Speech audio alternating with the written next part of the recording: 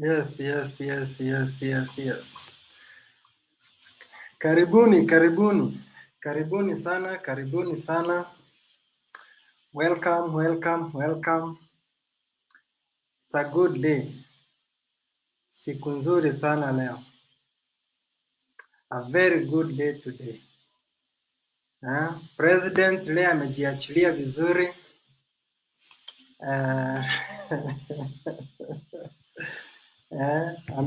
Ametuanisha jamaa vizuri vile tulikuwa tunangoja. I'm sending the joining link hapa kwa comment section.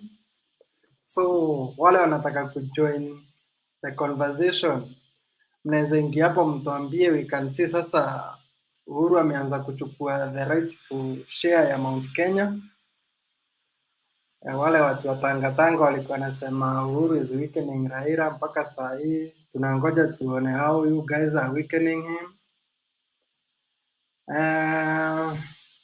Edung Peter unasema nikusalimie. Okay, salimika sana. Gidi Kaplach, eti umelipwa wewe. Wewe ndio umenilipa.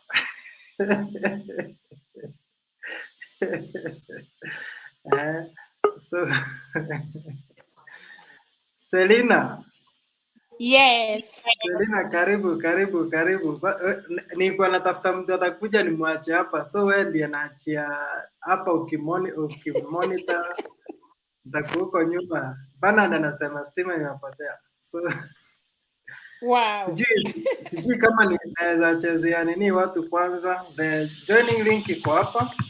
Sijui kama niwacheze kidogo. I think I should play kiasi. Msikie vile ndume leo imeguruma. Sasa unajua kuna wengine walikuwa wanasema mimi nimekuja hapa kutusi watu. Matusi mimi niliwaambia nimezeeka sasa, sina matusi ni ya mtu. Twarumanagarira twari anake no riu ni twatigire. Natukira Ngai twohere moru niguo. No nie ne ndirari na bata. Tugie na giikaro. Toria twage umuthi. Na twiyurie kiuria kimwe. Tugerie kugaya maheni na ma. Niguo. Niona itanamba kwaria uhoro wa siasa. Ari amwe makoretwo magithiuruka kwanyu. Makimwiraga na moimete kanitha hindi yo maroka kumwira. Niguo. Makimwiraga gutire kindu mamwikirwo. Ni mararia makani maheni.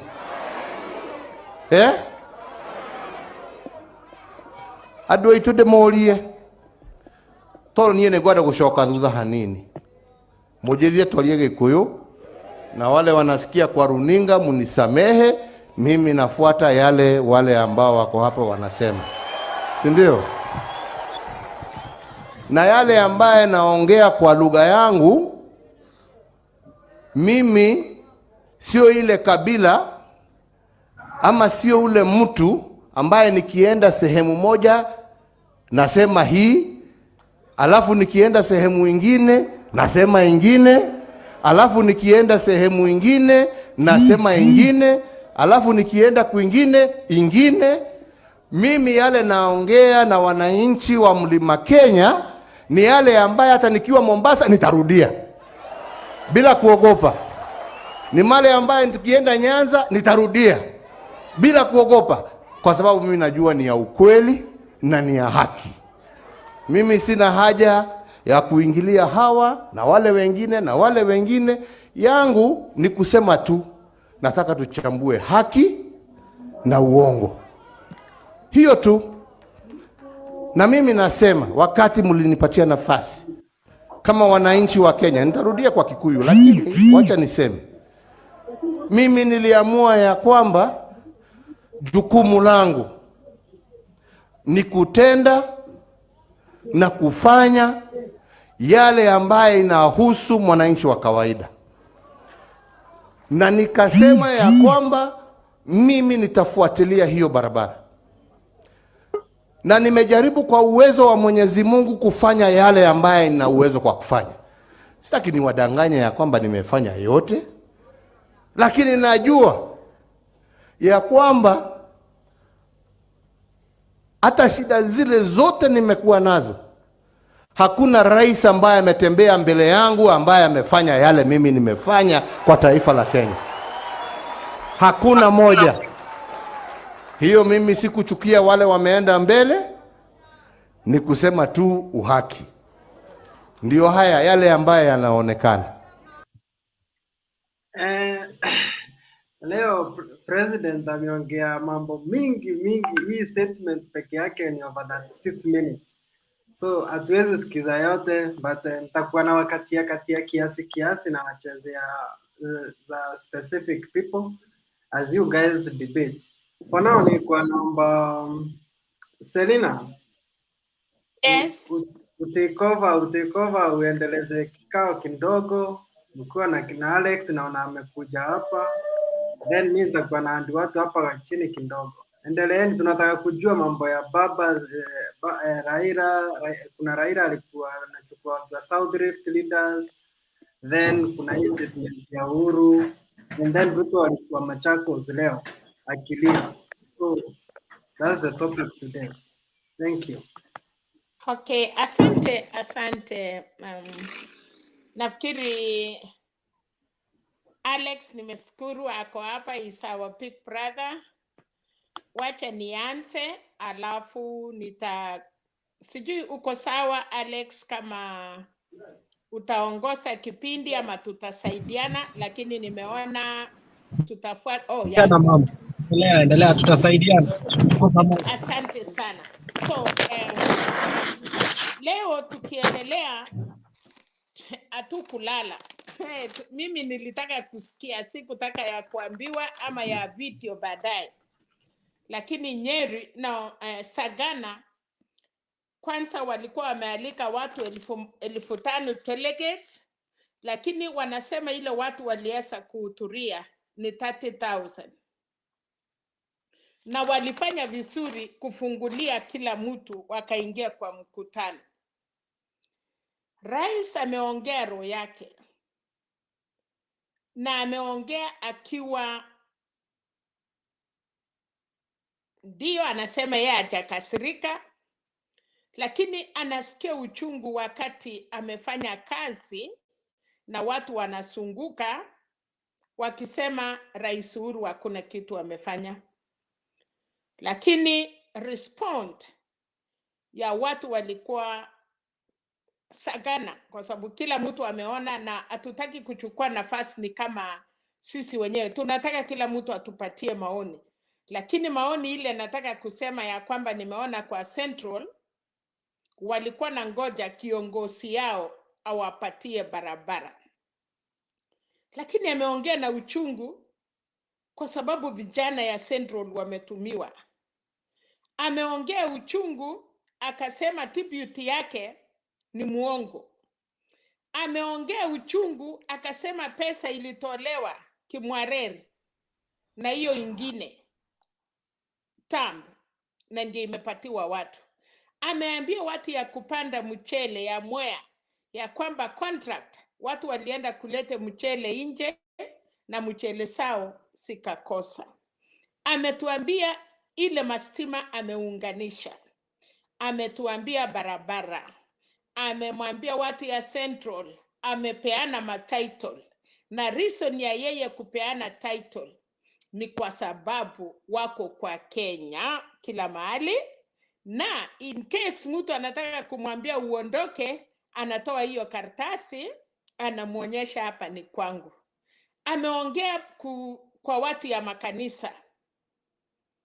Vile baba amekuwa akisema, anauliza mnachukua pesa ya wizi na mnasimama mnadanganya watu. Message ni kwamba His Excellency the President amesema na ameongea, na mimi nafikiria kutoka sasa Central ile watu walikuwa nafikiria ana uwezo, kuna tofauti. Wacha niende Machakos. Nimeona tribute ya kimchifu rais Nimeona Alice Wahome akiongea na hasira. Nimeona Ndindi Nyoro, lakini sasa hiyo ni hata hakuna kitu anasema hapo. Kwa alafu nikasikia mahali ingine wamesema wawezi enda nomination, wanataka wapatiwe direct ticket kwa sababu Central imechange. Wacha niende Raila Foundation, mahali watu ya North Rift, South Rift, ikiongozwa na Gavana Tolgos na Mama Sally Koskei, former member of parliament Chamambuch, na wengine wengi walikuwa kwa hiyo mkutano. Kila siku nasimama hapa nikiwauliza wasee wa Kalenjin wako wapi?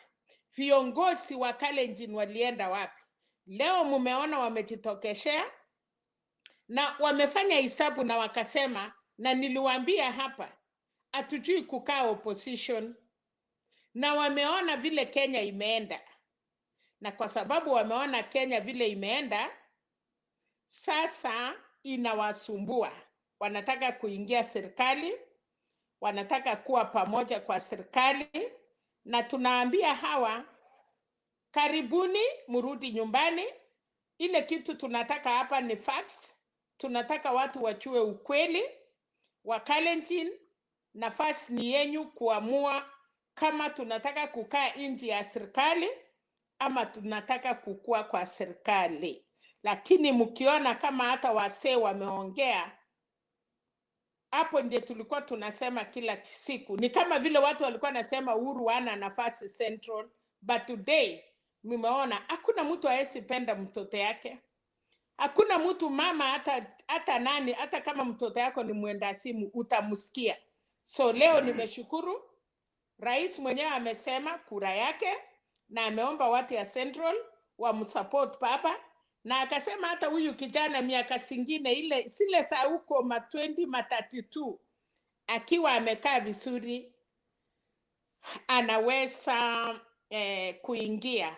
So nafikiri sitaki kuchukua nafasi mingi. Oh my God, ninaona watu lakini screen yangu okay, nimeona. Nilikuwa na shangaa nitafanya nini. So Aisru, wacha nipatie Alex, alafu tukitoka kwa Alex tutafuatana hivyo mpaka tupate pena atakuja atushikilie kwa mkutano. Hile tunaomba tu ni ya kwamba heshima, vile rais ametuambia tukae na heshima, na mimi pia nataka tufuate pila alisema hataki kutusiana, na sisi hapa tu tuseme facts. Na hata kama mtu una support mahali ingine, utuambie vile unataka kwa timu yako, vile umeona leo Mudavadi analia, anaomba Kalonzo waungane na hawa. Sasa si kupika kifua, imeisha ya kifua. Alex, kama uko karibu ushikilie, alafu tufuate namna hiyo. Tukimaliza na Alex, labda tuende kwa Wycliffe Onyango. Naona Kelly Mumo. Nitawaachia wengine waongee kwanza kwa sababu hao wanakuja na wanatoka, sisi tuko hapa kwa muda, so wale ambao okay. So wacha nipatie Wycliffe Onyango, alafu atafuatwa na Kelly Mumo, alafu tukuje kwa Simiyu, tukuje kwa Kenei, alafu tukuje kwa Kennedy. So wacha tufuatane hivyo. Sijui wanasema dakika 3, sijui tunasema 5, lakini kulingana na vile mtaona. So dakika 3. So tunakuomba Wycliffe Onyango uka-mute ili uweze kuongea.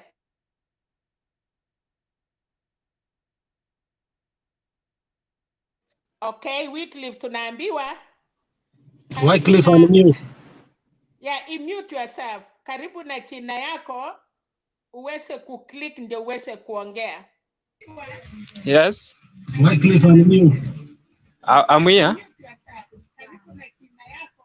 Yeah. Yes.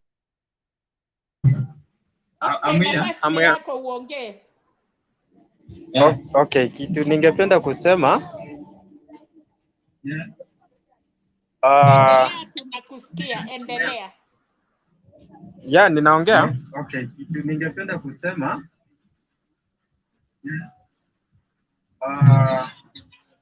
Alex, kwa nini anajirudia? Kuna mtu ameuacha? Kuna mtu akoona ama namna gani juu Kuna anajiongelesha shida. anarudia? Alex, kwa nini anajirudia? Kuna mtu ameuacha? Kuna mtu akoona ama namna gani juu anajiongelesha? Nafikiria yeye ako na Kelly. Wacha tusikie Kelly Mumo atuambie. Yes.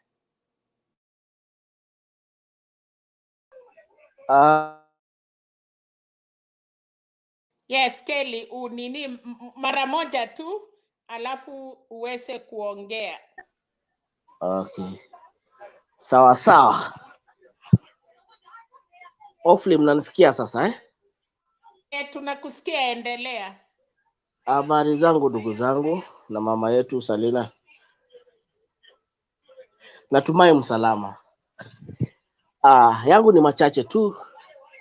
Kwanza nashukuru kwa sababu ya Mutembe TV kwa ajili ya kutuleta katika mahali hapa. Hebu funguza hiyo volume ya simu kwa sababu ya kutuleta kimoja kama Wakenya kwa ajili ya kujadiliana na kuleta nchi yetu pamoja.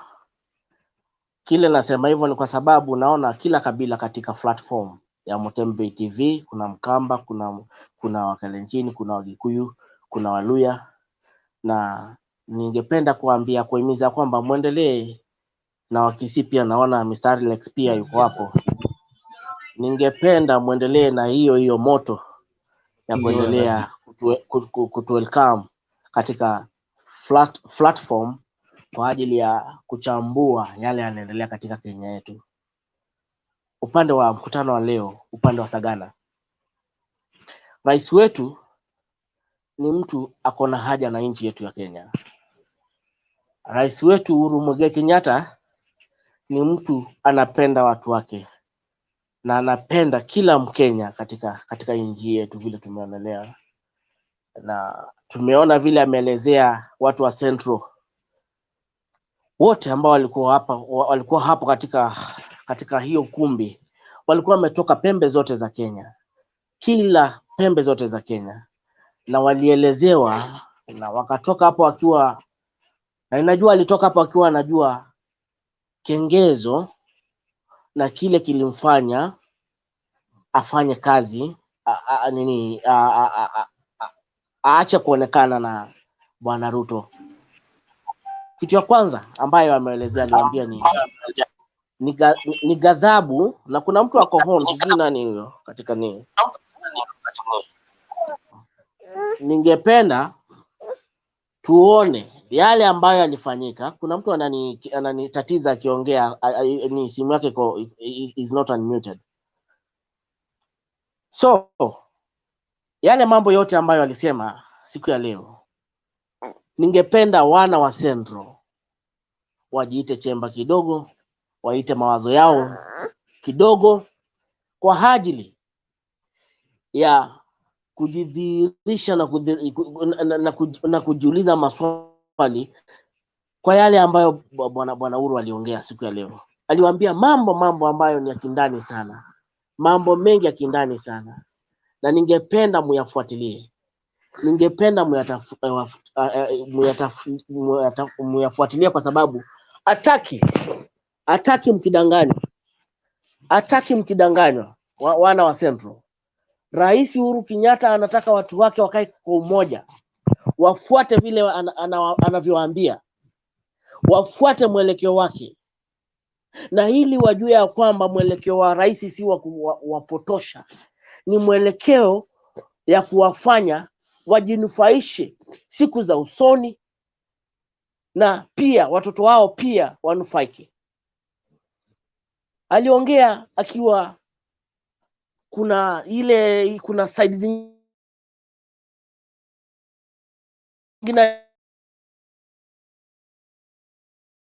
aliongea akiwa katika hali ya ghadhabu.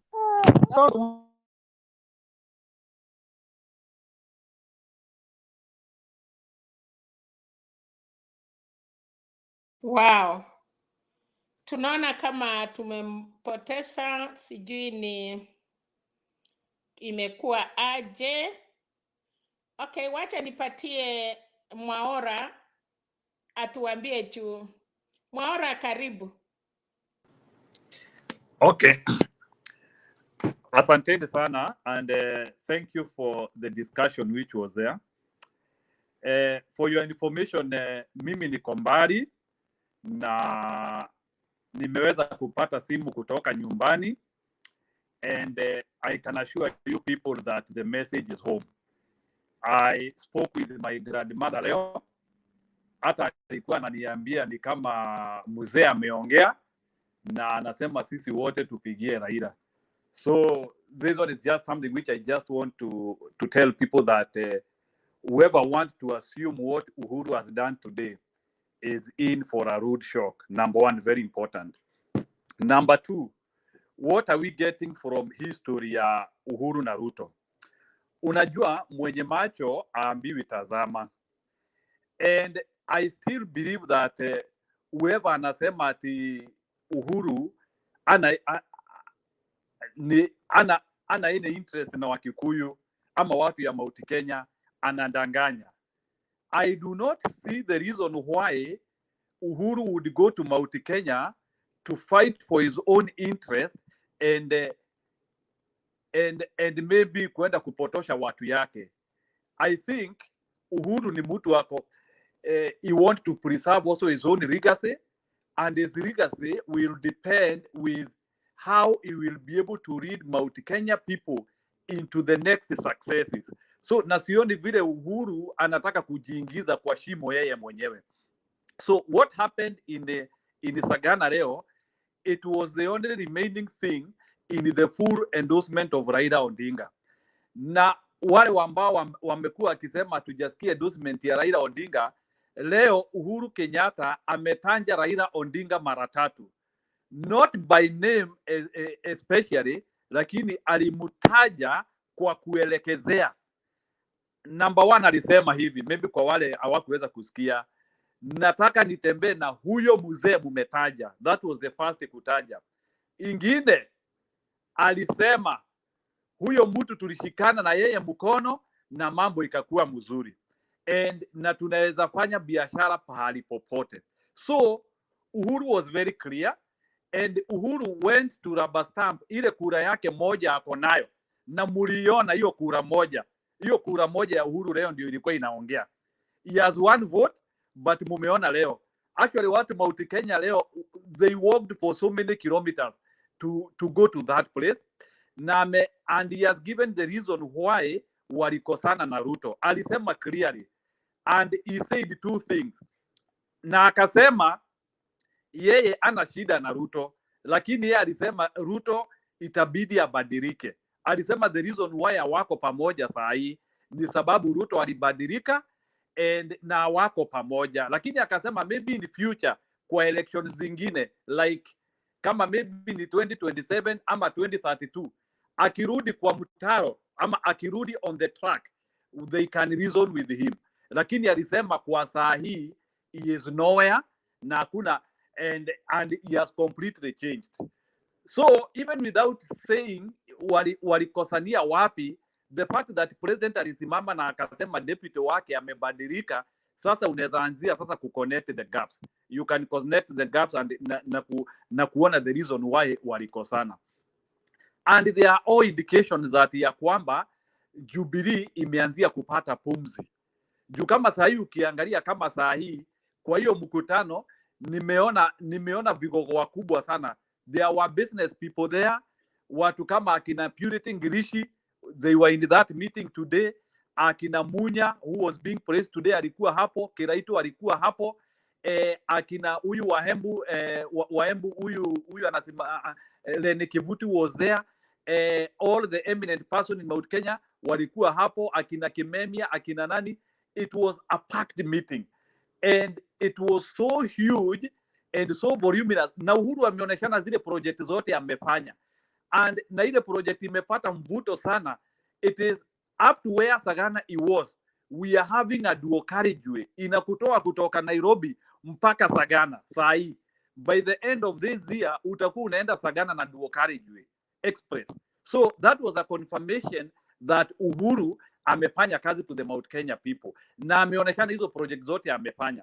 And then he rebutted, akasema as he was working for his own people, his deputy on the other side alienda akachukua pesa ya Kimwarel, hiyo ndio ile pesa alikuja kutumwagia na kumuoshea jina yake huko Mount Kenya.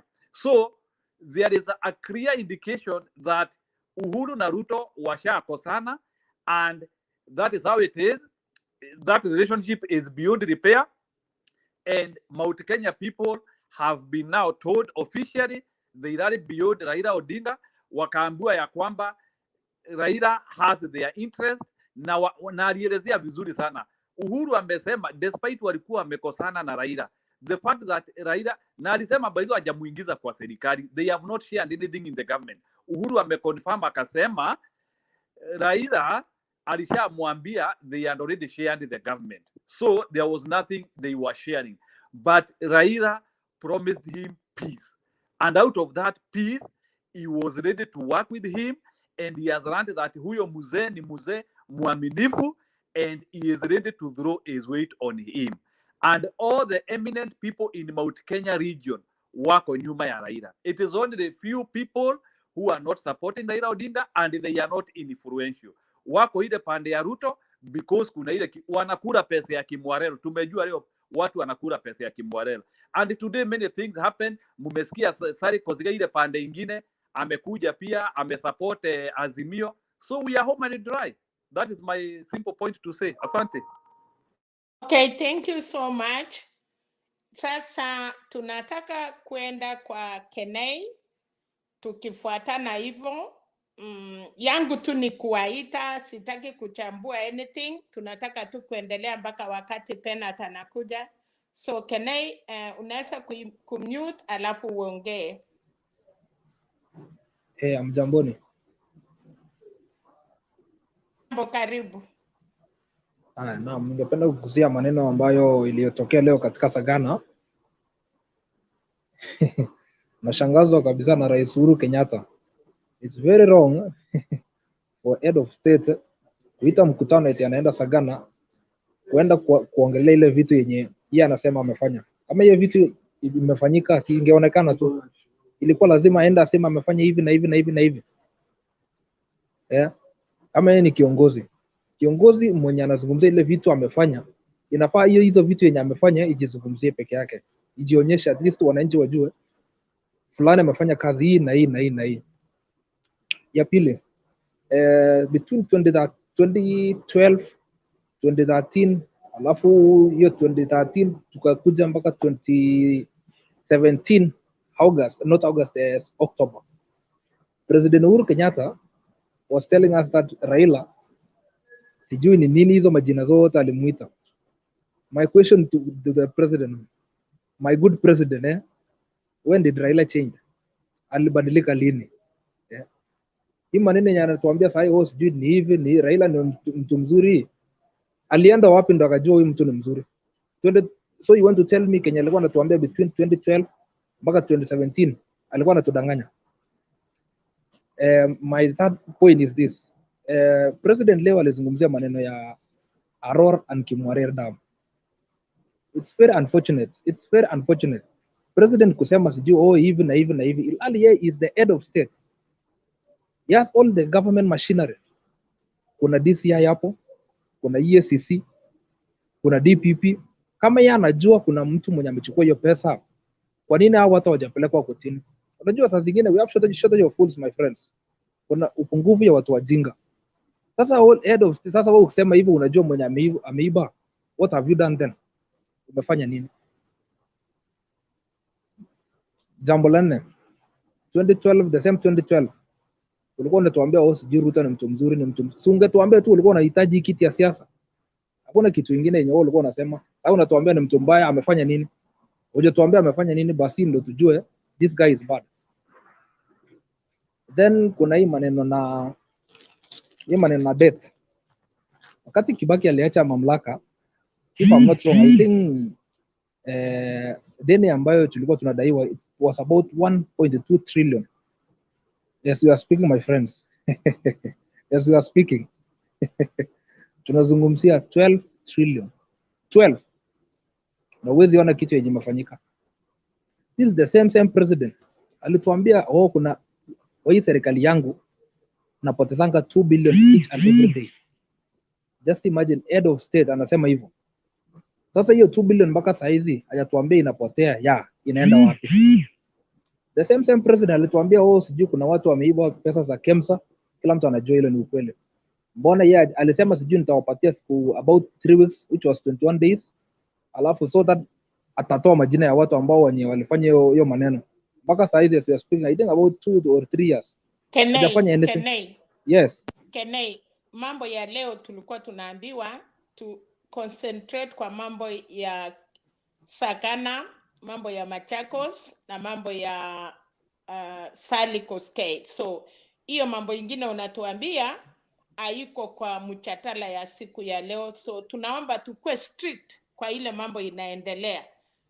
Usitu explainie vitu yenye president alifanya ama hakufanya, tuseme yenye ilifanyika leo. Nafikiria kila mtu anataka kusikia hiyo. So endelea ukienda kumaliza. Selina, ndo najaribu kusema kwa hiyo mkutano ya Sagana. I'm talking about Sagana, yale zungumzia akasema this one afai, huyu anafaa. Sasa ndo manake nilikuwa naguzia, alafu nitoe some explanation, but ni sawa.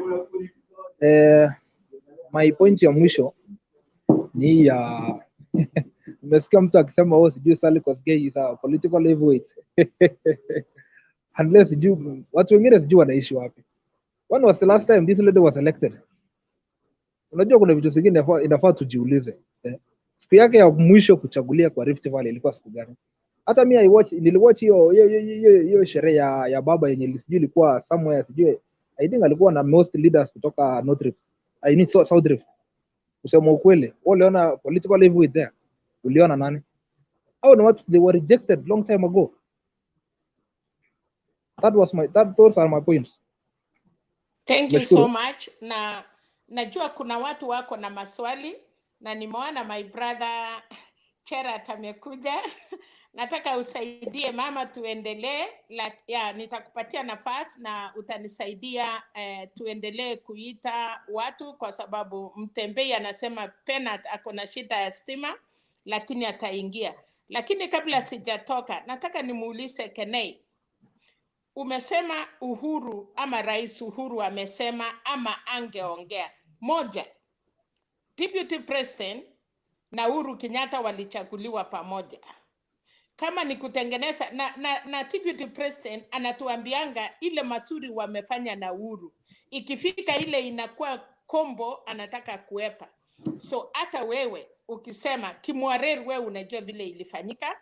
Na Deputy President alitoka akasema it is only 7 billion imepotea. Hiyo ilipotea, nani alichukua? Ya mwisho kwa sababu sitaki najua kuna watu watauliza maswali. Sally Koskei ni mama alikuwa kiongozi Rift Valley na atakuja hapo kusema yeye ni amechaguliwa. Mwenye alikuwa elected ameongoza delegation ni Alex Tolgos na viongozi wa Rift Valley wale wametoka South Rift. So hakuna mtu si kiongozi. Wakikuja wawili watatu tunaheshimu. So nataka Charat aendelee alafu tusaidiane. Najua Alex sako lakini Charat, can you take over please? Can I answer you, Oma? Thank you, Mama Selina. Wait. Wacha kwanza Chara laingie, alafu watu watauliza maswali wengi, alafu utaweza kurudi. So wacha ashike, alafu kama kuna watu wanataka kukuuliza maswali, wataweka mkono juu, alafu tunafuata. Hawezi rudishia mtu moja. Chara, karibu. So Mama Selina Njiru Mwaura alikuwa amepatiana yake. Then inafuatia Alex, Lazarus na hao wengine wanaingia saizi. Alex alisema anangoja, so ni Mwaura na Kenei na kuna mtu alitokea na ikapotea, so others watu wawili so far na mimi kuna mtu okay, so Nicholas Yes, ni Nicholas, Salomon, na Laura's, and then naona Sam. So tukifuata hivyo, then tutakuwa sawa na wale watakuwa wanaingia. Alex Okay, anaweza kuna mtu ako na kutusaidia swali kama kwa kuna mtu Kene. nimesahau.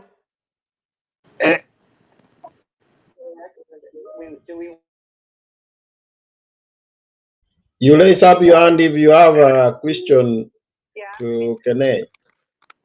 Yes, I have a question to Kenei myself. Wacha niulize Kenei swali. Okay, go ahead, Njiru. Ya Bwana Kenei, umesema Sarikosigei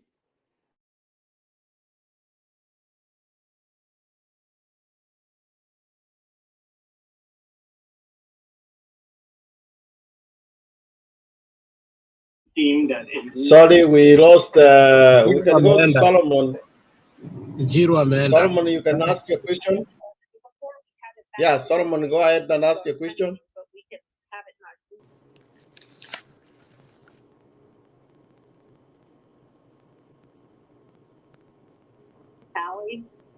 All right, Njiru, you can go ahead.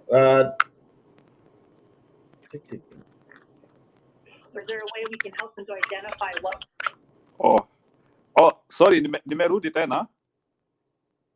Niulize.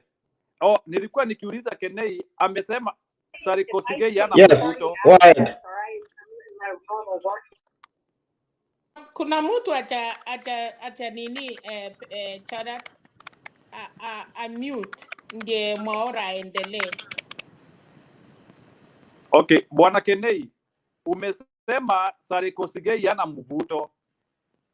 According to you, can you give me a proof that Sarikosigei cannot speak on the behalf of a big group of encouraging people and the people who support our ideologies, knowing that Sarikosigei has a lot of experience as working as a as the head of civil service in Kenya for quite a good time. Can you prove to me that she has no support, she has no capacity to influence any person from your point of observation? Tell me.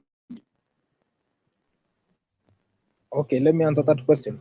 Manipata. Okay, Kene, let's have Solomon also ask, then you can answer both of them. Solomon, Okay, go ahead. okay.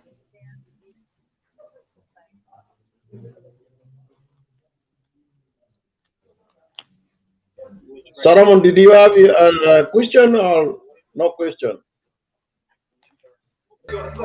You have Hello, to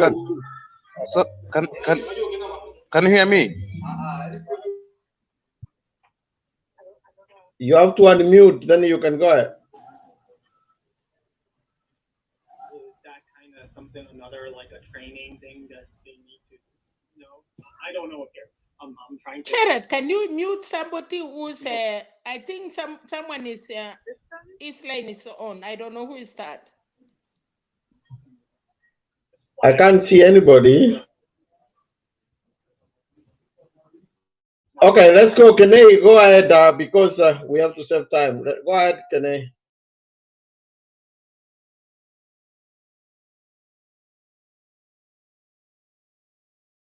Unmute, Kene. We can't hear you. Unmute. Mnanipata?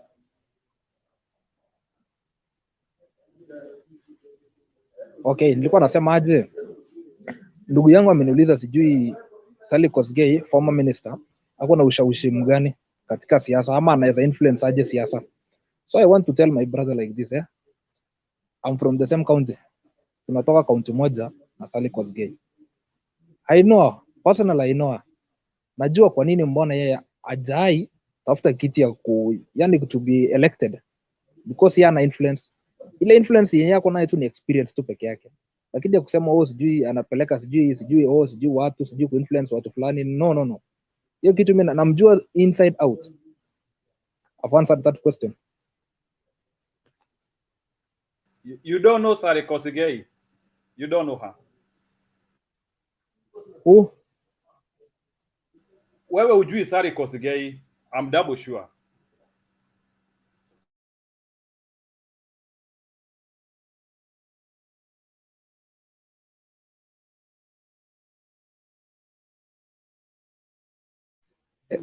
Hello?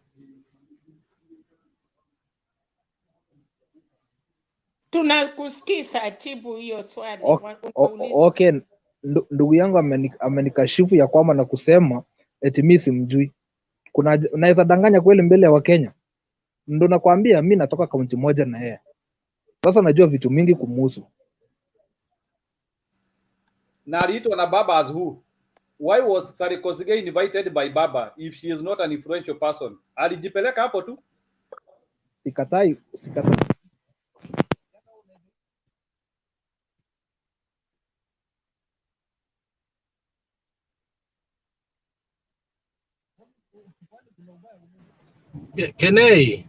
Kenei hatukusikii. Kenei umechimute. Anyway, tunaweza endelea. Gerard, tunaweza endelea kwa sababu Kenei nafikiri atasikia, atarudi baadaye.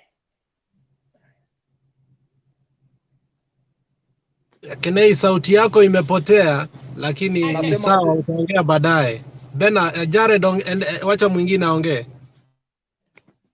Sawa. Gerard, tunaweza patia Solomon.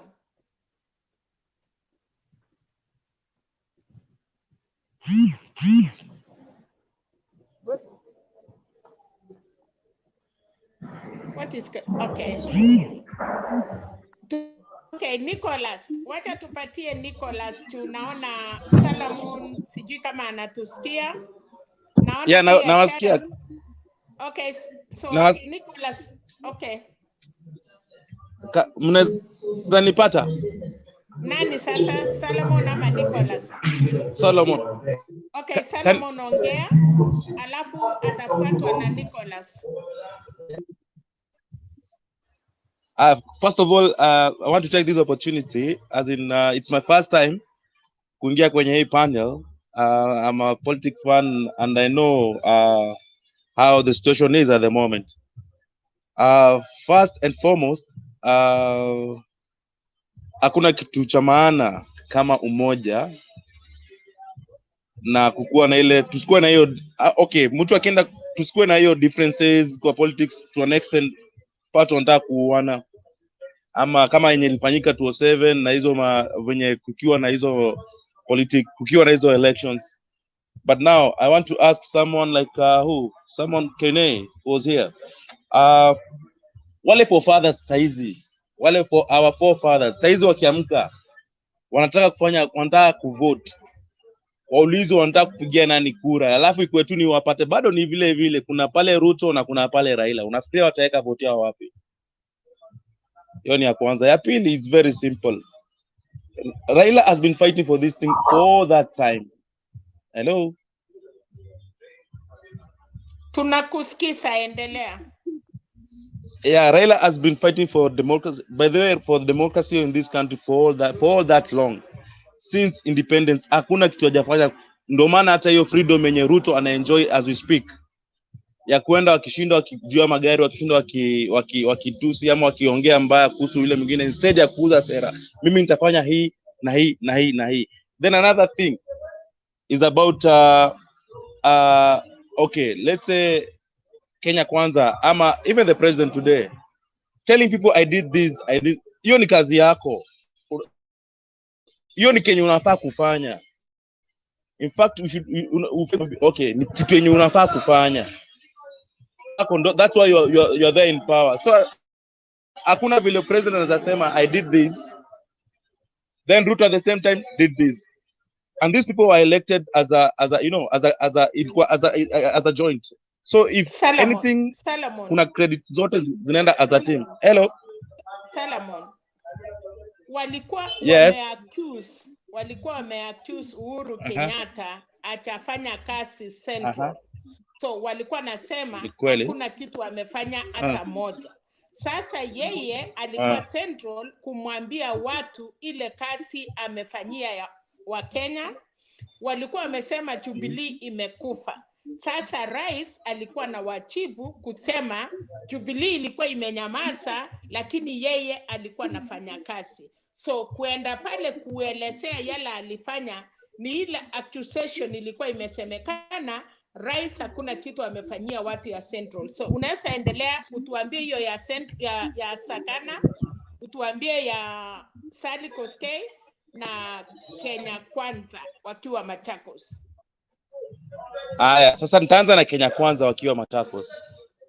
First of all, it has come to my attention, the team, Kenya Kwanza team, agenda zao zimeisha. I wanna, okay, from like accusing the president, you know, one, as in like hajafanya amefanya hii, as in like also using like abusive language to other politicians. Hakuna kitu ya, as in kitu ya maana saizi wanasema, hakuna sera wanauza as we speak. So I think wamestuka, na I think for now hata Kenya Kwanza itaanza reduce na watu, as in like URP, as in like UDA na hiyo ya Musalia na Wetangula ita reduce watu watakimbilia Jubilee as we speak. So now the thing is, Jubilee watu wataanza kuflock na UDA itaanza kulose watu. Hiyo ni one. Hiyo nimemaliza. Turudi kwa Sally Kosgei. Sally Kosgei is ni wale magwiji wa siasa kwenye Rift Valley, na hakuna mtu anaweza sema ama kumpuuza mtu kama Sally Kosgei, na hiyo ni jina kubwa. Ikishakuja pande ya kwako pia yako na influence pale, na kile ambao niliona ile meeting ilikuwa leo, I was not expecting people from the Rift Valley, like wale wazee na timu ya Sally Kosgei, even na Governor Tolgos aki-influence wale watu.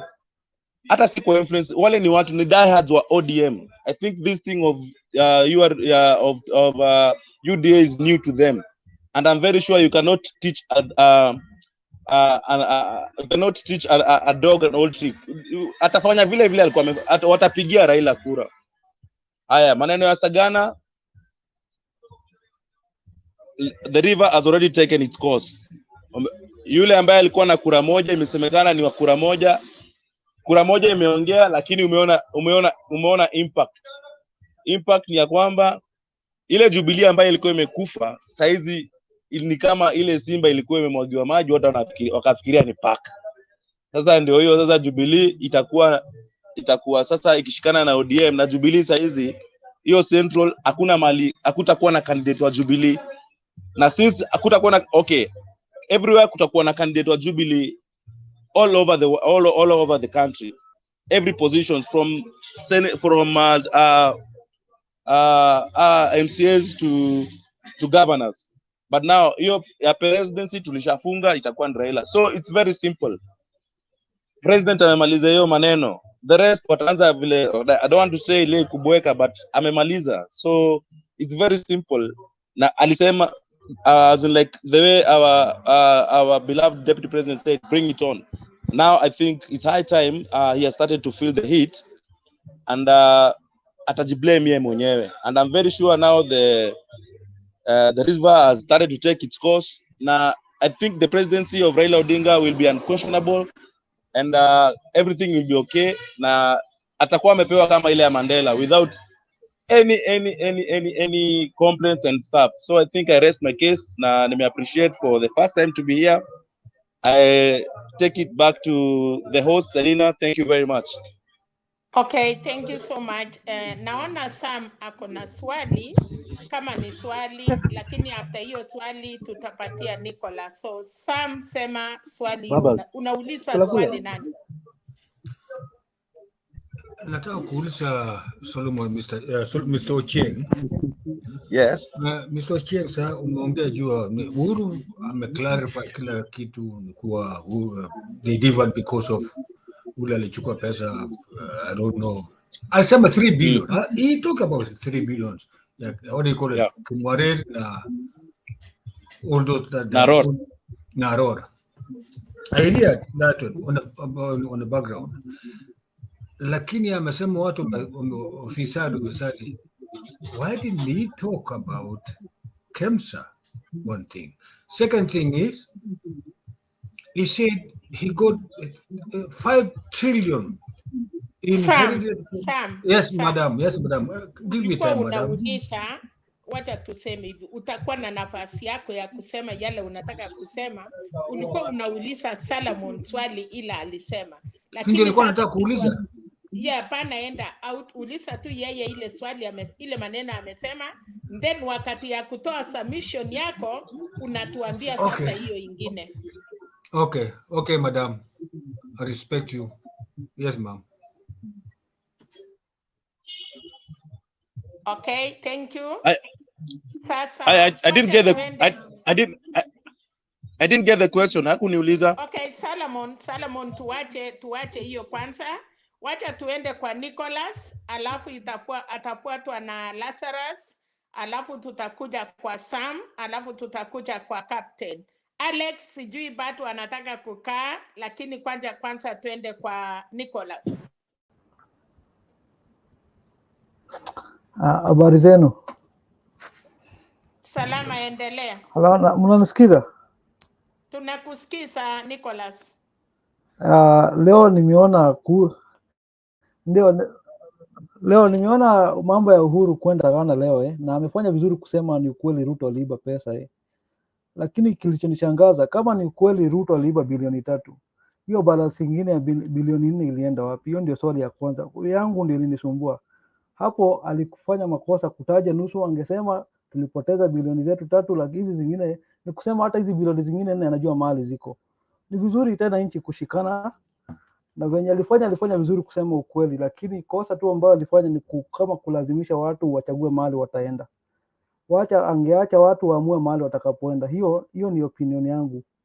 Lakini chenye alifanya vizuri kuongea, at least by letting it out we now know who is the thief, so at least we know it's true. He knows kuliibiwa. Secondly, he has confirmed that when he was proposing the handshake waliongea na Ruto, which is okay. I think what he did the best thing, and let's see how things will unfold. As for the Sagana, as for Saliko's gay, she did nothing wrong. She did what she had to do. Now, as far as I know her, she's a very strong politician, and she can pull the masses. As for that, we'll still wait and see how far she can push it.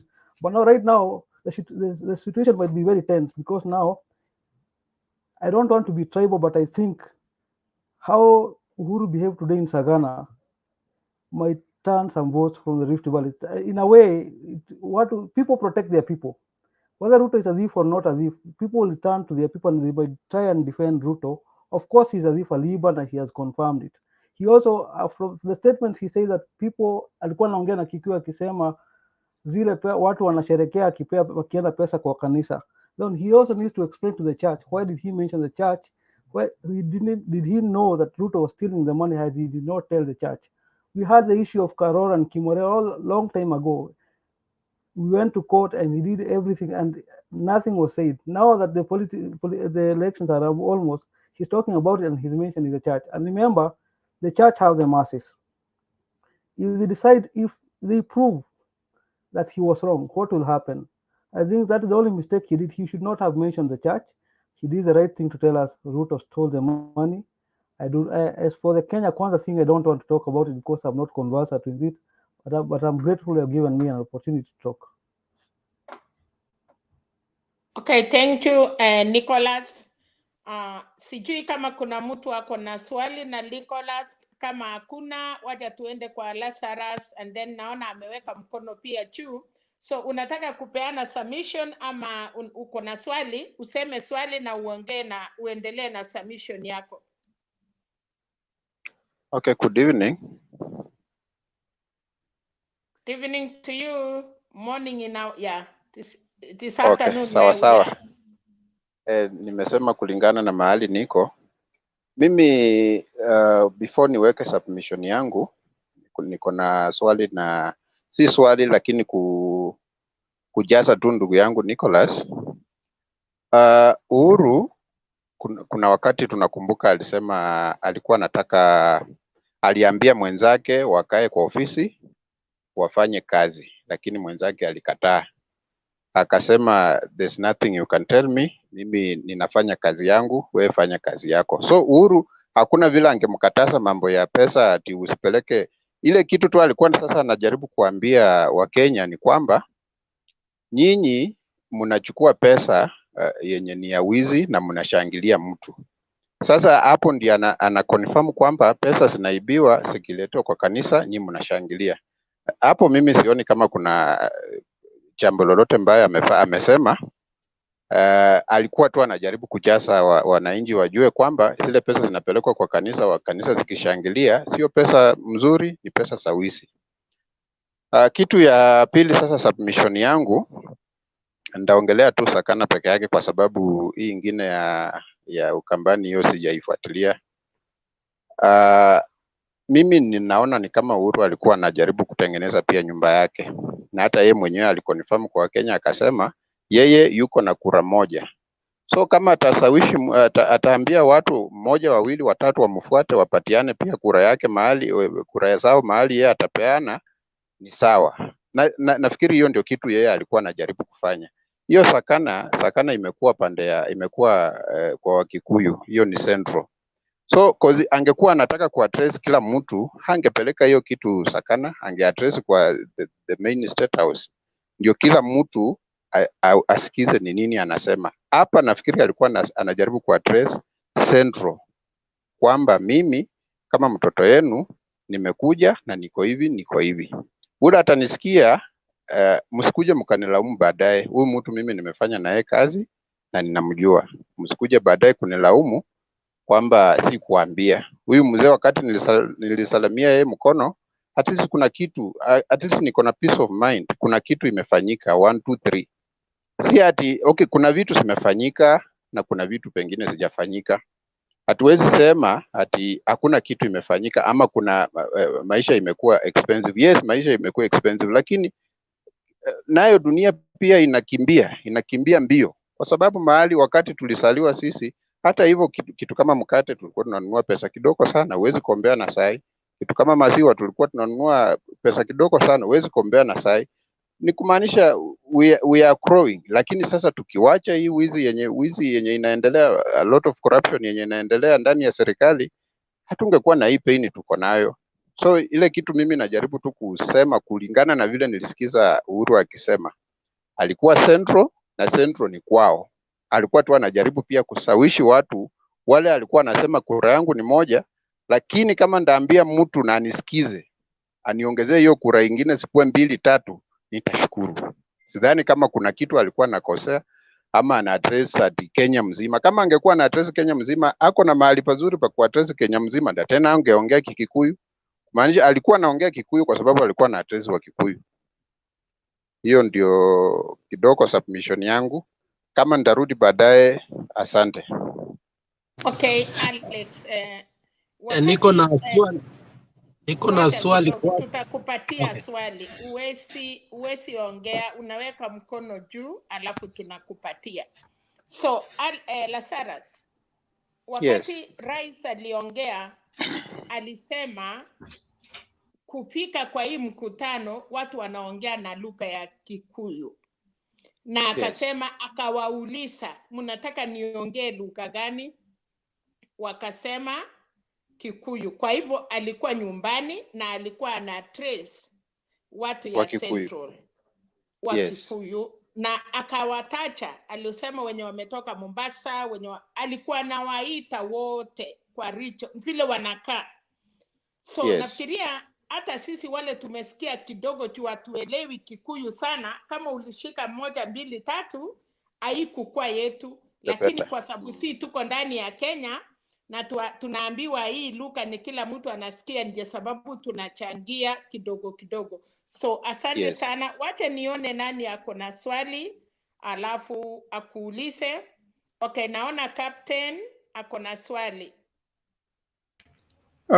Niko na swali. Swali yangu ilikuwa kwa Nicholas. I heard very well the way President Uhuru alikuwa anazungumza leo kuhusu church. And akasema vizuri kabisa, tuseme ukweli, tusidanganye wananchi.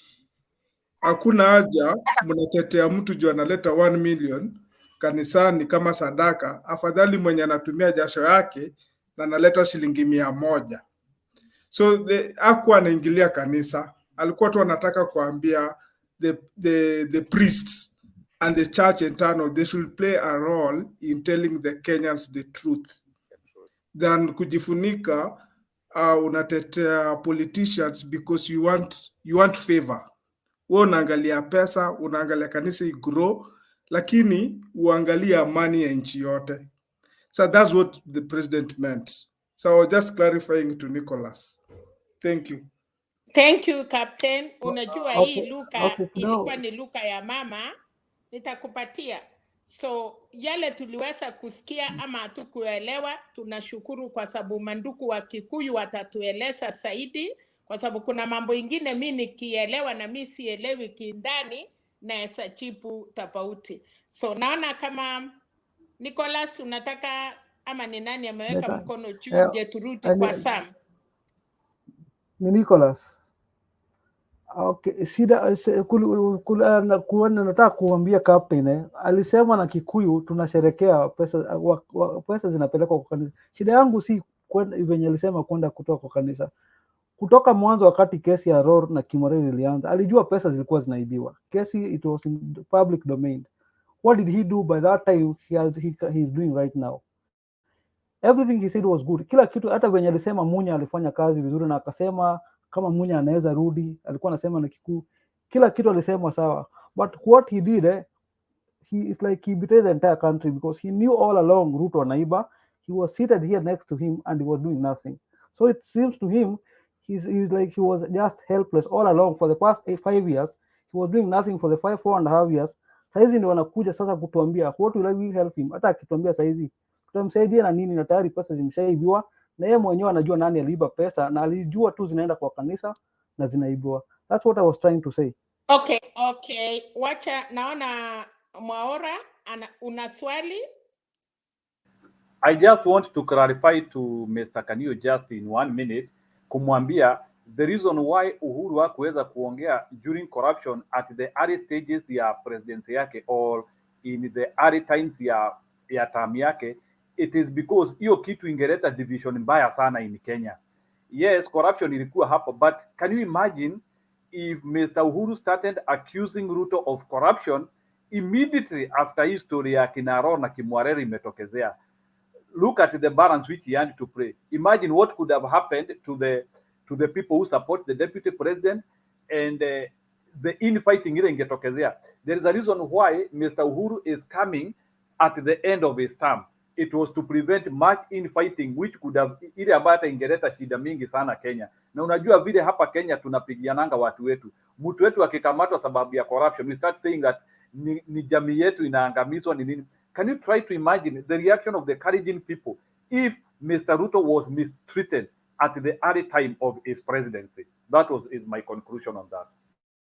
Okay, nikikusaidia kidogo Mwaora, wakati mambo ya Kimwarer na hiyo ilitokea, Wakalenjin walisema huko ni kwao, na kama wamekosa hiyo maji ama nini huko ni kwao. So ukweli ni kwamba yale unasema pengine, but ile kitu imepush rais kusema hiyo mambo ni wakati watu wamemuuliza mlikosania nini, na hata mwenyewe deputy alimwambia bring it on. So this is the right time ya rais kutuambia yala anaona ilimufinya, na pia deputy leo alirespond. So sioni kwa nini watu wanataka, aliulizwa na alirespond. So wacha tusiende sana kwa sababu najua kina Pena wangekuwa wangetusaidia sana kuchambua, but kwa sababu sisi wote tuko hapa kutaka kusikia maoni ya wenzetu. Captain, dakika moja ndiye niende kwa Sam kwa sababu tunataka kumaliza na pengine tupatiane nafasi. Thank you so much for giving me this opportunity. First, Uhuru is a very smart guy. Uhuru alikuwa anajua kila kitu yenye Ruto anafanya. So angeenda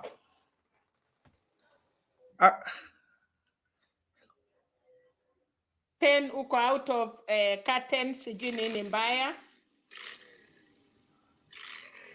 Okay, naona kama tumepoteza Captain. Sam, unaweza kuongea sasa?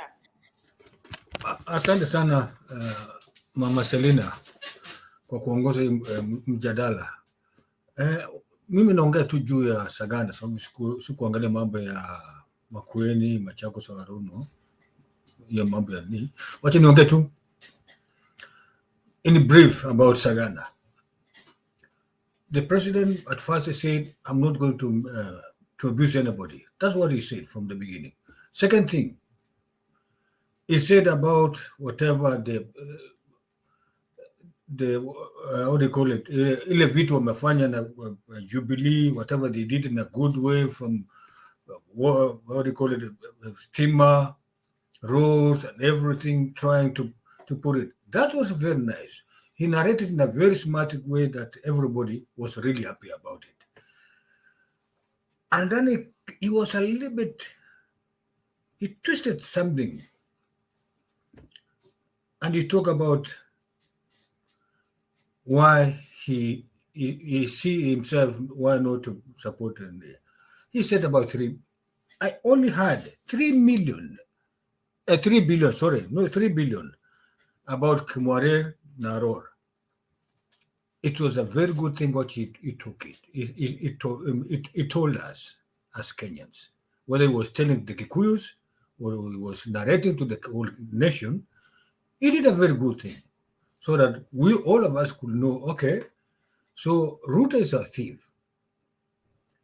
How about this? The 3 billion, he took it there, Ruto is distributing to churches or whatever. It is his own problem. I don't want to know whatever he's doing with that money. It's less concern of me. How about the 4 billion?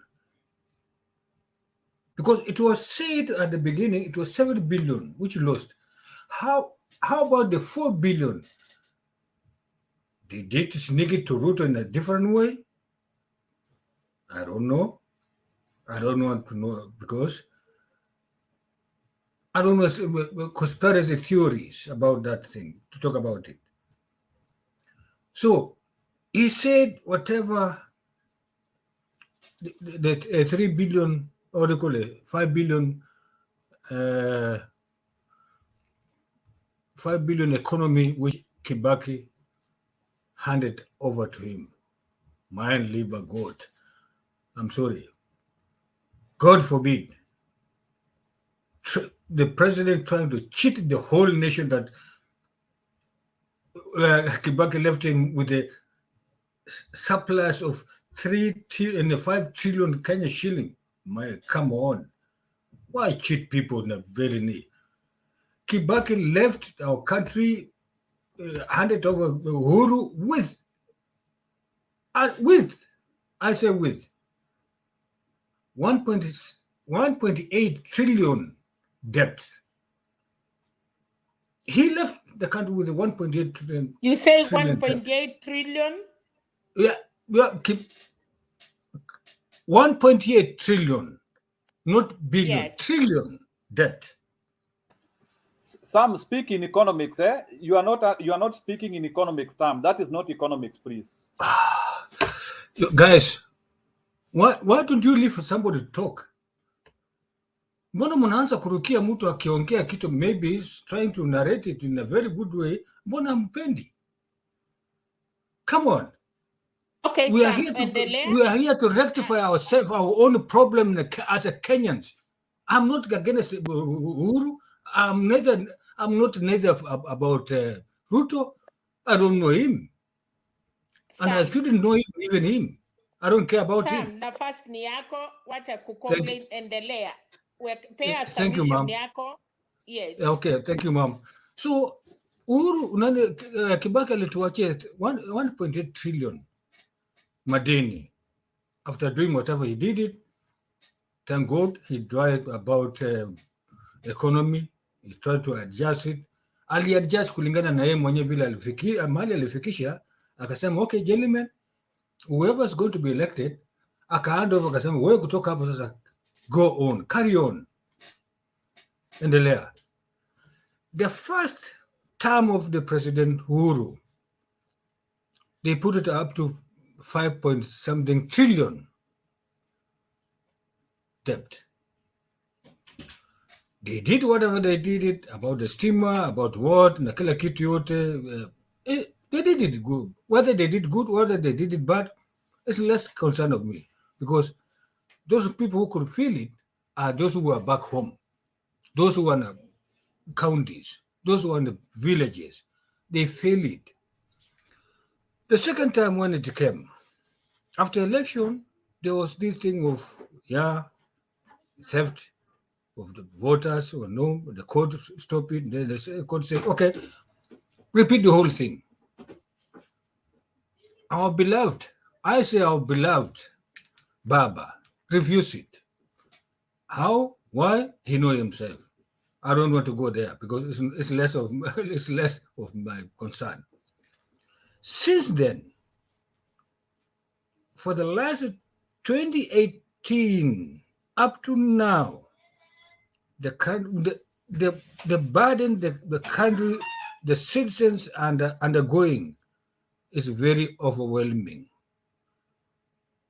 Even your own grandchildren are going to pay. They have something to pay. The unborn one and are going. They have a little bit of, not a little bit. They have a debt to pay back. So now the question is, Sam, ngoja kidogo, naona Alex ameweka mkono juu, wacha tusikie ndio I know uendelee. it's a good challenger. I know Alex is a good challenger. Habari Sam. Thank you sir. Nashukuru sana. Unajua, nataka nikuambie that the country that you're staying currently is number 3 in debt in the world. It has 500 billion euros of debt, and that is external, and it owes almost 3/4 of that to Japan. A quarter of that it owes also. A quarter of that also it owes to. Kuna kitu inaongea hapo. It owes to China, and we are not talking about monetary alone. There are other debts in terms of requirements kama physical properties ambayo it also owes in many other countries. Is Germany not doing well with even those debts? Do you even realize that Germany has those debts? And that is very simple. You can go to Wikipedia. You don't have to go anywhere. Just go to Wikipedia, the simplest place to get information, and ask yourself, the highest debted countries in the world, which one? Okay. US, United Kingdom, Germany number 3, then France. Sote tunaelewana. Okay. Thank you, Alex. I'm not an economist, but I can answer you in a very straightforward way. There's no country in the world which doesn't have a debt. Each and every, from the wealthy countries to the unwealthy, those which undeveloped countries, we all have debt accordingly. Because as a country, they cannot produce wealth unless the citizens themselves make the country run the services of the citizens. So I think I've answered you. So let us not dwell on the debt. Let us dwell what happened to the debt, because that will help us. Complaining that we have a debt is nonsensical because every country has a debt. Now let us dwell what happened to this debt. Then we can have a conversation, because you cannot say that why do we have a debt? The question is, what did we do with that debt? Yeah, okay, thank you. It's a very interesting what do you call it, Alex? The question, the thing which I was asking myself, because the president lied openly. President Uhuru lied to us openly that he's going to leave a 12 trillion economy to whoever is going to hand over. Come on, gentlemen, ladies and gentlemen, let us not lie ourselves to such as me. The question, how are we going to maintain that thing and below? Let us be realistic here. Come on. We have a relative back home. They are suffering like those who are there. Ni nini tutafanya ili hii mzigo wananchi watakuwa naye irudishiwe? Kwanza, the most important thing is the basic necessity of mankind. The basic necessity for mankind. ambayo ni chakula, dawa. Those are the most basic necessities. Tutafanya nini ili government, the next government, or reduce pesa ya chakula ambayo imekuwa ghali sana.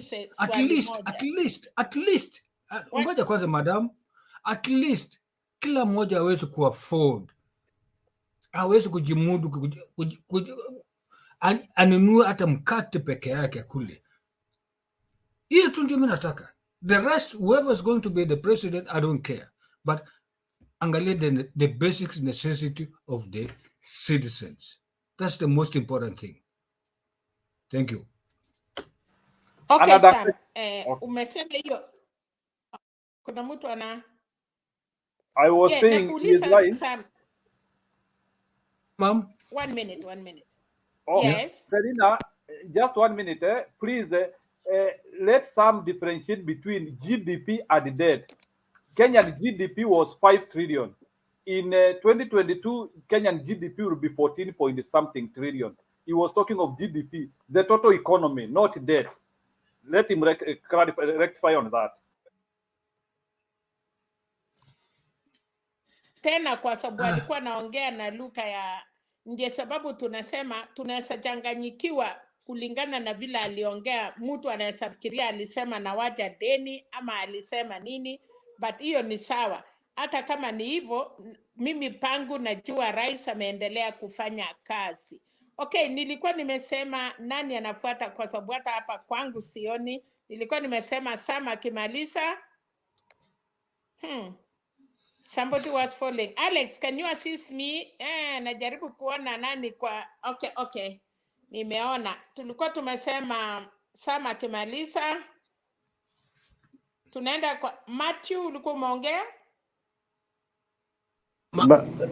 Nilikuwa sijaongea bado. Yeah, it's Matthew. Okay, Matthew uongee, alafu tukuje kwa huyu anaitwa Favor, alafu tunaenda Sachak, alafu Captain Captain and then Sachak. Okay, Matthew. Okay, asante sana kwa fursa hii. Kwanza na wasalimu nyote. Alafu mimi napenda kuzungumzia hotuba ambayo imeongelewa na rais kule Sagana.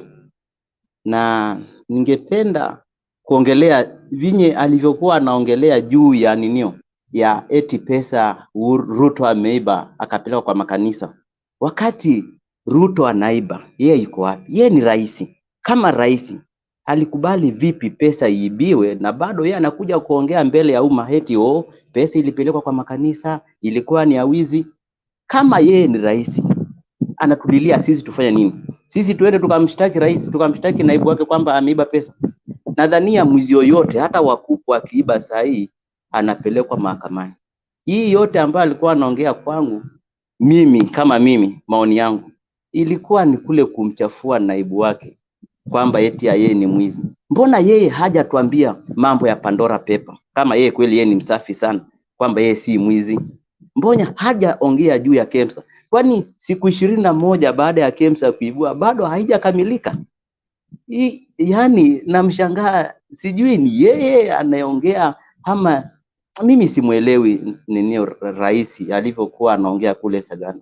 Na cha ajabu ni kwamba anatumia lugha ya vernacular, lugha ambayo ni ya kule alikozaliwa, na yeye ndiye rais wa nchi yote. Mimi kama Mkamba nataka nisikie chenye rais ameongea. Nitaelewa vipi akiongea kwa lugha ya Kikuyu? Na mimi pia ni Mkenya, ni rais wangu. Nafaa nijue kama rais, maana katiba inasema kwamba rais ni is a national symbol. Anapaswa ongee kwa lugha mbili za kitaifa ambazo zimeidhinishwa hapa Kenya, Kiswahili ama Kiingereza. That is my submission. Okay, thank you Matthew. Wakati rais alikuwa naenda Sagana, ndiye Alex atanisaidia. Hiyo mkutano ilikuwa ni ya watu ya Central, na alikuwa ameitwa aende kwa sababu ukisema mambo ya pesa, wacha nikuje Kimwarer kidogo. Ni deputy president mwenyewe alisema ni 7 billion iliipiwa. So si rais alisema, ni yeye mwenyewe. Wakati watu walicomplain na watu walishikwa, yeye akasema hiyo ni pesa kidogo sana ilichukuliwa. Ingine, yeye kuongea kwa lugha ya mahali alitoka. Hata Ruto ama Kalonzo ama Raila, kuna mahali ukiwa you are comfortable. Mimi kuna mkutano nilienda Chamani na mtu ya Chamani akasema he feels so sweet kuongea na mother tongue kwa sababu kuna mambo ingine akisema na Kiingereza ni ngumu. For today, Rais Uhuru Kenyatta hakukuwa anahutubia Kenyans, lakini alisema hata nyinyi wa Kenya mkisikia leo nina address na watu ya Central walimwambia lugha yenye tunataka kuongea ni moja, na aliconfirm akasema mnataka nifanye nini? Wakaambiwa ongea na lugha ya mama. Alex, nafasi ni yako. Lakini huja nipatie. Acha nimkumbushe ndugu yangu kuwa nitaongea haraka sana, alafu yeye alikuwa anataka ongea. Traditionally Sagana hata haikui broadcasted. The last Sagana 2 tulikuwa nayo, hata media was not even allowed there. They did not even speak one word in English, kwa sababu Sagana ni kwenda kuweka nyumba pamoja, wazee, watu kanisani, vijana, yani the whole stakeholders za Central on their way forward. So hiyo ni nyumbani. Wakati babako anakuita nyumbani ama anawaita nyinyi vijana na wasichana na wajukuu mkae kwa meza muongee, you are not going to speak in English. So I think that is a household meeting, but they allowed the media because there was so much interest. But ukiangalia Sagana too, it was not even broadcasted because ni maneno yao ya nyumba na walikuwa wanaongea juu ya uchumi yao, na vile sisi hata watu wengine tunatakana tuongee na tujue kuwa the back falls on us. Mimi ni Mkisii, wakati tunakaa chini tunaongea, we need to ask Ongwae na Jagarama na Nyaribo, mumefanya nini? Shida iko wapi? Alafu watupee mwelekeo. Tukiona huo mwelekeo si mzuri, sisi wenyewe tutaamua. So rais aliwaita awapee mwelekeo katika lugha yao, wakubali wakatae, hiyo ni maneno ya nyumba yao. Lakini they were so nice to broadcast it because nationally it was an interest to everybody, but hayo yalikuwa maneno ya nyumba yao, walikuwa wanaongea maneno ya nyumba. Alex, wakati rais alipoteuliwa kuwa rais wa taifa la Kenya, anapaswa ajue kwamba yeye sio kiongozi, yeye aongozi wa Kikuyu peke yake, anaongoza ninio Kenya nzima. Kipi kinamfanya asitumie lugha? Alipokuwa rais hakuacha kuwa kiongozi ama baba wangina na watoto wake. Hakuacha kupiga kura kule Gatundu. Hakuacha kuwa Mkikuyu. Rais alichukua uteule kama mmoja wa Wakenya na he belongs somewhere. We must embrace that diversity. The fact that a president takes an oath on office, there are some events. That was not a national event, my friend. That was a household event. Now we need to acknowledge that. Tumeona Ruto akienda kule Naivasha na wabunge. Tumeona Raila akiwa na Nyanza wanakuja wanaongea. Tumeona Mudavadi ameleta watu kutoka Western. Mbona mnakuwa na shida na Uhuru kuongea na watu wake? Ni wakati wa siasa. Anasema hivyo. Kabla kufika wakati wa siasa, sema Kalonzo, sema hata Kalonzo. Lakini sasa wakati wa siasa lazima haongee. Ni wakati wa siasa ndugu yangu. Na lazima tukubali kuwa siasa zetu ni za ukabila. Hatujatoka hapo bado. Alex. Thank you, wakati Alex. Ngoja kwanza Matthew, wait, kuna watu wanataka kukuuliza maswali. Wacha wauliza alafu utajibu yote. Captain, unasema aje? Nakubaliana sana na Alex. Alex is saying the truth. You know, Matthew should understand Uhuru Kenyatta is a kingpin in Kikuyu. This was a Kikuyu Mount Kenya meeting. Sagana. That's why they invited only Kikuyu leaders. So that's why hata Uhuru akiongea Kikuyu alisema nitasema kwa Kiswahili lakini lazima niongee Kikuyu. Aliongea Kikuyu so that he gives direction to the people of Mount Kenya. Mount Kenya wanted to hear from their kingpin. Where should we go? So ukiona Matthew ni wanaumwa. They never expected Uhuru to say that. No. So that feeling, I know the earthquake leo itaumiza watu wengi sana, itawauma. So that's why they're accusing Uhuru. But Uhuru has given direction to Mount Kenya people and akawaambia, go and spread the news. Go tell the youths, even tutafanya. So the president is still our president. But today's meeting was Sagana 3 Mount Kenya meeting. Kila kabila iko na kingpin wake. So this time it was a meeting for the Kikuyus so that he can give them directions. Thank you. Should I say something? Kwanza naona wait please.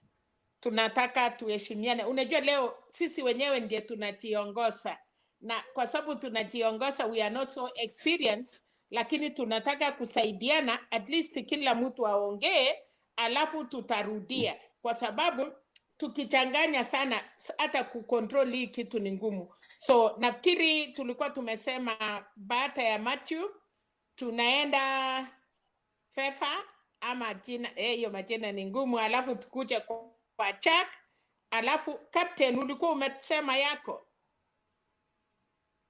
Yes, so wacha tuende bado kwa sijasema Feva. yangu. Okay, basi wacha tuende kwa Feva, alafu tukuje kwako Captain, alafu turudi kwa Sir Chuck. Alafu naona Sama kuna swali. Samu ungoje kwanza, wacha tusaidiane kwa sababu tukichanganyana hapa na tuelewane sisi wote, hatutaki kuharibu hii show.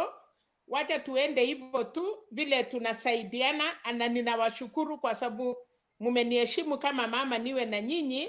So wacha tuende kwa Favor, alafu tukuje Captain, alafu tukuje Sir Chuck, alafu tena sasa turudi Alex atoe yake, alafu tuendelee namna hiyo. Okay, thank you very much, Mami Selina, and everyone else in the team. Now, I have few things to say, and I think a number of what I want to say would just be reiterating on what our colleagues have equally mentioned. Alex and also Jiru had mentioned it before. Now, I want to begin with Sagana.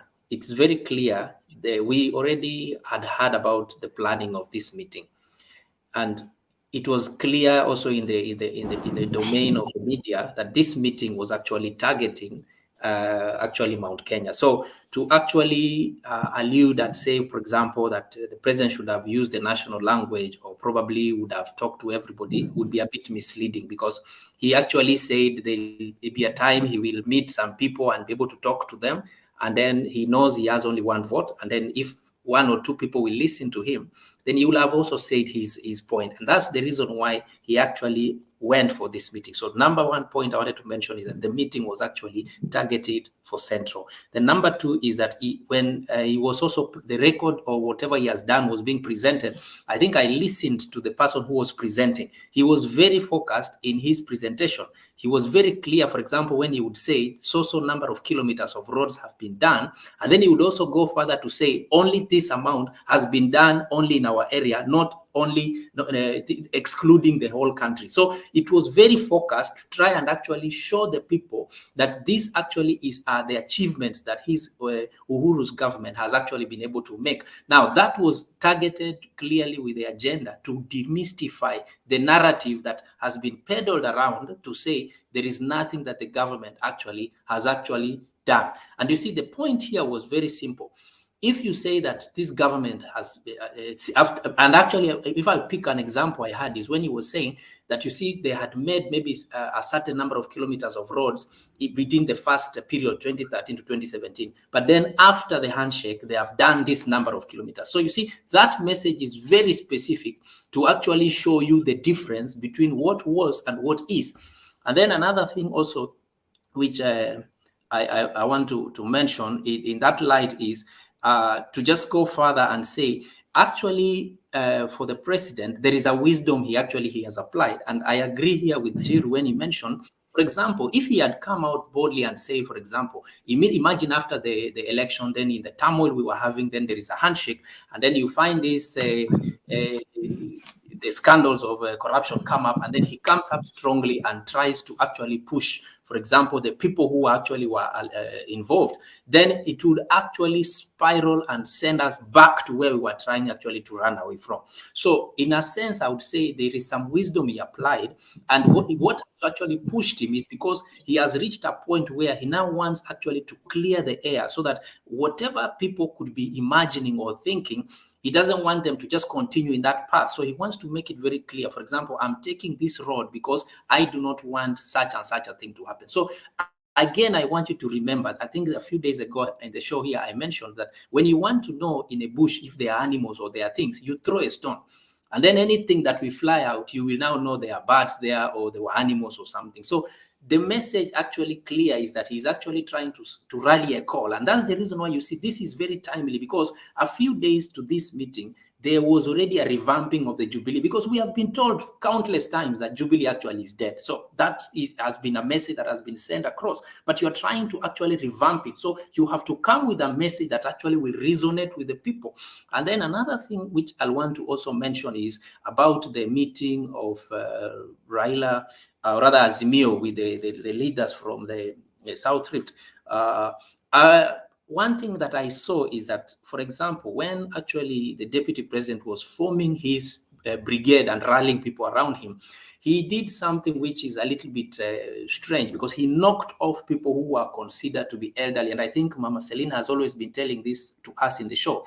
So to come up and say, for example, that Sally Kosgei was in the meeting, but she doesn't have any say or she doesn't command anything, would be very misleading. This is somebody who was in the government for a very long time. And actually, you know, for somebody to be a leader, it does not necessarily mean that they must be a politician that is standing and shouting every day on the street. No, there are people who command. Even you in your own sense, let me even come down to us. Maybe none among this panel, probably none of us here is a politician standing or running for any seat or probably shouting every day. But there is some network that we have that if we just put it into machinery, immediately we can rally some reasonable support. So to allude that somebody is not a leader would be very misleading. Then I will conclude with actually the DP's meeting. One thing that maybe I can say I saw he tried to show some wisdom, though it is a little bit too late, is when people started bringing that challenge, saying about whatever the president had said in the other meeting, and he tried to stay clear. He didn't want to join, which is what I was saying. Had he applied that kind of a wisdom from the beginning, by not wanting to come confrontational in any way and rallying his brigade not to come confrontational, probably the discussion today would be very different. But because he has always been on the attacking and mentioning things like bring it on, or when a statement is said, he would retaliate. Those are some of the things that actually put him in an awkward position. And going forward, for example, even if somebody would say that maybe there are few people who listen to the president and there are few people who will not listen to the president, the objective is done. It means as it is today, we cannot say the way previously we knew that the DP was holding Mount Kenya in his bag and he would actually go to the bank with it. That one is a narrative that is already deconstructed. Thank you. Okay, nataka tuone Sachak and then tuendelee hivyo. Thank you, Mama Selina, for the chance. I think today the president was very clear with his message, and the president, he chose this day to go to the Sagana, at least to, unajua the deputy president has been in mountain for the long time since 2018, and most of the time that he was going there, he used to spread a lot of rumors, telling the people of Mount Kenya a lot of things that the president has done, has not done. And the president today just wanted to show them the truth that I've not been sleeping, I've been working, and sikutaka kuwa confrontation with my deputy president. So That's why even alijaribu kuongea kwa lugha ya nyumbani ndio waelewe zaidi. Najua when you talk with Marathon, most of the people like the old, najua wale wazee na wamama huko kwa village, most of them hata ukienda ushago wanatakanga ongee at least lugha ya nyumbani ndio mtu aelewe. Ni wenye wamekaa town, najua mnaongea Kiswahili mingi na Kiingereza. So one thing that the deputy president missed, I think he unleashed his cards very early. Since the start of the handshake 2018, deputy president alisahau kuwa Uhuru bado alikuwa angemsupport by the way baadaye, lakini sasa yeye alichange, akaamua zile pesa yenye rais amesema ilipotea, akatafuta vijana kutoka Central, this first term MPs. Most of them are unexperienced, hawajui history of the mountain, like kina Kimani Ichung'wah na Kiharu MP. So akawapatia ka kitu kidogo. So these people have been going around the mountain spreading rumors, kutusi president. So even most of the youths in the mountains sahi wenye hawaelewi vizuri. I have a lot of friends from Mount Kenya.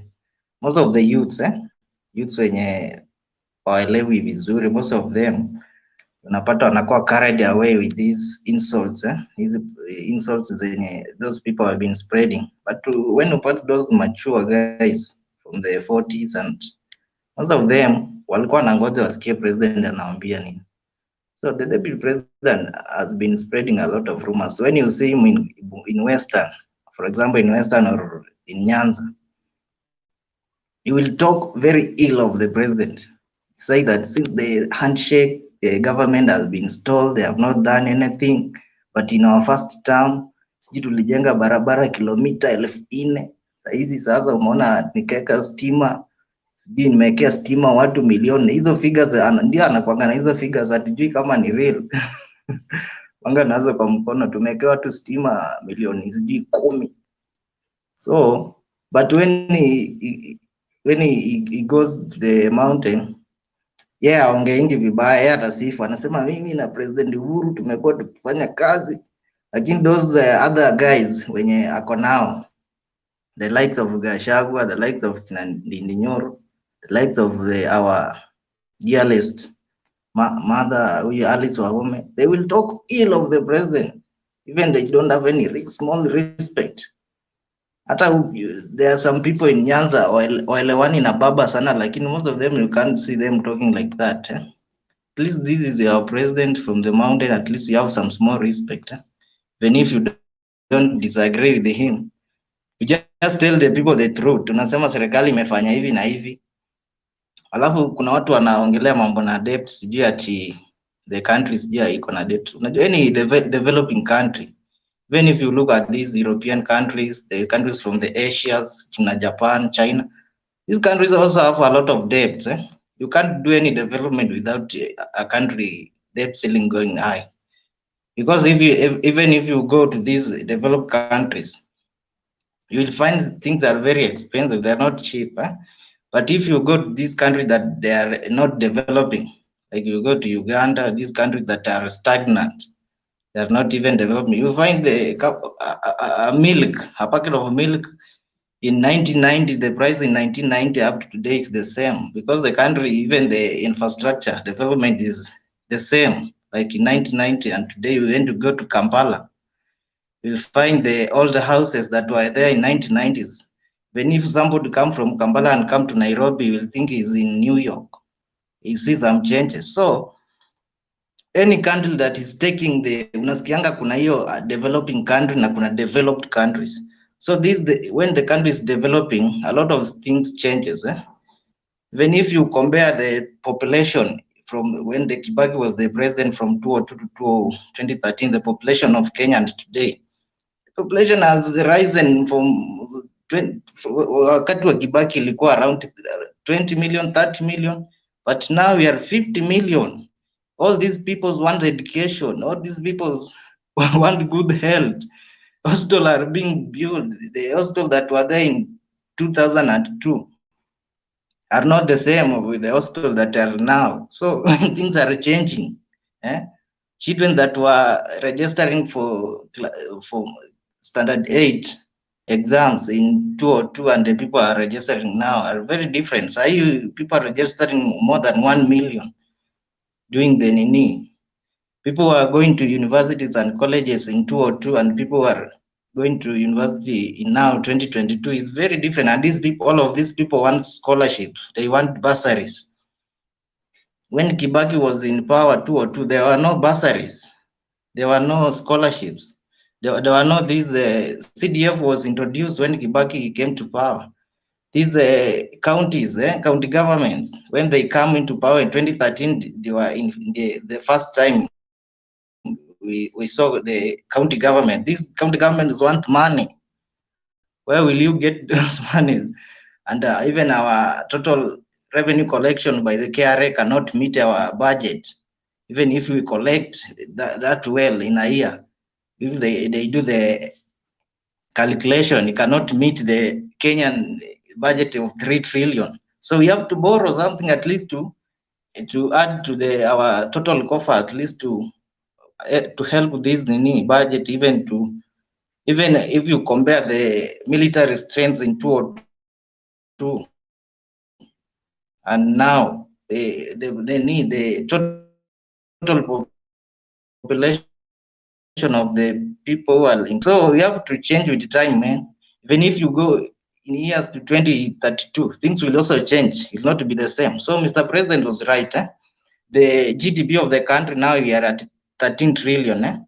When Kibaki left, was around 5 trillion. So you see, the economy has grown. Even if you have a larger debt, but the economy has grown. The cities are coming up. Recently, they launched Nakuru City, so the country is growing, and it's expected to have at least such a debt.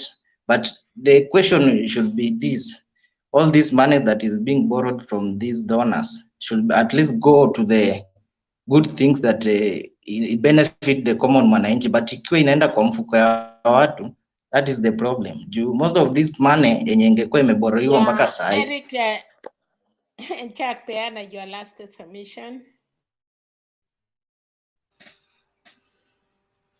Zenye zilikuwa zimekuwa borrowed. Yes? Yes, Mama Selina. Peana last submission. Nilikuwa nasema Okay, 1 peana minute. submission yako nje tuende kwa wengine. Sawa. So Kenya inafaa tuelewe, every country has a debt and we should move with time. Sawa. So much, thank you. Chuck. So tunaenda kwa is it Eric and then tutaenda kwa Fatuma. So and then Alex, ujasema kitu umekuwa ukinisaidia. Selina, nilikuwa nauliza Chaki hivi. Chaki, okay. Unasema eti Kenya, mnatuambia sahi eti Kenya waendelee kukopa. And then sahi ukiangalia hata mtoto mwenye hajazaliwa ako na deni. Na mnatuambia mko proud waendelee kukopa na waongeze pesa. Number 2, unajua Kenya, sio kama ulifanya history at I think the 1970s, 1980. Kenya ilikuwa pamoja na China. But sahi Kenya inaenda kuomba pesa China. It is all about vitu yenye Kenya inafanya yenye I understand, hakuna mwenye anaelewa. Nikwambia sahi, ukiangalia before the handshake, sukari ilikuwa 120, ilikuwa 99 per kg. But sahi ukiangalia after handshake, sukari ilienda up to 130.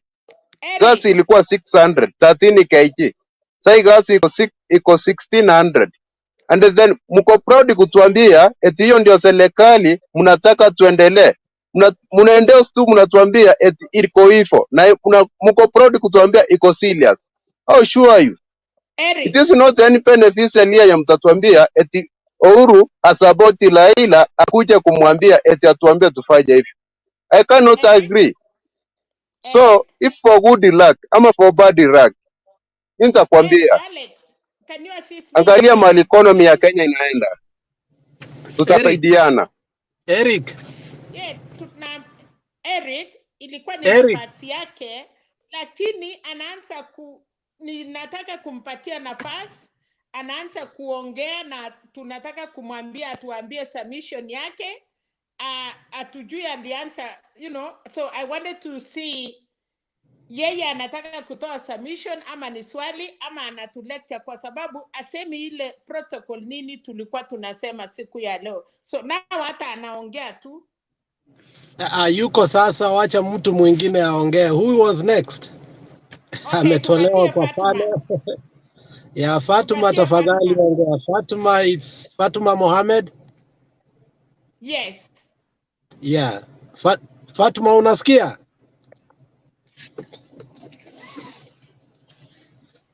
Fatuma aski. Selina can go ahead. Yeah, go ahead, Captain. Yeah, Captain, go ahead. Fatuma. Hello, habari yako Selina? Fatuma, sasa tunakusikia. Karibu. Asante sana, nimeshukuru. Munanipata vizuri? Nakupata Fatuma, yes. Leo nimefurahi sana. Leo ni siku ambayo yenye nimefurahi kabisa. Hiyo Sagana 3 nilikuwa naongojea kwa hamu na gamu. Na leo nimepaka hata nimejua kuongea Kikuyu leo. Vile nilikuwa ninasikiza, niko excited. Nimefurahia kabisa, nimesikiza vizuri kila kitu. Nimefurahi kabisa vile Uhuru amemwindoze Raila.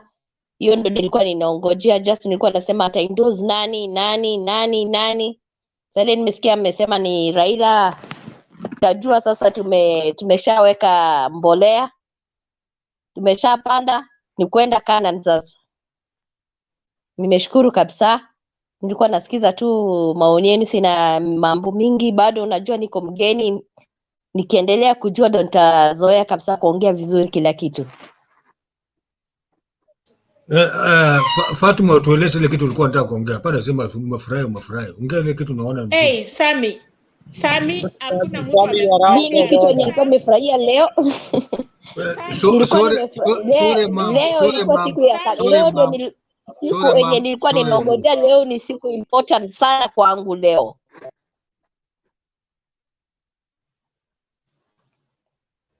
Okay, Fatuma endelea. Sami, tulikuwa tumeheshimiana tukisema mtu akitaka kuongea anaweka mkono juu. Nimesema sorry mama Selina, nimesema sorry. Haina shida Sam. I'm sorry Fatuma. I'm very much sorry. No problem Sam, haina shida yoyote. Leo is my happiest day because Raila ndo ameindoiziwa leo, hata sina wasiwasi hata ukisema nini. Ingawaje mimi ni mgeni pia kwa TV, sijui mambo mingi sana kuongea kwa TV, lakini nina maoni mingi. Mimi ni mfuasi wa Azimio, mimi ni mtu wa Raila. That's why nimesema tu acha nitoe comments yangu. Nilikuwa ninaongojea sana hii siku ya leo, na bado Friday, Saturday bado tena naongojea, Mungu akipenda. Nataka tu amani, hata kama tusikii Kikuyu, lakini leo tumesikia. Si lazima mtu ongee Kiswahili ukiwa na watu wako, hata kwetu lazima uongee kilugha na mama, uongee kilugha na wazazi na watoto wako. Huwezi ongea tu Kiswahili, lazima uongee lugha yako ya mama ukiwa nyumbani kwenu. Hiyo tu. Sina maoni nyingine Selina. Fatuma, oh my God. Asante Alex kwa kunisaidia. Naona Gerald ameingia. Sijui sasa ushikilie kutoka hapo mama apumue kidogo ya. I hope nimejaribu. So umejaribu mama sana.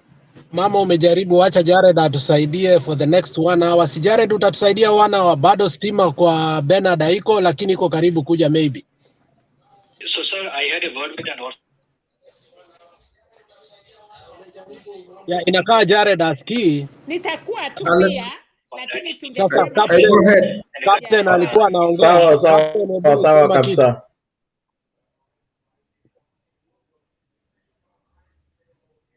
Jared anatuona tu sasa. Captain.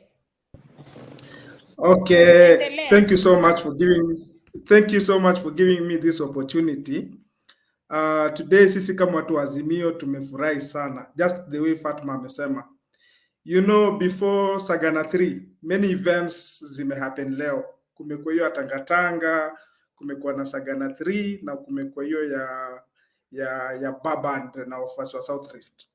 So what happened before Sagana 3, the Tangatanga guys walikuwa nasema wacha rais akuje atuambie Kenya nataka na aende. You know, they walikuwa na nia mbaya. They wanted the president to be ashamed. They wanted the president afike apate Mount Kenya wako na another opinion. But ukikumbuka hata kwa stories za Bible, nitakupeleka kwa story ya King Solomon na story ya Daniel. You know, Daniel vile alirushwa kwa den ya lion, God was able to kufunga hizo mdomo za lion. So hata kwa hii mkutano ya Sagana 3, there are people who are sent. Niko na marafiki zangu underground. There are people who are sent that hapo ili kuharibu mkutano. Na Uhuru was able to, our president was able to tell them, najua kuna wenye walitumwa na wako hapa. But the moment the president started to speak, and the moment the projects that he has done for Mount Kenya was shown on the platform, they all kept quiet. Na tunakumbuka huyu jamaa wa Tangatanga, I don't like mentioning names, but we already know him. He always says, unaona kama kwa Biblia hiyo ni ya King Solomon. Waliweza kuuliza huyu mtoto ni, waliuliza wa mama huyu mtoto ni wa nani? Kuna mama akasema tukate wakate katikati. King Solomon anasema wakate katikati, mwingine akasema msikate katikati, mpatie mtoto. So in this government, President Uhuru knows where the pain started. These two guys were very good friends. Walikuwa wanavaa mashati moja, walikuwa wanatembea pamoja, but walikosania wapi? Because president has always been saying, this guy upande huku akienda anasema serikali ni mzuri. Akikuja huku Mount Kenya anawaambia hivi ni mzuri. Akitoka akienda kwingine analaumu serikali. So that is what pains Uhuru so much. Now president alikuja wazi, nakumbuka jana Mudavadi wakiweka press conference wakisema about the issue juzi, about the issue of debt. Yet the deputy president is standing there with them. So today the people of Mount Kenya wanted to hear from their kingpin. Na vile walisikia from Uhuru Kenyatta, and Uhuru Kenyatta gave them a direction. Let me tell you, and I'm telling you guys, Uhuru is a very smart guy. He should not be taken lightly. Hakuna wafuasi wake wenye wanamsikia, hakuna diehard. There are people who listen to him. There are business people who listen to him. If Raila alone could go to Mount Kenya and speak alone, yes, Raila anaweza move peke yake, lakini kuna wanabiashara, the business guys, the business people who control this economy could not even have listened to Raila. Waangalie state iko wapi. Is this the right guy? But they wanted a direction. There are many people, Mount Kenya is very rich in votes. So they just wanted to find the direction, waambue hivi hii ndio njia. And President Uhuru doesn't hate his deputy. He said this guy will become a president one day. But hii si wakati wake mpaka badili mwenendo. He never cast him. And president also said very well, kama ulimfuata vizuri, sitawatusi. Mtaendelea na matusi, munitusi. Lakini siku moja, this time wanapinga BBI. Juzi wanataka mambo yenye ilikuwa BBI wanataka iwekwe kwa budget. Walikuwa wanapinga political party bill. The same political party bill yenye ilipita kwa parliament ndio inawasaidia saa hii. You know, these guys hawaeleweki. Then Captain, ukiendelea, nataka utusaidie mahali President aliambia watu before handshake walikuwa namwambia usijali kasana, na yeye nikasikia rais kama alisema nikiambiwa kasana naona madhare, watu yetu biashara inaisha naona Kisumu, naona Mombasa. Nikaona kama aliambia watu, alisikia uchungu kuambiwa kuwa ngumu, yani usikubali kusalamiana na watu yake, anaumia. Na ni kama nilisikia akiambia watu tusaidie, kwa sababu sikuelewa, nafikiri nielewe kidogo, ya kwamba alisitoa pesa yake mpaka mfuko na ya marafiki kurutishia watu yao kasi. Na akasema wakati walikuwa napanga hiyo mambo yote, alikuwa na deputy yake akimwelezea vile wanaenda kushikana na Raila kusalamiana. Hebu mtusaidie hapo tuelewe. Pole, si kukukata, nilitaka utuelezee. Well, the president was very clear, and thank you for reminding me that. The president said before handshake, alijulisha deputy president everything about the handshake. And when the president was going for the handshake, Ruto hakutaka. Ruto alikuwa anamwambia kaa ngumu, kaa ngumu. And you know, Uhuru is a human being. Uhuru anajali watu. I love my president. Despite watu wanaongea this guy, that guy should not just be taken lightly. Uhuru akasema he needs peace. Hauwezi ongoza watu. Our country was divided half. You could not even rule people. People were dying. People were suffering. Tear gas was everywhere. So when Uhuru went for handshake, na akaita ndugu yake, his brother Raila Amolo Odinga, on the other side Ruto was unhappy.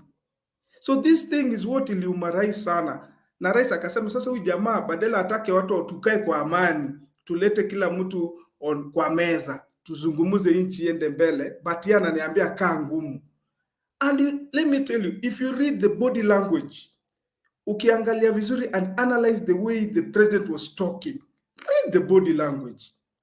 Read the body language of the viewers. Read the body language of the Mount Kenyan people who attended. They were listening to him kama kusikiza baba. Uhuru was bitter. Hata alibeba microphone juu. Uhuru doesn't speak like that, but ilibidi leo afungue roho na akaambia watu wa Mount Kenya, this is what I am feeling.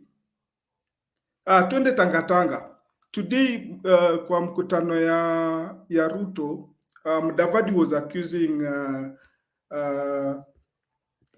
president akisema ataachia Tinga madeni na Tinga atakuwa anaenda kusema vitendawili China, sijui what. Alafu they were also persuading Kalonzo to come on Kenya Kwanza. And Mudavadi in front of Ruto, hana haya, he was saying that the people of Azimio, the three leaders from Ukambani, are abusing Kalonzo and telling Kalonzo lazima aingie Azimio kwa lazima. No, Azimio, Kalonzo ataingia kwa haki yake. We are not forcing Kalonzo, but he was forgetting that the same deputy president mwenye alikuwa na yeye hapo ndio huwa anatusi pia Ruto.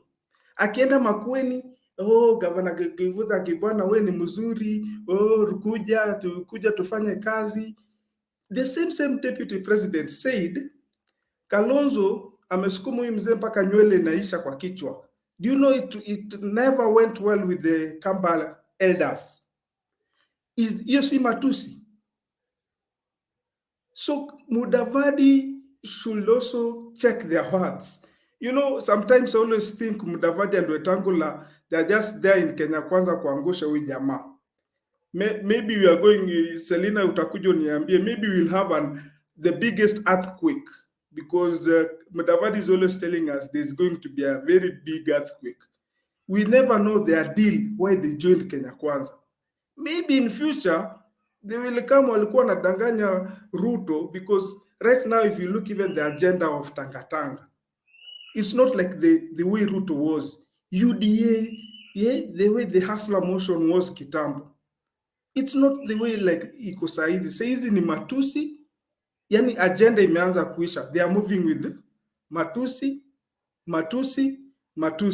They were saying baba haezi panda. Utuambie pia Ndindi Nyoro na Alice Waome, hiyo message, hiyo body language ya Alice Waome na body language ya Ndindi Nyoro leo.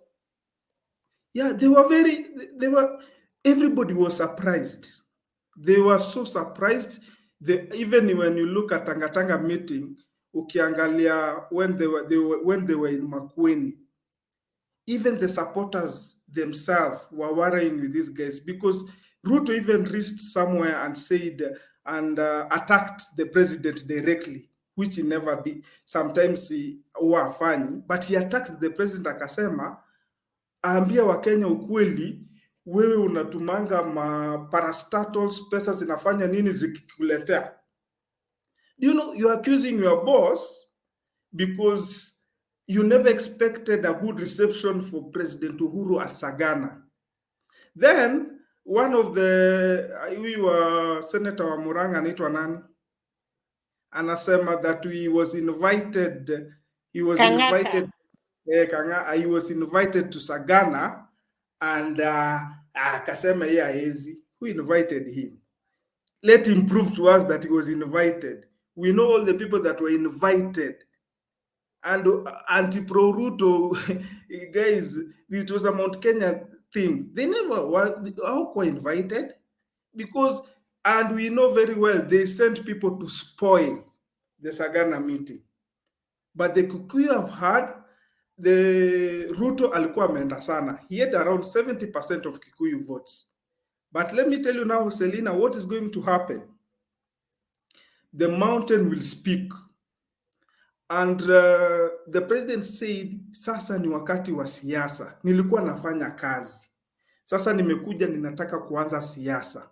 He has given the mountain a direction. And you are going to see a change. The mountain is going to change. And all the change is going to come back to Azimio. And Baba is going to be the fifth. Wakubali, wasikubali. Leo najua inawauma. Wataongea vibaya. But today, we as Azimio people, we are happy. Thank you so much. Thank you so much. Gerard, are you available now? Well, enjoy Yes, I don't know what is going on. Why are you guys kicking me out all the time when I'm about to take over? Thank you. You are kicking yourself I mean, because I we think don't know even now. Wi-Fi yako iko na shida bwana. I think now it's stable. Okay, So continue. we can go. Tuambie mambo ya tumetaka sana kujua what went on in Sagana 3. Wewe ndio uko na information na mimi najua ulikuwa umefurahi mpaka labda kuingia hapa, na sisi tuko na queue ya kutaka kusikia from you. So my brother, take over, tell us everything. Tulisikia Kiswahili hiyo Kikuyu moja moja, but tuambie kwa wingi. Thank you so much. You are most welcome. Thank you. The other guys have already, Sajak already presented. Ya, ningesema tu jambo haraka ndio useme. Yeah, Alex hakukuwa ataongea, alikuwa na ngoja fikoko ya mtembisho ili aweze kuongea. Unajua yeye ndiye mwenyewe, so aliniambia we mama ng'ang'ana na watu, lakini sasa okay Alex, and then upatie Cherat, alafu na Cherat aendelee na program. Otherwise, thank you so much for giving me this opportunity kukuwa na nyinyi na at least kujaribu kujua kuwa kwa program hii. So nitakuwa na wewe Cherat na Alex mpaka wakati mambo itaenda mzuri, tukipata wakubwa wetu wakirudi. Asanteni. Mimi kuna points mbili haraka haraka ndio mkubwa wangu Jared aongee. I always like listening to him. Kitu ya kwanza, mimi nafurahia Wakikuyu sana kwa sababu wanatupa example nzuri sana. Example ambayo badala to complain na to criticize, we need to ape what they are doing. First and foremost, kwa sababu hakuna community inakuja pamoja na inaongea maneno yao. Sio siasa, sio viti. Kuongea vile uongozi wao utaenda na yale ambayo wametimiza. Sisi tumekuwa tukiwekwa tukikuja pamoja ni rally, atukai pamoja sisi wote. Tumesikia kuwa watu walitoka there were about only 5,000 people expected, na tumesikia kuwa over 30,000 people came. Njiru amesema watu walitembea kutoka mbali kuja kukaa chini na kuongea. I wish all communities could be doing that. They sit down and they ask themselves, nani aliongea bila kufanya kazi? Barabara kilometers ni ngapi? Unajua Uhuru amewaambia yale amefanyika kwao. Sisi wengine hatuna hata gari moja ya kuzima moto Kisii. Na ndio maana watu wetu hawezi kubali tukae chini tuongee. So Uhuru anapokaa, Kibaki anapokaa na wale wengine wanapokaa na watu wao wanaongea, mimi wanafurahia sana kwa sababu wanaonyesha watu wao yale wamefanya, yale hawajafanya, na wanajitoa makosa peke yao. Na huo ni mfano lazima tuige sisi. Wakati mwenzetu alienda kule Eldoret, watu wakaja wengi, wakati anapewa opportunity kuwa aende kuuliza cheo kuu, angekaa chini aambie watu dams ni ngapi zimetengenezwa, ni ngapi hazikutengenezwa, barabara kilomita ni ngapi, stima ni ngapi. Unapoambia watu wenu maneno kama haya, inaonyesha kuwa unawajali. So mimi nafurahia sana Sagana, na naomba kuwa Sagana nyingi ziwe pote Kenya. Watu wetu wakuje na tuwaambie mliongea sana, hamukufanya hili, hamukufanya hili. So kwa hivyo hata kama aliongea Kikikuyu, hiyo ni nyumba yao, na yote wameyafanya ni yao. Wameongea lugha yao, wameongea maendeleo yao, wameongea makosa yao, wameongea uongozi wao 10 years from now. Hayo ni yao, hayatuhusu. Lakini sisi lazima tuyaige na tukuje tuulize viongozi wetu, mbona utuiti tukae chini utuambie yale mmefanya? Ni kwa sababu mko na uoga? So that is courage for me from Uhuru, to acknowledge kuna mistakes na also there is progress.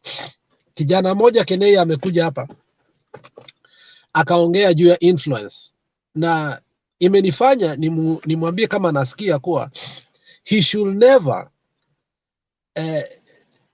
misrepresent his people. There is a big difference between influence and popularity or fame. Ikiwa kama kuna influence mtu alikuwa nayo, mwanamke Kenya ambaye alikuwa na influence ambayo hatujawahi iona ni Sally Kosgei. Ukisoma historia tunaambiwa wakati Kibaki alishinda, alitangazwa, lakini hakujua anafanya nini. Hakujua kutoka kule kwa Chesoni yeye anaenda kufanya nini. Tunaambiwa kuwa Raila alienda akaongea na Sally Kosgei. Sally Kosgei ndiye alienda akaongea na mzee, na the transition team was formed under Sally Kosgei. And this is the very woman who helped the peaceful transition from KANU regime to Kibaki regime. So when you talk about influence, alafu unaenda kule chini unaanza kutuambia MCA haizi chaguliwa kama MCA, inatuonyesha kuwa wewe influence yako ni duni sana kule chini, na hayo ndio unafikiria. Na huyu mama amepita kule, hana haja ya hizo viti. Sasa yeye ligi yake ni huku juu. Wamama wanapoongelewa Kenya ambao walifanya kazi nzuri, walifanya kazi kwa muda mrefu, na walikuwa loyal to their work, not to their community, ni Sally Kosgei. So usiongee juu ya mama wenu vibaya tafadhali. Mpige siasa, lakini mnapo waona leaders wenu ambao wamefanya kazi vizuri, msiingishe siasa ndani. Ni vile pia mwezi ingisha siasa ndani kwa Eliud Kosgei, Kipchoge, kwa sababu yeye siasa zake sio siasa zetu, ni riadha. Yeye anaenda kule riadha, anafanya, anamaliza, anatuletea gold, anamalizia hapo. That is his influence. Akija kuuliza MCA hawezi labda kupata, lakini influence yake in athletics is there. Lastly, Sally Kosgei alipokuwa today katika mkutano wa Raila, aliongea Kikalenjin. Alipoongea Kikalenjin, ni makosa kweli? Hapana. Aliongea Kikalenjin kwa sababu wale wengi waliohudhuria huko walikuwa ni Kalenjin. Kuna wakati hata unapotaka kutukana bibi yako, unamtukana Kikisii, ndio unasikia vizuri. Ukitaka kuambia mtu jambo nzuri unamwambia Kikisii, na watumia Kikisii kwa sababu mimi ni Mkisii. Maneno ni matamu na ni mazuri mnapoyaongea katika lugha yenu. Yeyote ambaye anasema kuwa ni vibaya, I think you're trying to lie to us. Na akapea historia na akatuambia alimjua Raila kwanza 1990 na Raila hawezi kumbuka. Alimpenda kutoka 1990 kabla na wakati. 1980 ni kama alisema 1980. Yeah. Na hiyo wakati Raila yeye mwenyewe hajui. Walikutana, akampenda, akapenda siasa zake, lakini pia akamfanyia Moi kazi. So urafiki wetu usiwe kwa sababu sasa sisi tunachukia DP, hatuwezi kuwa marafiki. Kwa sababu tunamfanyia rais kazi, hatuwezi kuwa rafiki wa Ruto. Urafiki wetu lazima ukuwe rafiki wa ukweli. Jambo la mwisho sasa, Kisii leo nilifurahi sana. Ndugu yangu, rafiki yangu ambaye alikuwa rafiki yangu sana Kibagendi, amekuwa mtu wa UDA sana sana, lakini tumekuwa tukimsupport hata kama hatuko UDA. Leo alimsalimia Agwambo na walikuwa na gavana wetu, hata kama tuko na shida na gavana yetu. Kijana tulimwambia kuwa huku mahali huko hautapata kura hata kama umefanya kazi. Alitusikiza, amerudi Azimio, amesalimia baba, na sasa sisi tunangojea tuende ground tuone kama anapata kura. Hiyo ndio siasa tunataka. Tuongee, ukiconvince mtu, ongea na sisi Sam, acha kuuliza maswali mengi. Tuambie sera zako Sam, tuambie sera zako. Utuconvince tusupport mtu wako. Sio maswali mengi. Hatuwezi kuja kwako kwa sababu ya maswali. Sam, acha kuuliza maswali. Wewe ni baba yangu. Tuambie sera vile Mama Selina anatuambia sera. Asante sana.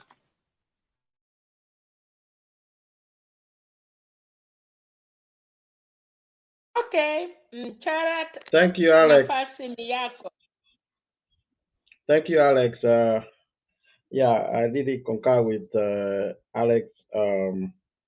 I didn't want to start with the meeting of the South Lift, but I have to add to my brother Alex that probably sometimes wale walisema kwamba some leaders are despised at home. I think many people do not understand the influence Sally Kosgei has. In fact, during the 2007, she played a very big role because she had a very big international connection. She reached out to the US. She reached out to many countries in the Western countries on behalf of Raila Amolo Odinga, or that time I think it was ODM, so that people can intervene to help Kenya. So it's not somebody who you can just dismiss. And I was looking at the people who, where we call now the bedroom of the deputy president. Who are the people coming from there to see, to join Baba? There are people who have outstanding record in their career, like Sally Kosgei. We had this this guy, Dr. Paul, who was, I think he was a minister at one time. But if you go to the other side, if you go to Nyanza, who are the people the deputy president is hanging out, reaching out to? Is people who are alleged murderers, alleged corrupt people. So you can have a difference, a clear difference between the two people. So do not demean the influence of Mama Sally Kosgei. Is a very distinguished lady, a career civil servant who has done such. He might not be known at the village because maybe he spent much of his time in around State House, but those us on the national groups we know her very well. So it's possible that she might not win. I can tell you so many people who might not win a candidate, as they say, chairmanship, but their league is not down there. They are playing a national league or international. For Sally Kosgei is actually international league. She plays. She's known everywhere. She has so many connections. So it would be so bad for our young people who are growing now, not knowing who Sally Kosgei was, to demean her. If I come to what happened in Sagana today, what I can say is that they say if you want to get to a man's heart, to somebody's inside heart, you speak to their language. And I think it was by Nelson Mandela that if you want somebody to get the message, you have to speak to their language. When you speak to their language, they take the message to the heart. And I tell people that, and this is maybe Mama Selina can help us, and other, even us who are here. Even if you see, sometimes we get despised by our spouses, whether it is a man or a husband, or a wife. But let another person despise that person, then that's when you will see you react. The same thing to your father. You might, some of us come from a poor background. We know it. We might say, my dad does not even afford to pay my school fees. That is okay from you. But if somebody else say that, then you react differently. And I think that is what the president was trying to pick in Sagana, telling them, hey, look, I am the president. I am your leader. But I've been despised by this person who I helped. What will happen when, if I'm being despised, when I have power? What happens when I don't have power? That is a question many people are going to ask themselves. If you add, of course, we were getting one or two words what he was saying, but if you add what he said in 2017, he was having power. He could have decided to spray the tear gases out there to deal with the NASA, but his people, his own people, let's leave now the Kenyan people, his own people are the people who are doing business in Nairobi. There are people who are suffering, and those are the places, Mama Selina, the president was pointing out how there are people who are suffering. And here comes a man telling you, you have the power, let's continue. That's when he realized that you only care about this power. You have, he said he had the security, his other colleague had the security, but what about the Mamamboga? The one now you have come back to say is the one you're thinking more about. At that time, you will not think about that Mamamboga, who will not be able to bring potatoes to Nairobi, to the market. So he made a tough choice. He made a tough choice because he had power, but he had to come down in the sake of not only his people, but the Kenyan people, so that they cannot continue to suffer. And he explained, which has already something which people did not even, had not taken out what he said. He told Raila Amolo Odinga, the government already shared the government with Ruto, where that will come down when they said what he did with it, we all know. He said, my brother, my bigger brother, Kenyans are suffering. I have no government to share with you. So, but we need to turn around our country. Raila accepted and he came, he has supported him all through. So that removes the aspect where we say Raila was in government. He was trying to tell us Raila was never in government because when he came in, the government was already shared. That's one other thing I picked from him. Another thing I picked from him is many people have always been asking what happened to Raila. Raila was told one thing. There is a difference between noise in the street and between making noise in the street and becoming a presidential, being presidential. Raila followed that route. If he has any problem, he will reach out to the president, he will talk out how to move the country forward. That is what he was trying to say. Ruto, you're a good man, a good young man, but you have years. You have some years to learn what it means to lead a country. And he was saying, maybe at a future, if he changes, then there is nobody who is saying that we will not support. There is no secret that Raila has changed his tactics since the handshake. Is not the Raila who the Kikuyus were worried about. In fact, if today, even any general Kenyan, if you are given between Raila and Ruto, you might be scared of Ruto because Raila has known that to be a president, you have to play a different role. Now, that is what Ruto gonna have to run, and he has a long way to go. You will see how he reacts. I'm understanding that he's having another rally very soon in Nyeri to go tell his person of truth, which I don't know. So I think the meeting today was very successful, and you will see the people how they were trooping there since morning. These people were not going there for even handouts. They were going to listen from their leader. They were going to hear the truth.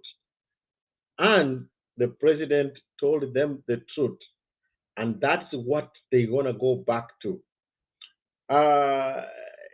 If you realize today, it has been very difficult for these people who have been saying we're going to move out of Jubilee. I think it is going to be very difficult for those people to move out of Jubilee. You might be surprised that it's not very possible. I think there was one, I don't know if it's an account in Nakuru, where the speaker told the MCAs, the moment you resign and move to UDA, that's it for you. I declare that post vacant. These people depend on this money.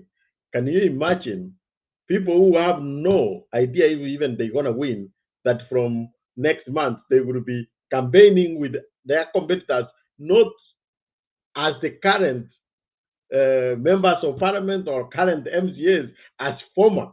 Now in a playground, some people going to think twice about it. It's a tough time coming ahead. I think those who are guessworking, thinking that, hey, maybe Uhuru might change mind, the Madimon might come back. Now they know. And from now going forward, it will be clear as day and night. I think by the time we get to April, we will have known that this is thing at. And I think maybe honestly, and this is what I'm worried.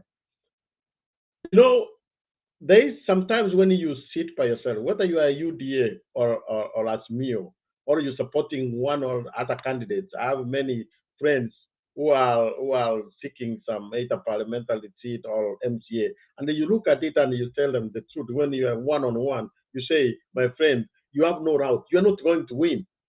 I do think, and I say this thing yesterday, I do think that Ruto has realized there is no presidency in 2022.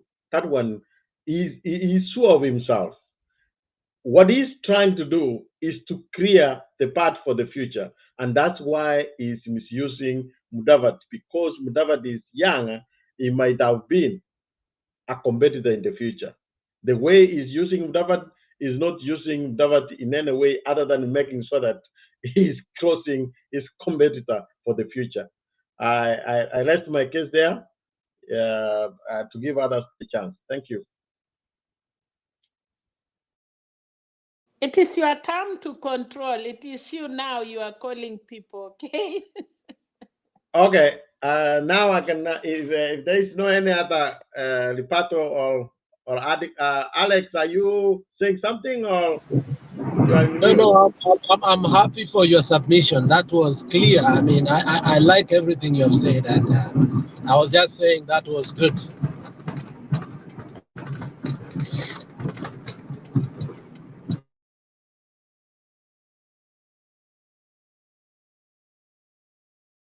You can keep Douglas and then Mr. MK.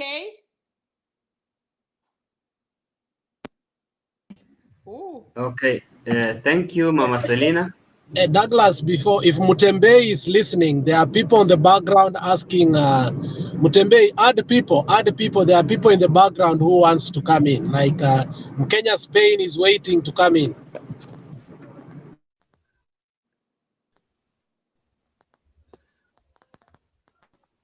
Can I proceed? Okay, Douglas, go Yes, ahead. continue, Yeah, go ahead. Alex. Proceed. Yes, I hope all of you are fine from wherever you are and your time zones. Alex, I can see you. Jared, Mr. K, Mama Selina, thank you for the control today. I think you can be a good moderator too.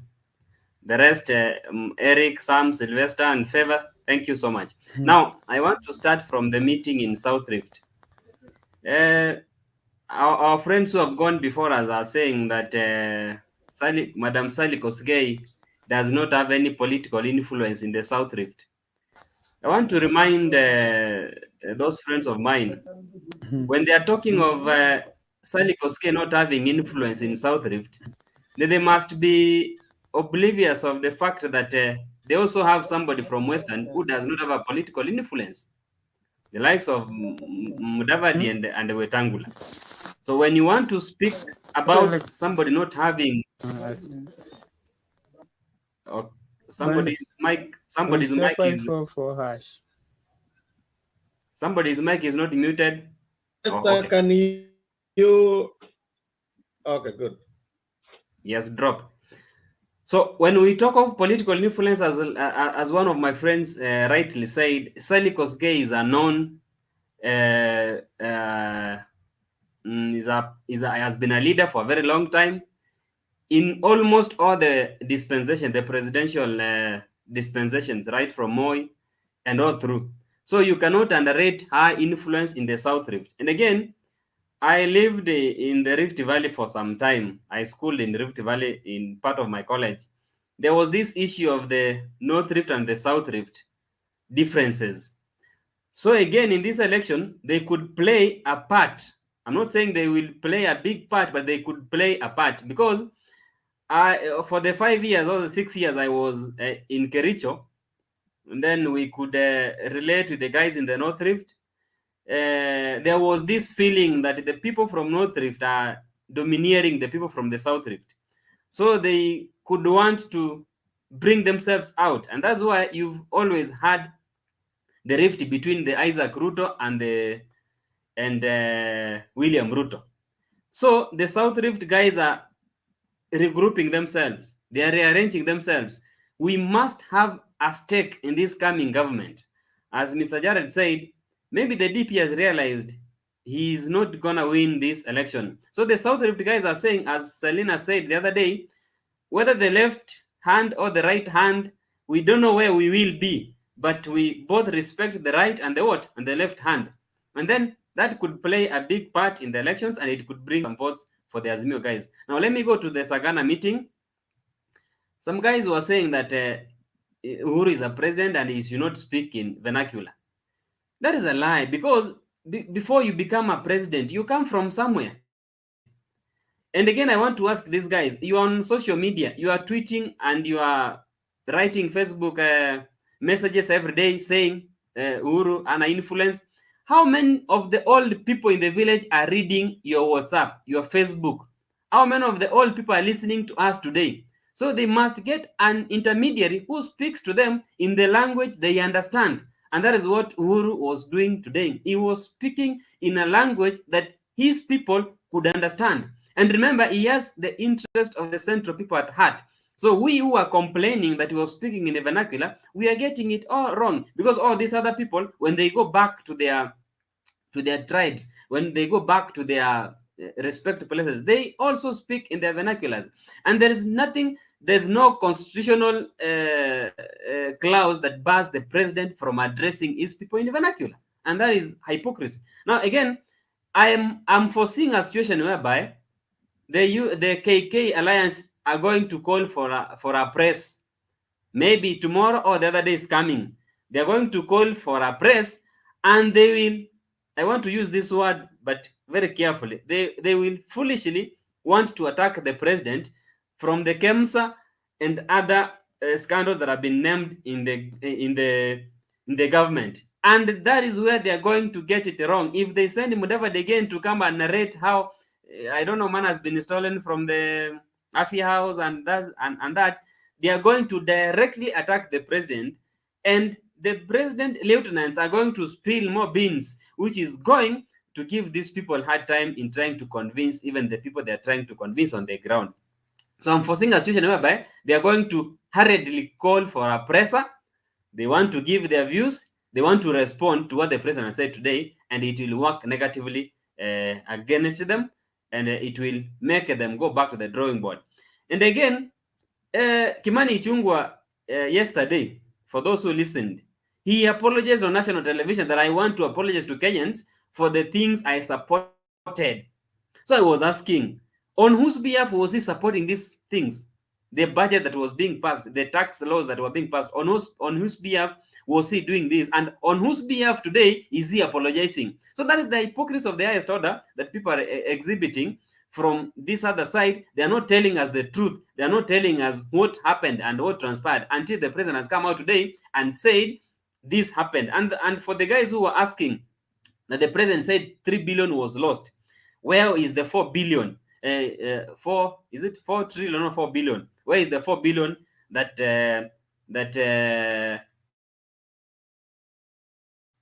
was also lost? The deputy president said it was only 7 billion that was lost. The president says 3 billion was lost from the Aror and Kimwaren. Somebody has an audacity to come and ask us, where is the 4 billion? That is a question that we are not supposed to answer. The person who said 7 billion got lost in the first place should have answered, how was the 7 billion lost? Who took that money? And where did it go to? And why didn't the project take place? So let me stop it for now. But I think that was a knockout. It was a big punch on the face, and these guys need to go to the drawing board to re-strategize on what they're supposed to do next time. Thank you. Thank you, Douglas. Let's have Mr. K. Okay, thank you. I'll still be in the darkness because there's something with some other people I don't want them to see. First of all, I want to appreciate the panelists and their contribution. This is a place where we learn a lot and understand the way forward. Today was what we call high octane politics. It was high voltage. And I know, as Mr. Douglas says, it was an uppercut. You know, an uppercut, you have to strategize on how to respond. But I'll start with a Bible verse that says, the thief comes to steal, to kill, and to destroy. Every time people of Kenya Kwanza are told they are thieves, they start talking about Pandora boxes and Sijui, Kemsa millionaires and stuff like that. Let's say, for example, even Uhuru has stolen those Pandora boxes and they have stolen Kemsa money. Does that give a right for Kenyans to vote for a thief? Do two wrongs or make a right? Me, I want a person who tells me we are supposed to grow and become a better country. Story of because I stole here and you should steal here, that is something that is not going to help this country. And there are people here who come and tell us, you know, even Pandora boxes he has not talked about, so we elect another thief because of that.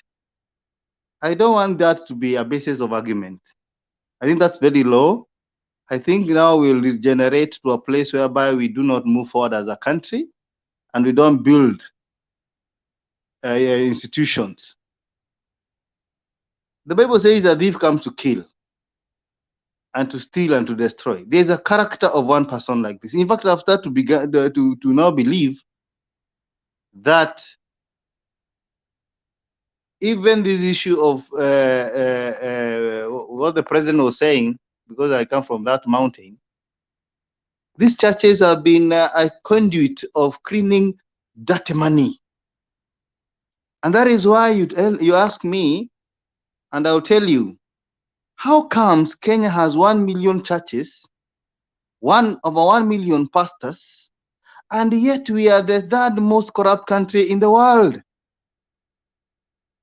Why are we the third most corrupt country in the world? It is because politics is lucrative, and the chief thief of this country is known, and he has been using the church to squander money and to clean and to wash money.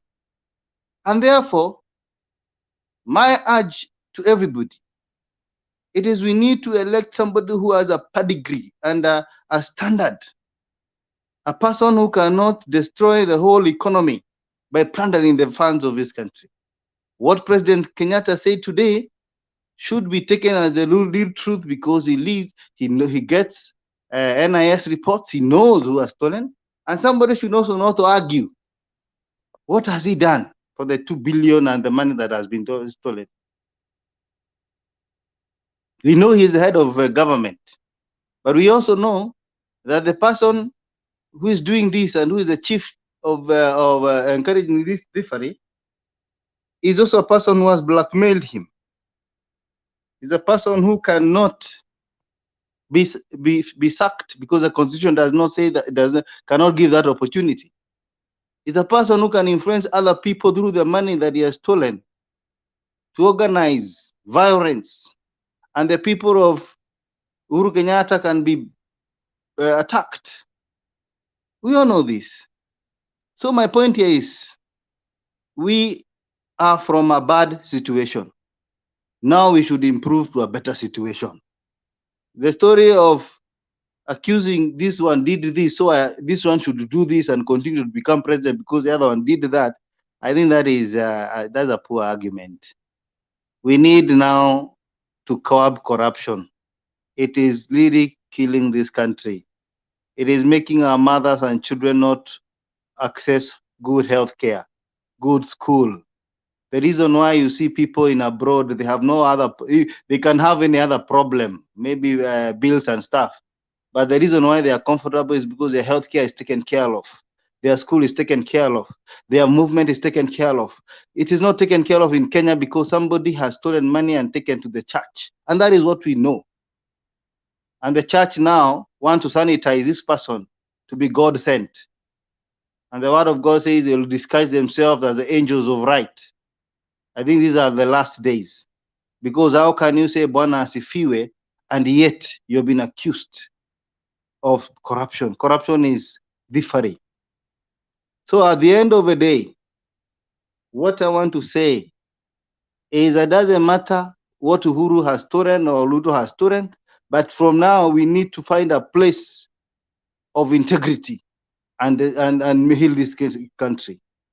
Many people are suffering because of corruption, and it is a time we end this thing once and for all. And the other thing I want to speak about as I finish, about the meeting with Raila and I think North Rift. I don't know whether it's North Rift, I don't know the difference. But I want to say this. We beseech the people from North Rift or South Rift, let them not be left behind. Let us now make a decision as Kenyans. Let them not put themselves in a basket. Let us decide to make Kenya better. And let us join hands with the Azimio team and create a Kenya that everybody is proud of. Asante sana. Thank you, Mr. K. I think Favor had shown you earlier, so you might have given your stake. So can we have Guru first, and then we can go to Favor? Good evening. How are you? We are very Hello? fine. That's why we are here. Let's go ahead. We can hear you. Yes. Now, I can see today is about what happened today in Sagana.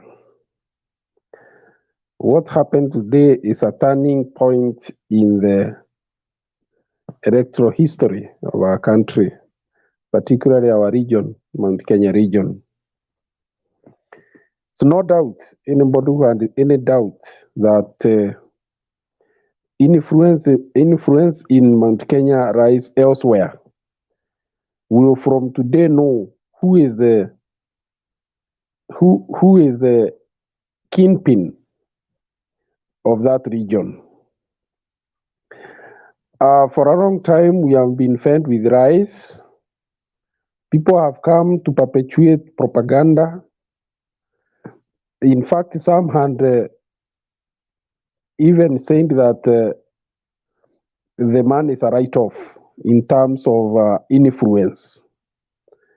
But signs of panic have already set in, and as people digest what was said today, in the next 2-3 weeks, things will have changed so drastically that the man who has been moving from corner to corner in this region will not know what has hit him.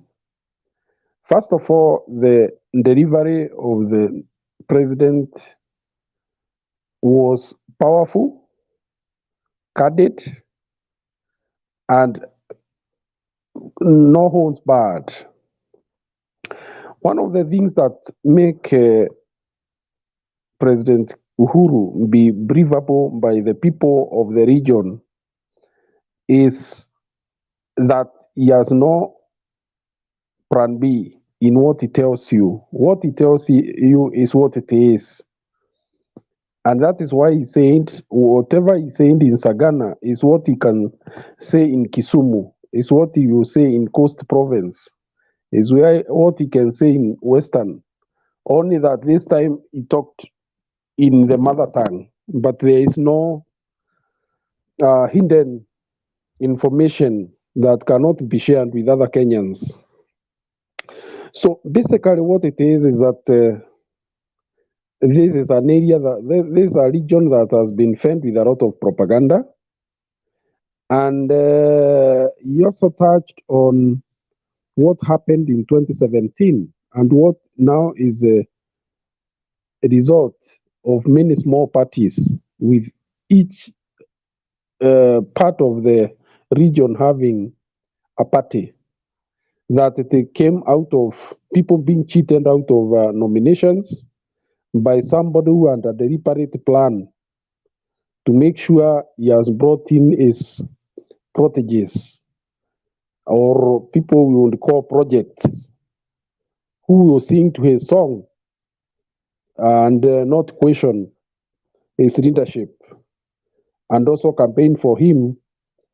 And that is what those majority of those who are in the region have been doing over the years. The other section that was touched on is the church leaders. One of the things that has been done in this region is to use the clergy to perpetuate propaganda, to actually perpetuate half-truths, and generally to campaign every Sunday. And I understand that there was an agreement. Once he has given you money, it is that you keep mentioning his name every so often in the during the congregation prayers. So, as a way of entrenching his name and brainwashing the people of Mount Kenya, the president seemed to have been well briefed on what is happening, and he went for the jugura. He went for the key points. If you look at this delivery, he zeroed in on several things. One, the person he was addressing, he brought out the issue of corruption very strongly, and talked of how his activities have deprived a poor community in Elgeyo Marakwet of water, money which has been shared out with the clergy in Mount Kenya mostly. He also warned the community that when we were fighting for multipartism, democracy and human rights, he was a young man, and those who are older than him, Matipa and Rupia, paid the price, and others, of course, including the man who will take the mantle of this country in August, Raila Amolo Odinga. These people servant very much for us to be where we are, and you want the community that you will be an old man and will not be able to join them in the fighting to reclaim their rights. So, in other words, he's telling the community that to watch out. What looks bright is not necessarily gold or diamond. That they could find themselves in a situation where they have to fight back to reclaim their rights. So, on the other score, he brought out the issue of performance. And that is where he asked those who have been holding key ministries like agriculture and even finance what they did with those dockets when they had those positions. Holistically, the president came out as a person who is not vengeful, because he even said he has no particular problem with the person that he was attacking, but that he had to tell the people the truth and nothing but the truth according to his observation and having stayed with him and worked with him. So going forward, I don't see and I don't know how the deputy president will fight back, because I think what was started today will be sustained from Friday and Saturday when the Jubilee goes for their ADC, and then again to the villages where now the message will be entrenched.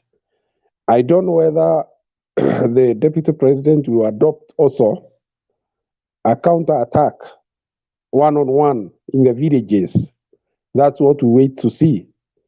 Otherwise, already there are 2-3 groups in the region.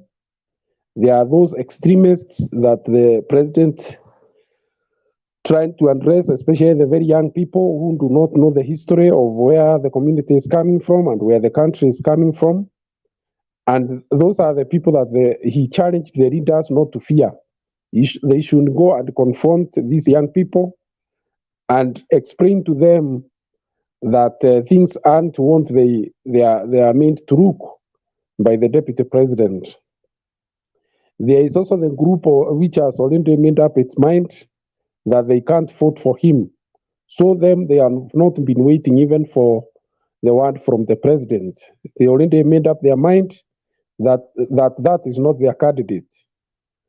Then there is a group that was waiting to get the signal on the way forward. And that is the most crucial group in this whole scenario. Because with this signal given today, I think those who are fond of going for opinion polls, in the next 1 week or so, let them go there and they'll find that things have started turning around very fast. So So basically, the president has done his work. He's not. He's done it quite shrewdly. First of all, he's saying that he's not really pushing hard for Raila, but he recommends the community to look at him with a favorable eye as we head towards the election. That they came together not so much that to make him president, but to forge national unity. And you would wish that the community listens to him so that there is continuity of what they have already done in the last 4 or so years. Thank you very much.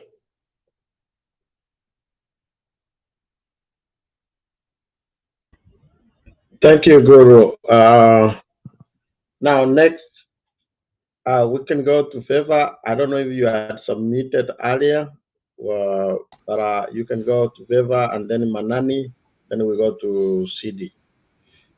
Yeah, I'd submitted before, so maybe you can continue, then I will come back in the next round. Thank you. Okay, let's have Manani. Have you presented before? Manani Eric.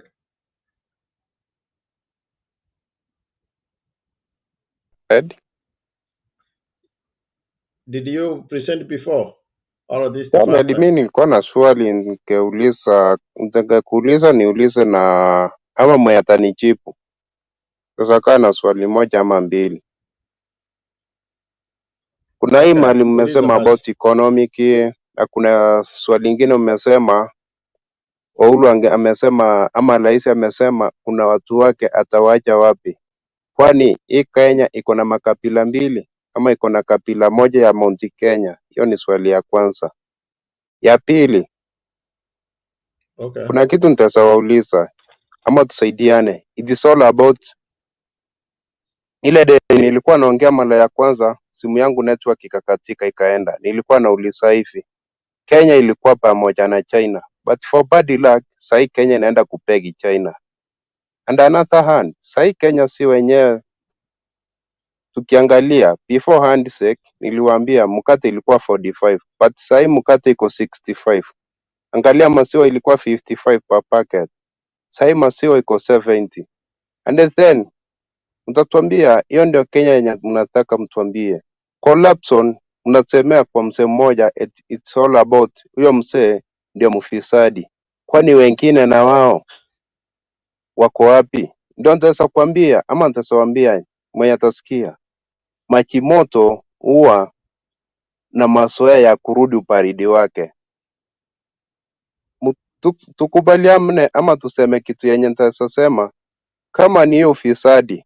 Uliona kuna vitu huwa inafanyika kutoka kwa county government hadi kwa national government, ama kutoka kwa national government kuja kwa county government.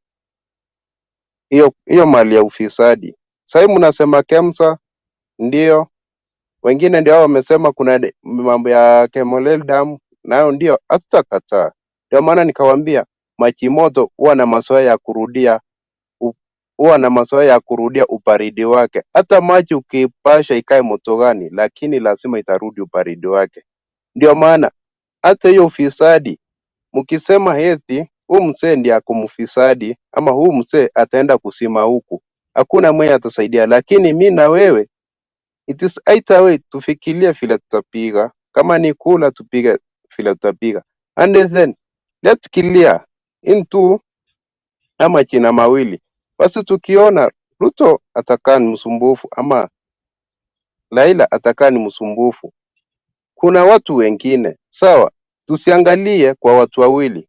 Kuna watu wengine watesa wakuja wasaidia inji, kwa sababu hatutaangalia watu wawili.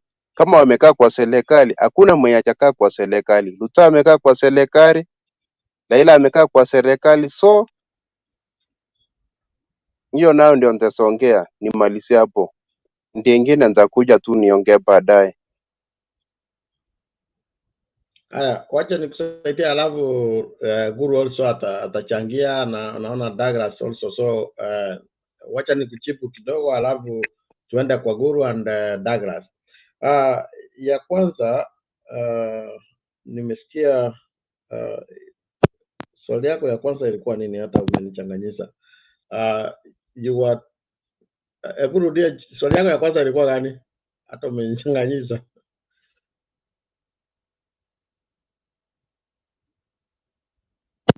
Naikumbuka. Ewe. Okay. Naikumbuka. Wacha Guru aende kwanza kama Sielewi. Hakuna sauti. Ameuliza. Halo? Sielewi hata kitu kimoja. Guru, tunakusikia. Go ahead Guru.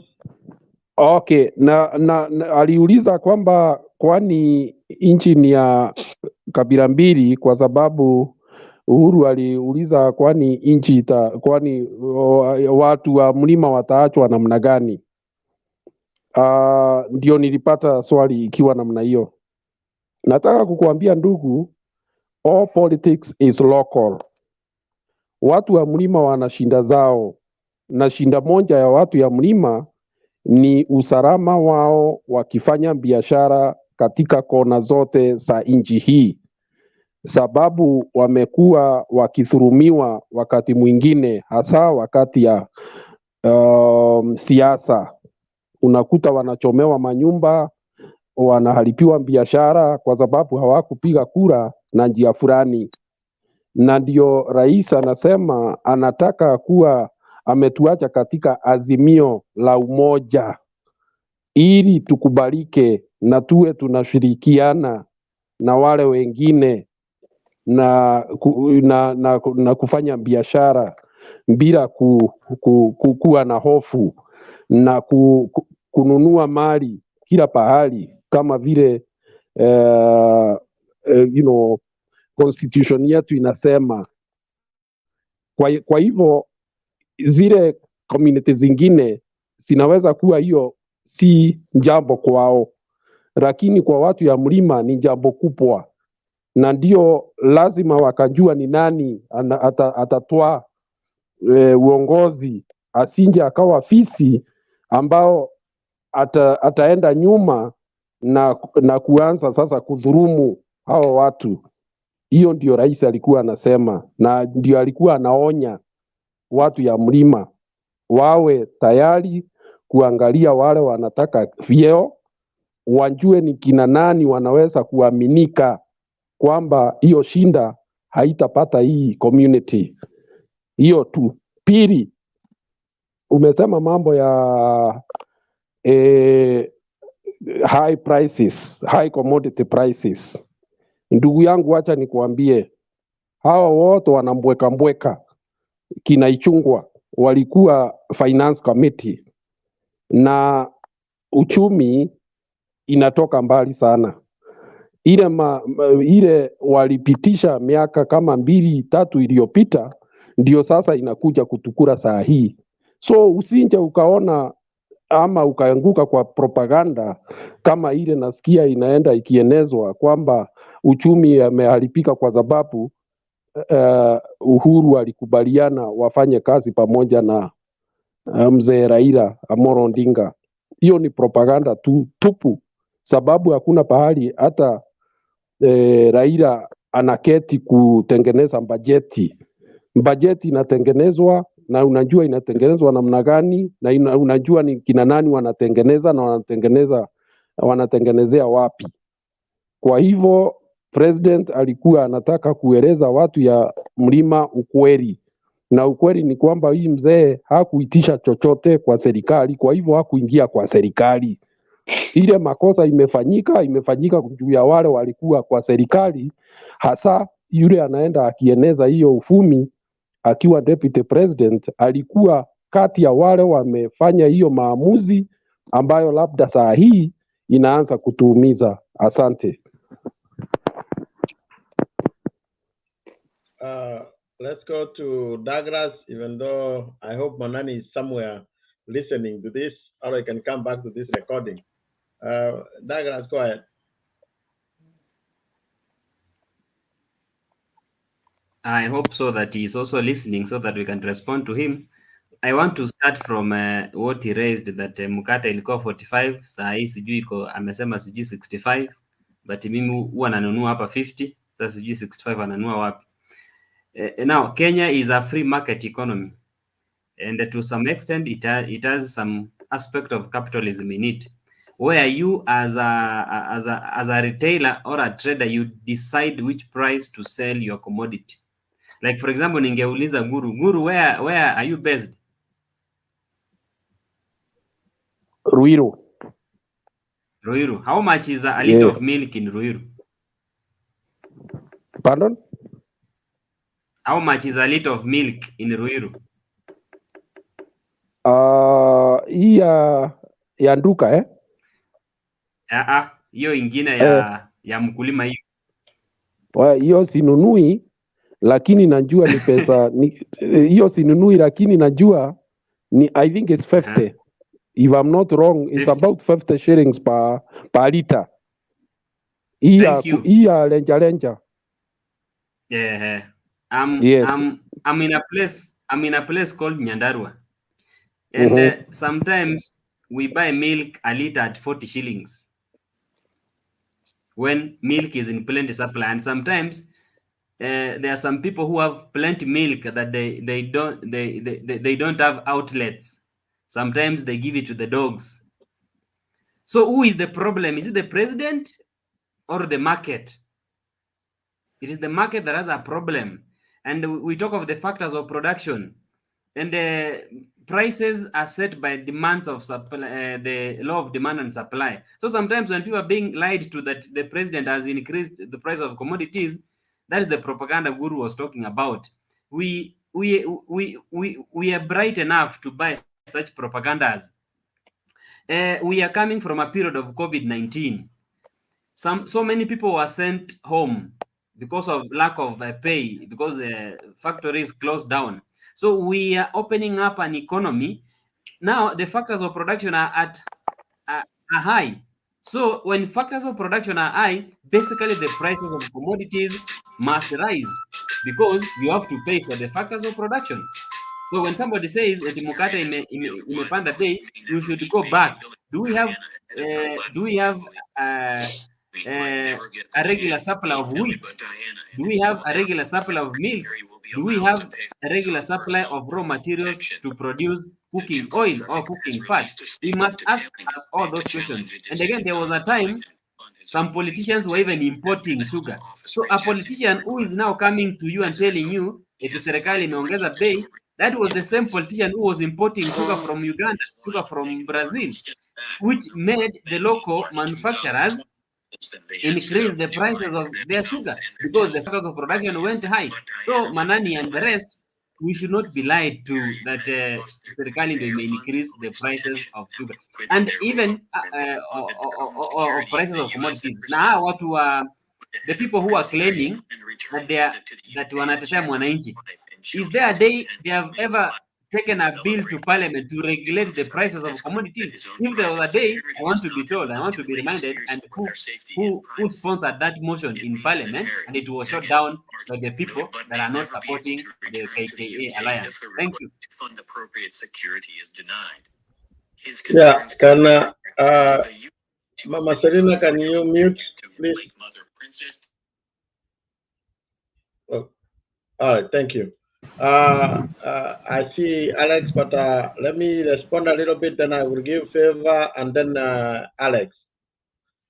Favor his hands up. Okay, so what I was going to say is for the benefit of those who are watching for Manani, is that when the president said, I think the president said, because they believe in what is going to happen, that's why we did not see an exit of many cabinet secretaries, because they believe in this coming government. Or I can tell those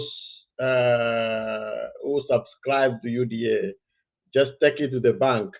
In Papa's government, it will be a face of Kenya. We don't. There were only 3 cabinet secretaries. Munya is from Meru. The guy, this one from Central, the health minister. We have Matiangi, we have Wamarwa, we have so many cabinet secretaries who did not resign. So they're gonna represent those interests. We're gonna have a government which would represent the map of Kenya. That one has been executed before when he was a prime minister, given a half of the cabinet. I think every Kenyan benefited in his government, unlike the 2013 going all the way up to now when somebody else was given a half. We know where he chose. So our question we should be asking, if an accident was to happen and the deputy president was to be a president, would he choose a cabinet from only one section? That would be the worry. But since he is not going to win, we should not worry about that. So take that one to the bank that there will be a face of Kenya. Also on the prices, sometimes I wonder where these guys come from, or they just hear what people just shouting. We have come from a very serious pandemic of this corona, COVID-19. And Kenya has been among countries which has kept the economy going. Anybody will tell you, there is a time wherever we are, we used to buy gas maybe 88 cents. Now, if you ask even Alex when he comes to comment, he will tell you maybe it's getting $4 now. So the economy is affected, global. So it's not a Kenyan issues which we can just say, oh, somebody bungled the economy. No, we know where the economy has been bungled by the corruption, but also there is COVID-19, which Kenya, in my best opinion, has done very well to keep things going. That's how I would respond to my friend Manani if he's listening, or he will come to listen to this. Let's hear from Beva and then Alex. Yeah, thank you very much, Jared, and the panelists. I think it is good for us to always look at things from both ends of the view and not only want to look at it from our side. I think one person said to every story, there are always three sides. There is my side, there is your side, and then there is always the truth. Now, when you look at the issue or matter to do with economics, it's very good actually for us to revisit economics. I think I saw one of the comments on the chat where somebody mentioned that I think it is very wrong to start asking people to discuss economic matters and probably they don't have an idea. And that is the unfortunate bit because, for example, when a decision is made economic related wise, especially now, for example, in our country, which we know we are operating a free market economy system, the impact, there are things that may make the impact to be so immediate, and there are those that the impact may take a long time. For example, when we say, I had somebody talking about the dates rising with time, and I think I had in one of the discussions that I was watching, I think 2 days ago, where they were trying to discuss the narrative, for example, UDA is peddling around, is they are using the ceiling that has actually been raised through the parliament to say, okay, this is the maximum that the government can borrow. So then they are using that. It's like, for example, you have been given a credit facility. If you have a Visa card or a MasterCard, then you are told it's a credit card. You are given a limit. You are told you can use or spend up to a maximum, let's say, of $4,000 or maybe $1,000. But it doesn't mean that you already have that debt. If you just take that card and keep it and never use it, that you don't have that debt, though you will be paying for the servicing of that card. So the issue here to try and just say that probably Kibaki left us with a certain debt and now Uhuru is going to leave us over with a certain debt is a bit misleading. Let us look at it this way. And I think Jiru was trying to sell this idea through, but we didn't give him the chance to finish, where he was saying, look at it this way. The debt has been rising. Our government was held hostage in a situation whereby our expenditure was already bloated, And now we needed to still to expand. So what were we supposed to do?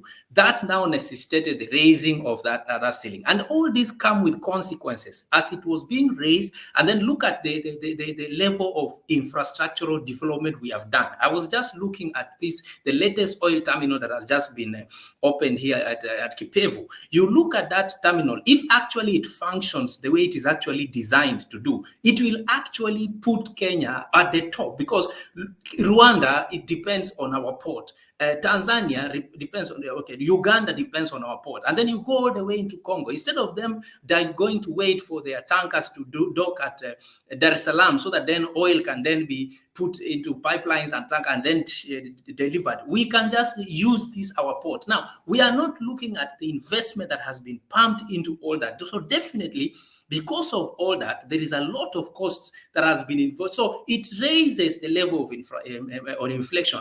I will cite this example. When World Cup went to South Africa, many people were so happy that Africa was holding World Cup. But do you know, just that World Cup alone ended up making the South African nation to actually have a high inflation. Why? Because at the point when that competition was being placed, many people came into the country. So, for example, businessmen took advantage, hotels took advantage, people who are supplying food took advantage of the market. But the problem nobody remembered is after the festival or the tournament was over, nobody went to reduce the price. So to stand up today and tell us that the food price, for example, has gone up, it will continue to keep going up. So forget about the idea of it going up or not going up. What we need to do is think about what Douglas has said. He's mentioning about where he buys a liter of milk at 40 shillings. In another area, I think I saw my mother was buying milk at a half a liter is what is bought at 50 shillings or 52. So if you want 1 liter, you are talking of over 100. This is the same country, but just two different sides of the country. But it's because it's a liberal market. It's not those days when we used to have the old regime where food prices were fixed, that you'd go to the parliament and would say bread is 1 shilling and it would be 1 shilling to the whole country. So forget about that narrative. So look at it this way. Now, what can we do so that we can be able then to meet somewhere in the middle, so that as the costs of the products are still going up, then we are making it possible that the population are able to have money so that they can continue to spend. The same countries where we say, for example, cost of living is very high. I like using Singapore as a good example, because I had the person who just had spoken and asked why Kenya was with China at some point and now China is ahead.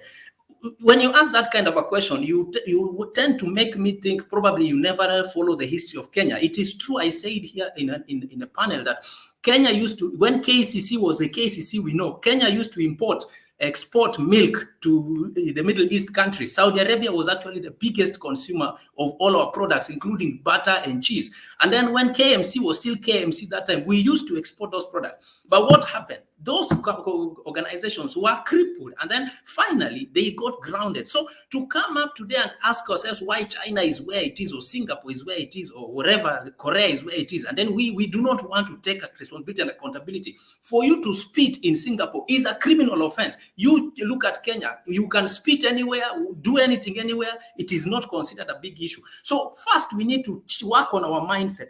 If we can change our mindset so that we start thinking pro-development. It is so shameful that, for example, you are in a leadership position and you know there is money that has been brought as bursary and you are holding it in your personal account and you are dishing it out like small candies you are giving to children on Sunday school, so that they can sing your praises and consider you like the Almighty. That is very wrong, and that is the narrative we are looking at it. So right now we are in a political season. So any statement that is made, it is always turned around to be seen as it is our person. So I empathize. For example, if I see somebody who is actually on either side, when you are, for example, in the UDA side and you feel it is actually going to, that narrative of the high prices hashtag is going to favor you, then you will want to perpetrate it. But you do not want to be honest with yourself. Please, it is time for us to interrogate every statement that it is said. You cannot wake up today and tell me that food prices have increased because since 2018, because of the handshake. It is very misleading. Let us look at how our production has been from 2013, not even 2013. Let us go back even as early as late as 2000, when actually Kenya was rated to be the most optimistic country. What happened after that? Did we go into trying to revamp all our economy, to pump all? to be able to marshal all our resources so that we can actually reach a level where we reduce the borrowing, or rather the debt, because then we are increasing on our production. But we are not increasing our production. Look at the narrative that is peddled around that, for example, we do not have development going around. But I realized something. If the truth is to be told, from what actually I heard today being said in Sagana about the things that actually the government has achieved, I would actually stand and categorically say we actually are on a right path. And adding to the fact that we are just recovering from COVID, whether you like it or not, the effect of COVID is still going to be with us for the next 5 years or longer, because COVID is still with us, even up to now. We have not recovered from COVID, but we must be resilient and find a way to move forward. So it is time for us to be objective. Yes, interrogate every leader at national level, but come down, also look at local level. But then remember, it will take a concerted effort, all of us, to rally behind the agenda to see that we make our nation a better nation. Thank you.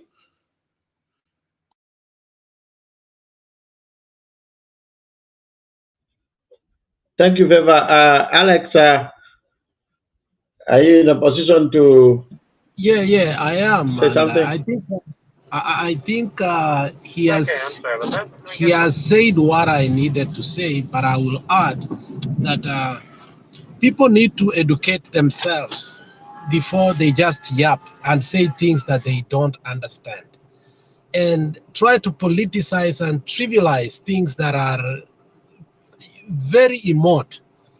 If you look, as my previous panelists have said, when you look at the World Food Agriculture Organization, which is a UN charter on how food prices, because I'm one of the few people, not few people, I'm one of the, I can say one of few people who believe if you want to be rich, go to the food industry. Because the food industry, there is one thing in particular that we do every day. We all eat every day, all of us, whether we like it or not, unless you don't have money. And when you look at even all over globally, food index, the index they use, which you might not understand, and I do understand how they use it, has gone 128.1. It's not a percentage, but it's an index number. Now, you need to understand why it has gone up. Drought has been persistent. When you look for a country like US and Russia, who are the main growers of two things, corn and wheat. Watch India and China. Russia and US are the main growers of corn and wheat. The production of corn and wheat has gone low because of those two things. So don't just say things because you don't understand. Kenya, for a long time, when we have perennial droughts, we have been depending on US or Mexico to give us yellow maize, which we are not capable of getting anymore. So the production of food all over the world has been affected. It's not only in Kenya. And therefore, the demand of the few things that we are able to get also from Kenya, produced in Kenya, has gone high in other countries. For example, when you see even cattle rustling that you see there, that's organic meat. That organic meat can go to the Middle East and other countries that do need it. And the demand has gone high. It's not like it used to be. That's why Kenya Meat Commission is able to pay its people immediately, because the demand is also very high. So when you are talking about food prices are rising, you have to put into consideration why have they risen. One of the reasons is simply because of drought, and that drought is not going to end today. Another thing that you need to put into consideration is Kenya as a country has done so well when it came to the pandemic. Very few countries in Africa were able to do what Kenya did. And we need to thank the president and the group, though there was mismanagement of the COVID money, but Kenya was the only two or three countries in Africa that had a positive grade when it came to economic growth. And that was because we did a few things that other countries did not do. So don't just say things because Ruto said them. Go and look at the statistics and know what we have done better and what we have not done better. Thank you.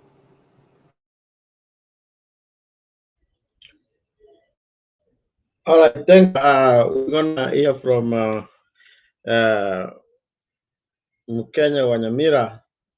But Manani, while you were away, I hope you got chance to hear what my fellow panelists gave you the answers. But if you did not, quickly I can tell you one Jared, thing. The shida ni question was asking network, about the sijui ni cabinet. nini mbaya. Okay. So the question you were asking about the cabinet is because maybe you did not hear what the president said. He said Sasa because they believe in the coming. Okay. Are you saying something, or I was trying to tell you? Can you hear me? Yeah, we Manani, can can you hear you. speak? Can you speak? Yeah, we can hear you. Speak, speak, speak. Okay, Manani, can you send? Do you have bundles?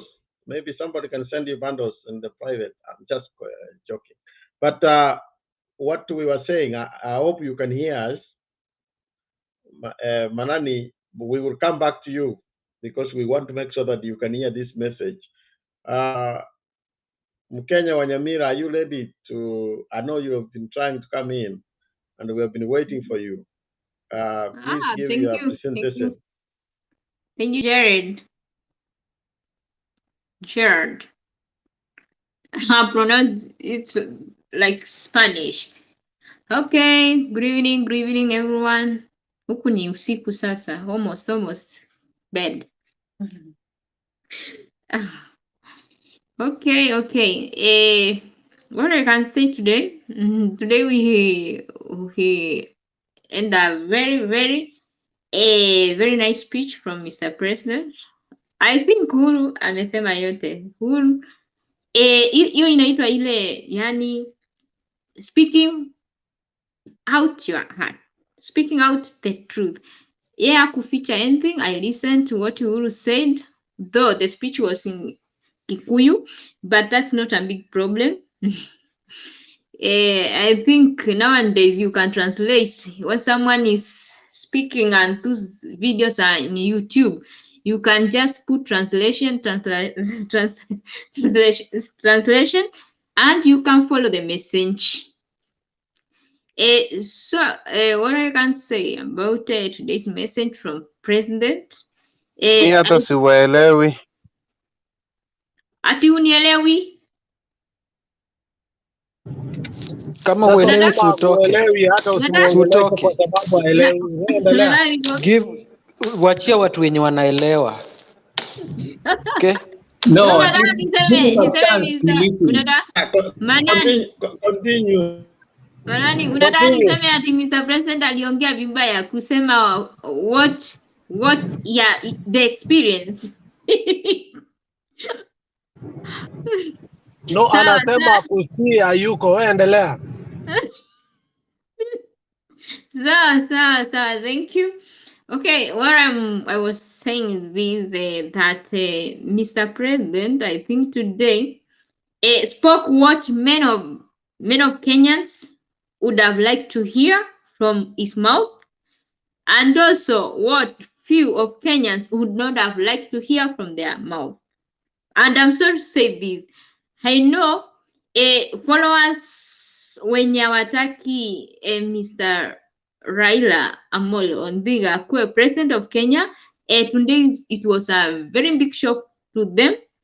And this we have been waiting, and we have been preparing to hear it from our president Uhuru Muigai Kenyatta. So for me, what I want just to say is this. Sasa sisi wenyewe kama Uhuru Kenyatta mwenye amekuwa the president na yule mwingine amekuwa deputy president, and we have heard from his mouth speaking and talking the truth. Who are we to start saying that ati Uhuru anamuonea sijui nini ama this and this, wanaanza kusema ati Uhuru ameharibu economy, aende nyumbani, tamu yake imeisha, na wachane wa Kenya wachangue mtu mwenye wanataka. that would be like mtoto akililia wembe mpe. But I think Kenya is big. Hatuwezi tukasema ati watu akililia wembe wapewe, hapana. We have to put our country in hands of someone who can help us recover the lost glory, because as we can see, though Kenya is doing good, we can't say Kenya is not doing good, but the living standard is very high. Kenya maisha ni ngumu, kwanza kwa mtu mwenye afanyi kazi. Also for those who are working and their payslip are not ukiangalia the net salary haisomi vizuri, haisomeki vizuri, they are also suffering. So we need someone at least who can help us recover what we have lost for many years. So I think when Mr. President said that he would like to leave Kenya in hands of someone mwenye anaweza akafanya Kenya iendelee, but si mtu wa kuingia aibe mali yenye Kenya imebakisha from what they have stolen from us. I think he was right, and I can't see any problem with that. Let us not come here and pretend saying that Mr. Uhuru Kenyatta alifanya vizuri when he endorsed Raila Odinga as the 50th president of Kenya. Mwenye atasikia vibaya nikisema hivyo, I'm very sorry. But for me, what I want is that my young brothers, my young sisters to enjoy life without pain. To at least they can do something, if they go and do whatever they want, education, whatever might be, at least to enjoy the fruit of their labor.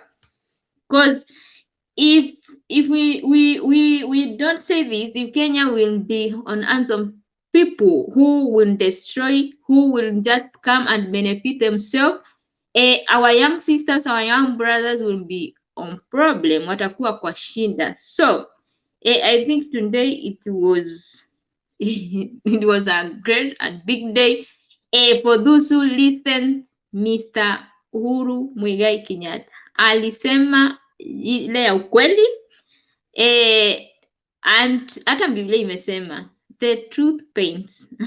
Ukweli inauma, and it's good to speak the truth than kudanganya watu. I think our president has suffered a lot. Ni venye hawezi akaeleza having someone na huyu mtu tu is gaining from Kenyans and is not doing what Kenyans what is supposed to give Kenyans. I think that's a big error we did, and we have seen it, and we don't have to come here and pretend. Mi sitakuja hapa nianze kuambia ati historia kulienda kukafanyika, kulijengwa dams, kulijengwa sports center na hatujaziona. That imagine there's something we call when there's something we call you can imagine something, and when you are imagining, you think that you have done that something, and the imagination you convert it to be the truth. So sometimes we might be speaking out what we imagine, what we are thinking of, na kumbe hatujafanya. And many leaders they do that's where they go wrong.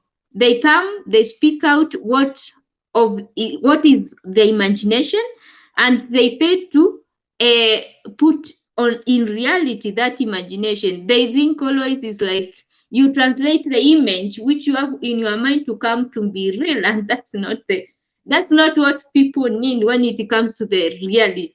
You can't go say you did this, and that thing is only what is in your imagination. The imagination, you should put them out. You should bring them out so that people can see. We can't live on shadows. We can't live there looking on your shadows as ati tunafuata tunaenda tukifuata kivuli ya mtu tukisema ati huyu alifanya. Hapana. If you didn't do that it is. Na kama unjafanya, usitake uambiwe umefanya when you have not done. And that's the mistake we do. We start supporting people who we know they have not done what they were supposed to do. in fact what Kenya should do is kama mtu the 5 years zenye alipewa antafanya anything, you just vote somebody out ndio wanjue that when we vote them because we want them to work for us. But unajua shinda yetu ni juu I don't know, mi siwezi nikakuja hapa and judge anyone, but sasa hata watu wakikataa, watu wapende wasipende, we are waiting the 50 president we are waiting that tutarudi Kenya if Raila Amolo Odinga will be the 50th president of Kenya, because we know ni mtu wa maendeleo and we know he will do what Kenyans want. So mimi chenye mi naweza kasema is that I was happy listening our president giving out the speech how it was supposed to be. Si kuja tunadanganya watu unasema ati tumekuwa na umoja when we have seen it all those 5 years. So that if we choose someone who has been campaigning the time when waliingia kwa serikali, what about sasa tukimchagua president, si atakuwa na campaign for the other 5 years to come? Sasa ataanza campaigning instead akuwe our that's what I can say. Let us vote wisely. Thank you. And thank you, Mr. Mutembe, for giving us this platform. At least we can share our ideas. Kumbukeni hapa tumekuja just to share cada uno. I was going to speak in Spanish. Each one has his own ideas. So at least thank you, be blessed, and wish to meet you soon, personally, not hapa kwa platform. Na usalimie Bernard sana, mwambie leo amepotea sana. Thank you. Na wenye wanasema wanataka kuniona nje ya kamera waende kwa Mkenya Spain Anga YouTube channel watanipata huko. Thank you Mr. Mutembe. Uko na YouTube channel? Mimi ni YouTuber. My channel ni Mkenya Spain Anga, the way it's here. Mkenya Spain, okay. Wale wanakutafuta wakuja huko. Sawa. Mkenya Spain Anga. Mimi nakuja hapa kuongea mambo ya politics, lakini huko siongei politics hapa. Na umesema unakuja Kenya tukishinda. Unajua baba anachukua hii kura. In fact, anachukua lini? Tuanze kupanga mifuko. Yes, Raila will be having like 17 million votes and then Ruto atakuwa na kitu 2 million. Sasa unajua amekuwa one deputy president, hatuwezi kumchukia, lakini alifanya vibaya wakati ya Mutembe, usifanye watu waanze kujinyonga mapema. Ni waliambiwa na watu wakate miti. Wakatieke. Sema Mr. Mutembe. Thank you. Tuende kwa captain ama tunaenda kwa nani? Who was next, Selina? Actually, I was about to mute you, Mutembe, because you have to follow the rules here in Mutembe, you know.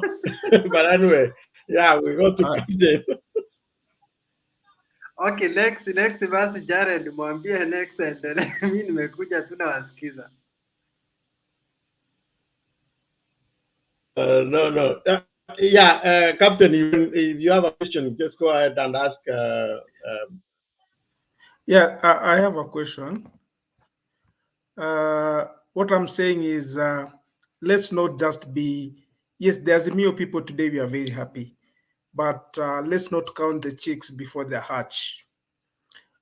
In every exam, unaweza patiwa Mwakenya kila kitu, alafu you don't read, so you're expecting to pass the exam, yet you have the Mwakenya, then it happens you are unable to remove the Mwakenya ikusaidie, but ukiwa na Mwakenya upitie Mwakenya na usome, you will actually pass the exam. So what am I saying? Uhuru has showed us the way. So what the people of Azimio need to do is not a game over. We need to go to the ground now and convince the mountain and tell them let us not just relax that because of Uhuru has spoken, we say, okay, tushashinda. Now, they've given us a way. Tumefunguliwa mlango. Twende kwa mountain. Let's convince them. Let's convince voters. Waambie tumekuja kuomba kura. Tunaomba kwa roho, kwa ungwana. Then us, we convince the people on the ground. Because when we start celebrating early, you know, when you're watching football, no me bet, there's always extra minutes. Ile extra minute wanaongeza 2 minutes, and a team it was 2-1, the game ends at 2-2. So our prayer as Azimio is, this is not yet a sure bet. That's why we need Kalonzo Musyoka very much to come. And wherever Kalonzo Musyoka may choose to go, then we'll need to go to the drawing board. So we are not supposed to be so excited to jisahau. We are still not doing good in Mount Kenya. We need to, tunafaa tuseme ukweli, hata kama ukweli nauma, we need now to push harder. We need to work harder. If we are 20% now, let's say we are now 40, we need to go for the 60%. That one will help us because it's only 3 months to election. Captain. Yes. Jana ni nani ndio naomba ruhusa? Captain, usiwe na wasiwasi. Baba will beat Ruto in Mount Kenya. Na si kumchapa kindogo. That I can guarantee you. One day in politics can make a difference. Kabogo alilose governor ya Kiambu because of only one day. Kabogo never lost. My friend, Kabogo never lost. Remember that. What happened?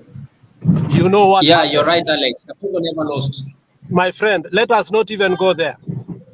You know what happened. Okay, we will come back to that. It's known in the record. So let's go to David. That's your law. Let's go. I speak or I ask a question. Which one?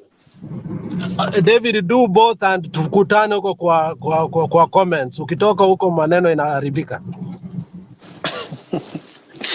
Okay. I just want to say something here.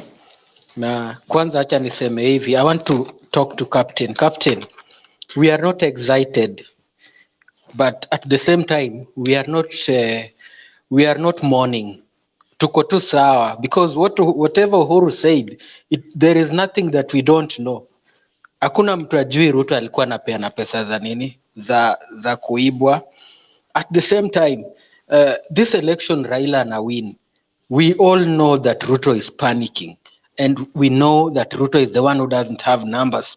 Wale mweusi wenye walikuwa nasema ati ndio wana support ati ni mahustlers wamechukua kura, hawajachukua. But he's trying to behave like it is not like that. He's trying to behave like everything is okay with him. Why? Because these politicians, they will never accept whenever they are losing. Hakuna politician mwenye hata Mwangi wa Iria si anasemanga yeye ndiye kingpin wa Mount Kenya na tena anasemanga ako na 6 million votes. So ukiexpect ati politician atakuja kubali ati mimi na lose, no. The numbers will speak, and by the way, they know those who are winning and those who have numbers. So I think you guys, you like misinterpreting the situation. Hatuko excited. In fact, watu kama sisi wenye tulianza kupigia Raila kura 2007, hata I happen to feel ni kama Raila anaenda kuwa preso. Yani it is just normal. We are just, in fact, it is like it is too late. Sisi 2007 ndio tulikuwa na moto sana. Hii moto tangatanga wako nao tulikuwa nao 2007 hadi kapoa. So saizi we are just okay. All we want is our country to be good. So that is what I want to say. Another thing that I want to say is that unajua kuna kitu ingine nimeona na najua watu wanaona, but these are not the times to talk about it. Ukiona Uhuru alikuwa anajaribu kuambia watu wa Mount Kenya vitu amewafanyia vitu mingi sana, but these people, they don't see these things. You know, Mount Kenya, they are behaving like a spoiled child, a spoiled child from a rich family. Ushaona wale watoto wenye baba yao wako na pesa, alafu wakipelekwa shule wataki kusoma, ni vichwa ngumu, wanabembelezwa waende shule, wako na kila kitu nyumbani. Hivyo ndio vile Mount Kenya wana behave. Like, imagine there are so many big companies in Mount Kenya. You see, where I come from, we are just a little bit up from Ukambani because mimi natoka Siaya, huko hakuna lake na huko hakuna cash crop. Ile kitu si jaribu kufanya ni maybe si jaribu kwenda shule kidogo, ndio at least tujaribu kujiinua. Unajua pia saizi pia ukienda shule hakuna job. So and then unajua Siaya wamekuwa waki receipt sana hizi government mbaya mbaya, so Siaya imekuwa neglected sana. So I'm just wondering why in Mount Kenya they don't appreciate the privilege that they have. So unajua huko kwao kuna coffee, kuna nini, if you like you can just get into farming na ushatoboa. At the same time there are companies they can just walk into na wapate job. Kwanza ukienda Mount Kenya utakuta kuna nini? Utakuta hata hizi tuseme hizi nini, hizi camp za wanajeshi foreign army camps ziko Mount Kenya zote, almost all army barracks. Hizi zote zina provide employment but they still don't see. Ukiingia kwa chat hata mama kwa social media, ni watu wa Mount Kenya ndio wanatusi Uhuru sana sana sana, hata kushinda hiyo pande ingine penye huyo jamaa anatoka. So mushangaa mbona watu wako blind hivi. Na unaona vile Livondo juzi aliwaambia ati sijui watadungwa aro yenye watatoa after 15 years. Uliona vile alipima? Go and watch that video, ile video ya Livondo very well, so that you know what we are talking about. So just be careful, just be careful please. Uhuru anajaribu kuwa show the right way but you are ignoring. Don't come later and cry. That is what I can say. Thank you very much. Mr. Mutembei ni aje? Poa sana mheshimiwa. His Excellency Mtembei. Thanks so much for the effort that you are putting in this channel. Sasa unaona nimekuwa international. Kabisa. Okay, thanks sana.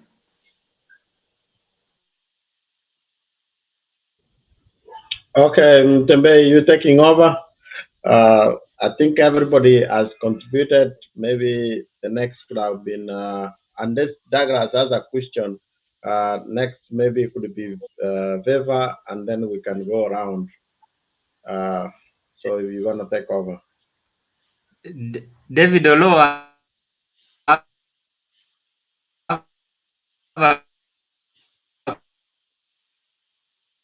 Wewe uko na internet mbaya? Check your internet. Douglas.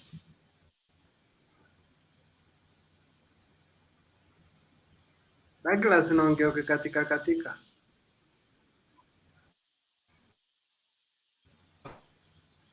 Question. Niko na swali. Yes, uliza.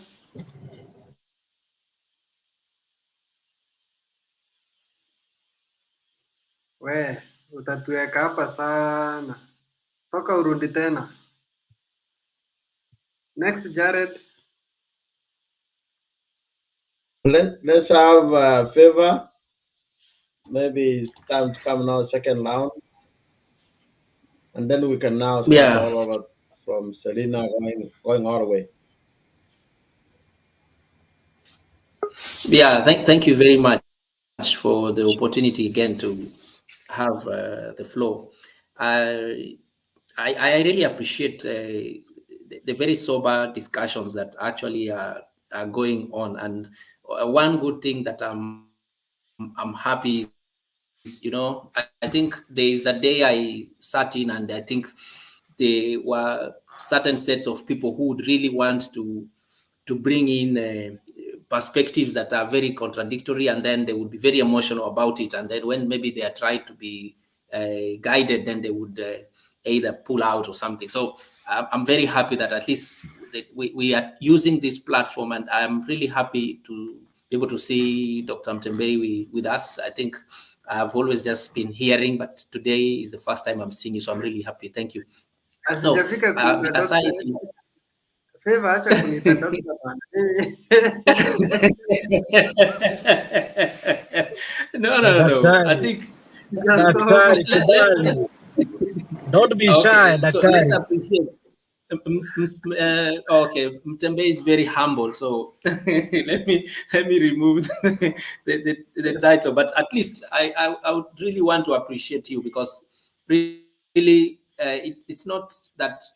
It's a bold move you've made, to have this platform. And this is one thing I keep telling some of my friends when I mention to them that, let's give credit to where it's due. I think those who were not born, or maybe didn't live in a regime where, one of my teachers in primary school told me that he just came to school one day.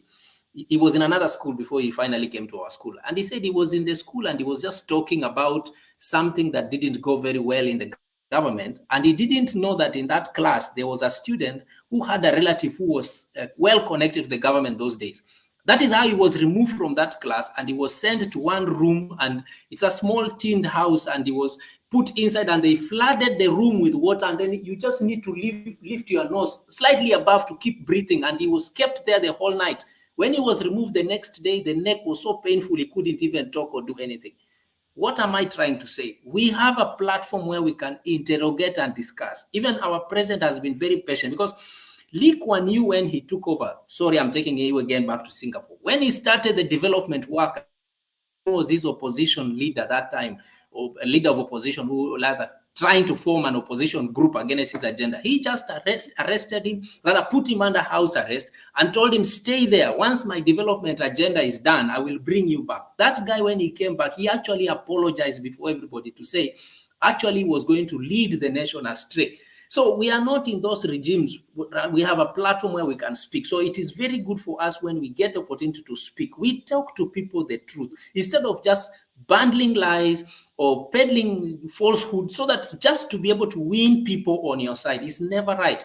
And that's why I keep still saying, if you look at, and I like what the president said boldly when he said actually what he has done, no president has ever done. And I can actually agree with him, because you just looked at the magnitude of the things that have been done. I do agree. For example, when you look at the SGR when it was being done, there are a few things around which are not correct, or rather which were not done well. But forget about that. A child defecating on themselves, and then you're going to wash them. You don't throw the baby and you throw the water away. You throw the water, but you keep the baby. So let's look at the good things that have been done, which are actually set out to actually move our nation to a greater level. And actually, from Sagana meeting today, I told panelists here, I think 2 days ago, that what Livondo said, he was just throwing a stone or a dart into the bush, and then it will make birds to scatter, or animals. And that is a conversation that actually has started. And going forward right now, you will find maybe people who had been made to believe actually there is nothing the government has done will start interrogating that narrative and questioning probably that narrative. And that is why I see, for example, the argument of hashtag food prices going high coming at this latter day time of the day is actually too late, too little action in the day, and it might not serve the UDA team as much. I would always submit, probably if they had started playing this narrative politically very well from the beginning, probably the narrative would be different. Because when I heard the president saying passionately that I was talking to the person next to me all the way, even up to that last minute before I went out for the handshake, I made a call. I saw clearly he was trying to actually show that he actually was passionate about Kenya and where he wanted the country to go. So the moment he has said that, and then when he said boldly, he will now go around and he can repeat whatever he wants to say. I don't think he might focus so much on trying to say that we actually have disagreed because of this. For example, I'm imagining in my own view, the idea of him going further to even disclose the idea about the money which was taken for the Aurora Dam and all that, probably is because he knew he was at home, and you could see he had already talked and he was so passionate at that point. He wasn't now just making a conversation. He was actually trying to bring out a defense. I would imagine he was like in a court trying to defend himself, because you could see the movement, the vibration in his speech. But I can imagine if he goes around and just focuses on his agenda, these are the things that we've been able to do. These are the things that where we have reached, and this is where we want to take the nation. And then now together you are rallying everybody and saying, I appreciate and I understand we've not gotten everything we want, but if we come together, then we can be able to have much achieved. So all this, if you put it together, you'll actually realize that there is a lot actually going on that actually will give traction to actually the movement and the momentum of this, the Azimio la Umoja. So the thing here is that it is very good actually for people that are actually strongly on the UDA side to rethink their narrative, because they have been very offensive on the offensive side. They have always been on the attacking side. They have always been very angry and whatever as they try to sell their narrative or their idea or their agenda. And that actually has been working on their downfall. So, well, we may have a side of the section that will actually take 100% what they have received today from the president and run with it and change their mind. And I think I saw somebody on the chat already saying they have already changed their mind, and you do not know how many more. So people who have been peddling lies will actually not have so many days to live going forward. And then another thing that I want to come into, when we look at somebody like Kalonzo actually, for example, where he stands, if he was to continue running just on his own up to the end, I don't think that will be a viable idea, because definitely he actually is not going to win. So he's actually going to lose, and so he will just remain somewhere oblivious.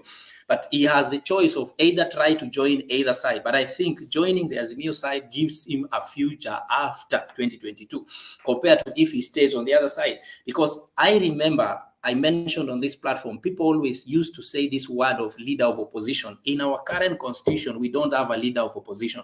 All we have is leader of majority, and that's why Aden Dwella was so powerful when they came into power, and he would say he's the third.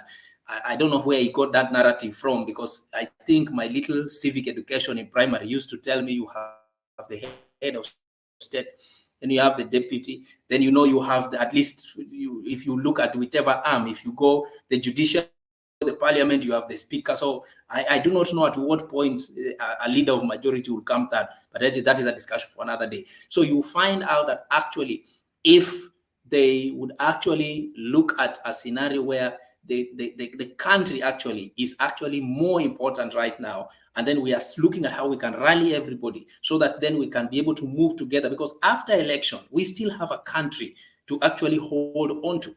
And that is actually something that Uhuru, from his story today, he has displayed that as much as, yes, he had won, he had said all those nasty things, he had said those things out of anger and because he was bitter, but he actually said he had to put the nation ahead because he has bodyguards, he has security. But how about the common man out there? And it is very true, because the people who are actually vulnerable outside there didn't have anybody or anywhere they could actually run to.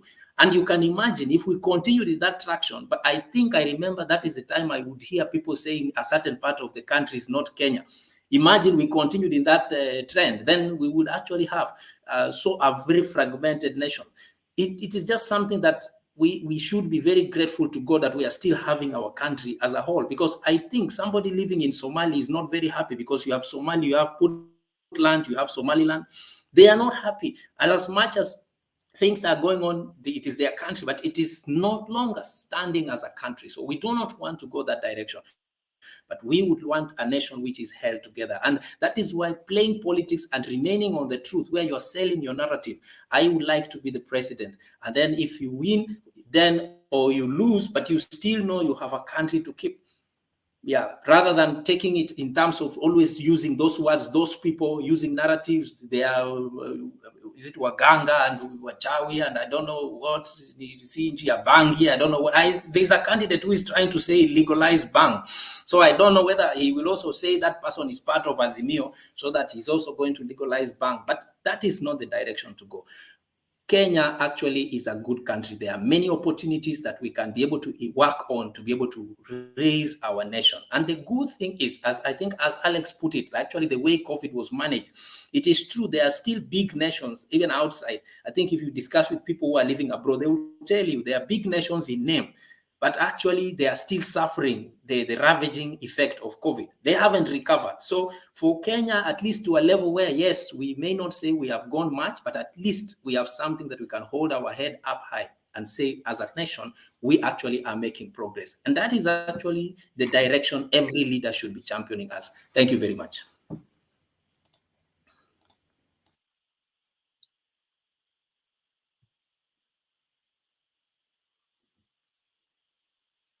Watu wanasema unafaa kuwa very good journalist, Favor. Yeah, thanks, Favor. Thank you very much. But I think I've learned a lot also from just listening. I think I listened to this channel for a very long time before I finally got the chance to come in. Thank you. Yeah, are you going on, Mutembe, Mutembe? this I thing think is very everybody has. addictive. Yeah? This channel is very addictive. After We, Changa, na Muratina, na Bangi, Mutembe is the most addictive thing.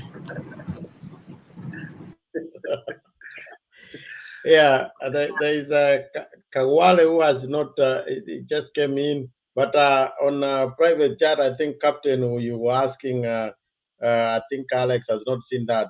For Alex or myself to or Selena, if you guys go to private chat, it's asking to clarify on the issue of Wanchigi and ODM and the NDC process. I don't have much to say about that. I said yesterday, if you see Baba is not responding to somebody, then that person belongs to the class of a lower class, which is dealing with guys like the Secretary General. So he doesn't have to respond. It's not in his caliber.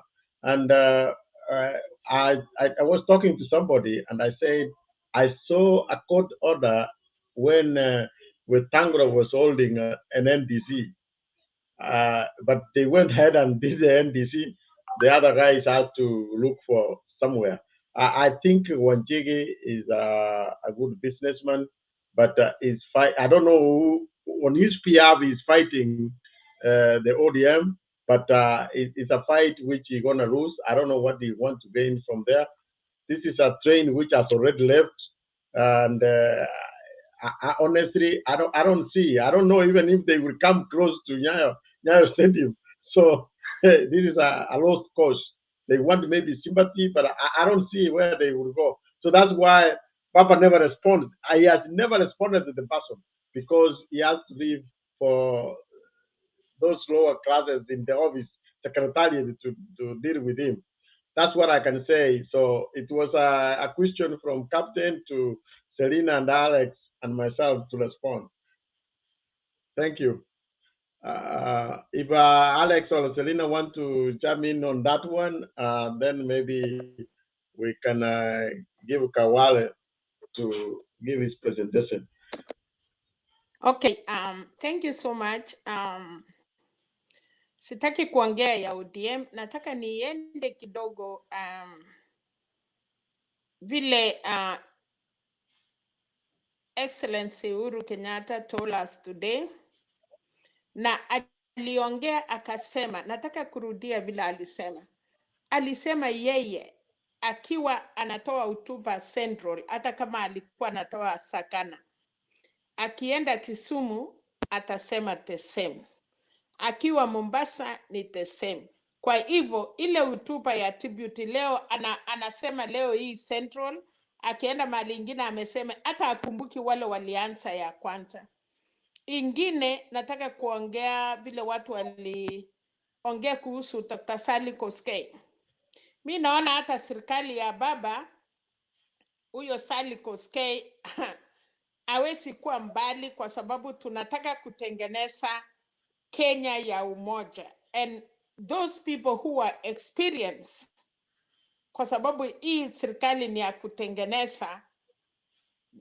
Watu watashangaa kuona mama kama Dr. Sally Koskei even at Pfizer, hata kama hataki kuwa minister, amepita hizo maviti, lakini najua huyo mama atakuwa katikati ya serikali karibu na baba, kwa sababu Kenya tunahitaji a strong government ya kuweza kumaliza wezi. Baba hawezi maliza corruption bila kuleta watu wale walijua serikali iko na wale watu wanajua. Baba anatuambia anajua mahali watu wanatoa kutoa pesa mahali watu wanapora pesa. Hawezi kuja weka watu new wale wajui system ya serikali. Wale watu walikaa kwa serikali na wenye wanajua system. Nikiona hiyo group ilitoka leo Rift Valley, si vijana, si watoto wadogo wale wananunuliwa ama wale wanatumwa waende, ni wale watu wameamua, ni wale watu wamekomaa, ni wale watu walisimamisha serikali ya Moi.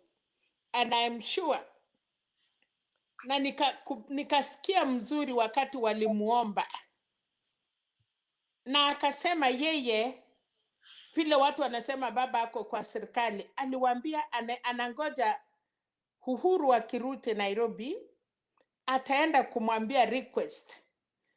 Alipatiwa mambo 3, na hiyo mambo ya Kimwareni, hiyo pesa, hiyo mambo ya damu, watu wakamwambia aulize rais, na hapo sasa mambo itatoka. Wacha vile watu wanatuambia 4 billion ilienda wapi.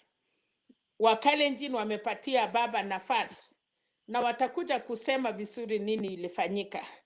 So mimi nilikuwa nataka kusema tu watu wamepanic, na wale watu wamefanya kazi na Uhuru ni watu wengi ni kama waelewi president. Alisema uoka kwa sababu watu walikuwa namwambia uko na kura moja, waliambiwa asiende Central, asiongee na watu yake. Hata saa hii unasikia wengine wanaweza kutudanganya, wanatuambia Uhuru aliongea Luka, ni kama kwamba wangetaka aseme nini. Kama unataka kupeana kitu ikue isikike, hata kama wewe ni rais na wewe ni Mkalenjin, utaingia Kikale ndio watu waelewe what you are saying. So leo Uhuru alikuwa na right kumwambia ule shosho ule baba, na aliomba watu ya Central waongeleshe vijana wale wamepotea, wale wanakuja kununuliwa. So nikikumbuka vile alisema inywe karibu mara 3 mpaka anashika karibu anafunja hiyo microphone. It's like kama angepatiwa leo angechapa mtu kofi, kwa sababu kama unaona watu yako wakipotea, sidhani kama kuna baba anataka kukuta nyumbani akikuta kijana ingine amelewa anaanguka hapo chini, msichana ndio hiyo ako hapo. Kama kuna baba anaweza amuka na asikie kabisa eri singe saa hii watoto.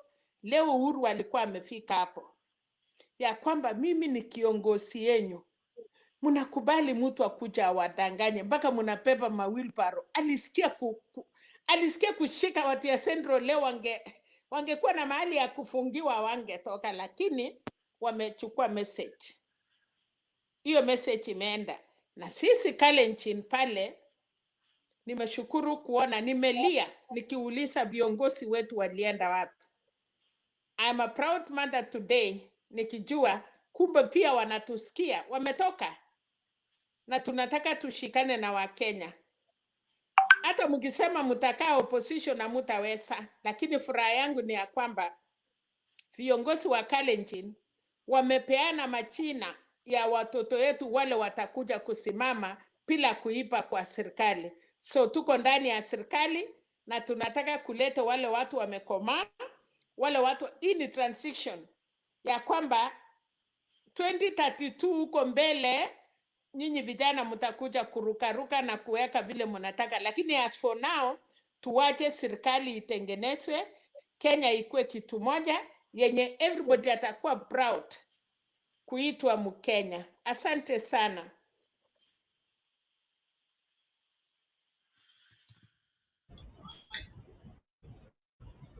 Alex, you want to take a bite on it? I will just do. I will take the 5th, which means I will not respond to Jimmy Wanjigi the same way Baba doesn't respond to him.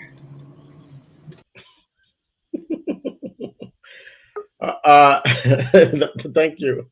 I can only say one thing. I think I said before is Nelson Mandela, who said, if you talk to a man in a language he understands, that goes to his head. But if you talk to him in his language, that goes to his heart.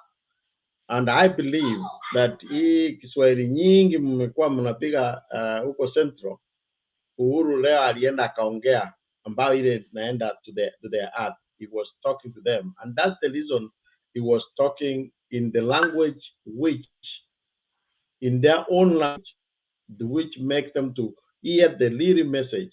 And maybe some of us here, when we speak, the message is not very clear. We will try to look for translators to speak in your own language so that you get it.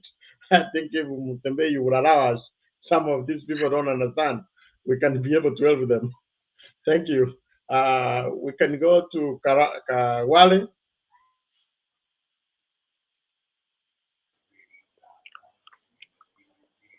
Yes, Gerard, thank you so much. How are you guys? Tuko poa, endelea. Thank you, Mtwembei. You know, I've never seen you, and tonight is the first night I see you. So nice to meet you, and thank you so much for giving Kenyans this opportunity to express their views. Pea yenga 100. So Mtembei, thank you so much. And but we still need to improve the channel. We need to, we want to make sure that everybody is welcome in this forum, regardless of which side you are. You know, and that is the the little observation I made during the few days I participated in this forum. So, and I don't know where Bernard is tonight. Is Bernard in Sagana? Is he reporting from Sagana? Bernard ana light leo, stima zimepotea kwao. Bernard is a good friend of mine. So yeah. But them is coming. Bernard, unajua Bernard alikosea mzee jana, akamuuliza mahali huko lights zinapoteanga, mzee akamwambia zipotei. Sasa yeye leo zimepotea. But he did excellent job. He was here a whole night, and so at least we need to appreciate that. And so my point, at least Uhuru today, I have absolutely no problem for his language. Alikuwa nyumbani, ni lazima at least aroge kilugha so that everybody can understand. And I have seen he was so desperate, and when I watched that thing, I just felt for him. That guy, I just felt for him. But he still need to do more to make sure that he need to convince his people to vote for Baba. He still need to do more, because I think today he just touched few things about the corruption here and there. And I don't know where Uhuru was when this guy was stalling, as he was claiming that all this money. I don't know that one, so I will just leave that one for Kenyans. And at least this country is important, and it's above all of us. As this guy Favor was once saying that, like he took example like Somalia. Yeah, I agree with him absolutely. Somalia is a country where there is no quality of education, quality of health, no independent institutions. So we don't want to go absolute, and we are not going to go for that side. But today, one thing that really touched me was when Uhuru was presenting the track development, in Central. I was shocked, I was shocked. But I'm sorry to say this, and I should not be misquoted about that. That I'm also a Kenya. That Uhuru developed this one part of Kenya compared to the rest part, the other part of Kenya. So over almost 3,000 kilometer tarmac roads, in less than 3 years or 4 years. That was he absolutely, and I think Uhuru is the only president compared to the previous presidents. Uhuru is the only one, I think, who developed more in Central.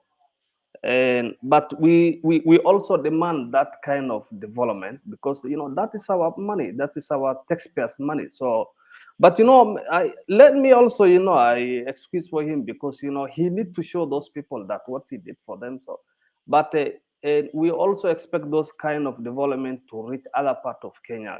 I cannot just be here and they say oh, Uhuru did that and that. Uhuru did that in one part of Kenya. Uhuru did only that one part of Kenya, and I was shocked today to see that We, in the mbona next 20 years to mbona come, Kawala, mbona unasema Uhuru did that on the part of Kenya? Umekuja Nairobi ukaona zile highways zinajengwa huku. no, but apart from Nairobi, Nairobi, Unajua everybody tunaongea live ni Nairobi, kama Mutembei. unaonesha Uhuru amejenga Central Kenya peke yake. My friend, umeenda Kisumu. Mutembei, let me do this. Yeah, those are, after handshake, No, you see Kisumu deserve that mention every time. highlights for Mount Kenya Not because after handshake. I was born and Yes, raised that is in the thing. Kisumu. It was Uhuru, not after handshake, my friend. What are your propaganda? the development Uhuru was trying to mention, that was in Central. yeah, because alikuwa anaongea na watu wa Central. Kwani Yes. ukienda mahali you just una design your message to the people that you are speaking to. See, kuongea na watu wa Central doesn't mean that huko kwingine hakufanyi maendeleo. One thing that you must Hata wewe understand mahali about huko, I'm very sure there is a big project huko, but huwezi itaja because you are pretending that Uhuru alisema amejenga Central peke yake. Unajua Wakikuyu wanasema Uhuru hakuna kitu amefanya. So wewe ni kama kwanza Mutembei, you're very right. kazi sana. Mutembei, you're very right when you say, it's just that I didn't say this point. There's a document I was reading, I'll try to fish it out, where they were actually saying one of the things that Uhuru is actually doing in this last phase is he has tried to make sure that there is a development project in every part of the country because he wants that to be his legacy. So during this meeting, the person who was presenting put his focus on Mount Kenya because that is where the narrative of there's nothing much the government has been doing since handshake. That is actually why they focused on that, to try and say, if you say this has not happened, but this is what was done in the first 5 years, then from handshake up to now, I remember the verbatim word that person was saying, that from after handshake up to now, this is then what has been done. And this is only in this region, not the whole part of the country. So you need to be very clear on that. The focus was to show them what he has done. So if he comes to another area, like he was in Mombasa the other day, he was showing them of the cancer center. That cancer center is in Mombasa. He has not opened that cancer center maybe in another place. But if you check, there are other cancer centers being built in Kenya. Thank you. Mutembei, let's give him a chance to finish in elaboration, and then we can raise our hand so that we can intervene, so that we can get to his point. Kawale, don't entertain lies. Mimi utakapa. Ukisema Uhuru amejenga tu Central peke yake, na umekuwa hapa nikikuonesha mpaka akiwa Mombasa, akifungua Lamu Port, akienda Kisumu, akienda other places, then you are lying. Mimi siwezi allow eti ninyamaze mpaka umalize the lie. Hapana. No, Mutembei, I'm not lying. What I was trying to say is that Uhuru is the president. I also demand those development in Central. That's what I was trying to say. And the presentation, the presentation was only Central. He had to design the message for the Central people. Wewe ungekuwa rais ukienda kwenu kama ni Mandera, si una design message ya huko mwafanyia nini? But I should not do more in Mandera. I'm a national leader. I'm the president. I'm not a governor. He has not done more. Uhuru governor zile vitu amefanya huko haziwezi fikia hata zile vitu amefanya Kisumu. Hata Kisumu Port peke yake, it has costed more than whatever he has done in Central. The fact of the matter is that those presentation, it was Central. I've seen a lot, and the congratulations for the people of Central in large. In the next 20 years to come, I think they don't need even to go to school. There will be no longer in Central. Ngoja Serena naona kona swali ya kuuliza. Nataka kumuuliza, every time UDA ama KKA wanaenda Central, wanamwambia baba amechenga Kisumu, amechenga Mombasa, na kuna barabara tumeambiwa inatoka Lamu, sijui inapita wapi, inaenda Mandera, inashika inaenda hapo. So alikuwa anajaribu kueleza Central, so nimefanya kazi Kenya mahali pengine, hii ndiye nimefanya kwa Central, na ako na right. Na wewe alikuwa na jibu, okay, ameenda kotini. Leo alikuwa kotini ya Central. Na sasa alikuwa amestakiwa. na alikuwa anajaribu kujibu maswali yale alikuwa amewekewa pale mbele. Rais angeongea hiyo mambo kama watu ya Central awangeusiwa uongo. So alikuwa naenda pale kujibu one by one ya kwamba nilichukua serikali, nimefanya hii na Jubilee imefanya hii na mnasema Jubilee imekufa na nimewatengenezea hii na ametengenezea Kenyans kama vile alikuwa Kisumu. Na ule mtu alikuwa nafanya kazi leo, ule alikuwa nasomesha, ule mtu alikuwa nafanya. Anasema from 2013 to 2017 akaonyeshana ile kazi Uhuru amefanya. 2018 mpaka sasa ikakuwa pata ya utulivu kwa nchi. Ndio Wakeni wakaingia Kenya na ndio Uhuru akapata chance ya kufanya kazi yake. Ukikuja hapa utuambie ati Uhuru alikuwa ameenda kutengeneza Central peke yake. Na ile uongo walikuwa wameusiwa watu mpaka wakaona Uhuru hakuna kitu amefanya, nani angejibu? Ni yeye rais ametujibu leo. Na kila mtu hata wewe ruti nyumbani, angalia ile kazi imefanywa. Ya pili, uko na county, uko na governor, uko na member of parliament, uko na MCAs. Hiyo pesa yote Uhuru alituambia. MP akisimama hapa kabla hajasema national government imefanya nini, wewe kama MP umefanyia nini watu yako? Wewe kama serikali ya government mumefanya nini? Hiyo ndio sasa, tusidanganyane hapa tulaumu rais. Amesema ile mambo national government imefanya kwa Kenya mzima, na pia ile mambo national government, na alisema hapa kuna governors wawili ama watatu wenye walikuwa kwa mkutano. So tukiwa hapa tujaribu tuseme ukweli, aidha tuwe kwa Azimio ama tuwe kwa KKA ama tukue kwa Kalonzo. We need to tell Kenyans the truth. Na kwa sababu Uhuru alikuwa amefinywa mpaka mwisho, that was the right time aambie watu yake ukweli, alafu ile ingine sasa ni kuomba kura. Ya pili, Mutembei, kuna watu wanatuambia wengi wajajua mambo ya Central, na hata Cherat anajua. Msimamo yao ni moja. Na nashukuru tuliambiwa you can rent a Kikuyu but you cannot buy them. So hiyo rent hiyo yote ilifanyika na hiyo imeisha. Now they are coming out to show you guys the truth. Na nje inakuwa uchungu mpaka kila mtu anajaribu kutwist. Otherwise Central wametuonyesha. Sisi wengine tumefanya kazi na watu ya Central. We know them.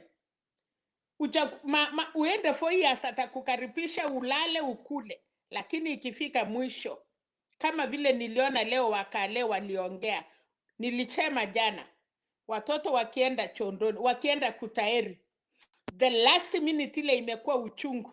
Mtoto akishaona Chondoni hawezi rutishwa nyuma. Na nje leo Wakalenjin wamefika hiyo. Wamewaambia imefika ile sasa critical. Hakuna kupembeleza huyu ni wetu ama si wetu.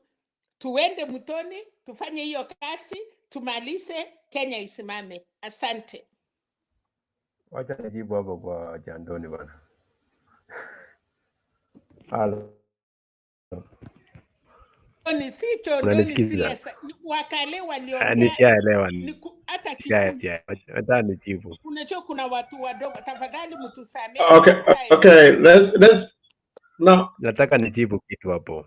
Yeah, there are people who have a question. I just a moment, MCA. Just a moment. Let's give Karwale a chance to finish his submission. Then, Captain, you will ask your question, because if we keep interrupting him, then we will go around.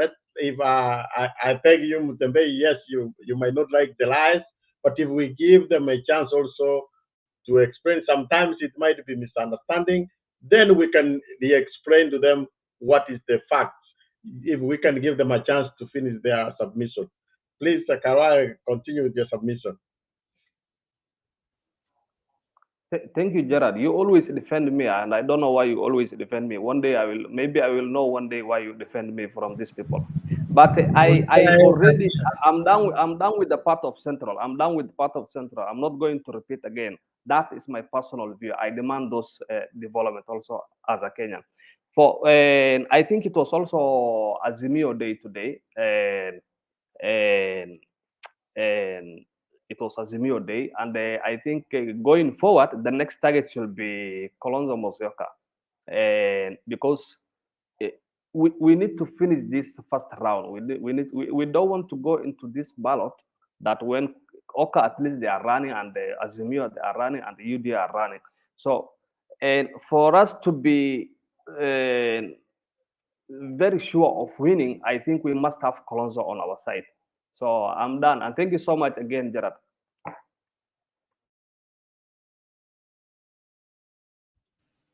Okay, Captain, I think you had your hands up. Yes, I have a question. My question goes to Kawal. You know, the president met, you need to see the documentary for Uhuru Kenyatta, what Uhuru Kenyatta has done for this country and what he has done for each county. Uhuru Kenyatta met the Luya leaders. Na aliwaambia vizuri, nitakuja Western. As we are talking, there's some projects that are happening. He just wants the day to reach, then he will go and launch the projects. Other areas, is it Kilifi? Is it Taita Taveta, where Azimio walikuwa? There's some projects that are waiting for the president just to come and launch. So Mtembe, you need to share the documentary of Uhuru Kenyatta on the platform so that I will be posting it next week.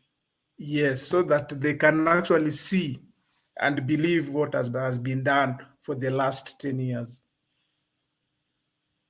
That's my submission. Yeah, I think what would help is some of these people give Wale, we need to ask him where is demanding development. We need to ask where are you demanding, where are you from? Then those of you have gone through, if you have gone through the development, then we can point out and say this and this is the development which is in your area. I think that could be answered very well. We need to guide the people in the right way. Exactly. Yeah, so that's how it will be easier to count anything. Kawale, you can answer that. Where are you from? No, Gerard, unless where do you demand development?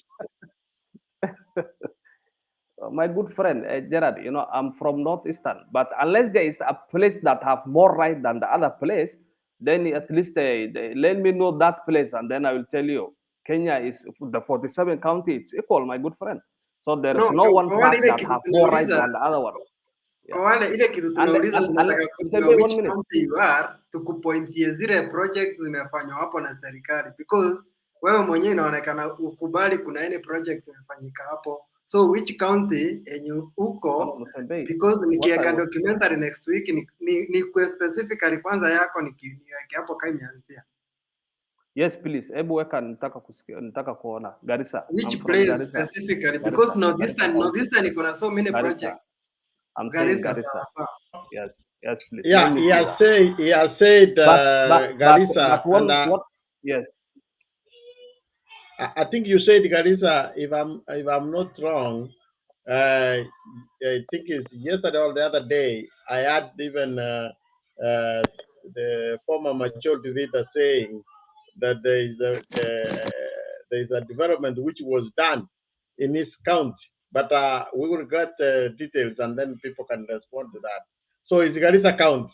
Please find out what the government has done in Garissa County. Let's go next. And to add that, before you go that, please, let me repeat 1 second what I said. I said, as a Kenyan, I demand those developments. I'm not saying I have no problem with the central people to get more and more. That is also their right. And I'm saying I wish I also have that development. So at least I should also get that development. You stop questioning me. I'm from where, which parts should be get more, and come on, Gerard, please. You are my friend, and you know what I mean when I'm saying I No. also demand those development. So we are all together into this bus, but the problem is that we want to protect Uhuru Kenyatta because now he's our friend. At least we need to criticize also him. He's our friend. Yeah, I have no problem. But tomorrow he may not be even our friend. Uhuru does not need No, anybody protection. I understand where you come from, but also you are a member of Garissa Township, I think, has been actually, he claims he was the highest ranking member from Northeastern or wherever for the last more than 5 or 6 years before they changed. So we have to look also, that's where we have a chance to change the local leadership. Of course, the president will not know each and every corner. It is also the leadership. If you elect a log governor, members of parliament who cannot do CDF, cannot utilize CDF, the government is going to do a little if your local leadership is not right. That's why we have also to go to the local leadership, try to appoint people who can help. There is in fact, much of the PPI, what was it claiming to? That the CDF given to the northeast, the north part of Kenya, is so much that they can give a kid they can give bursaries which can sponsor kids all the way to the university than these other places. So if they utilize that, the money for CDF is not only for That's why we have a bursaries. problem the If they entire utilize, BBI. Jared, kwanza hiyo ya Garissa it's not about County, I BBI remember today. Okay. Jared, ngoja kidogo. There is a story at the end ya Garissa County wakiwa wamefanyiwa project ya 13 billion na Uhuru alikuwa amekuja other than sasa barabara na nini, it was a solar project ya 13 billion. I'll be there. I'm coming for that project. Nakuja nifanye nilete huyu kwa wale. Yeah, you mean you are coming visiting here, Garissa? Yes. Yes, please let me know also. Let's meet in person. So. I will welcome you. I will actually book for you one of the best hotel. Sawa. Oh, there are best hotels in Garissa? Then that's development. Yeah, that one. No. But it's not from Uhuru, at least. Walenisi personal hapa zingine za Garissa, anasema Garissa Isiolo Road 1.9 billion. Then Lamu Ijara Farisa Road 600 million. There are a lot of projects everywhere. This is basically what I was trying to tell Nani Kowale. Many project everywhere. I'm very confident. Because Jared, just a point. Favor, we for parity, let's get that one to rest so that we can give others also to have a chance. Then you can respond, please. Let's go to MD NHX.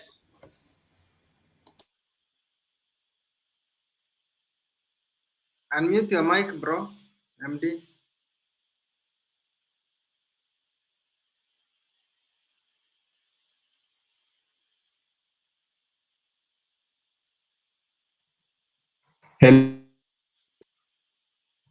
Yes, go ahead.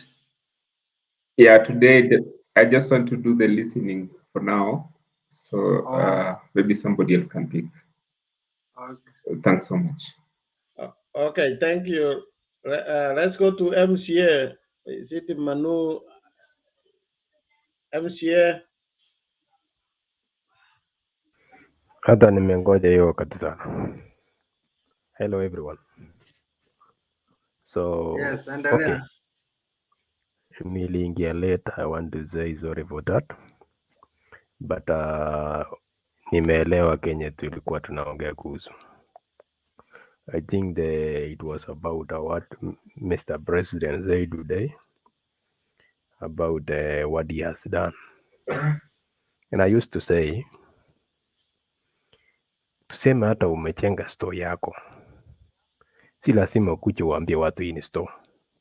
Ukichenga store yako hapo kwa nyuma ya nyumba yako, itaonekana hii ni store. So hiyo maneno yote ilikuwa nasemekana ati nimefanya hii na hii na hii na hii, ilikuwa ongeenda kusema unajua yale yenye nimefanya, ndio wananchi ambie ndio tunajua ulifanya hii, tunajua ulifanya hii na tunajua ulifanya hii. So hizo zingine zote ilikuwa stories. I want to say sorry for that. If you think if he was thinking amefanya kazi nzuri, then maybe amefanya, lakini nayo kitu kizuri inajionyesha. Secondly, kusema nimesikia akisema ati amefanya kazi in every part of the Kenya. Okay, nataka tueleze sahi, kama venye my brother ametaja hapa akisema Kisumu County ametengeneza port, it is right. Hata mimi ni member, mimi natoka Kericho hapo, naingia tu Kisumu nikipanda, najua kazi venye imefanyika. Lakini tukienda upande wa Western, kuna mtu namesikia akitoa blame ati amekuja akasanya watu akawaambia ati after wakishaongea kama Azimio wataenda kulaunch nini. Siku ngapi ndio president atakuwa nayo kwa ofisi kutoka sahi? Tusidanganyane bwana. Sahi president akuna 6 months. Sasa unataka kumaanisha hakuna project imefanywa Western ama? Namaanisha hivi, ile kitu nadanganywa ati nitaenda kulaunch, hiyo ni siasa. Si story na kulaunch na kuuliza, mimi hakuna project imefanywa Western. Nini imefanywa Western, imesaidia Western? Uniambie sahi. Kenya Kisumu, Kisumu, yani Kisumu hiyo kwanza. Kisumu imetengenezwa port.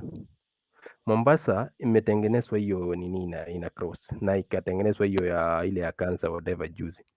Okay, uniambie Western kitu kenye inatengenezwa ambayo inafurahisha watu wa Western saa imepiti kuajiri vijana wengi. Kindly unieleza. Sawa, hata next week niwalete hizo program. Bas. Hiyo ndio nikuambia, at least umejibu, unless kuna madam kuna jibu. Acha aseme. Yeah, I can tell him just one thing that was done, which is very good. The road from Kitale all the way to Kisumu. If you had used that road those days, it was a very bad road. I mean, you'd struggle to go, but that road, Kitale, Webuye, through Kakamega, all the way to Kisumu, it's a very good road right now. So, if you want anything else, yeah, and there's a lot of sugar can taken now from Trans Nzoia all the way to, there's a sugar factory in Butali or something around there. And then the other one, Cabras Sugar Millers, whatever, which is something possible, viable right now. Thank you. Thank you. Unajua watu unasikiza Ruto bro, MCA. Ukisikiza Ruto, jiulizange maswali hata wewe mwenyewe.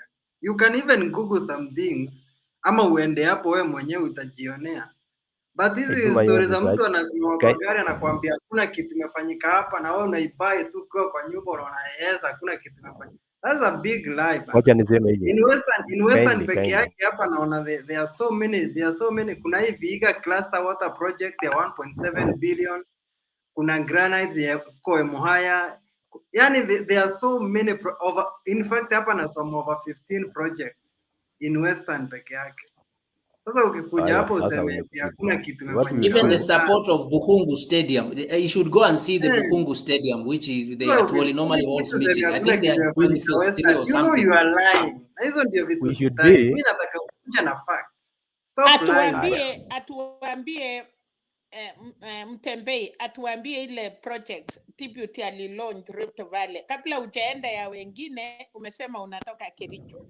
Utuambie ile imefanyika Rift Valley kwetu, North Rift na South Rift, kuliko ile walikuwa nalia leo wakisema watengenezewe. Wacha kutoa kitu ya macho ya mwingine, tutoe kwanza yenye iko kwa macho yetu, ndiye tuende sasa kwa jirani. Umekuja mahali nilikuwa, nyamaza sasa nijibu. Good. Sasa nilikuwa nawaeleza hivi. Hakuna kitu kenye imefanyika imeonekana Western. Hakuna kitu imefanyika imeonekana tuseme North Rift. Hakuna kitu imeonekana imefanyika South Rift. na sote akienda hapo, alipoenda kuomba kura alikuwa anasema nakuja kutengeneza hii na hii na hii. Kwa nini ndio haikufanyika hivyo? Kulikuwa So na hiyo barabara mzozano. umeambiwa na hiyo ni Barabara, uongo. ngoja kwanza nijibu. Si unipe nafasi ndio mniulize maswali. Najua wote mtanirukia because mnataka No, si kukurukia, ukidanganya obvious tutakuuliza maswali because we don't want lies. I cannot lie. I know what I'm saying. Si mlipewa Kimwarer na roll mkakula pesa mkambai mandege. Bas, ngoja. Nilisikia leo mkitaja hiyo kitu. Si leo, hii ni story imekuwa kitambo, hata wewe unajua bro. Ndio nakuuliza. Serikali kwanza hii yenye kwa nani? Serikali ni deputy president, serikali ni Ruto. Sasa hapana kuambia watu serikali is Ruto hakuna kitu amefanya hata after 10 years.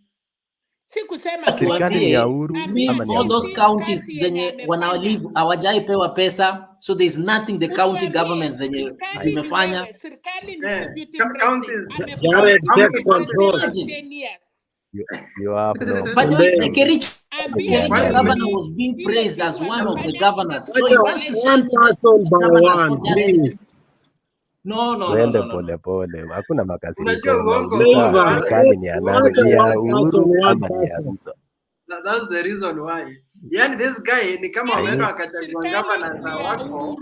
Serikali Uhuru Ruto. Serikali ni ya Good. Sasa umejibu vizuri. Nyamaza sasa. Acha nijibu kulingana yake sasa. Ilikuwa vice president ni tofauti. Hii ilikuwa ni 50-50. Umeongea vizuri. Tumeambiwa 50-50. Tukaambiwa wakati tulikuwa tunaongoza energy. Tumeambiwa wakati tulikuwa tunaongoza mahindi. Tutaambia wakati tulikuwa tunaongoza hii na hii kwa sababu tulikuwa na 50-50 serikali. Ile 50-50 serikali sisi tumefanya nini? Kabla hatujauliza ile 50-50 ya vizuri. Ngoja nikueleze basi. Umejibu venye niko. Serikali ni ya Uhuru Ruto, si ni ukweli? In first term kulikuwa na uwezo ya kukawa serikali, hata ministries wenye alikuwa ametoka kila mahali ndio waangalie projects kuwa wamekawa. In the second term uniambie ministries kani minister kani ndio Ruto alileta wakane na minister ngapi wenye Ruto alileta na wenye Uhuru alileta. That is what my friend. No. When did Qatar resign? Jared and let's not allow falsehood to be perpetrated here. May I just want to ask MCA, please, what is the source of your information? Relax. Please don't mislead people. This is not a coalition government that you bring 5 people, I bring 5 people. Amesema 50-50. What was the meaning of 50-50? 50-50 tulikuwa nayo. Keter ametoka hapo mpaka ametoka jana ameresign. That was for the first time. Sisi tumefanya. Na kuuliza tu kidogo hata mambo ya So Keter resigned after 9 years first term. So, what are you trying to say, my friend? Mama Selina, relax hapo. Keter resigned 2 weeks ago for the first term. Is that what you're trying to say? I mean, when in the second term. Anataka kusema mambo ya No, Mama Selina, relax. Uhuru. Mama Selina, relax. President. Uhuru, who is the president of the Republic of Kenya, without the support of his deputy, and instead he brought another person inside. My friend, the question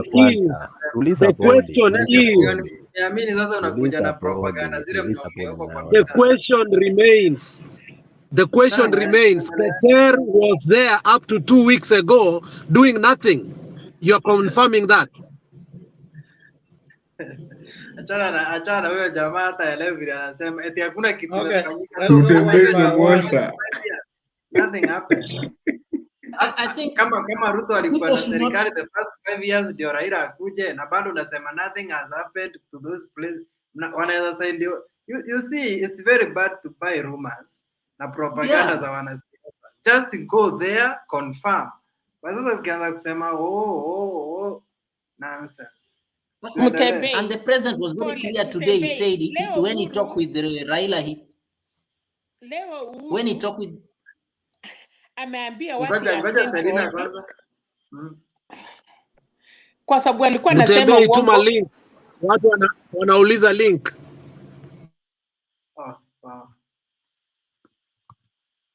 Selina, endelea kwanza. Uhuru leo, hiyo ndiye swali alikuwa naambia watu ya Central. Huyu Raila, wakati tulikaa chini nikamsalamia, alikuta kama tumekawanya serikali na deputy president. Hakukuwa na nafasi ya kumpatia kitu, na Raila hakuuliza kitu.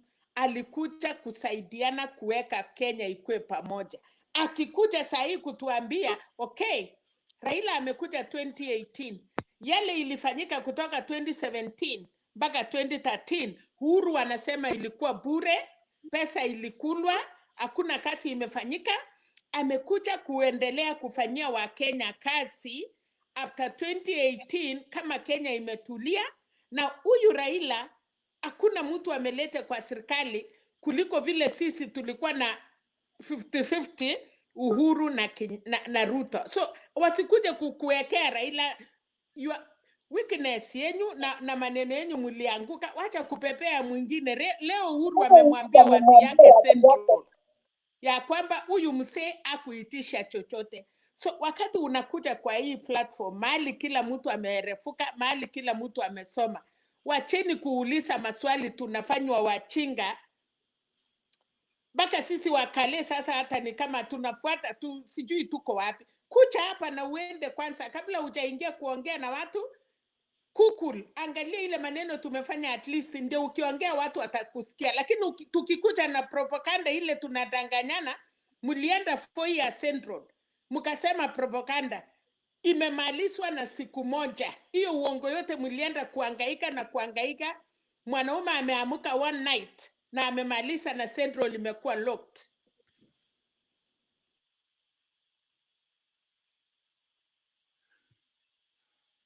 Well spoken, Selina. Thank you.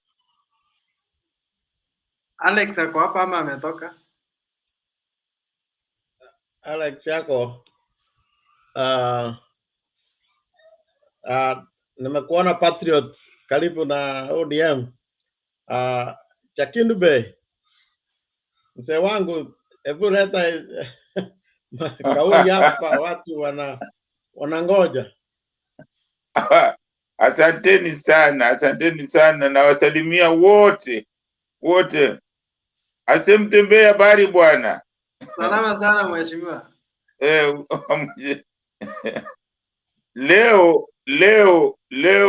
Leo wale walikuwa wanangojea, leo walikuwa wanafikiria. Uhuru aliwaambia usifikirie simba ati amenyeshewa ukafikiria ati ni paka. Ni simba ile tu, akikurufuta ile maji ikitoka ni simba mwenyewe. Leo amenguruma. Wale walikuwa wanabweta wako wapi leo? Leo amewaambia watu ukweli mtupu. Na support vile Uhuru alisema. Uhuru anasema kama wewe kiongozi ambaye anasema ati unasikia ground, huwezi kuambia watu wako, huwezi kuwaongoza kuambia hivi ndivyo, huku ndio inafaa, basi wewe sio kiongozi. Na hiyo kitu nimerudia hapa, nisema kiongozi huwezi kuwa unaenda kwa watu alafu unasema unasikiliza ground. Maana uongozi wako uko wapi? Uongozi ni wewe, lazima uongoze wenzako. Ndio maana unaitwa kiongozi. Kiongozi maana yake unawaongoza wenzako, unawapatia. Ni jambo la kunishangaza sana wakati sisi wana Kenya tunakubali president aende Amerika atie sahihi mkataba kwa niaba yetu, lakini akija kutuambia jamani, mimi naona upande huu, mnasema hapana, wewe huwezi kutuambia hivyo. Basi maana yake uongozi uko wapi? Lazima watu wote wajue uongozi ni kuongoza watu wako. Jambo lingine nilikuwa nataka kusema, jana niliomba, nilikuwa najaribu kuingia sikuweza. Kuna mtu alisema jana kwamba uongozi, yani kwamba kiongozi anafaa awe na integrity, awe mwaminifu.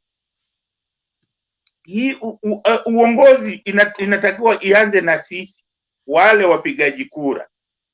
wapigaji kura sisi ndio ambao tunatakiwa tuangalie huyu mtu ambaye tunamchagua ni mtu gani. Saa zingine mimi nasema sisi wana Kenya, saa zingine haifai tulalamike, kwa sababu sisi hata tukiambiwa huyu ni mwizi tunachagua huyo mwizi, tunachagua huyo mwizi, alafu tunalalamika. Huyo mwizi tunamchagua kwa sababu ni mtu wetu, na hali anaambiwa huyu jamani mwizi, akishaiba tena tunaanza kulalamika ati serikali na wewe umechagua mwizi. Alafu hata tukisema ukweli, Uhuru na Ruto walikuwa wahutumiwa, lakini tuliwachagua. Alafu mnalalamika kama kuna problem, mnalalamika. Na ninyi wale tu ndio mmewachagua, kwa sababu ni watu wetu. Lazima tukubali kwamba sisi wenyewe, sisi wa Kenya ni walanguzi, sisi wa Kenya ni wezi tu. Lazima tukubali kugeuka. Tukitaka kuacha mambo ya corruption na mambo ya uongo, lazima tuanze sisi, kwa sababu kama huyo jamaa anakuja kusema uongo ati sijui maendeleo hiyo ya Ruto na Uhuru ilikatishwa na handshake, ni uongo ambao kila mtu anaona, na yeye anasema na kina Ruto wanasema na watu wanapiga makofi. Hilo ni sisi inatakiwa, niliwaambia inatakiwa sisi tuokoke kama Wakristo, tuokoke. Yani sisemi tuokoke lakini tuokoke kama Wakristo, tutoke kwa mambo ya uongo. Nimesema hapa, uongo inabomoa. Hakuna siku yoyote uongo itatengeneza. Uongo kila siku inaleta vita. Iraq walivunja kwa sababu ya uongo, walienda wakasema uongo na wamevunja Iraq kabisa. Iraq imevunjika, uongo. Gaddafi ameuawa na uongo, na watu wanaona uongo inaharibu. Kwa hiyo sisi wana Kenya tuna nafasi nzuri ya kujifunza kwamba tukitaka nchi yetu iendelee, lazima tuwe na umoja, tuwe na amani. Hiyo ndio msingi wa maendeleo. Hizo ni kwa sababu amani na umoja tutajenga na ukweli. Hatuwezi kujenga hizi vitu kama tunasema uongo.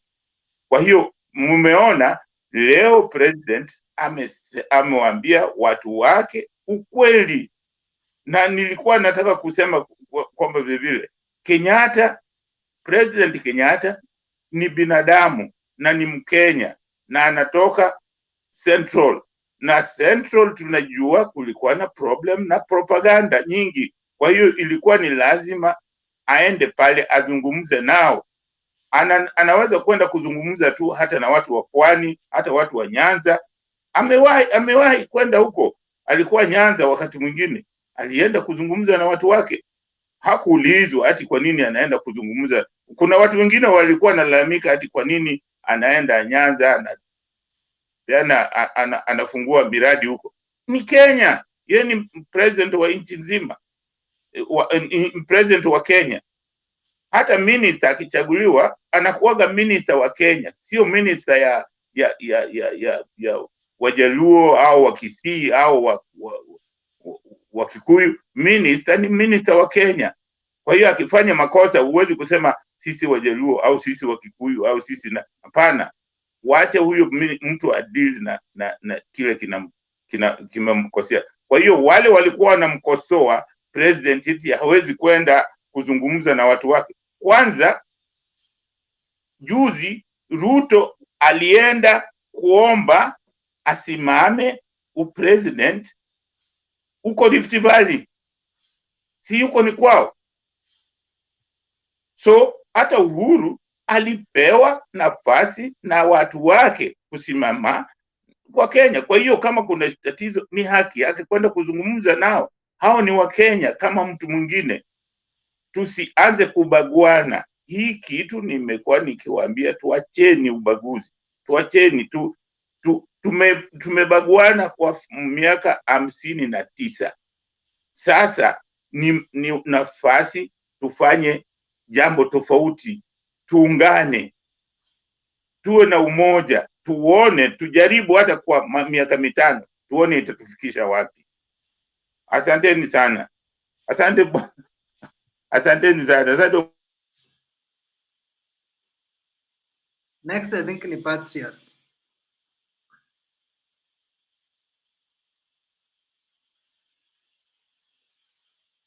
Patriot, it's your turn. Jared, I'm around, Jared. Today, thank you so much, my fellow panelists, for keeping the discussion on. It's always a pleasure to be here. Happy to see Njiru. I'm happy to see Selina is always here. Jakindu Bay. I've been joking with my friends. I meet Luos and friends of mine from Nyanza. Nawaita Jakindu Bay. Kumbe nimekuja kujua Jakindu Bay inamaanisha mwenye ametoka Kendu Bay. You know, ulikataa kuniambia maana ya hiyo, lakini nimefind out, nimegoogle nikajua muhimu ya hiyo. Jakindu Bay inamaanisha unatoka Kendu Bay. Kwa hivyo sasa usifikiri tetemeshwa ngwingwi, nimejua hiyo sasa. I have known that. Kwa hivyo sasa nitaanza kujita Jakendu Nyamira, something like that. I think hiyo jina itakuwa mzuri, si ndio? Asante. So, today I should start by saying you are doing well. Before we start saying we are doing well. Unajua baba ama mama ya mtoto kwanza ndiye anasherekea kabla majirani, kabla maankos na maanti. Tutasema mtoto ni wetu na nini, lakini ajuae uchungu wa mwana si mzazi. So let's start by congratulating you for this platform. I heard somebody saying it's very addictive. Let me also confirm, yes, if there is something that we must start thinking is how to take care of this addiction. It is too addictive for some of us. Unapata tunatoka tu kazini, umeingia tu pup, umefungua hapo. So hii ugonjwa umetuletea Mtembei, sijui itaisha ni hope by mwezi wa 8 hii ugonjwa itaisha ili turudi maisha ya kawaida. Lakini isiishe kwa kuweka the wrong person in that house. I wanted to end by nani maombi pia. It should end by having the right person in that house on the mountain. Hiyo nyumba ya mlima huko juu sasa. Hiyo ndio tunaomba. But I want to take this opportunity to thank you so much for what you've done. This is great. It takes a very serious man to dream out of the ordinary. How you can start something. Unajua wewe ulikuwa unaona Mtembei hii, ulikuwa unaona Patriot, ulikuwa unaona Jakindu kwa ndoto zako kabla hii jakuwa.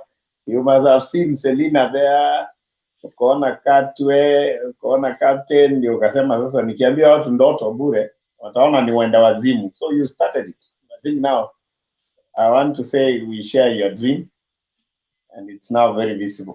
So let me address myself to the issue of Sagana 3.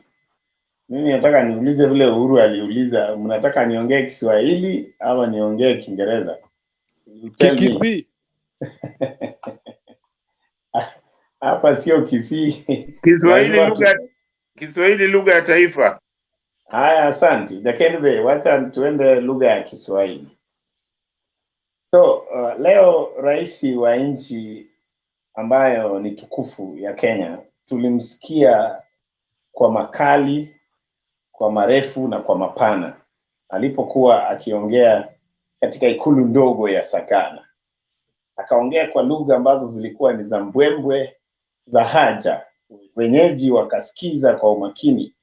Kule nje kulikuwa na mirindimo ya ngoma zilizopigwa za kitamaduni kule. Kiangalia kwa kweli mambo yaliongelewa kwa njia ya kifasaha. Tuliangalia lugha ambayo rais wa nchi aliyoitumia, ilikuwa ni lugha ambayo iliwapendeza wenyeji. Walisikia katika mioyo zao, katika akili zao na katika mienendo zao. Tuliona ya kwamba watu walimsikiza rais kwa umakinifu. kukawa na nafasi ya Wakenya wengine kujua umuhimu ya lugha hiyo, wakati wale waandishi wa habari waliweza kutafsiri hiyo lugha kwa njia nyingine ambayo iliweza kueleweka kwa Wakenya katika taarifa zilizoweza kuonekana hapo awali. Lakini wacha niweze kuongea mambo yaliyotendeka katika Sagana ya 3 kwa njia ambayo kidogo iliweza kutushangaza, wale ambao hatukuwa tunatarajia machache yaliyoonekana, na wale pia ambao tulikuwa tumetarajia yale yalikuja kwa vishindo na furaha. Rais aliweza kuonekana rais ambaye alikuwa kidogo anaongea kutoka kwenye moyoni mwake na hasira ile, yani ile hali ya kukasirishwa. Sababu mnaweza kumbuka wakati mwingi rais ameweza kupata makali sana kutoka kwa hawa wenzetu wanaoitwa tangatanga kwa muda mrefu sana. Wameongea mambo mazito, namwambia huyu rais ametufanya lile, amefanya hili, ameleta madharau kwenye hali ya uongozi wake. Jambo hili limekuwa ni jambo ambalo limekera rais kwa muda mrefu, na unapoangalia katika mwembe za leo, ukimwangalia rais alivyokuwa anaongea, kuna wakati karibu aweze kuchukua ile kidude, kwa Kiingereza wanaita microphone, niliona ni kama anataka kukitupa kule nje. Alionekana rais ambaye kidogo anataka kutokwa na ile hali ya kutovumilia, lakini nafikiri ilikuwa ni nafasi nzuri sana aweze kuongea kwa vile aliongea, kwa sababu leo nafikiri ambao kumjua rais waliweza kumjua vizuri sana. Waliweza kumjua vizuri kwa sababu rais wetu amekuwa mtulivu kwa muda mrefu, na kama hangeweza kuyafanya yale ambaye ameyafanya leo, pengine kidogo watu wangeweza kumuona kama rais mlemavu. Hiyo lugha imetumika kwa muda, wanasema rais mlemavu, mfalme ambaye kidogo hana makucha. Utakapokumbuka wale mlioangalia ile barabara ya kwenda kule ya Thika, ile kubwa, kwenye mabango yaliyokuwa njiani kulionekana rais akiwa kwenye fazi zake za kijeshi, amri jeshi wa nchi. Tuliongea hapa jana tukasema kulikuwa na umuhimu sana rais aweze kuonekana vile, na leo ameonyesha yeye ni amri jeshi. Na amesema ya kwamba hata kama hana shida ya wale wengine kuongea vile wanavyoongea, yeye amepita umri wa matusi.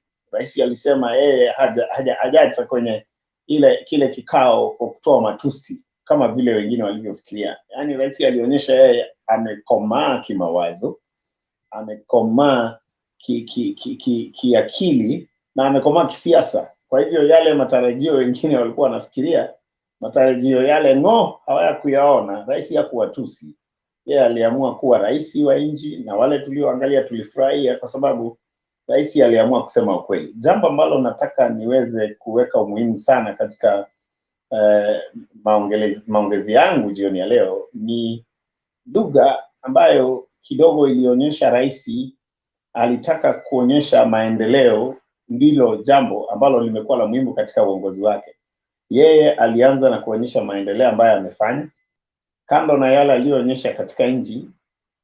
Sana sana alitaka kuambia watu wa mlimani katika lugha ile ni kwamba mnaposikiza wale ambao ni wadaku, yani wadaku, wadanganyifu, watu ambao hawana mwelekeo, watu ambao wanakuja hapa na mambo hayaeleweki, lazima mjue dhahiri ya kwamba kuna mambo mengi ambayo yameonekana ama yanatakana muwe mmeyaona katika mlima Kenya. Akaongea juu ya ile sehemu ya Mwea ambayo inatoa mpunga.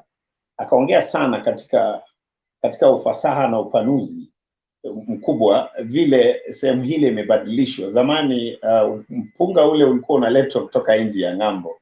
Wengi walikuwa wanatumia ile nafasi yao ya kisiasa kuleta ili waweze kuuza mpunga kwenye serikali, na wakati huo rais ameonyesha ya kwamba watu ambao walikuwa ni waliokuwa na matarajio kuona ya kwamba wamefaidika kutoka ukulima ule hawangeweza kufaidika. Lakini wakati huu tunapoongea, serikali imeamua ya kwamba mpunga ambao unatumika katika serikali unatoka pale Mwea. Huo ni mradi wa serikali ambayo mtu yoyote ambaye angetaka kuona umuhimu wa serikali katika Mount Kenya. Hiyo ni hali ambayo ni moja ya zile sehemu ambazo rais aliweza kuangazia. Akaongea mambo ya muundo msingi, barabara, akaongea juu ya ukulima wa kahawa, ukulima wa majani chai. Jambo ambalo niliona kwa mtu yoyote ambaye alitaka kujua maendeleo ambayo rais amefanya, huo ulikuwa ni mwelekeo ambao ulikuwa ni thabiti. Rais alionyesha kwa ukweli ya kwamba atakayesema kwamba hajapata kuona yale ambayo rais amefanya katika Mlima Kenya atakuwa ni mdaku, atakuwa ni muongo, atakuwa ni mkorofi na atakuwa ni mwizi kwa njia ambayo ni ndefu, kwa sababu unapochukua mambo ambayo watu wangeelewa vizuri unayafanya yako, basi huo ni wizi. So katika ufupi ningesema hivi, kuanzia leo sasa watu wa Mount Kenya wameonekana kuwa na mwelekeo. Wameelewa ya kwamba rais ni mtu ambaye anaweza kutegemewa katika mwelekeo wa siasa kutoka leo kwenda mbele. Na unapoangalia vizuri sasa inaonekana ya kwamba wale watu ambao walikuwa katika njia panda wameamua na wamepata mwelekeo kwamba yule kiongozi kidogo walikuwa nafikiria anatoka kwenye siasa na ako katika mula wake ya kwenda nyumbani. Ukweli ni kwamba haendi mahali, rais ang'oki, yeye yuko hapa. Atapanga mikakati ya kuona ya kwamba serikali inayokuja watu wa Mlima Kenya wameweza kushughulikiwa na yeye ndiyo kiongozi, sio yule jamaa ambaye anatoka Sogoi ambaye anakuja kusema yeye ni mwenye mlima. Sasa una mwenyewe ambaye anajali kutaka kumuona mwenye mlima, yule ambaye ni kiongozi. Ukweli ni kwamba leo mambo yalidhirika wazi. Nataka kumaliza kwa kusema hivi, rais alionyesha leo hatetemeshwa ngwingwi. Wale walikuwa nafikiri yeye ni wa kutetemeshwa, nataka niwaambie yale sio ya sasa, pengine yajae. Asante sana Mtembei, narudisha kwako.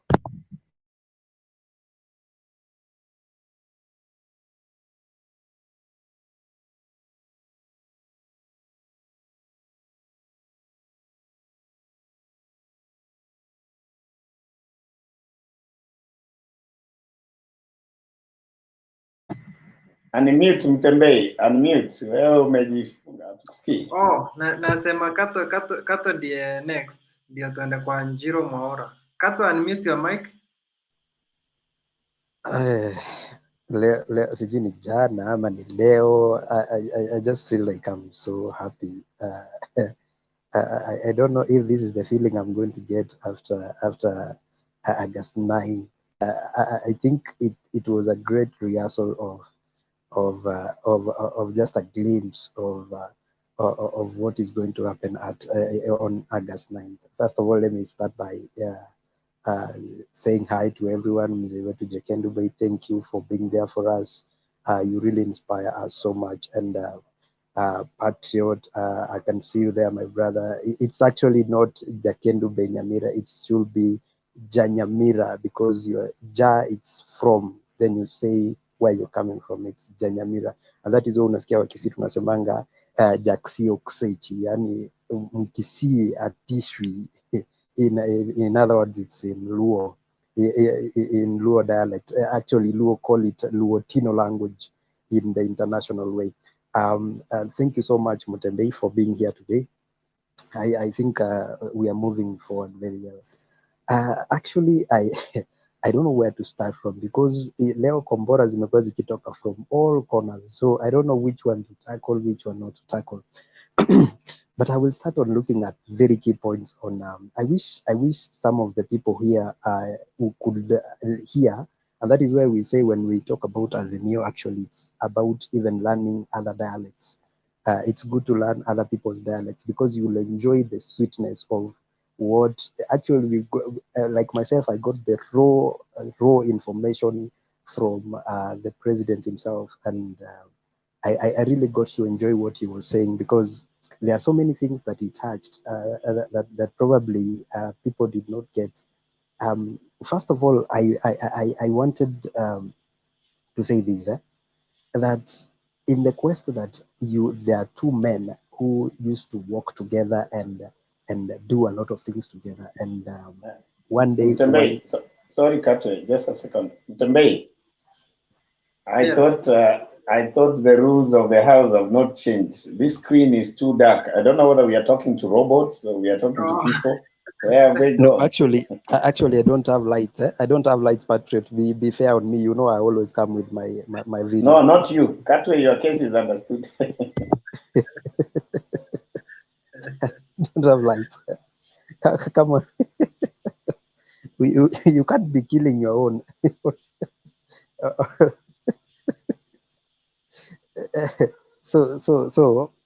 Actually, two people who have been working together, and at some point they introduced their wives to each other.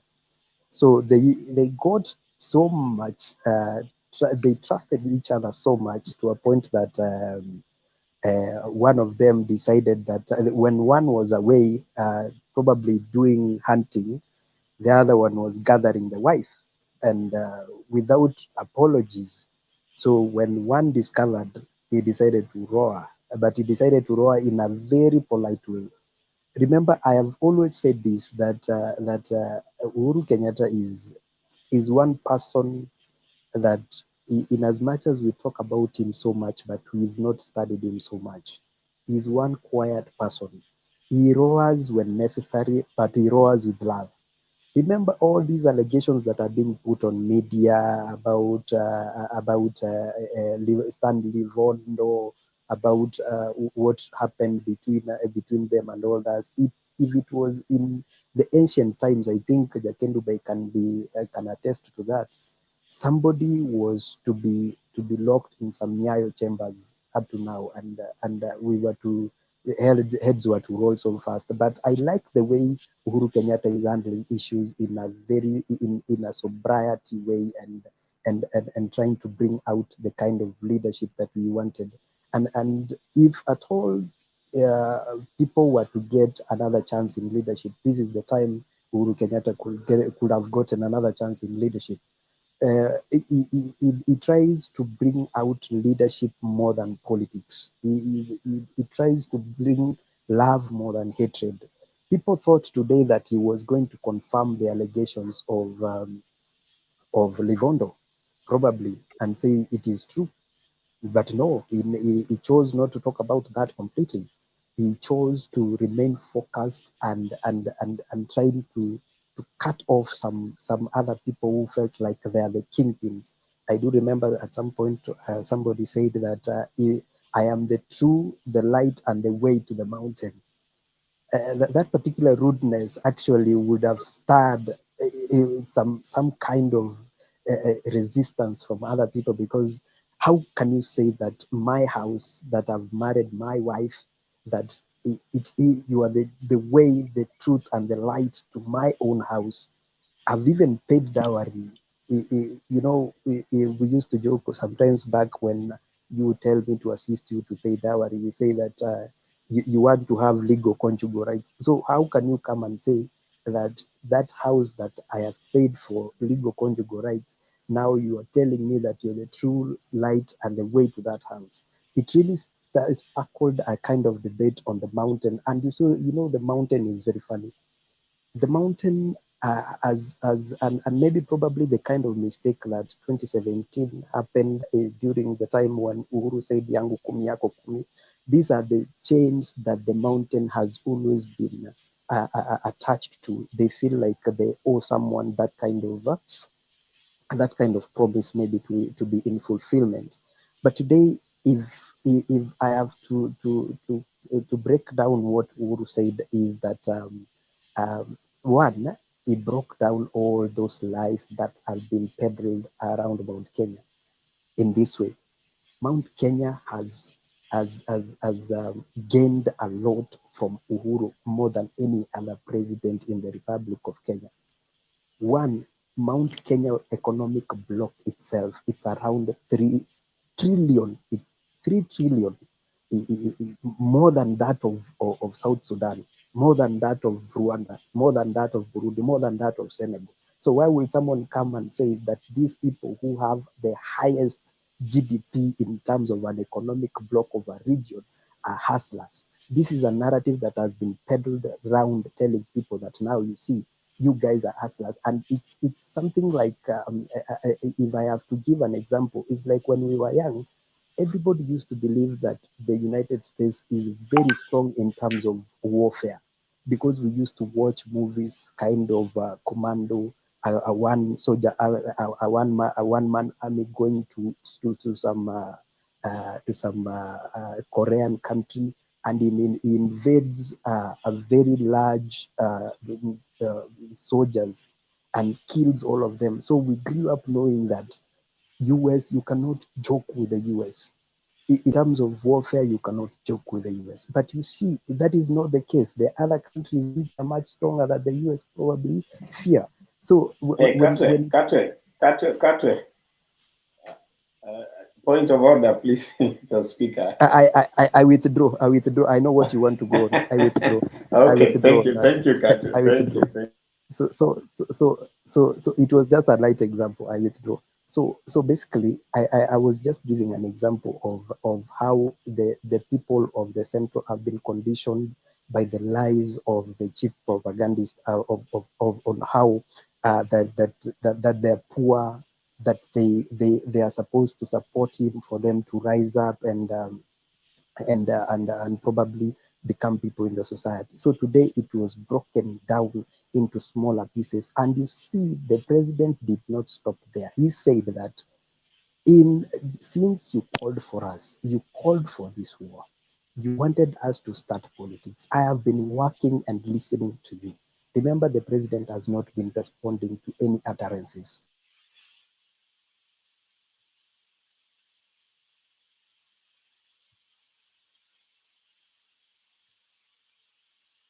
Umemaliza?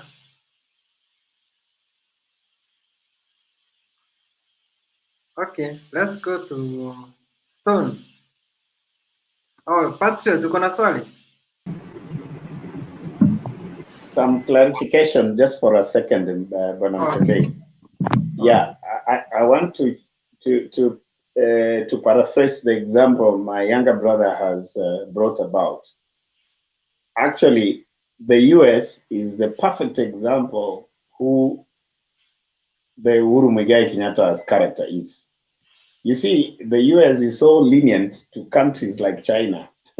Unajua China wana tabia ya uchokozi na vitu mingi wanatumia the infrastructure of the US to advance their technology, like the phone. When we talk about the technology in communication, currently wanatumia the infrastructure of the US to sell their products using, bringing in intelligence, but using the infrastructure that does not belong to them. How the US has dealt with such a crisis is exactly the way Uhuru Muigai Kenyatta rebutted, the DP, where he has been telling us that he is actually the man who has been making the country develop. And you remember he went to the extent of saying that after they did not agree because of the handshake, things went, haywire. So I just wanted to say that example of the US, it is actually the exact, the exact example of how Uhuru Muigai Kenyatta has treated the DP, who has been peddling lies, that is the one who has been behind the development. The way China has been using the infrastructure of the US, which is actually the superpower, to sell their products, giving the impression to the world that they are powerful than the US. So how that crisis has been handled by the US is in a very diplomatic way, the way Uhuru Muigai Kenyatta handled the issue of the DP today. Thank you. That's what I wanted to say. So, Kato ulikuwa umekatika. Yeah, I just want to finish by saying this, that in the midst of this time that we are starting politics, and there are people who have called for war, but they have not checked their backyards. I remember there's a time Millicent Omanga, who happens to be a person who comes from my place, said that bring it on, baby, bring it on. And you see now, when the kitchen will get hot, when now politics, and I remember in February 9th, the president said that you called for us, now we are here. And you wanted politics, now we are here. What are you going to do? And today was just a perfect example of how he's going to crack down the whip. And do not be surprised. I mean, do not be surprised at this politics when you see at the NBC some of the UDA members sneaking in just to be seen or signing in on that what we call the attendance sheet and then sneak out of camera just to satisfy the president that we were here. We are very sorry. You remember the lady from Isiolo, Jaldesa, saying that you see that one, it was a sire kidogo, but now I'm back home. What makes you think that these people will not come back with the same phrase? What makes you think that people will not come back with the phrase that I have listened to the ground? You see, let me tell you this. It is at Sagana 3 is where every politics of the mountain have been played. And after this Sagana 3 declaration, we are going to see other declaration on the mountain. You saw some of the people saying that, you see, Sagana 3 is very inconsequential, but the way they were speaking, I saw Kimani Ichung'wah, no, not Kimani Ichung'wah, the senator from Murang'a, Irungu Kang'ata, huyu jamaa wa Barua. When he was speaking, he was not speaking with certainty. He was speaking in a very low tone, ni kama ameogopa, ni kama amenyeshewa. He feels like, wow, we've been cornered this time around. But at the end of time, these people, we've got another one event that is going to separate chaff from the grains, and that is the April. The April is the one that is going, before April, people are going to take sides. And remember, the deputy president had wanted to persuade the MPs to resign and join UDA, but they never did. Why? Because they feel like they are going to sell their soul to the platter. And that is what the deputy president wants. He wants, first of all, to gain it. Because as it is right now, we've got only one president of UDA, and that is Kawanjiku. It is the president, is the secretary general, is the flag bearer of UDA, is the only bona fide member of UDA. The rest are just passerbys. The rest are just visitors. When it will come to now, people need to resign and join UDA. That is when we are going to separate men from boys. Thank you and good night. Okay, tuende kwa Stone K. Stone PK, unmute your mic.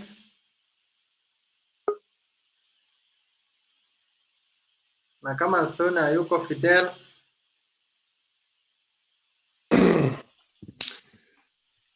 Thank you very much, everybody. I'm glad to see the familiar faces, the veterans of Mutembe TV, the Patriot, Selena, Alex, I'm sure he's hiding somewhere there.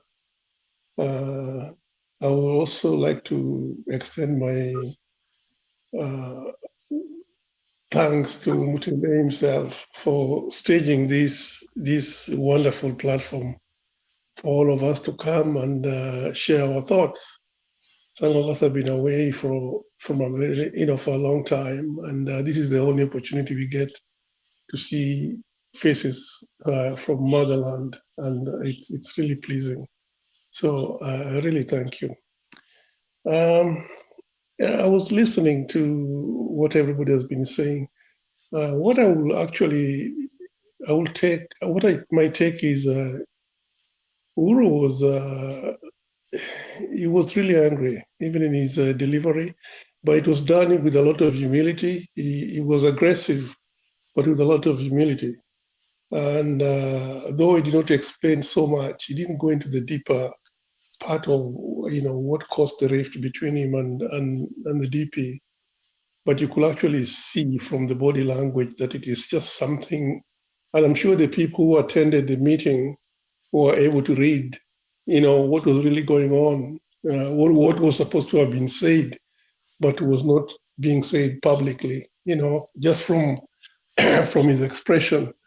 So I'm sure that experts will be able to, break that one for all of us to be able to understand what what the president really wanted to convey to the rest of the of Kenyans. But I don't want to really beat the horse, which is almost like dead. Talking about Ruto or what has already done.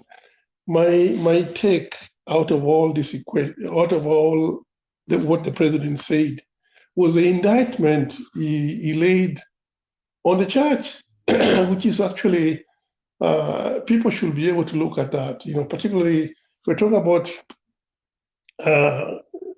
church that is supposed to be a moral authority, giving moral direction, and that is what has been compromised, in totality, if you look at it. So, and it begs the question whether people who go to church really understand why they even go to these particular churches that are not churches. Some of them are demonic, just that people don't know. But, the devil nowadays doesn't come through the front door, it comes through the back door.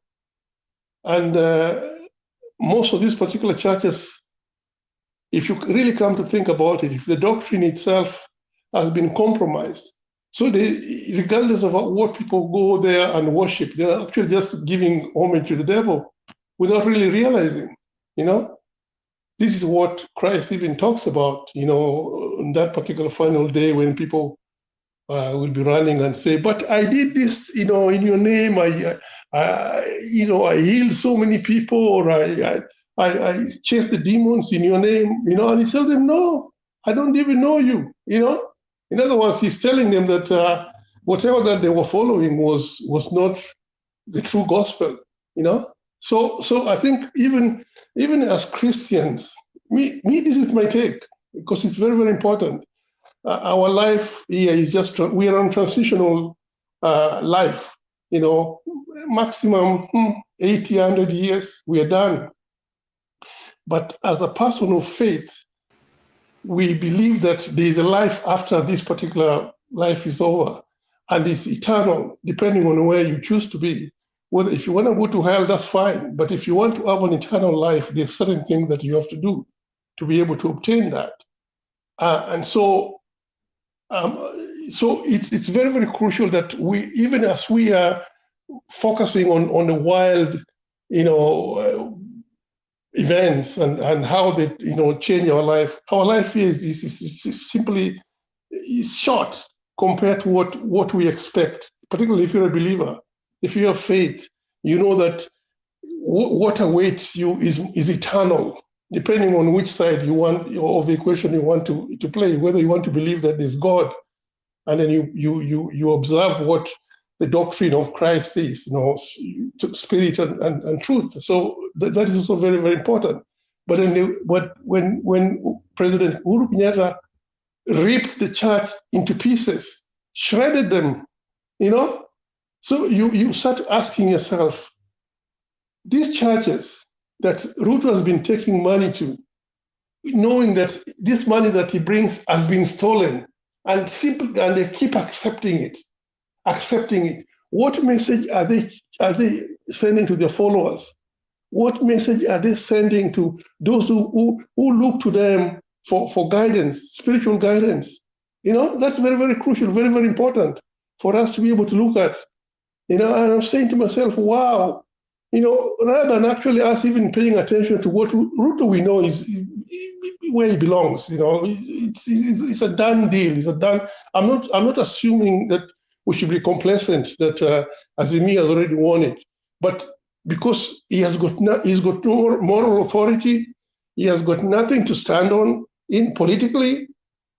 I mean, he's like they say, he's like those who, what do you call it? I think terms people have been using. He's been whitewashed politically. He's got nothing. That's why he's resorted to insult, because he's got nothing to actually to anchor his politics on. So we really cannot really keep on beating a dead horse. Of course, we have to continue doing something, to be able to more or less argue against the narrative. I was listening to what's the name of this senior counselor? this conman of a lawyer, Abu Naswair. Abdinasri, yeah. The conman guy, yeah. So he was with Professor Professor Mutua arguing, and you're saying these are the defenders of Ruto. You know, if you look at him, he is the one who they defend the man.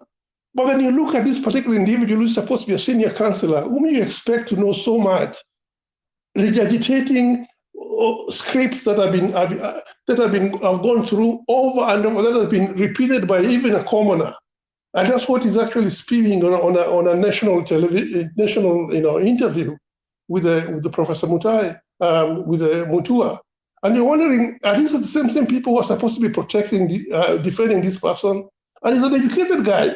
So you're saying to yourself, I mean, he's talking about, what he was saying here is, politicians who should not have even been mentioning about corruption, because a politician in Kenya has got no authority to actually stand there. So I'm looking at this particular guy who has been a recipient. No wonder he does not want people to talk about corruption, because the more you talk about corruption, it touches the inner core of his being, because that is how he has made his money, you know.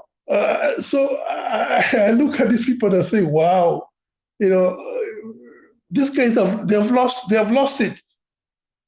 They have completely lost the whole plot. You know, they were expecting the president to simply go away, not say anything, and you know, Raila has already been defined in a particular box. He will never be. So they were that was the expectation.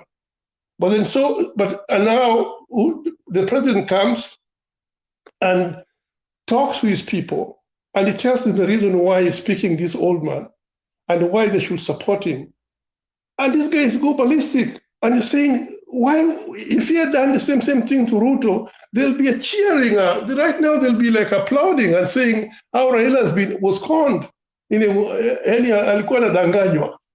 But now, because this thing has already been, president has laid his hand on the truth, it's the president whom they're attacking for doing that. So sometimes I get confused. But I wanted to ask a question before I go. Does anybody know the leaders of Tanga or central members of parliament who attended this Sagana 3? Does anybody know if 1 or 2, 3 of them appear there? Or which leaders actually came to this particular meeting? I'm talking about the onchos of Mount Kenya leadership.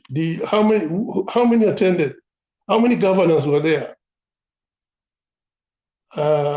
Yeah, so I will leave it there. I saw one. Let me answer maybe whatever. I saw one. I'm not sure. Mtembe, you can clarify.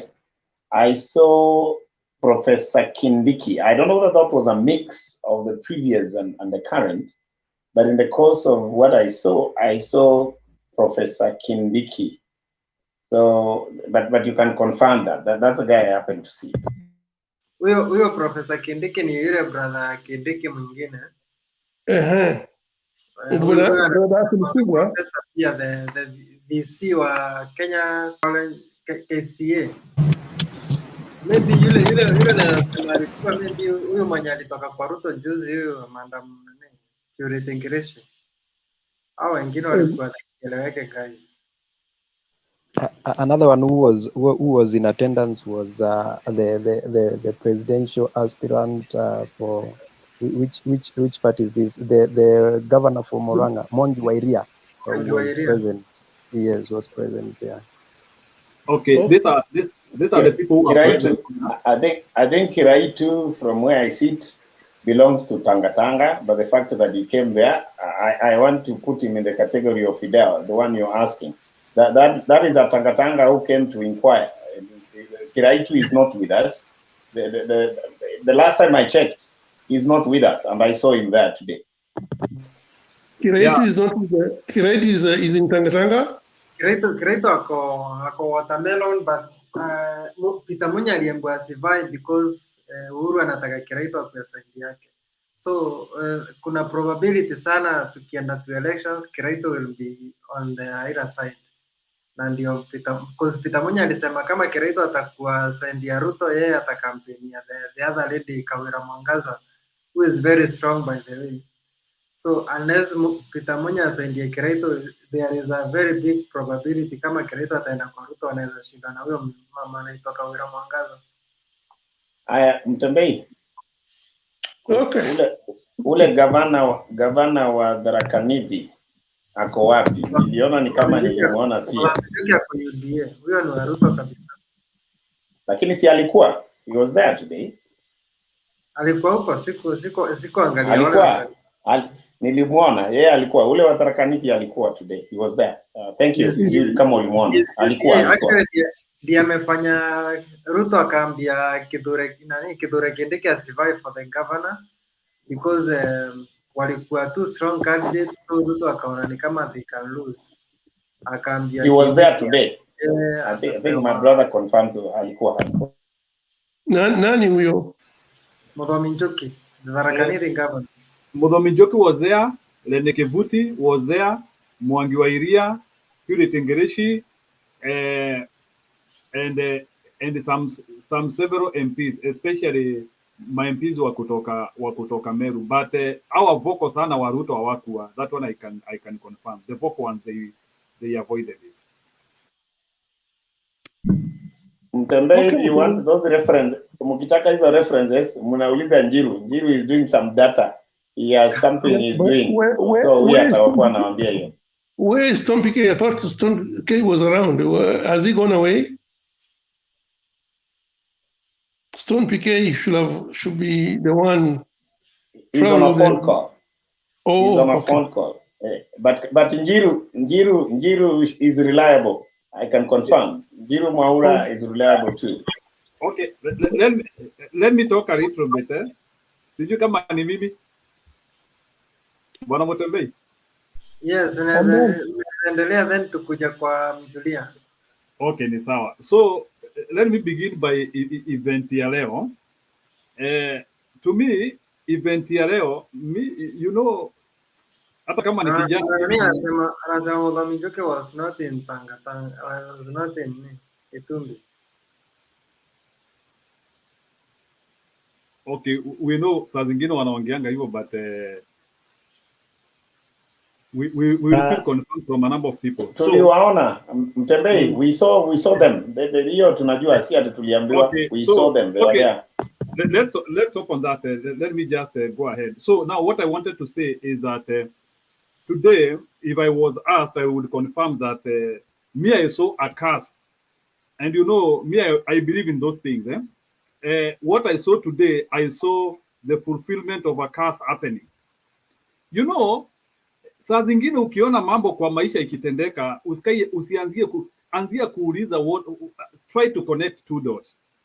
And there is one thing which I can tell you here for now. Mr. Uhuru cannot go, and I'm just saying it in a light note. Ile siku Moi alikataa Ruto aingie kwake. That was the day the endorsement of Uhuru went away. And if Mr. Ruto wanted the endorsement of Uhuru, the easiest way angefanya was to look for peace with the Moi family. Somebody can try to dispute that, but that is the reality. So he used the wrong channel. And one thing which I can tell you, kuna vitu mbili itatendeka. Based on what is happening, and by the way, there is something I want to confirm here, that Kenyatta has a lot of influence even in Kalenjin land. And I can tell you by default, there is a possibility that Ruto will lose close to a third of Kalenjin votes based on what is happening. Somebody might want to dispute that from me, but it is something reliable. There are some silent voters who will not resonate on that because they still believe Moi was their king, kingman, and Moi showed them Uhuru. So we have a big group in Rift Valley which still orients to Moi, and they incline towards Uhuru Kenyatta's advice. So that is a very big group which Tanga should not despise. So the next thing which I also wanted to say is that, to me, what happened today, I saw a path to the future. And you know, sometimes when you are looking at things, it's always good. Don't just look at things with a short-sighted vision. You know, the day when Moi endorsed Uhuru, everybody mocked that situation and saying that Moi ameisha. But little did the people know that whatever Moi and seen, Kenyans will see it one day. And despite the fact that Moi was not successful in 2002, the truth of the matter is, in 2013, where he pointed the hand, got the presidency. And that is one thing which we need to appreciate about that. So what I say is that the difference of Moi endorsement and Uhuru endorsement is having two things.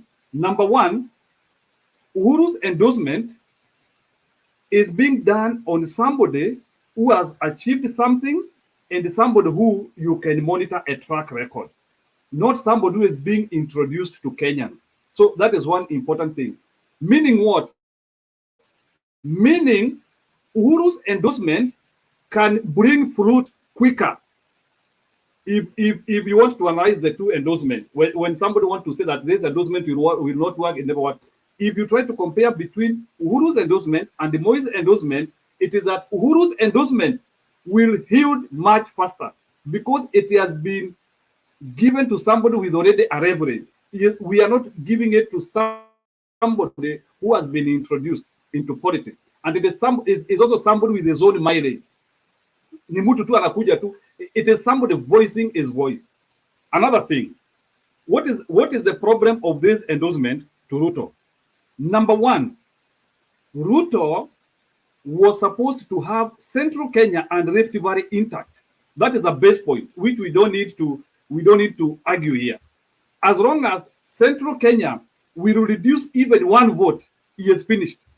Let's not talk about other things. Let's not say that he will go and dissociate and disassemble votes in maybe in Ukambani and other places. So the meeting of today, what the people you saw there were the oligarchs of Kenya, the people who are in Sagana, who are oligarchs. Oligarchs are the people who own factors of production, people who give employment, people who give guidance, people who give decision and other things. And these people you saw in Sagana, they are the people, they have a lot of influence outside. I can assure you, out of the 20,000 people or the 30,000 people who are there, each one of them has an affinity of more than 50 votes, each one of them. And I can assure you, even without doing much, even without doing any campaign, already 2 million votes have been deducted from Mount Kenya region, from Tanga, whether they like it or they don't like. It is something which we cannot despise it because it has happened. Remember that globally endorsements work. When people endorse others, they bring their influence. So I fail to understand when people are saying that Uhuru endorsement will not work. Endorsements work even in established democracies. You will hear when Obama has endorsed somebody, there is a tilt of an election because of that endorsement. So we are now in Kenya now, we have also reached a modern democracy where endorsements work. And this endorsement from Uhuru, it has much weight than people might think. And let me tell you one thing. We have never gotten a clear election for long. So I'm double sure the difference which Raila Odinga has been getting in Kenya of like the previous election, they gave him around 44, 52. The other one was 54, 50 something.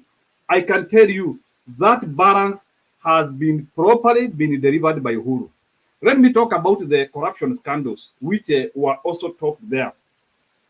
You know, there is something which Kenyans are, or I'm hearing everybody here saying that why is Uhuru talking about corruption scandals here? Remember that the deputy president is a principal.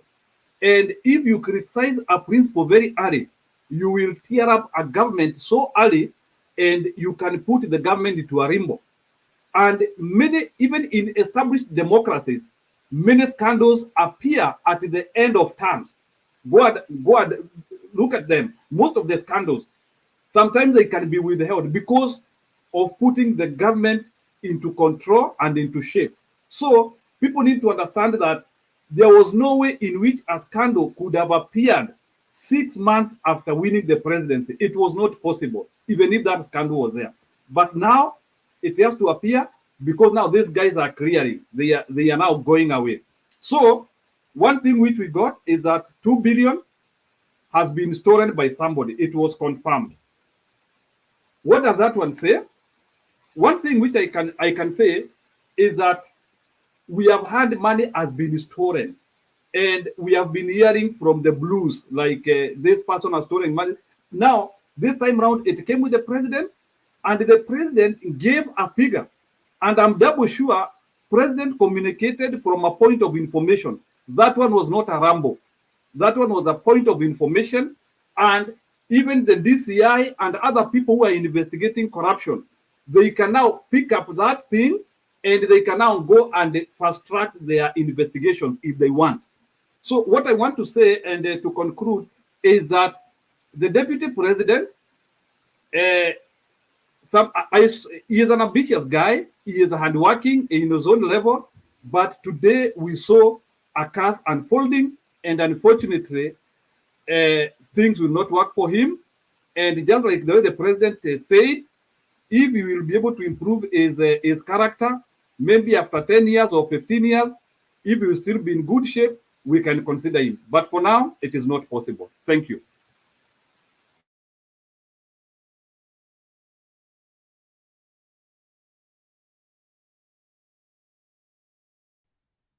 Mtembei unmute. Themba karibu. Wewe ndio nataka kuacha saa hii. Tutaki Themba. Kulikuwa na gavana Kimemia, kulikuwa na gavana. Hapana, we must Mtembei, we must take a vote. We must take a vote, Mtembei. Kama ni Themba unawachia, lazima tupige kura kwanza. Leo hatutaki Themba, hatutaki Bernard, tunataka show peke yetu. Peke yetu ama Julia ama Jilo, watu kama hao. Sasa nani atafunga show mkimaliza? Hao wanampinga Themba kwa sababu jana walipigwa kibao na Themba. Leo atakuwa na huruma, amefurahia vile. Mimi naunga Themba mkono. Asanteni sana. So Themba, endelea kidogo, mimi acha nikaa hapa nje kidogo. Tukipiga kura tutashinda Themba, msiseme tupige kura. Acha tu tukubali aendelee. Themba karibu, naona umeachwa, acha nikuwe mzuri. Themba karibu. Haya, asante Alex, asante Patriot, Fidel, Wayara, Maura, Julia, Stone PK, Jakindu Bay na Selina. Nani alikuwa anafuata? I had a question though. Okay, Wayara, toa swali lako. I wanted to remind Njiru that the example he gave that that corruption cases usually come at the end of somebody's term ending. No, Nigeria had an issue like that. Atiku and Obasanjo, who were elected on the same ticket, had a disagreement right from the beginning. Where Atiku proved to be the vice president was Atiku. He proved to be one of these corrupt. Exactly the same pattern Ruto follows. And I guess that's why probably his daughter got married to Nigerian. So there's an affinity towards that kind of thing. So Atiku had the same issue with Obasanjo, and Obasanjo simply ignored him When Obasanjo's term ended, he went for somebody else, not even his vice president. So this situation has actually happened even in Africa. I just wanted to bring that on up. It also happened in Ghana. I remember Tanzania. Ghana. At some point, it is said the vice president actually slapped the president in a meeting, and the rest is history. The guy who is not in politics anymore. So I mean, you can see even in. No, he died. The guy died. But he became president though after Rawlings had already. They reconciled, and he was elected after Rawlings. Yeah. Also, you can see the situation also in Botswana. Yes. Botswana, the Kamas massaged the problem because they had a problem with Masisi. Yeah. But the Kamas decided, no, I mean, it's okay. We promised him he was going to be the president. And the moment Masisi became the president, he has given the Kamas a big problem. They want to take back the land. They have taken the diplomatic passports out of them, and they are really frustrating the Kamas. And if you realize, Uhuru has hosted Masisi twice to come understand why did he treat the former president like that. So Uhuru is studying these situations, and Ruto doesn't even understand why Uhuru is studying such kind of situations. And to be honest with you, Themba, on something else I want to say, Tanzania is our good example. Yes. I might be wrong, but let me give my weight into this. I think the most closest example that the president is actually buying from is what happened in CCM and Magufuli. Magufuli came from the opposition, and then the person who was the heir apparent to the party didn't win. So the system supported. Magufuli was Let me in finish. CCM. Let me finish, Alex, and then you correct me. Magufuli was not the preferred candidate, as far as I'm concerned. Magufuli was not the heir apparent. The heir apparent, who was the vice president, lost to Magufuli. So the system chose somebody else instead of Magufuli. There is some sort of a script that the president is learning from what happened in Tanzania. But if you have details, Alex, then you can clarify. Thank you. Okay, the situation in Tanzania was totally different.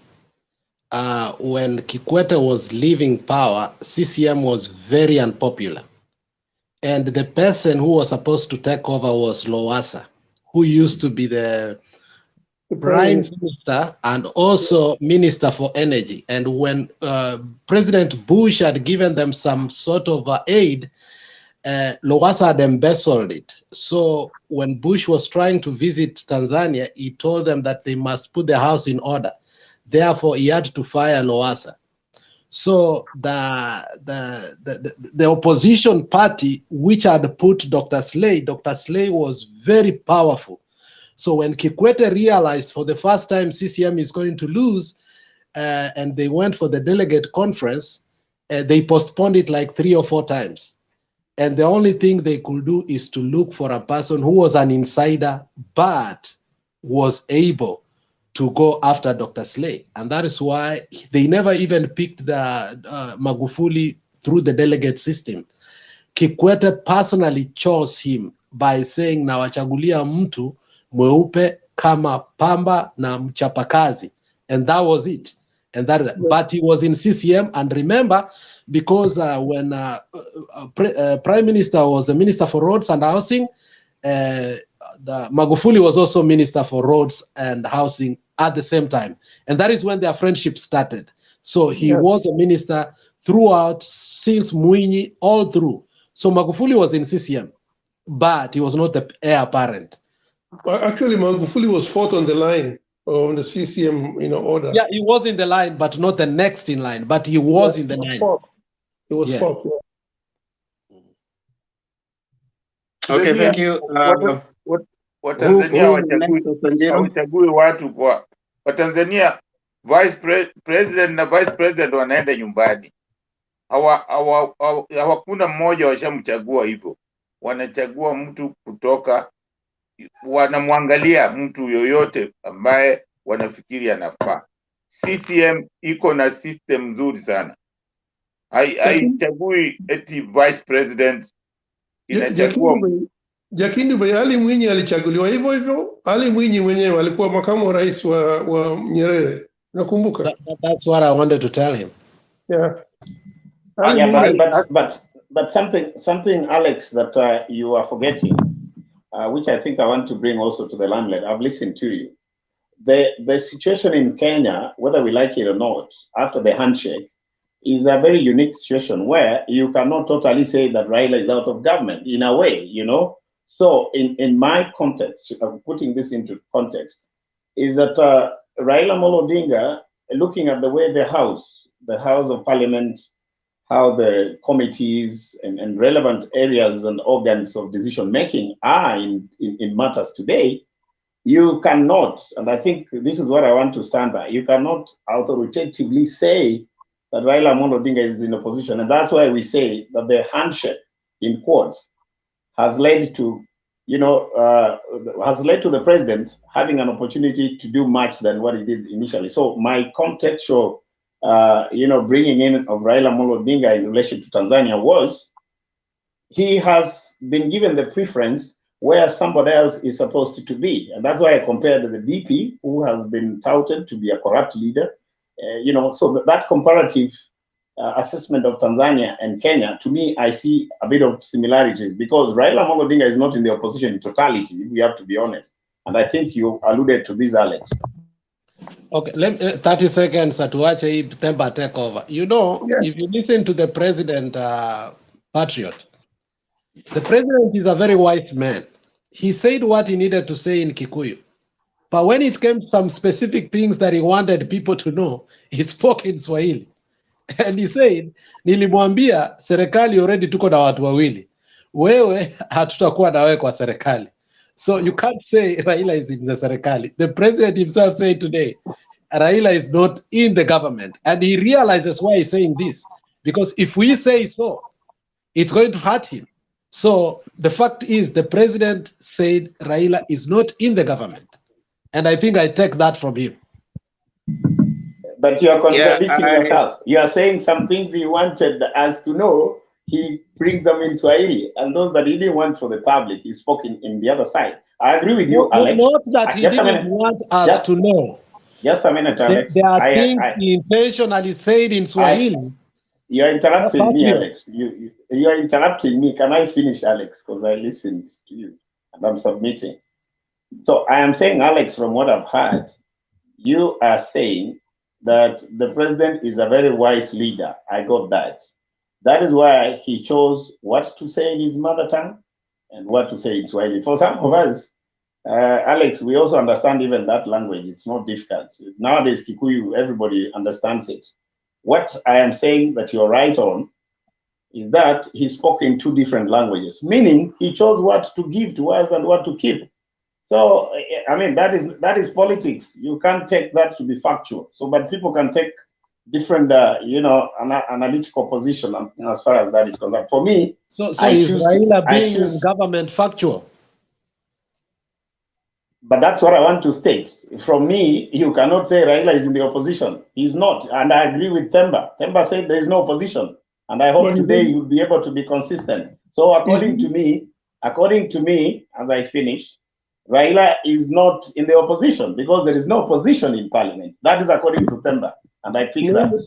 But neither is he in government. It's just because Raila is a colossal guy, you cannot actually keep him out of he's got a gravity. The guy has got gravitas. Whether he's out of the government or he's not, or he's in government, there's always a gravita that evolve around him. So you cannot actually. Yeah, that's true. That's true. That is true. He's not in government. He's not in the opposition. So it depends how you want to interpret that. And thank you for saying that because you said before Raila is in the government. Okay, Temba should take over now. I think we have reached that. Raila ni raia mwema bwana. Raila hayuko serikalini. Wacheni kuharibu jina la Raila ati Raila labda yuko serikali. Raila yuko kwa serikali. Raila ni raia mwema. Temba, So, sema leo. Temba nataka kusikia. I kwa want to sababu listen to Temba today on that one. hana cheo yoyote kwa serikali. Mtu anaweza kwenda kwake kwa advice. Mtu yoyote. Raila ni baba. Raila ni baba. Anataka kwenda kwa advice kwake, anaweza kwenda. Lakini kusema Raila eti yuko kwa serikali, hapana. Raila yuko kwa serikali. Ile kitu imewapata ile kitu serikali inafanya ni makosa. Kama ni makosa ni yao, wadili nayo. Huwezi kuzaa mtoto anakuwa wazimu, unasema mtoto si wako. Nani alibadilisha bei ya mafuta juzi? Nani alibadilisha bei ya mafuta? Alimuuliza ndugu yake. Which means he has the influence. He has the influence, Jakendu Bay. That is being part of the system. Wait. I think. Hold on. The Patriot, you're making an error of reasoning, and this is why. If, for example, the civil society makes pressure on the government, and the government implements a change on a particular thing, is the civil society in government? No, you give your submission, Temba. Wacha kuniuliza maswali. Nimekuambia utoe yako. Ask your question because you cannot. Patriot. Inua mikono bwana. Hiyo maneno unasema haingii bwana. You cannot bring an error in reasoning. If you have a logical error, you'll have a kwani Jakindu Bewo menua mkono. Jakindu Bewo menua mkono. Wait, Patrick. Thank you so much. Now, I want to just highlight on something that Njiro said, and I want to beg to differ with Njiro in one thing. If there's anything that has happened today, is a lot of work has been now pushed to the Azimio side. This is why there's nothing as dangerous as a cat cornered. And when a cat is cornered, is more ruthless.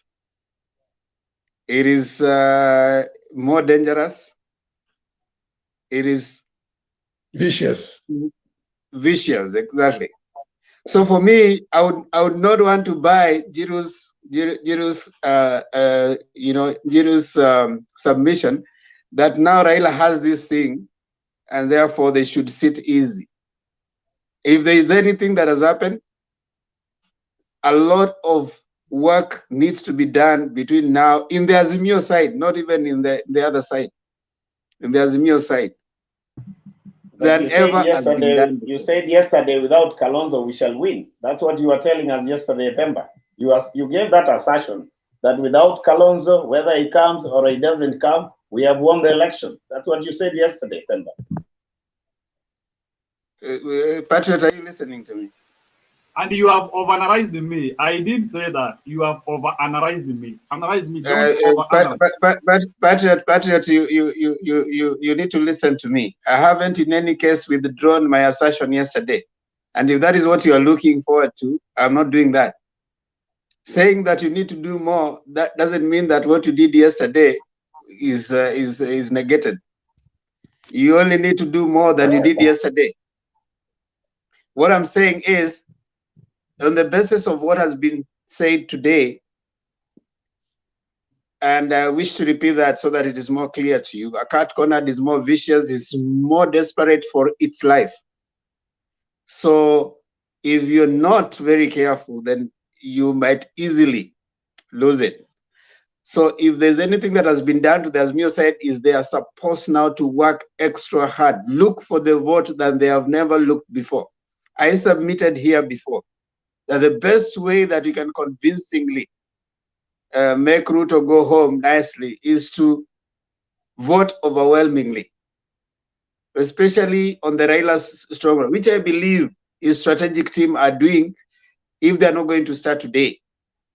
They need to map out to know which are the areas that are already converted, which are the contestation areas, and which are the areas that you even if you spend time, you know that you're only going to get some a little votes, but not many. So the places that you know are your stronghold, wipe out the vote, get out the people to vote, so that it is an overwhelming majority, because I don't believe that just probably now saying that because the president woke up today. And for me, what came out so strongly from today's Sagana submission was the fact that he was more clearer than he has ever been before, that he's standing with Raila, with Baba. Other than that, the other things that we were trying to expect, I didn't see much of those things he's been alluding to in his rallies as it's going on. But today he was like, I'm going to stand with Baba, you know. So I think that endorsement, yes, it is something that adds some oil, but by itself should not be like now. It gives a psychological boost to the Azimio guys, but the groundwork still needs to be done. Like I always say, it is not yet done until it is done. You have not won it until you have won it. You have not reached there until you have reached there. And in where I come from, they say that chungu uvunjika kwa mlango.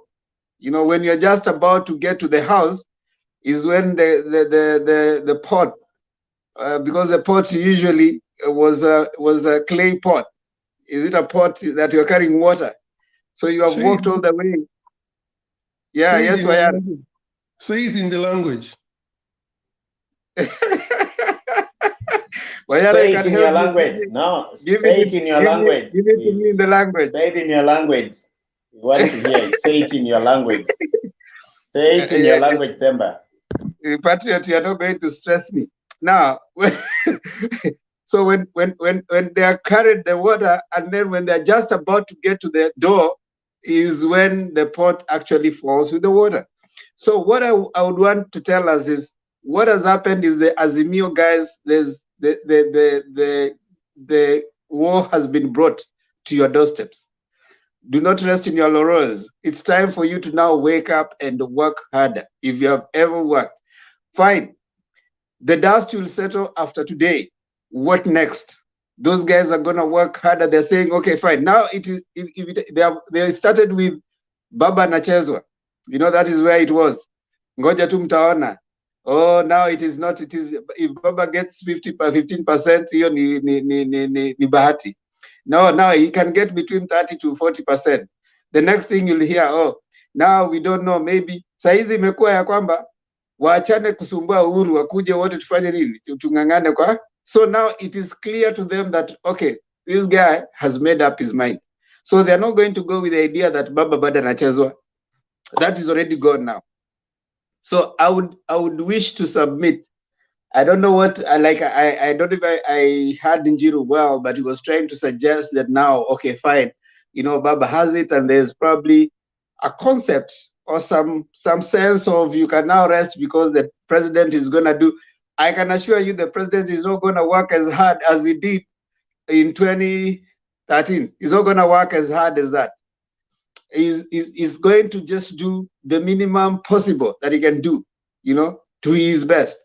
So these other guys, the Azimio guys, need to really roll up their sleeves and really work harder. So I'm picking a very, in my view, I'm picking a very tough side, especially for Azimio. It's not a resting place, it's a start. And therefore it is not done until it's done. That's what I can say. I think but you are out of point because we were analyzing the impact of today. Just the impact of today. We are not saying that Azimio will stop campaigning. Just restraining to the impact of today. What did it today inform? That's what we are analyzing. I know that, Njiru. I don't know why you are being jittery. No, you are not the one who is not getting it, Themba. Njiru is right. We were analyzing today's event and how it informs to the future, which you have actually put clearly, Themba, to. But the conclusion that Azimio is resting, I don't know where you're drawing that from. We are not going to rest. We are going to fight to the last minute, Themba. That is very true. But as per today's analysis, I think Njiru is right. You guys being defensive? You are not even listening to my statements. Is there anyone who has understood me? These two people are being so defensive. I did understand you. Yes, Wayara. Themba anasema ingawaje kuna impact kubwa leo, tuzidi kufanya campaign ya kutosha, tusilale. Mapambano bado inaendelea, tupambane hadi mwisho. Bado mapambano, vijana mapambano. including talking to Kalonzo Musyoka with kindness and knowing that he has votes. That is the only way we can assure that we get round one. Listening to Macau, Professor, if you listen to that Temba. Don't bring issues of Kalonzo Musyoka here. No, let me say it. No. We are not talking about Kalonzo Musyoka today. No, I am saying I've chosen to speak to that because it's a continuation of the same thing. Yesterday's Kalonzo Musyoka's importance is still as good as today, and we haven't gotten to the election day. So we will still have to talk to everybody. Stop being cheeky. But Patriot, let me just say something about that Kalonzo thing. I was even listening to his speech yesterday after. I don't know why he's reactive. You know, a principled person is a person who should actually come out and state what is really right. What is the most important thing for a politician is to have conviction. You're not a person who's supposed to be swayed by. You're only concerned about what people are reporting. You know, I mean, if you start doing that, then you lose the plot. Kalonzo should either decide whether siding with Azimio fulfill his conviction, whether he has a say in this particular movement. In other words, this particular movement meets his desire. But for him to be going around and saying, well, I want them to come and join me, wakati huu ni wao ndio waje waniunge mkono, and he's still putting all this kind of. Right now, people don't want to hear that. People just want to hear a movement that is moving in one direction. But when he keeps on sending messages that are conflicting, he's undecisive. As a matter of fact, somebody described him very, very well. It's true, actually, it is in nature. When people say he's a watermelon, he's really, really a watermelon. He doesn't even know, what he stands for. Literally. He has to be impressed by, he has to be guided by what reporters are saying. If they report something about him which does not really assuage his own ego, he gets angry. Rather than saying, you know what, let me just explain to you what I stand for. And if this is what Azimio also stand for, I'm going to support them. But I don't know why he's still sitting down there on by the fence when everything is moving towards a conclusion. Fidel, Yes. We need Kalonzo more than he needs us. It's about us to put our house in order. Putting our house in order. Yeah, Kalonzo does not need us.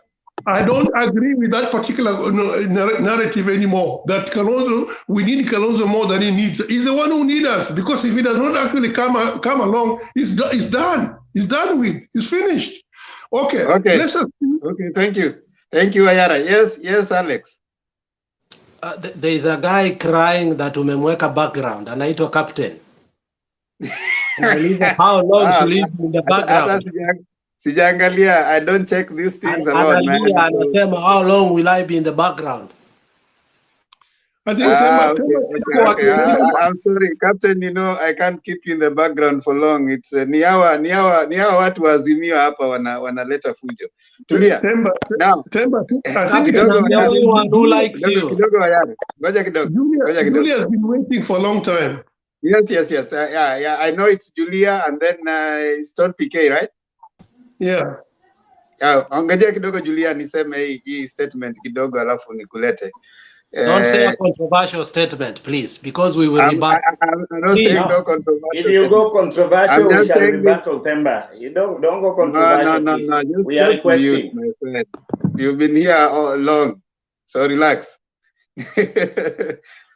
These people like Patriot and Alex are the ones lying to Kalonzo that he's needed so badly, and the guy is not. Let me tell you from my Julia yesterday said here very clearly, Kalonzo should not keep like if they would say you are catwalking, like you have a lot of time. Kalonzo has no time. fine. He can choose to go alone up to the ballot. That's okay. And what will he be doing? He'll be trying to imagine there will be rerun. That's what Kalonzo will be trying to do. But if he sits with people like Akina Patro telling him that you are needed more than you need those people, he keeps going around. Can you imagine what Wayara is saying? The guy wakes up and then says, these people, we have to have a structured discussion. What structure? Do you make structured discussion on podiums? Themba, you're going back to the story of yesterday. You're going to yesterday's story, Themba. Themba, unarudi story ya jana, serious. Sasa. Simutupatie hata si tuseme maneno moja la. Themba, do you ever lose an argument? Temba, usitupatie tuongee hii maneno Alex, ni ya wewe Alex. ndio ulikuja na hizi rules, mnainua mkono ndio mnaongea ama it changed? Waachie wadada wazungumze sasa bwana, waachieni wadada wazungumze. So what you are saying, anajua mtakuja baadaye mnipige, lakini mnyamaze saizi niwapige. Ni kwamba ni kwamba Kalonzo, you need to tell him ya kwamba he is wasting his time. And Julia said yeah, and we don't, wachaneni na mambo ya Kalonzo kabisa. Now we repeat it, Kalonzo is a non-starter. Hauna governor, MCA hawezi shinda, MPs wako ni Ukambani peke yake. What kind of a person? What are you bringing? Yeye ni kama Mudavadi. Mudavadi amepeleka nini kwa UDA? Nothing. Yeye pia akikuja hakuji na governor. This is waste of time. Okay, Julia ni wewe sasa, wacha nikupatie nafasi. Ni magonga ya kutosha, watakuja baadaye, najua watanimaliza. Yangu ilikuwa swali moja. Yangu ilikuwa swali moja. Wacha kwanza Julia aongee alafu utauliza swali. Okay, thanks Mr. Themba and everyone. Okay, start kuongea Kalonzo. I'm very excited because of what happened today. So I don't want to spoil my evening with Kalonzo stories. I don't want to spoil my mood, okay? Because me ni mwalimu na Kalonzo is annoying me. Now, I was very pleased today to see the president. Kuna watu walikuwa wanauliza ati ingelikuwa wangeelewa kila kitu chenye president alisema, Wakikundi walikuwa wanaelewa kila kitu. And I'm very happy I'm seeing Dennis Itumbi is here. So I hope he's getting the messaging. I want to agree with Mr. Njiru. What he said, after today, there may be more than 2 million votes from Ruto. I'm one of those people who voted for Uhuru Ruto. Na niko na watoto wangu wawili.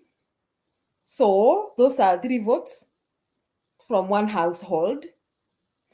Then there are other votes, my relatives tunaongea now, and many people I've talked with of my age, those who listened to the speech, you know, the undertones of what the president was saying.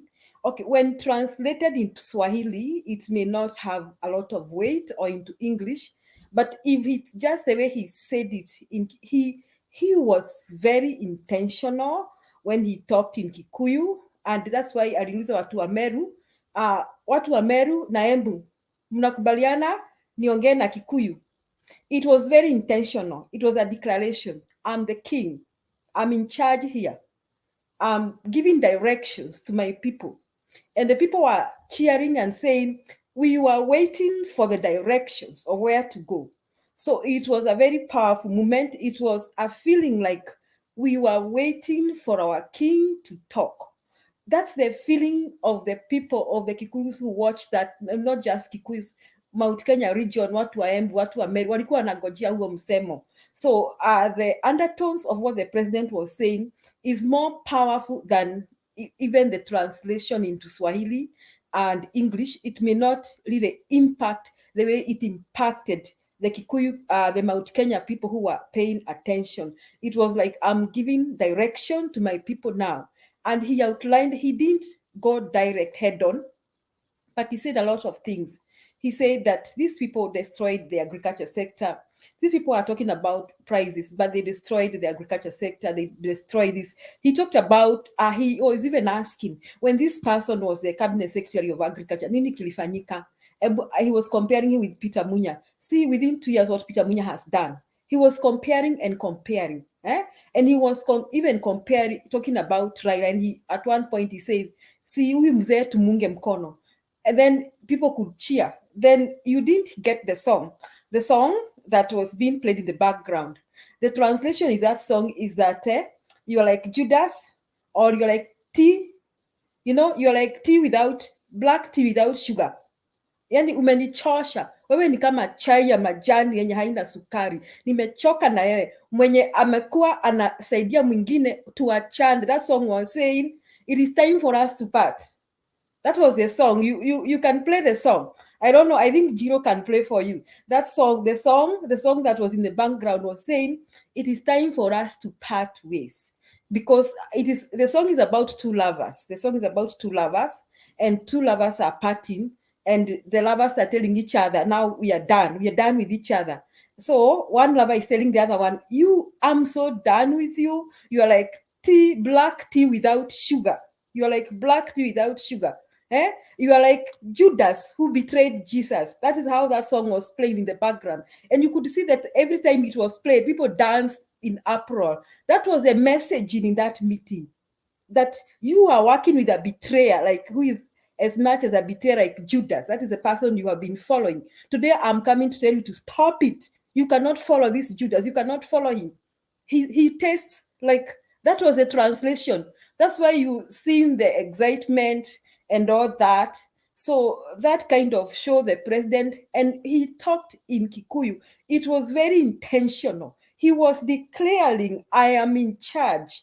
He was not, it was very intentional of Mount Kenya region. It was very intentional. It was like, unakuja kwangu kwa boma yangu, unajifanya wewe at wewe, how can you come to my house and supposed to be the man of the house when I'm the man of the house? That is what he was trying to say. That is why he was talking in Kikuyu, because Ruto cannot address Kikuyus in Kikuyus. He knew that. That is why the president did that. So it was very intentional, and I'm happy because the Dennis Itumbis and the others are watching here. They may talk about the other people who are here. They wamesema hao ni Wajaluo, hao ni Wakisii. Mimi si Mkisii na mimi si Mjaluo. Mimi ni mzaliwa Murang'a, karibu na nimetoka pahali ya Kiharu. My grandfather is a neighbor. My grandmother is a neighbor to Matiba's home. So if you want to talk about these people, talk about me. And I'm confirming to the UDA camp that I am among those Mount Kenya region, these over 2 million votes that Njiru is talking about. Na huu ni mwanzo tu, ni kionjo tu, because ni kionjo tu. More is coming. You'll see what's going to happen in Mount Kenya region. So I want to buy what Njiru has said, but I also want to agree with Mr. Themba. Now, Azimio should ride on this euphoria. Now, the Uhuru created the stage. The stage has been set. And he asked the Jubilee MPs, ati nyinyi mnanyamazishwa na vijana hapa, mnawaogopa nini? Simwambie mko. He was asking them, why are you afraid of these young people? Why you can't tell them you're in Jubilee and you're standing for this? Now go back and campaign. He was saying, now you can no longer be intimidated. Go back and campaign. So he was stamping his foot and he was saying, Jubilee should now go back. And he even said, I'm not trying to demonize these small parties, but I'm saying, kama wewe ni wa Jubilee, rudi sasa uanze kucampaign. So Jubilee should ride on this euphoria. It's very ripe, it's very fresh now, just like Mr. Themba is saying, they should ride on that now. It's so easy right now to convince anyone of my age and above to vote for Baba. It's so easy to do that right now in Central Kenya. It's so easy. It's not an uphill task anymore. So that is what Jubilee should do. They should not be afraid. They should go back and take up the mantle and do what Uhuru told them. So this thing that UDA has been there. Another thing I want to tell UDA, they have been riding on the young people. I'm really still wondering. People say that the Kenyan population, the young people are more. Who are these young people? I'm really looking forward to see that translate into votes. Because I think if we are serious, it's kind of my age who translate into votes. Because I still know why I should vote. And I know that I have a good reason for voting. My son, I have been begging him to register. He only registered the last day. And that boy is going to vote for Azimio, not because he cares about Raila, because about Mama alisema. Now, those are the kind of people you are depending on. He is going to be like, mamisi amesema tupigie huyu mbuyu kura, huyu tunapigia, mami ndiye amesema hivyo. That's how he doesn't care. So those are the young people you are talking about, that UDA is resting on.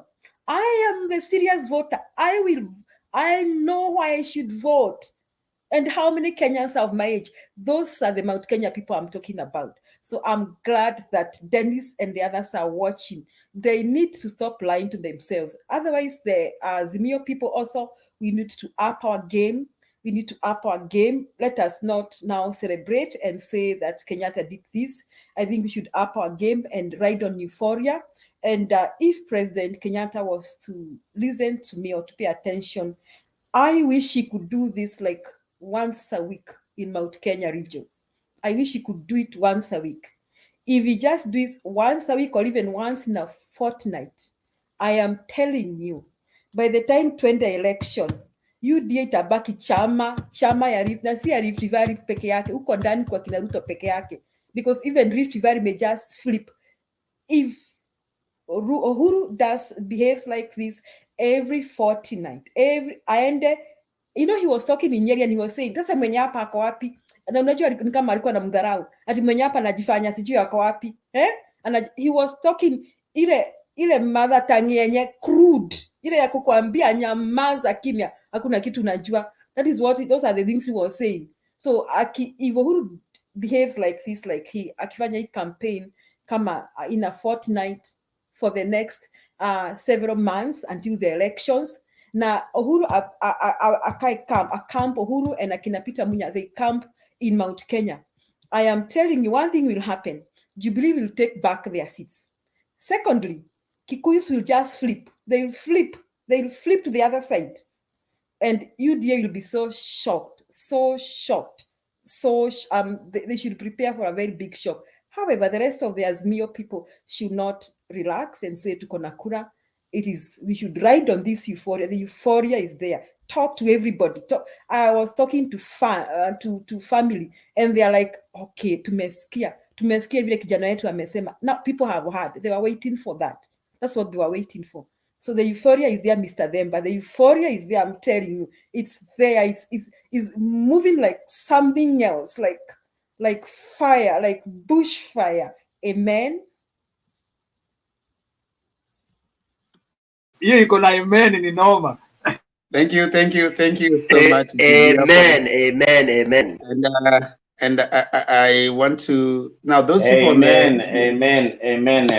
Okay, can we have some decorum? I mean, you don't have to unmute. Amen, Julia. And I want to. And it is the men who are misbehaving. Now let me say this. Wale mko kwa comment sections. Nobody is forcing you to be here. If you think that this forum is not for you, it's okay. I mean, there are so many other platforms that you can go to. All right. So be respectful. We are not forcing you to be in Azimio or UDA. You are coming here to express your views, and it is free. You are using your own Wi-Fi or bundles or whatever it is that you are having. So you don't come to the platform to start calling people names. If you feel this is not for you, just close, move to another one. Ziko nyingi. I know there's also UDA platform somewhere. Alex, don't talk anymore. Alex, don't talk. Just mute. I have not given you a chance to talk. Thank you. So you can move to another one and you listen. The other. Hakuna haja ukuja hapo kwa comment section and you are busy insulting other people. Yeah. So what happens is, for me, normally maybe some other moderator can do that for me. If I start seeing you insulting anyone, I just block you. So if you want to be entertained, and nobody, we don't force you to even support, even come and just say I support Ruto. That's up to you. But don't insult someone else because of a choice they have picked. It is free, freedom of expression, and I appreciate that. So thank you so much for staying on. And we are moving on. Well, I want to bring in Captain. Captain has just arrived, and he's been complaining a lot. Captain, what is the problem? Selina alikuwa anauliza swali. Okay, swali ya Selina, then Where Captain. Selina? Oh, thank you. Selina, And by then, okay, Selina Njiru, listen. Hold on. Please, Patriot, let's not now. Captain, Patriot, wacha matusi hapa. Captain analeta. Don't talk, Patriot. Wewe It applies to acha maneno everyone. yako Patriot. Matusi gani nimesema? Please do not unmute before you are given a chance to talk, so that we appreciate everybody. All right. Sasa Njiru, hata hiyo ni makosa. Sasa kwa sababu umevunja amri, hata Selina sitampatia nafasi. Wacha niulize kwanza Captain, kama Captain atakubali ndio niweze kumpatia Selina nafasi. Captain, utakubali nipatie Selina nafasi? Okay, Selina, uliza swali yako. Maneno patia Selina. Okay. Captain, ongea. Haya, sawa, tuendelee Captain. Okay, asante sana Temba, asante sana kila mtu. Nashangaa sana na Patriot ananiambia niwache matusi. Kwani nimetusi nani? Na mimi nataka kumuuliza, hata kwanza nimuuliza, alikuja hapa akatuambia eti Kiraitu Murungi is not with us. What does it mean when you say Kiraitu Murungi is not with us? Where are you? Say that you want Kiraitu to be there with you. No, that is very wrong. Kiraitu Murungi is a Kenyan leader. Sasa unagombana ama unauliza swali? Are you quarreling Captain, or you asking a question? Umesema nimekuja na matusi, nimetusi nani? Umeita mwingine Njiru nani? Umesema Njiru Selina. Nilisikia Captain, and that is not right. You said yes. Njiru Selina. No, that's what you said. I was saying Njiru is saying for Selina, but because of the slip of the tongue. And that is how we are going to take this country forward. We are taking votes from you like this. No. Anyway, Temba, no problem on that. What I only want to tell Patriot is that Kiraitu Murungi is in one of the parties in Kenya.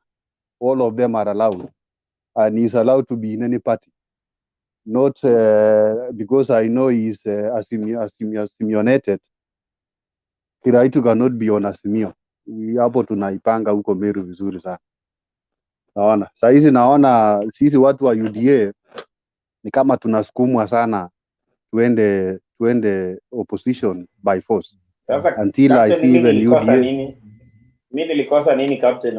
Wewe nimemaliza mambo yako, nimekuambia Captain naongea.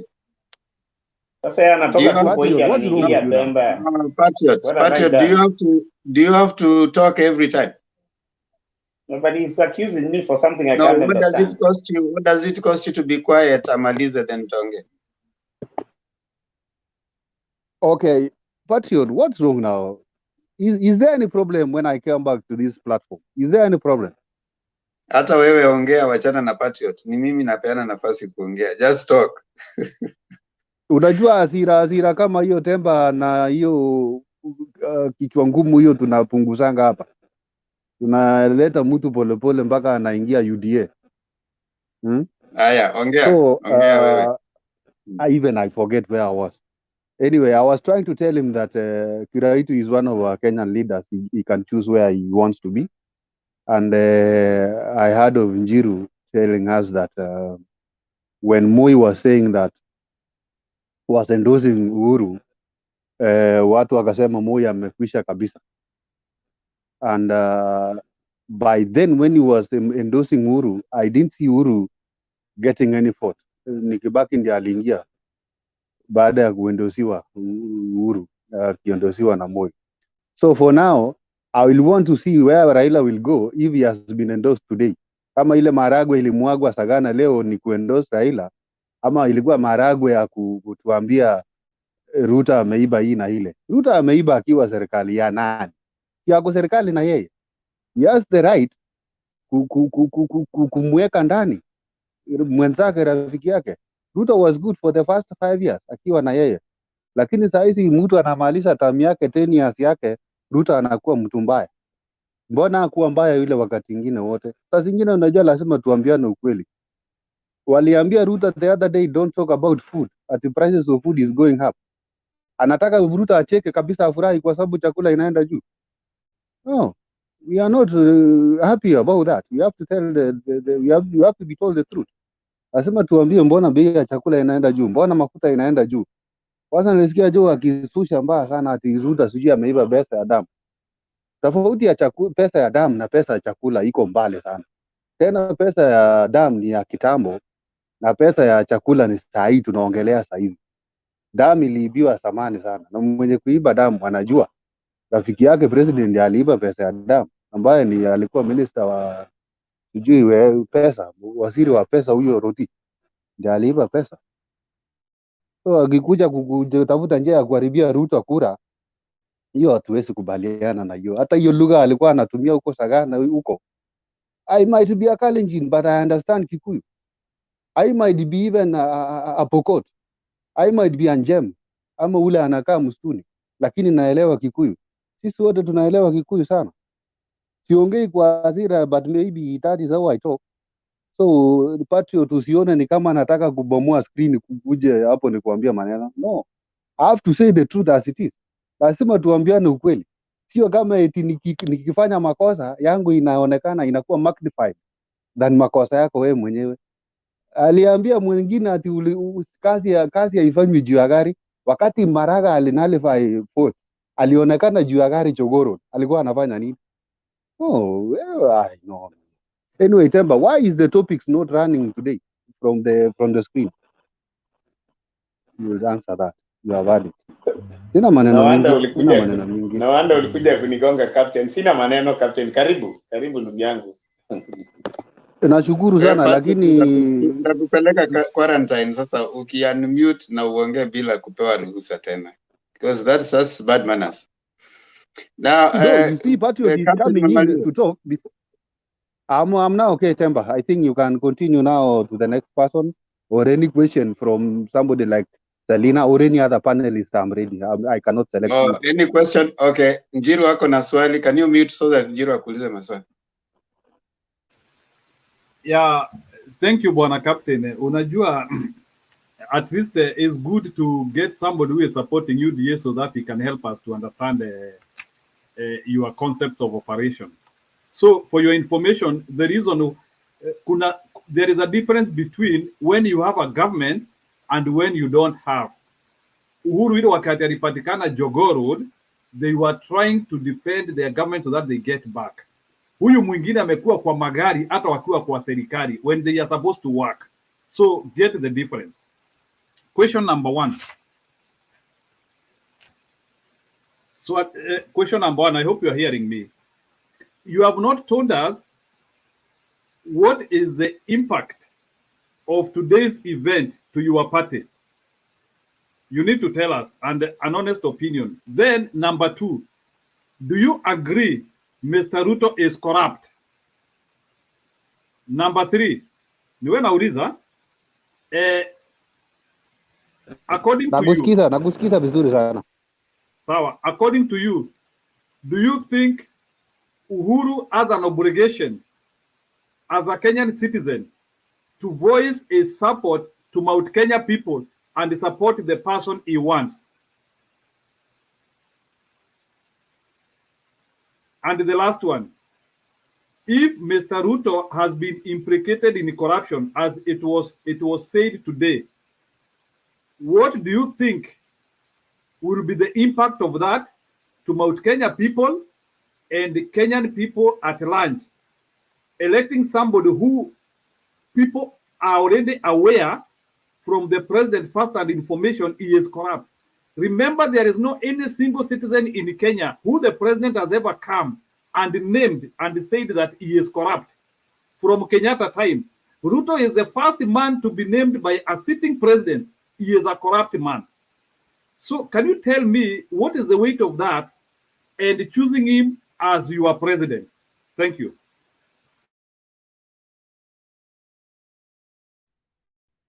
Can I answer you? Can I answer Temba? Yes, Captain, go ahead. Unless there's another question. Ngoja, kuna swali lingine? Okay, go ahead. The other panelists are satisfied on what I've said because they know what I mean. They may not Question be number one. Captain, they may not be satisfied, Yes. but they are seeing no value to ask you questions because you will not answer. Just like right now, wacha tusikize tu. Hautajibu. Haya, endelea. How can you say like that, Temba, when I'm almost getting inside the bedroom of State House? We don't have to say some things like that, man. We are the president in waiting. Question number one, impact about mambo ya kumwaga maragwe huko Sagana. Wacha nikuambie, there is nothing. In fact, hata ameongeza kura. I heard of Salina saying sijui ameenda akaongea sijui lugha gani. As a president, you are the symbol of unity. You don't have to go there and talk your mother tongue and telling people that, oh, this and that. You are supposed to talk the national language because you are the symbol of unity, symbol of all those things as written in the Constitution of Kenya. Captain, is telling us Ruto that, part of the presidency? Captain, is Ruto part of the presidency? Temba, was Uhuru president when he was in Sagana today? No, question ni moja. Is Ruto part of presidency? No, it's okay. I'm answering you in form of a question also. No, was is he? Uhuru a president when he was part in Sagana today? Is Ruto part of presidency? No, of course. You see, you know, I like the way you guys try applying. Ruto has been speaking in mother tongue wherever he goes to Nandi. Have you highlighted that to him and told him that you're part of presidency, you should speak the national language? Where? When he comes to Nandi Hills. Where? When he goes to Kericho. When he goes to there's Kericho. Video evidence of Ruto speaking in mother tongue, those sites.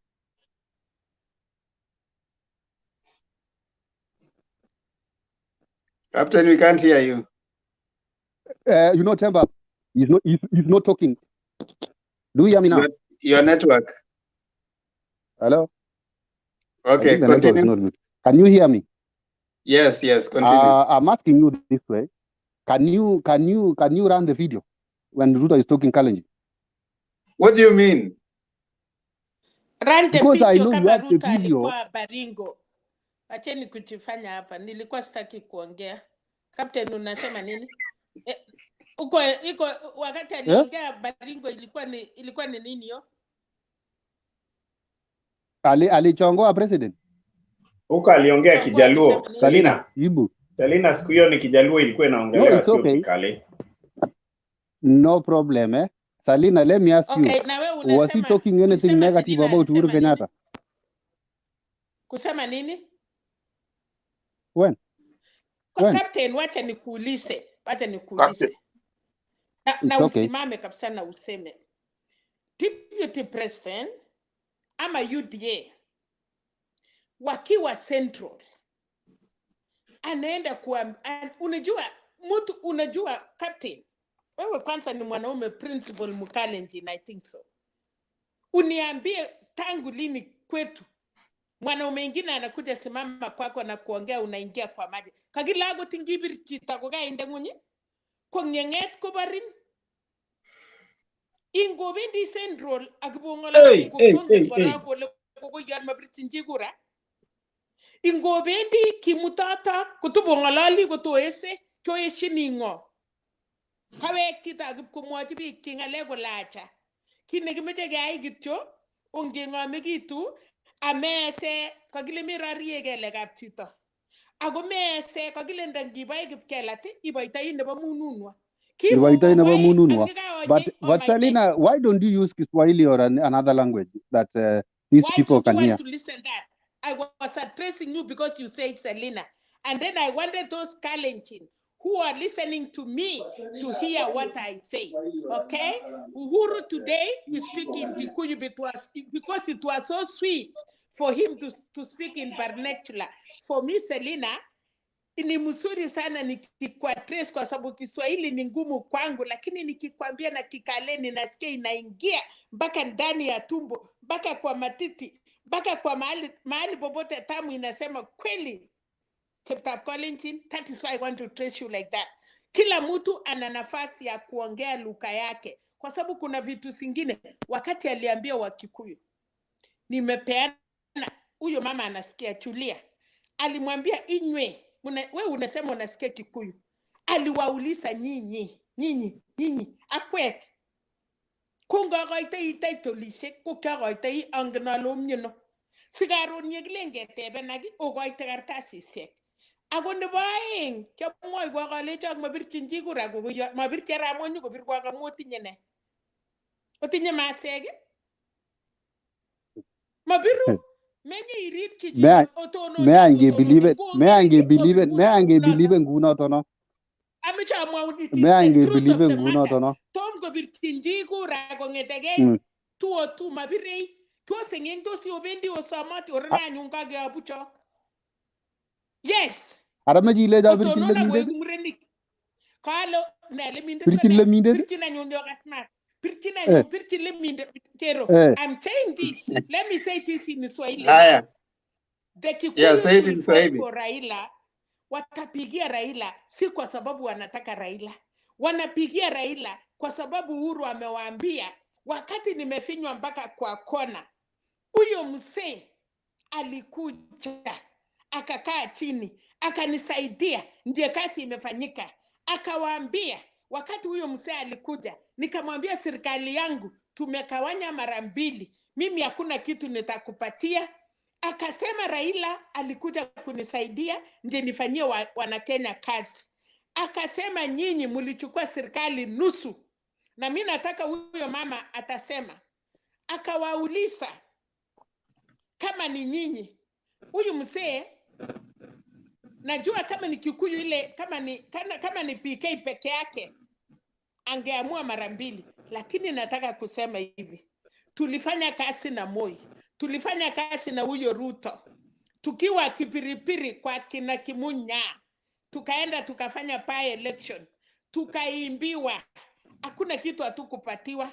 Kufika jioni saa 11 kama kesho ni election, tukaambiwa hoteli imefungwa. Tulifanya na Chelaite na Kuru, tukakuwa na Wakikuyu msima. Moi hata akitaka kupita ana njia. Ikifika jioni tunaambiwa tumefunga hoteli. Sasa nyinyi mliambiwa na Han Waiguru, Kikuyu unaweza rent lakini huwezi nunua. Pesa ile Wakikuyu walikula na ndio Uhuru wamewaambia leo ni pesa yao. Na akawauliza, sasa wewe ukikuja hapa rudi kwanza nyumbani. Ya pili, Kipsigis leo walikuwa kwa Raila. Jana Kipsigis walikuwa nakutanisha Isaac Ruto na Bomet Kavana Sitoni, walikuwa na chapana. Wasee ya Kipsigis wakakaa chini wakasema, sisi watoto ya Kipsigis si Kalenjin tumeamua ya kwamba tutakuwa kitu moja, si kwa UDA, si kwa nini. Wakasema tumeamua leo, wakatoa watoto yao wakasema hatutakuwa nje ya serikali, na wakamuita Kapkatet. Na usiseme Lemindet is nothing. Ijegeti kubiribe tukukwa, they are voting Raila because of Uhuru Muigai Kenyatta. Vile Uhuru Muigai Kenyatta alipeleka Ruto Central, wakati wa Kikuyu hawakutaka kusikia Ruto, na Uhuru akasimama akasema, mimi Uhuru Muigai Kenyatta, huyu mtu ni mbaya, amefanya ila amefanya, lakini kwa sababu ya huruma yangu nimemulete. Wakikuyu walipika kura wakiambia Uhuru unamjua. Uhuru akasema muniwachie. Leo amerudi huko, ameambia mimi nilimulete, nimemutupa, sasa nimelete huyu. Kikuyu atafuata nani? Alifuata Ruto kwa sababu ya Uhuru. Watafuata Uhuru, watafuata Raila kwa sababu ya Uhuru. Kama kuna Mkikuyu tofauti alipeleka Ruto Central, si Uhuru, ningejua Wakikuyu watapigia kura Uhuru Raila. Lakini kama ni Uhuru mwenye alipeleka Ruto mpaka anatawala, anaingia bedroom, anacheza kushika matiti ya wasichana, Ni Uhuru alimpeleka. Leo amesema enough is enough. Vile alipeleka Ruto ndiye amepeleka Raila. Mama chulia, kama ninasema uongo uniambie. Hapana. Hiyo ndio maharagwe sasa ilikuwa inasiliwa. Haya, wacheni captain amalize. Captain. Haya, hiyo nataka nimwambie Njiru ameniuliza ya kwamba ile mkutano ya leo kama ilileta impact yoyote kwa upande ya naibu wa rais. Mimi nataka kuambia Njiru ya kwamba bado Ruto akona kura pale. Kama mlikuwa mnaenda kuleta impact huko, nafikiri sio jana. Labda siku nyingine mtajaribu vile mtatafuta impact huko. Sisi wenye tuko hapa especially Na wale panelists naona wako hapa. Naona mimi peke yangu ni wa UDA hapa. Haya, wacha malize. Wacha malize Selina.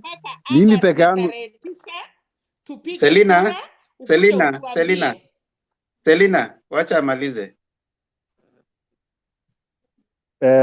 Panelist wale wako hapa wote wengi wao ni Azimio hapa. So mimi peke yangu ni wa UDA na Kenya kwanza, lazima Kenya kwanza. So Njiru, hakuna impact yote hiyo ilisababisha huko. Obligation of umeuliza kama Selina, wacha amalize. Wacha amalize. No, it's okay. Selina. No, it's okay. Wacha amalize. No, it's okay. Wacha amalize. It's okay. Let's just listen to him. You know, they say majority will have their way, but minority should have their say. That is the rule of democracy. Majority will have their way, but minority should have their say. So let's have him talk. Let me have my say because I'm the minority Captain, here. Captain, yes. We don't balance how many people come here from Azimio or from UDA. If you guys are not coming, we cannot force you to come here. So wewe ongea, wewe ni mtu, wewe ni veteran hapa. Ongea, acha kushinda umesema Azimio. That is how it works every day. I know that. Endelea. I know that, Temba. I'm always able to talk with you guys from the start of the show until we finish the show. You bring in different people, like 1,000 of them, but I remain as one. I stand by Kenya Kwanza. The question number 2, I think Njiru was asking me about William Ruto being corrupt. I don't know. I cannot confirm William Ruto to be corrupt because there are bodies in Kenya that deal with corruption. And William Ruto is in Kenya. Everybody knows William Ruto is in Kenya. And if he was corrupt, angekuwa ameshikwa na apelekwe kotini ama apelekwe EACC ahojiwe aseme hiyo corruption ilikuwa aje, if I'm not wrong. Support ya aliuliza sijui swali ya 3 Njiru, what was it all about? Nimekimbizwa mbio sana na Salina. Swali ya 3.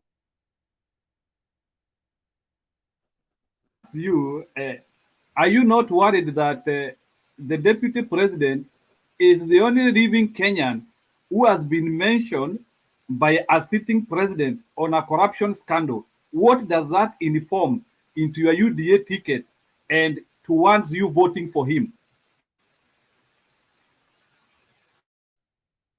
You know the president, even the way he was talking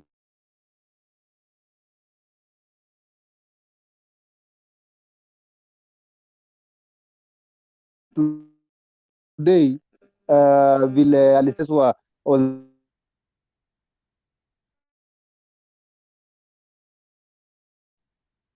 Captain, your network is inatusumbua.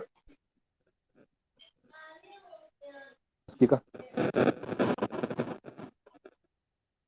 Temba, unanisikia? Mnanisikia? Okay, endelea sasa. Okay. Kuna ile wimbo ilikuwa inachezwa kwa hiyo wakati president alikuwa anaongea, ile wimbo ilikuwa inachezwa huko background ya kwamba tulimalizana. So yeye president mwenyewe akisema tulimalizana, sio ya kwamba ati William Ruto akae kando kwa sababu alimalizana na yeye. It's just like any other Kenyan, na anaweza omba kura. Kama Ruto angekuwa anaomba kura, hizo wimbo zote haingekuwa leo. Hata mambo na kusema we are parting ways, sijui juu ya gari nini, haingekuwa.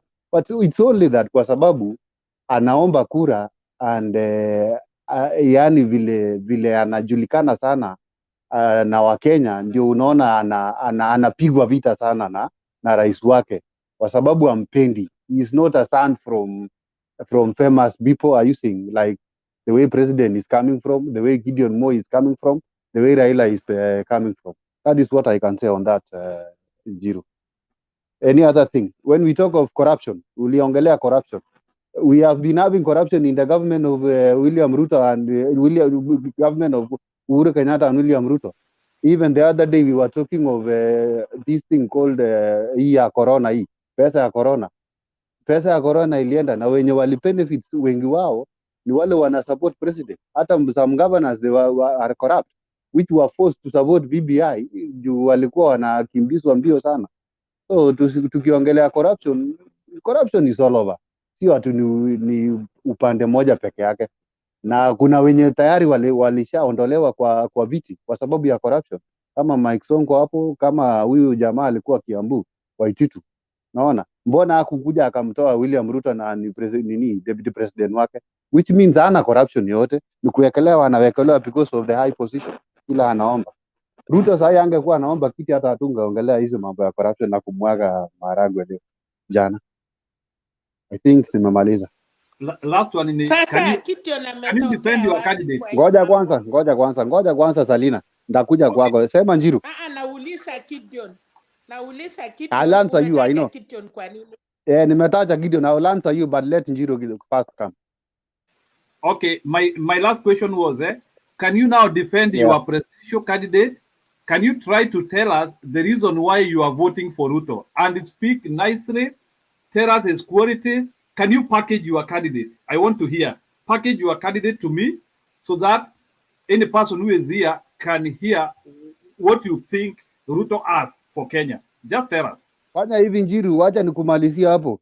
Wacha nikuombe kura na kuomba kura upigie William Ruto kwa sababu ya kiti ya kwanza anataka kuhakikisha mtu ule wa chini ambaye ni sisi tutapata pesa kuingia kwa mfuko. Unaona? Sio watu matajiri kutoka huko juu ati wanakuja kutuambia sijui ati biashara mara nini. Wao wenyewe ndio wamemaliza hii Kenya, alafu hawana shughuli na watu wa chini kama sisi. So I think William Ruto is better off because anataka kuona ule mtu wa biashara ndogo amemhakikishia kwamba kuna vile atapata pesa. So mambo ya kusema ati niambie hii na hii na ile, wewe kuja UDA, mambo iko pale moto. Wacha mambo ya kuasimiwa hapo, na kuna mahali tunaenda. Nyinyi mnangoja endorsement, sisi tunaomba kura mwananchi. Kuja tuombe hii kura pamoja bwana. Sawa. Salina, iko hivi Salina. That is the weakest defense. Captain, let me ask you a question, Captain. Yes, Fidel. No, Captain, let me ask you a question. You're not the one who's going to... Let me ask you a question. Captain. Okay, now, Wangira, turn off your, I don't know if it's the TV or what. I mean, it's echoing. Oh, sorry, guys. Sorry. I'm sorry, I apologize. Sorry, it's me. Captain, you say that Ruto has not been charged for any corruption, case. It's just people are just insinuating, Are you telling me that when Ruto appeared charged with Kulei in court of law, it's not kangaroo court, and being accused of stealing 97 million shillings, that was not a criminal case? Are you also telling me that Ruto himself never stole land from Muteshi? It was just a figment of everybody's imagination, that the court ordered that particular land to be taken back because the court just pulled that thing out of their ass. You know, it wasn't really true. It was just a figment of people's imagination that Ruto did not steal that particular land. Are you also saying that when Ruto went to the national television and admitted having acquired land where the Western Hotel is sitting, that was not an admission of guilt? That all those things were just people just purporting them to be happening, but they're not true? I mean, I wanted to explain to me how you, as an individual, you captain, can stand there or wherever if you are seated and tell us that a thief, I mean, somebody who has been, because that's actually stealing. Let's just call it, it's not corruption, it's stealing. So you are saying that stealing does not really matter to you. Okay, It's Fidel, not, let if me I come explain and to you. steal Let me something explain from to you. you and then I go tomorrow, I run for an office, you'll just wash it away because Let me explain to I you. just want to hear from you. Yeah, let me explain to you. Don't use very long words to tell me that William Ruto is a thief or not a thief. It is this way. When it comes to Muteshi's land, William Ruto is the second buyer from Dorothy Ator. Dorothy Ator bought the land from Muteshi. Then Muteshi, the Dorothy Ator sold it to William Ruto. Are you seeing? So the case is this way. After William Ruto buying from Dorothy Ator, now you start claiming that Ruto stole the land from Muteshi himself. No. So Muteshi was to go to Dorothy Ator, and then Dorothy Ator will go to the second buyer, who is William Ruto. Na William Ruto alimrudisha shamba yake. Dorothy Ator akachukua pesa ya William Ruto bure. Tukikuja storia hapa Weston Hotel hapa, ni the same thing pia. Aliuziwa shamba, hakuchukua bure, na alinunua shamba kwa aviation something. Are you seeing? Any other question? Ulikuwa na swali kama karibu tatu. Bana, Captain. Yes. What Tell you are me, saying, Semba, tell me. Yeah. what you are saying is already a careless person who Not has careless risen up person. to the When you are told, wait, Captain.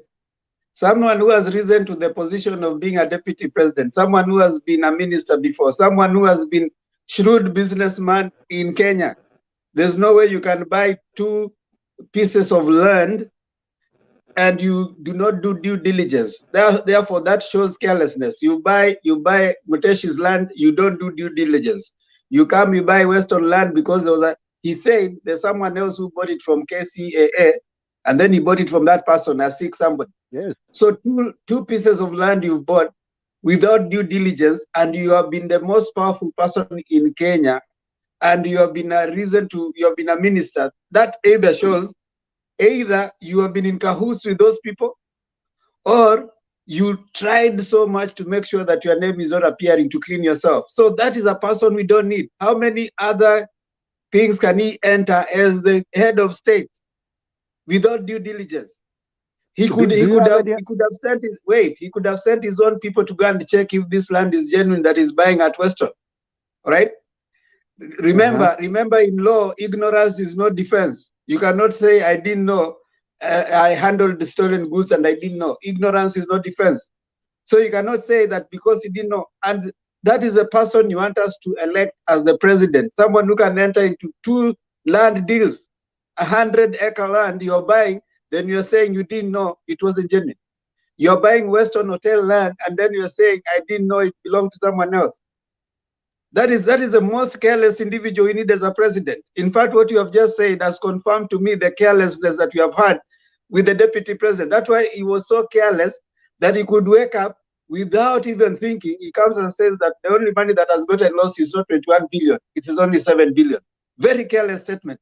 And that's someone you need as a president. Bure kabisa. Yes, Selina, what are you saying, Selina? 7 billion to 21 billion, my friend. Nilikuwa nasema Captain, hule Pauline Yator aliulizwa, alisema kwanza shamba ni yao, akaulizwa ulipata wapi pesa ya kununua hiyo shamba, heka 100, na msichana dakika ya mwisho alilia akasema alitumiwa. So hapana lete hiyo msichana kwa hii mjadala, mtu innocent alitumiwa. Ya pili, hiyo mwenye shamba anaishi constituency ya deputy president. Si ati ameenda nunua shamba kutoka mbali, ni jirani, watu ya nyumbani. You cannot tell me as a member of parliament ujui watu yako wenye wanaishi hapo. We need to say the truth. Wacha kuweka mama msichana pura hata hakukuwa na kitu. So watu wakiuliza watu ya Kenya, mkichua amwezi defend deputy president. Hapana kuja hapana fungua maneno yenye itawasumbua tu amchui kurutisha. Ule msichana alikuja open na akasema kotini hakukuwa naye, alitumiwa. So hapana sema alichukua pesa ya deputy, ati alinunua kwa Pauline, ati sasa ya Tor amekataa kurudishia Ruto pesa. Kwa nini yeye kuchukua hiyo msichana kotini? Kama yeye alirudisha shamba. Sasa ilikuwa ni yeye clean china yake, hiyo msichana mwenye alipepa pesa yake amrudishie. Ndiye sasa Wakenya wakiuliza tunasema huyo msichana alirudisha pesa. Lakini ukiambia watu ati alikataa kumrudishia, wewe mama symbol, msichana kidogo anakataa kurudishia pesa mtu ya serikali mkubwa. Hey, captain. So, mnaharibia hii mtoto yetu tu mnamumaliza. Captain Maliza, make your final comment so that we move to someone else. Selina, you want to say that William Ruto angempeleka Dorothy Ator kotini? Captain, ngoja. No, yes, ngoja Selina. Kotini kuosha. Selina, hold on. Okay, Captain. Hapana, hiyo ni kunyanyasa wananchi. William Ruto ni mtu mkubwa sana. Captain, ni mkubwa sana lakini anakoniwa kwa shamba. Now, one thing you need to tell us is this. Ulikuwa umeambiwa na Njiru upackage mtu wako. Alafu tuachane na hiyo story tuende kwa mtu mwingine. So can you give us at least 3 other things that you think why we should vote for Ruto? Yo nilimaliza Temba, sijui ulikuwa umeenda background wapi. Tulimaliza na Njiru, hata nimemleta UDA. Yeye ananipigia kura Ruto kama president. Huyu Salina aliuliza kuhusu Gideon Moi. Salina, I was telling of Gideon Moi. I came to mention Gideon Moi because of that William Ruto is not a son of somebody who is so big person. Mnauliza huyu kijana anasimama Eldoret North kuomba mbunge ni nani? Hatujui baba yake. Baba yake alikuwa nani? Ndio sasa ikakuja hapo nikamention hapo. William Ruto sio ni mtu tu hivi tu kama mimi. Ndio maana unaona hatakikani. That's why he's parting ways now publicly in the name of kumwaga Maragwe. Uhuru Kenyatta alikuwa Central. Wakati Uhuru Kenyatta alikuwa mkutano Central, aliambia watu ya Central ya kwamba William Ruto ni mtoto ya maskini, atujui baba yake, alafu kitu analijua baba yake. Because ile kitu tulikuwa tunaongea leo ni ile mambo ilifanyika Sagana, ni ile mambo ilifanyika Machakos, na ile mambo ilikuwa kwa Raila. So china ya Gideon inafaa kuingia wakati mjadala sasa inafika kati ya Gideon na Ruto, mnataka nani? But nyinyi watu ya UDA mkiwa na story yenu, mkifinywa unaenda kufinya mwingine. Ulikuwa umeulizwa mambo ya Ruto, lakini ukilete Gideon, that is another weakness. Kwa sababu Gideon aombi president. Akisimama kuomba president tutaambiana kati ya Ruto na Gideon mnaona nani? Kama vile Kenyatta alikuwa naomba kura na Kibaki, Wakikuyu wakasema Kenyatta ni mdogo, wacha tupatie Kibaki tu amekuwa msee amekoma. So kama hapa tunakuja kuongea kati ya Ruto na Gideon, wa Kenya tunapigia nani kura, hapo pia mimi nitasema wacha Gideon na ngoje chupatu ni mdogo, wacha tupatie Ruto. Sasa leo hatuko hiyo story. Hakuna story ya Gideon jina yake kutokea hapa. Tetea deputy president, not because of using the name of Gideon. Haya. Lakini Salina tena naona ni kama unataka kuniambia ati tupatie Raila juu ni mzee, Ruto ni kijana. Ulikuwa unataka kusema hiyo, lakini umekata shortcut. Nimesema hiyo. Selina, wacha tuache hayo. Wacha tuachie hiyo hapa sasa. It's okay. Alex, wacha nimwambie hiyo moja. Ni sawa Selina, tumekusikia huyu hamtamalizana saa hizi. Moja tu ndio asipatilishe juu watu wanatakanga kuruka. Nimesema wakati ya Uhuru na Kibaki alisimama, watu ya Central wakasema Uhuru bado ni mdogo, wacha tupatie Kibaki.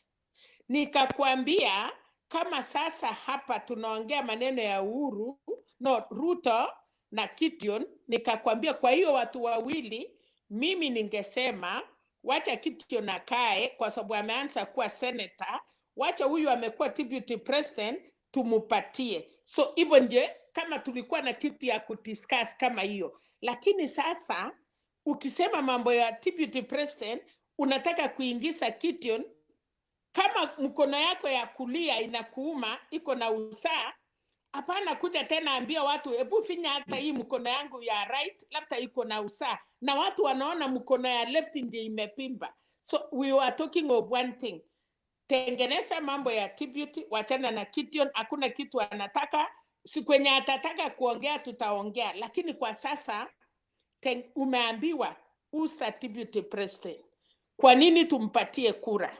Hao watu wanauliza wewe kama mtu ya Azimio utuambie tunataka kumchagua deputy president kwa sababu amekuwa mwaminifu kwa rais yake. Tunataka kuchagua deputy president kwa sababu wakati amechaguliwa kama deputy ya rais amemsaidia kwa hii na hii na hii. Tunataka kuchagua deputy president wakati alitumwa, alienda Kenya akisema ana launch. Wakati alienda Kenya akamwambia watoto ndio hii laptop inakuja.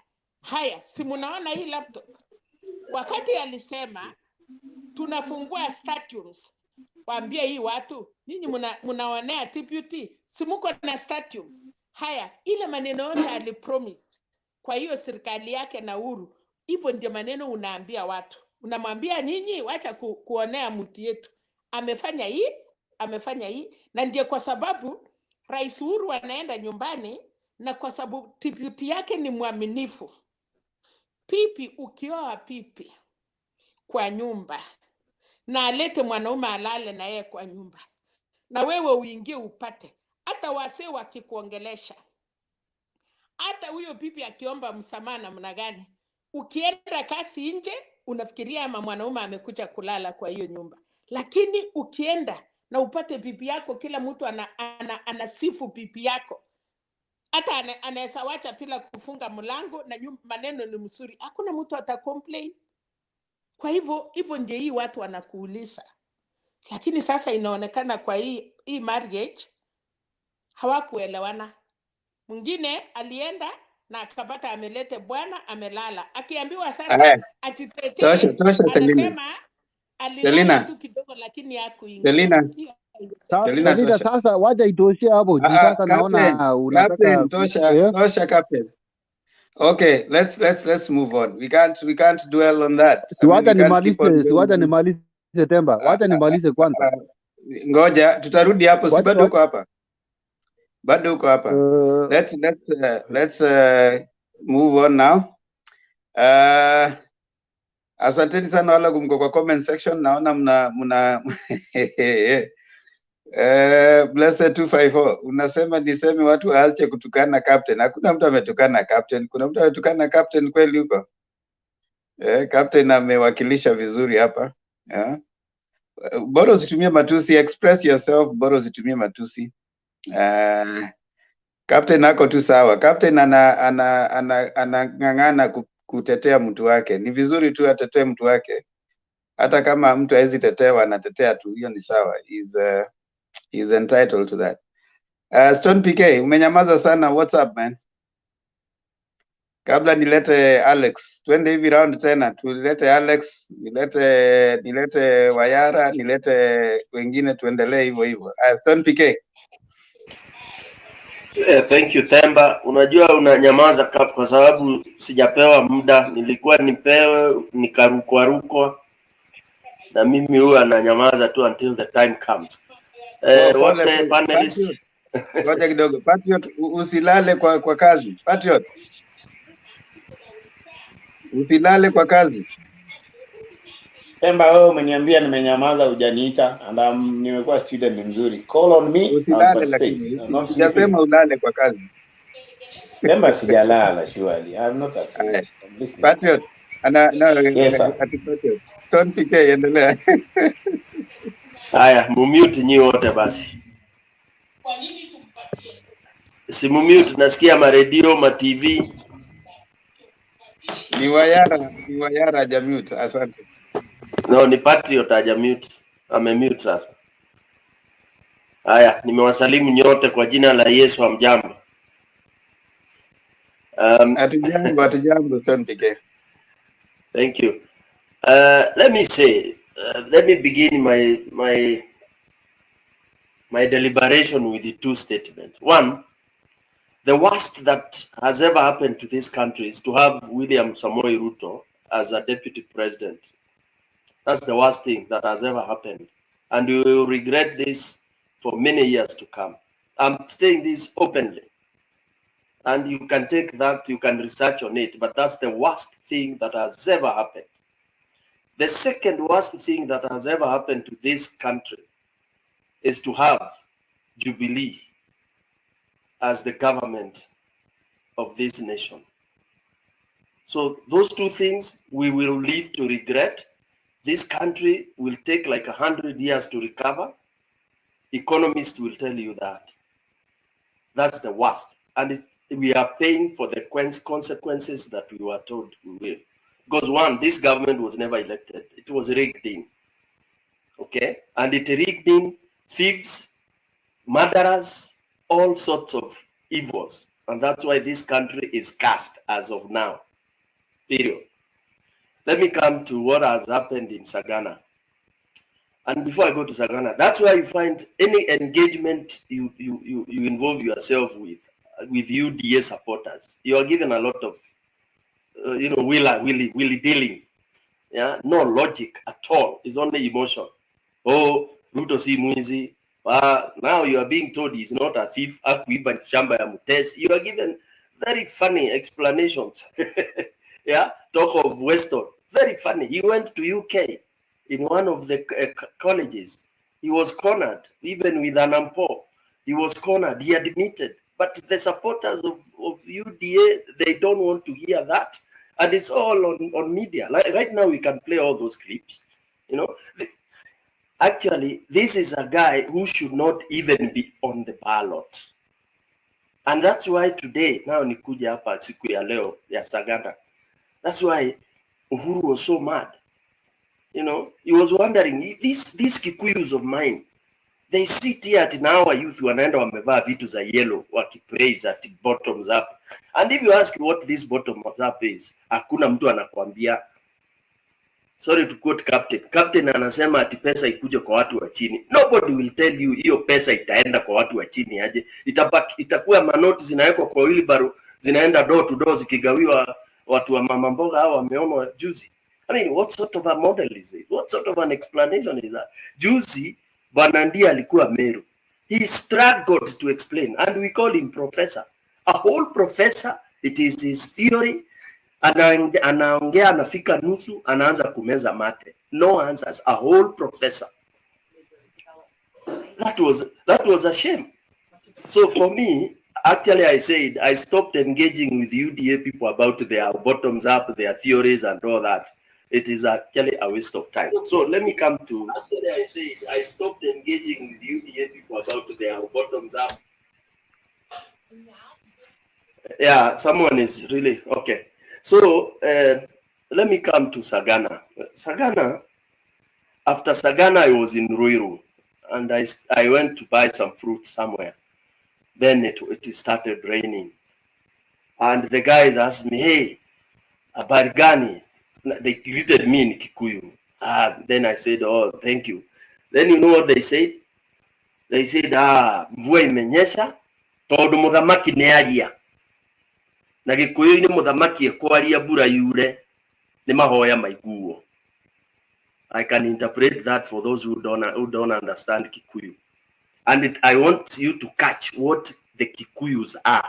I've been saying this on this platform a million times. Okay? That this Mulima is sophisticated. This Mulima you can debate for 1 month, but you'll never understand Mulima. Huwezi kuelewa Mulima. Now, they see a customer unanunua nini, and they are so warm and happy. They tell me we thank God mvua imenyesha and it has rained because Mudhamaki has spoken, and he has spoken, the heavens have opened up. What message is that? Okay, then they go further to tell me how it used to happen, that whenever people went to the Mugumo to offer sacrifices, and that time I'm just buying my fruit. The moment that the elders went to Mugumo to sacrifice because of some calamity, and that guy told me, like the calamity we have now. Nikamuuliza calamity gani? Si mayelo ilikuwa inakuja huku kwetu. Wazee walikuwa wakienda kwa Mugumo, wakifanya ile kitu, wana nini mbuzi ile wanafanya ile tambiko, immediately they finish that, wakitoka before they reach home mvua ilikuwa inanyesha to show that their prayers have been accepted. These are not, this guy telling me he was not even, he didn't look like he was 60 years old. Okay, but the excitement I saw in these guys. Then I asked him mockingly, si nyinyi ni watu wa UDA kama mimi? Do you know, they told me, my friend, nekuria toraria, we are eating. Nekuria toraria, we are just eating. This, I'm telling you, this is not fabrication. Then I said, you are ruthless. How can you eat this kind of money na mutampigia? Sasa hiyo tunaongea na Kikuyu. Wakasema, wewe ukiletewa ukute gunia hapo ya pesa, utaenda kutafuta nani aliweka hapo? Look at that. Then I said, oh, we've been worried. Kama tutakuwa worried sana kama sasa utatupigia sisi watu wa UDA. Then he told me, wewe kama uko hapo sasa, wewe baki hapo peke yako. Let me tell you another thing. Then he told me, did you hear the song that was playing? The song that played when Uhuru was speaking and when everybody exclaimed. Then I told him, yeah, I heard it's Peter Kigia's song. It was a very popular song sometimes back. Reketu Manu. Let it end there. Yeah, whatever you've been giving me, be selling it to me now. It is a bitter, bitter song. Okay? Then akaniambia, do you remember the play that was written by Ngugi wa Thiong'o? Nikamuuliza gani? Siaigana ni siaigana. You know, this is a conversation we are having with the Mulima people, and it's a market. Sasa tumekaa hapo tunaanza kunini, akaniambia siaigana ni siaigana. The last point aliniuliza, wewe hata wewe ukifikiria hivi mkikuja nyinyi, sasa unajua ananiita mtu wa UDA, nyinyi watu wa UDA. Ona mwikaragogu mugeciria kirima no gikirie murubwa kura. Look at that. I'm being candid. Yani hata nyinyi watu wa UDA mlikaa hivi mkaona kweli siku moja Mlima itapigia Murumbwa kura? My friends, hapa tutapiga madebate tu tuki pass time and wasting time. Things are serious. Those who think Uhuru was wasting time, please sahau ni hiyo. Okay? Those who think Ruto can be elected and voted by Kikuyus, poleni sana. You know, I'm telling you, you will be so lost. Those youth who are pretending at they have no votes. In fact, mtakuwa wagonjwa wote siku ya kura because mtakuwa mmekunywa pombe usiku kucha. Hapo itakuwa imewapiga mpaka hata saa 12 jioni utakuwa uende kupiga kura. So guys, the truth of the matter is, in fact, the best thing that has ever happened today is for the president to talk. And he spoke in Kikuyu, my friend.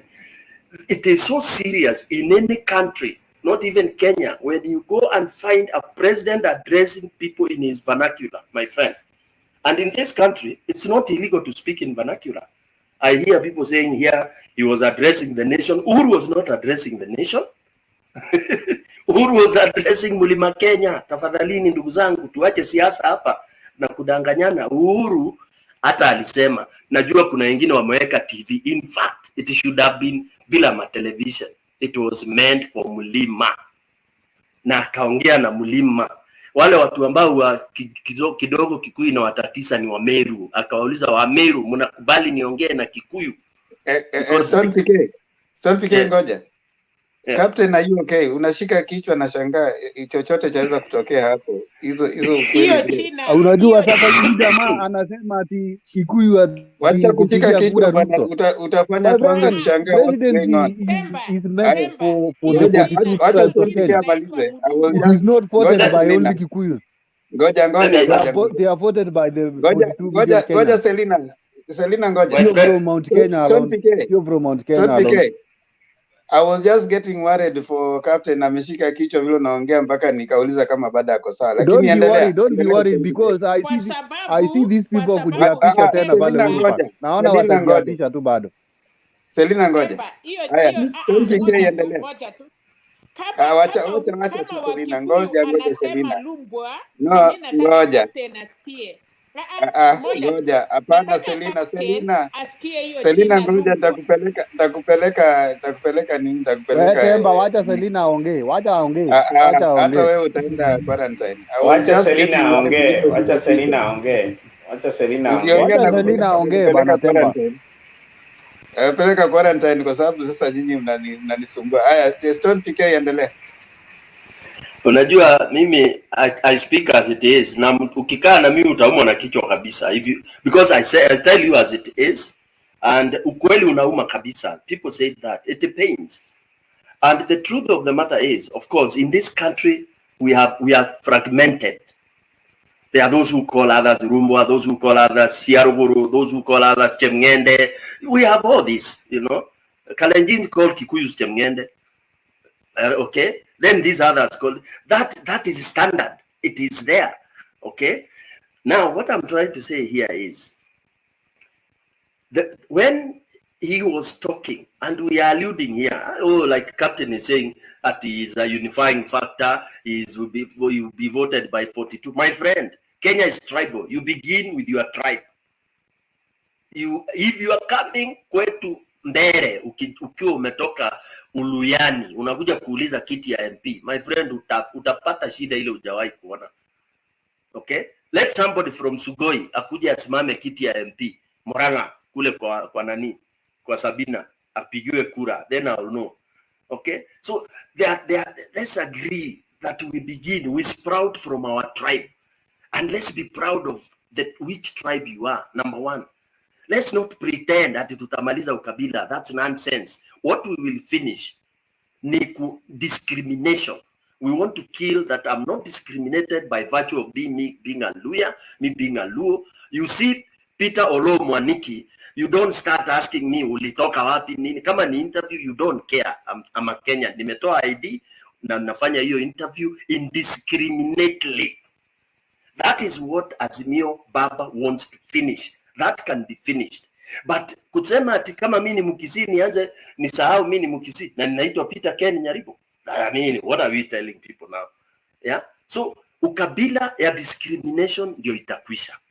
But ukabila ya kwetu kisiasa, hata Nairobi, when I want to contest for member of parliament, I start looking at numbers kwanza from Embu, then I ongezea from Kirinyaga, then I ongezea like that. Then I get my Luya friends and Kisii friends. That's how people are building numbers. Okay, so let's take it that way. Now, these examples I've given you, somebody asking me simple question: do you imagine that wewe utatoka huko unaingia huku unaanza kupretend, and then unajua Ruto angeingia bila matusi, bila kudharau Uhuru, maybe. But you enter there and start showing how their own person, mtu wao, unaanza kumwambia ni tapeli. My friend, this man is lost. He's lost. Na nywele zitaisha na kucha ziishe, because what is going to get from tomorrow, hata mnatakiwa mkate hiyo miti kabisa, vile Atwoli alisema, it is dangerous. Sagana imemaliza Ruto vile hataweza kurevive, because he made mistakes. He doesn't listen to advice. Okay, I mentioned on this platform that the day Mulima will start kutunga nyimbo ndio mtaitana, na mmeanza kuitana watu ya UDA. Saa hivi they are speaking with the songs. The day you hear Mulima wakiimba na kutunga nyimbo na kurecall zile nyimbo zao Okay, Mulima doesn't have war songs, but they have sarcastic songs. Okay, they can send messages to you na nyimbo. Tutihaka wo mashuru ne bare kuna. Yani atupakangu mauji na mbare ya mahali fulani. They are finished with you. Today, Mulima imemalizana na your brother captain. Kama uko karibu na yeye endo mwambie. Number two, while that was going on, the very calm section of Kalenjin, I know Kalenjin very well. There are 5 sub-tribes. The Kipsigis were busy blessing each other. And they were busy na wazee wakiongea. What we were shown on TV, achana na hiyo. The meeting they had, what they discussed was realistic. Sally Koskei was there. Those some very respectable Kalenjin people. Sally Koskei was there. And those other elderly, senior people. They discussed and resolved and gave Raila a memorandum. Kipsigis have agreed that they don't want to be outside the government. The other of you guys, Nandis, Elgeos, and the rest, mukitaka kutupa bao, walisema ni shauri yenu. Okay? I understand Kipsigis. I understand Kalenjin. They said wale watataka kukaa peke yao ni shauri yao. Sisi tutaenda na we baba from district to district, yani from county to county. Okay? And they said we want to push the 24% to 40%. What does that tell you? And this is serious people, respectable elders that Ruto rejected. How does he survive? All right. Okay. Then when we talk of there is something else. Yeah, this one of North Rift. North Rift walipewa homework. Okay. They had their representative there, akina Tolgos and the rest. And wameambiwa kule huko pia network itengenezwa. So what we are talking is, who can reject their own son? Hakuna. But if their own son is a mad one, in quotes, not saying he's mad ya ugonjwa, in quotes, if they think you are a lost sheep, they'll leave you to go lost, because your son has been called, has been asked, akapelewa kwa wale wazee wenyu, hataki kusikia. Nilisema juzi, aliulizwa kwa nini Karungu hakupewa Karungu ka uongozi, and he is a lone anaitwa lone ranger. How does he make it? It will be very, very difficult. Lastly, he goes, when the meeting is going on in Sagana, he is in Makueni, Ukambani. You look at the meeting, ina wale watu tu wako kwa maduka hapo, and those idlers, yani wale tu walikuwa wamepatwa hapo. He's talking to several people. He asks question, nobody answers. They are quiet. What does that tell you? Sincerely speaking, if I were Mr. Ruto, our deputy president, I would shelf this thing, this idea, and say nothing. Okay? Last but not the least, the only thing that I disqualify Uhuru, although he made my day today, in the scale of 1 to 10, I would give him 8. Why would I deduct 2? 1 point I would deduct for him to keep on repeating, ana ubaya na mtu. You don't have to apologize. He should not have been apologetic for anything. He has been scammed. He has been, when he boasts, President unaambiwa we ni tapeli. Why would you, what reservation does he have for Ruto, honestly? Yeah. The second point I would deduct from him is saying that if Ruto akikuwa mzuri atikuko mbele atachaguliwa. How can anybody who has committed some of those serious issues become good to be elected as a president? One mistake disqualifies you for life not to become even a president. Uliiba shamba ya one of your citizens. Kwisha, you cannot, without that integrity, you are not even supposed to be a chief in any place. Neither are you even supposed to serve in any public office. So Ruto should never dream of ever leading this country unless this country becomes bananas. He has no qualification. Thank you very much, guys. I see Captain rafiki yangu anataka kunikula. Okay, kuna maswali Captain, alafu Paul Mwangangi. Aya, Captain. Kwa sababu nataka hata kusikiza maneno ya Patrick mingi, Stone PK hapo kwa shamba. Nashangaa sana vile anaongea, kwa sababu akisema aliiba shamba ya citizen yake, hiyo ni kesi ilienda kotini na hiyo maneno ilisolviwa yote. Hizi shamba zote Uhuru Kenyatta ako naye, kwani yeye peke yake ndiye ako na shamba hii Kenya mzima? Alipata aje? Wewe Stone PK bwana, wacha kutudanganya bwana.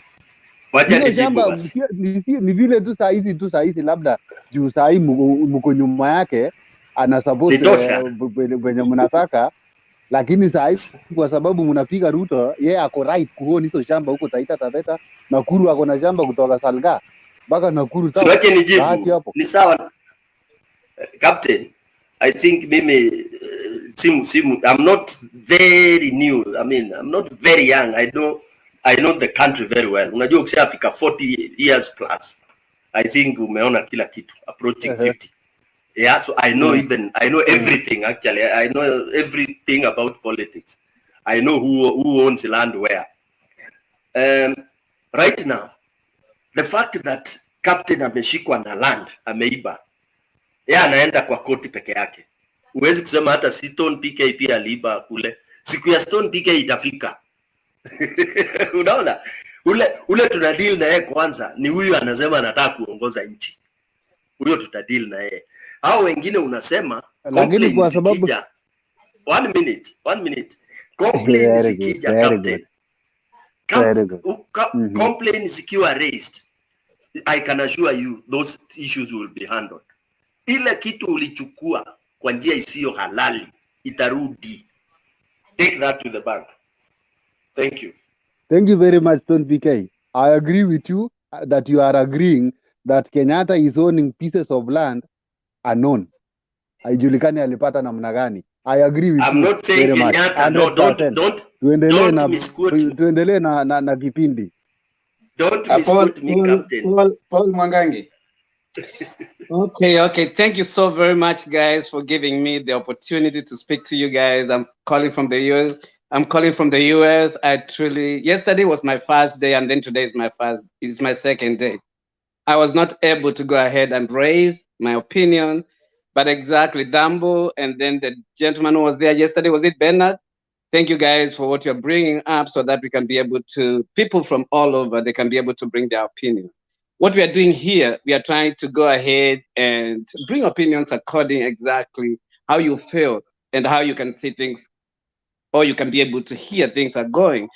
For me, I'm going to vote for Baba, and with my family too as well. We are going to do that as well. Yeah, one thing I can be able to go and say, what President did today was amazing. And as the President said before, he has now left the office, and now the campaign has already started. I'm going to go ahead and speak to the gent. I cannot be able to see clear over here. So to the gentleman who was not Captain, the other one, who was saying that he gave President, he can be able to give him 10, 8, but not 10. So you took 2. One thing, Stone PK. He's called Stone PK. Yeah, PK. So PK, one thing, at least for you, I can say that your opinion. But to me, as you are a leader, you cannot just go there, because this is a president for the whole country and everybody's watching. You cannot go ahead and say, hey, this is what I'm going to do for you. You have to put it in a way that everybody is going to feel comfortable. Either you like it or you don't like it, but your message, you have to put your message so that your message can be heard.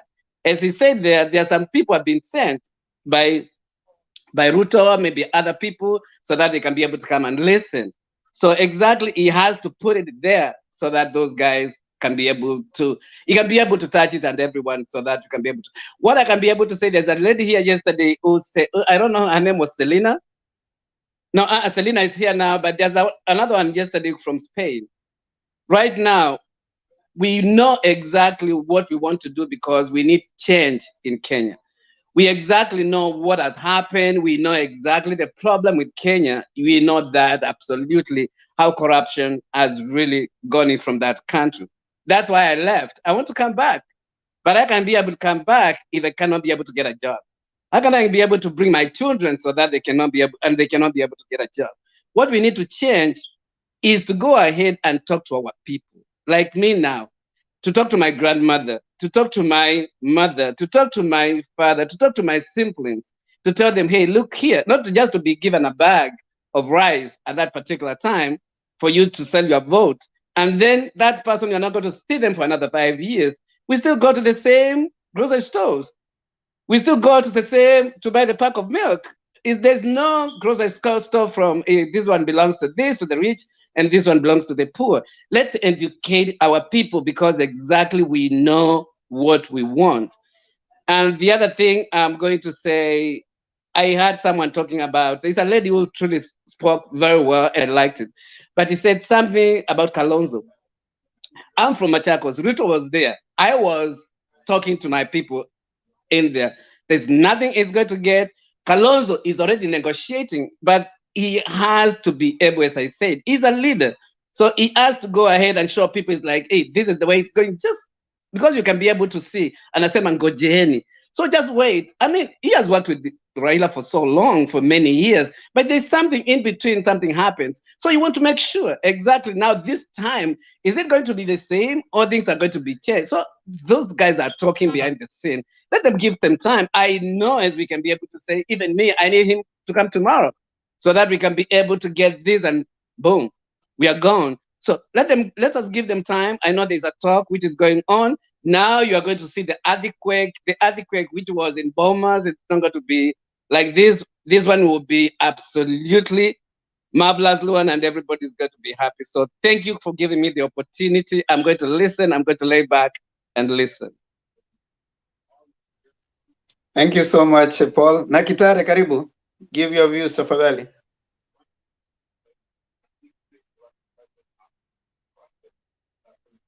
Unmute yourself. You're muted, Nakitare. I do. I'm Jamboni Wote Wananchi. Today, I was just listening to the president's speech. That's what I've been doing, from tape to tape. I comprehend a little bit of Kikuyu, but I was so proud of Kenyatta today as a person. The speech he gave, it came from the bottom of his heart.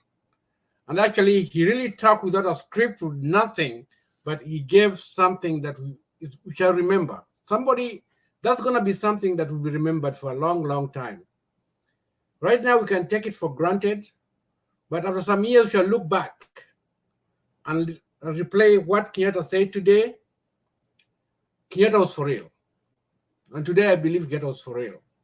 Not because I support Baba or something like that, but what he talked about was that guy had a heart of bringing us together. That's what I've been fighting for. That's what I was praying for. And if whoever takes over the baton will continue with that attitude that our president had today, what he said, he might have touched on the wrong foot of certain people. But if Baba takes over, or even Ruto, and continues with what Kenyatta had. Ruto never. Kenya, don't entertain that, Naktari. Ruto never. It's not an option. The president in waiting. Okay, all right, whatever it is. Okay. However, I'm always coming here. I don't want to talk a lot, but I come to listen to what my fellow countrymen are saying. That's the greatest thing I ever do. So when I come in and lay back, I'm just listening. However, let me take some comments here. There's been an issue of people arguing that Kenyatta shouldn't have talked in his mother tongue. For real, that was a Kikuyu affair. It was not a national affair. It was a Kikuyu affair. That's why they say Sagana 3, Mount Kenya. It was a Kikuyu affair. I'm a Luhya. If I go to Bungoma right now, I'm not going to talk to my people in English. I'm not going to address them in Swahili. I'll try to address them in Kibukusu so that they can understand, so that everybody is with me. However, when I step out of Bungoma and I'm going to Kisumu, I'll talk in Swahili or Luo or any other language I can do. So Kenyatta was not wrong. Kenyatta he was addressing his audience. and his audience were from Mount Kenya, and that's what he achieved. So the question of him looking bad for talking Kikuyu should be out of question completely. Now, last but not least, there's something that's going on. There's a very big talk about reduce the price of food and so on. Gentlemen, unless you're living in a cave, the inflation is everywhere. Even some of us, Paul can tell you, we're in the States here right now, things are very bad. If you go to a store with $100, you'll come up with two things. We should know what caused that. It's not Kenyatta who caused it. Kenyatta cannot just wake up one day and tell somebody, Richard biashara chini. The price of biashara is not determined by individual. It's determined by the economic or we should look at the central bank. Tell the central bank to adjust the inflation rate. That's what the problem is. And that's what we are doing here. I mentioned something about CPI, and I think Temper deleted it. This is the Consumer Purchase Index. Every country is using it. I was looking at one yesterday. US is at 280. Kenya is at 118. Come on, guys. Who is suffering most? The people here or the people at home? I'm telling you, give Kenyatta a credit. With good governance and also with the central bank can do something to curb that increase in price. We should not blame an individual. Nobody can turn that around overnight. It's an inflation, and we are all being hurt everywhere, not only in Kenya, not in America, not in Britain, all over the world. One of the factors that caused this is Corona. We were in the house, they were not working. How do you expect us to go and cover up that ground overnight? And many other factors. Right now, that crazy guy up there called Putin is starting a war. It's going to make it even worse. Let's look at those factors. Let's support whoever is in government so that we can bring some of the prices down. Otherwise, thank you guys. I'll lay back and I'll listen to what you guys are talking about. I'm so grateful when I hear different opinions and we are talking with in a civilized way. Not like those days we are calling, oh, where Jaluo, where Muluya, oh, you are circumcised or whatever. Those are rubbish. I don't care about that. Me, I'm a Luya, I'm a Kenyan. Call me, if you call me here, what tribe you speak? I'm Kenyan. Thank you, guys. Can I just respond just one? Yeah. Okay. Yeah, I'm going to put this one in PK because PK is for Ruto, and I know PK and Selena, they have been going up back to back asking questions and all that.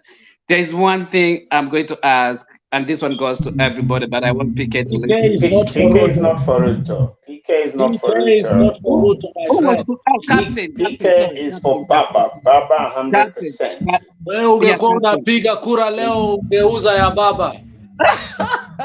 I'm so sorry. Let me confirm to you, Paul Mangi.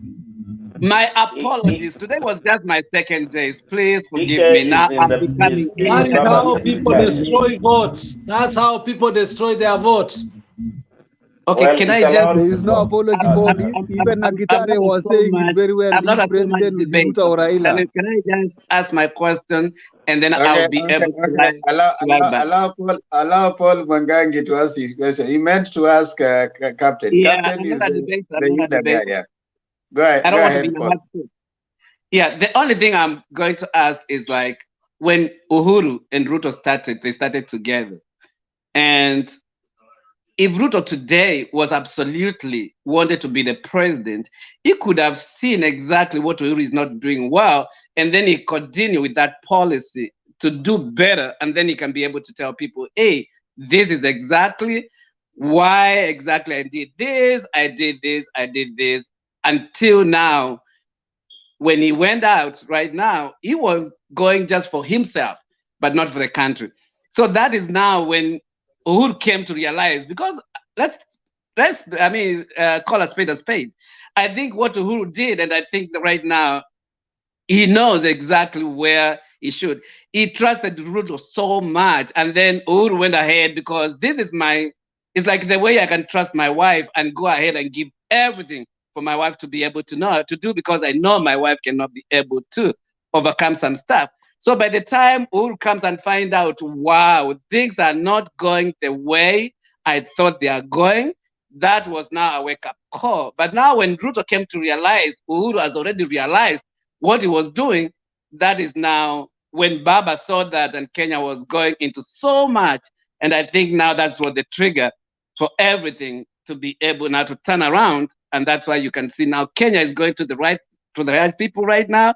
And I know we are going to do good when we put Baba to the State House. That's it. Captain, I know you want to sleep. Can you give your comments before you go?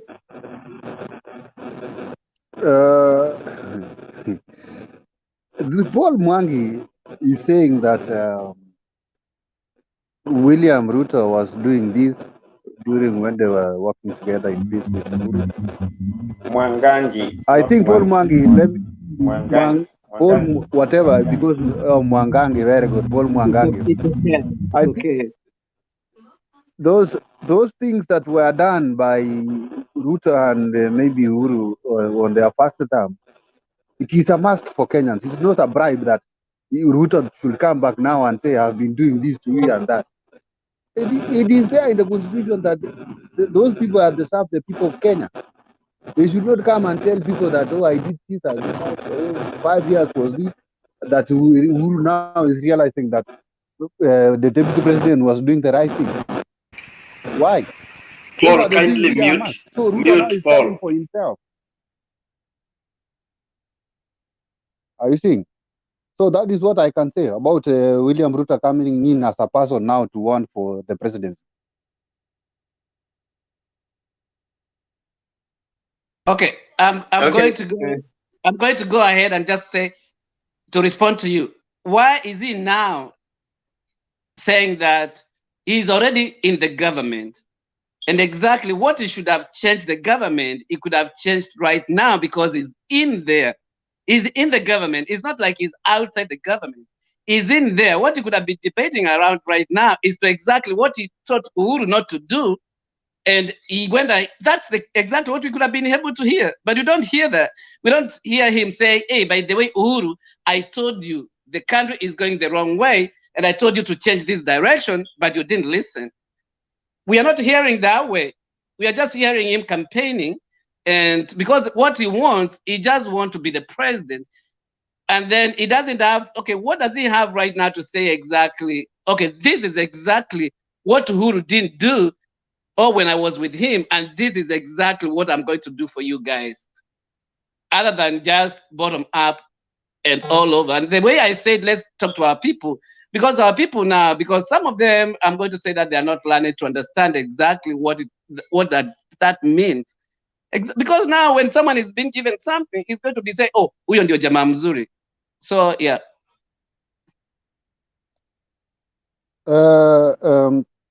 I think when you come up again, Paul Mwangangi with... Now, let's mute a no, little listen first, Alex. Nakitare, just mute.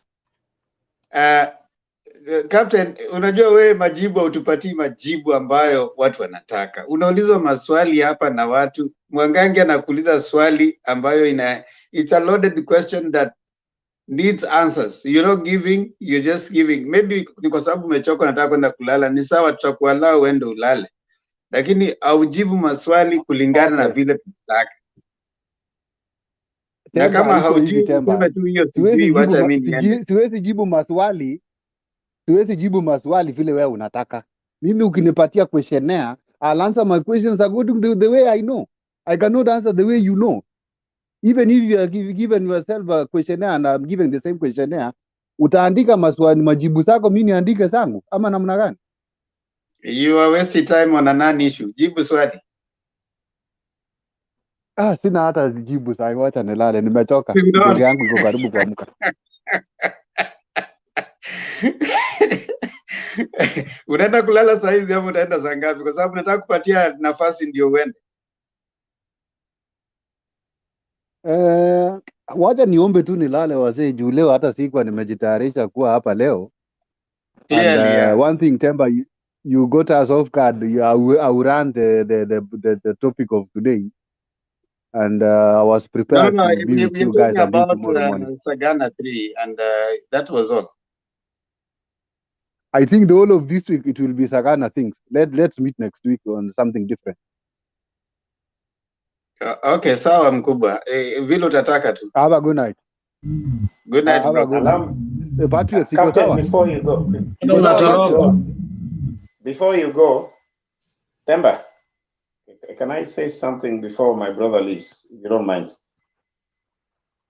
Wewe unaongea kama sijakupatia nafasi. Sasa hiyo unafaa kuinua mkono ndio na unmute. Sasa I will not allow misbehavior. Thank you. Patriot, what is it? Thank you, Mr. Temba. You know, we are learning every day. We have bad manners, but we shall improve. Thank you for your patience on us. I think we will get there someday. I wanted to say something to Captain before he leaves. Not we are learning. You are learning. Thank you, Professor Alex. Thank you. Captain, now what I was saying is that before you leave, I want to be candid. Now I've been warned by Alex, my terms now are changing. Now, let me speak about myself then. If I see with a lot of keenness on what has happened in Sagana 3, I want to give you a bit of a olive branch. That for sure the deputy president is a brilliant guy. He's not a walkover. I think Themba advised us on what to do. That was before you came. He's not going to sit back. He's going to fight a lot. I just wanted to let you know that there is something that I know the DP is going to do. I think his people have decided. I've now told him, punch the head of state himself now. This week, if you asked me, Raila Amolo Odinga is going to be spared for some time. I am going to see the DP punching, and one of the statements I expect him to say is probably to ask the president if there is anything he gave him that he didn't do. That is something he has been saying. But something else I know that he might bring forward is going to be a serious topic. Is probably he's going to look into the files, and probably he might want to give us what you call evidence as to the advices he gave to the president and the president did not implement. So those are from what I'm seeing, those are some of the new discussions that we're going to have in the course of the week. But I'm not very sure how that is going to have as an outcome. So, Captain, as you go to sleep, I know your party leader is not a joke. He is going to give us some run for our money and our time. But I'll tell you, we are ready to discuss that matter. So I just wanted to let you know that, Captain. Now, ukituconvince tutakuja UDA. Sasa uache makasiriko. Talk to us nicely. Some of us kama mimi. Ukiniongelesha vizuri na unipe sababu why you want me to support him, I will listen. But until you do that, na uache makasiriko. Hapana sikiza vitu huko nje alafu unakuja kuniattack namna hiyo. So that's what I will say, Captain. Thank you. Back to you, Themba. Captain, what is it? Temba, can I say something? Yeah. Yes. Patrick, Just wait, Alex. I want to say this. Alex, just a minute. What I wanted to tell Patriot and maybe all the panelists is that William Ruto is not a walkover. The president has talked today, and we are now going to the new day just after the president's speech. Na sasa itakuwa ni discussion from all the groups. Kuna group ya sokoni, kuna group ya wapi, ya pale. They'll start discussing. Huyu mtu wetu wa nyumbani ametuambia nini. Kuna jina mmesema hapo rumbu ama jina fulani. Sijaelewa. So that's why I said all of this week it will be a discussion of Sagana. And the difference will be noticed after some few days. Some will change to listen to what their leader said. Some will stick to William Ruto, some will be in dilemma. Na kutakuwa na impact kidogo, but for now as we talk, haijakuwa sana, but after tomorrow, the next day and a weekend hivi, tuta notice the difference. So as you have said, but you tumesema vizuri sana. William Ruto sasa sahi atakuja pale na I'm not mad. I'm the deputy president of this country. I'm what? Na address boss yake hivyo. Unatuletea mtu ya sijui project, sijui nini, State House project. Itakuwa moto sana. Sasa hata sahi hakuna, hawezi ongelea mambo ya vitendawili na mganga. Ataongelea ule nilikuwa mzuri the first 5 years. Sahi unakuja kusema niko mbaya. So mimi naomba nilale, tutaonana hiyo siku nyingine. Asante. Haya, na Kitare? Kama hujaenda bwana. Captain, kama hujaenda.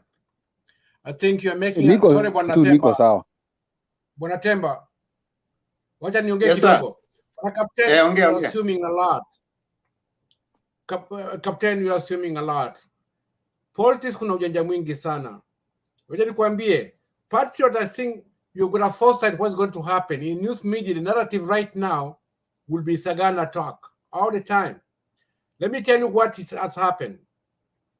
Kenyatta, or rather Uhuru, amempa Azimio la Umoja a silver platter in your hands right now. They will work on it. That's what they will propagate for the coming 3 to 1 month before we get another narrative again. You'll be surprised. But one thing I want to caution you guys. Any leader with some substance, a vice president or a deputy, should always be the last person to leave the room.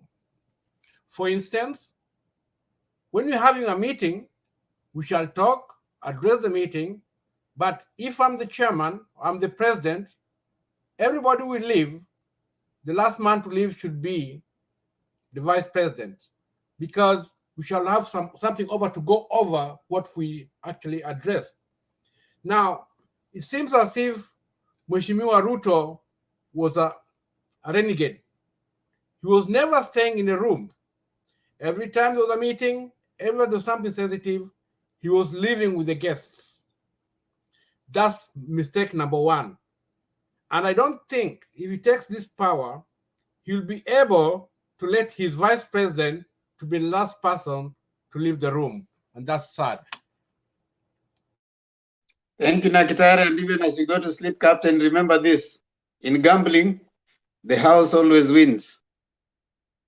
Ruto is not in the house.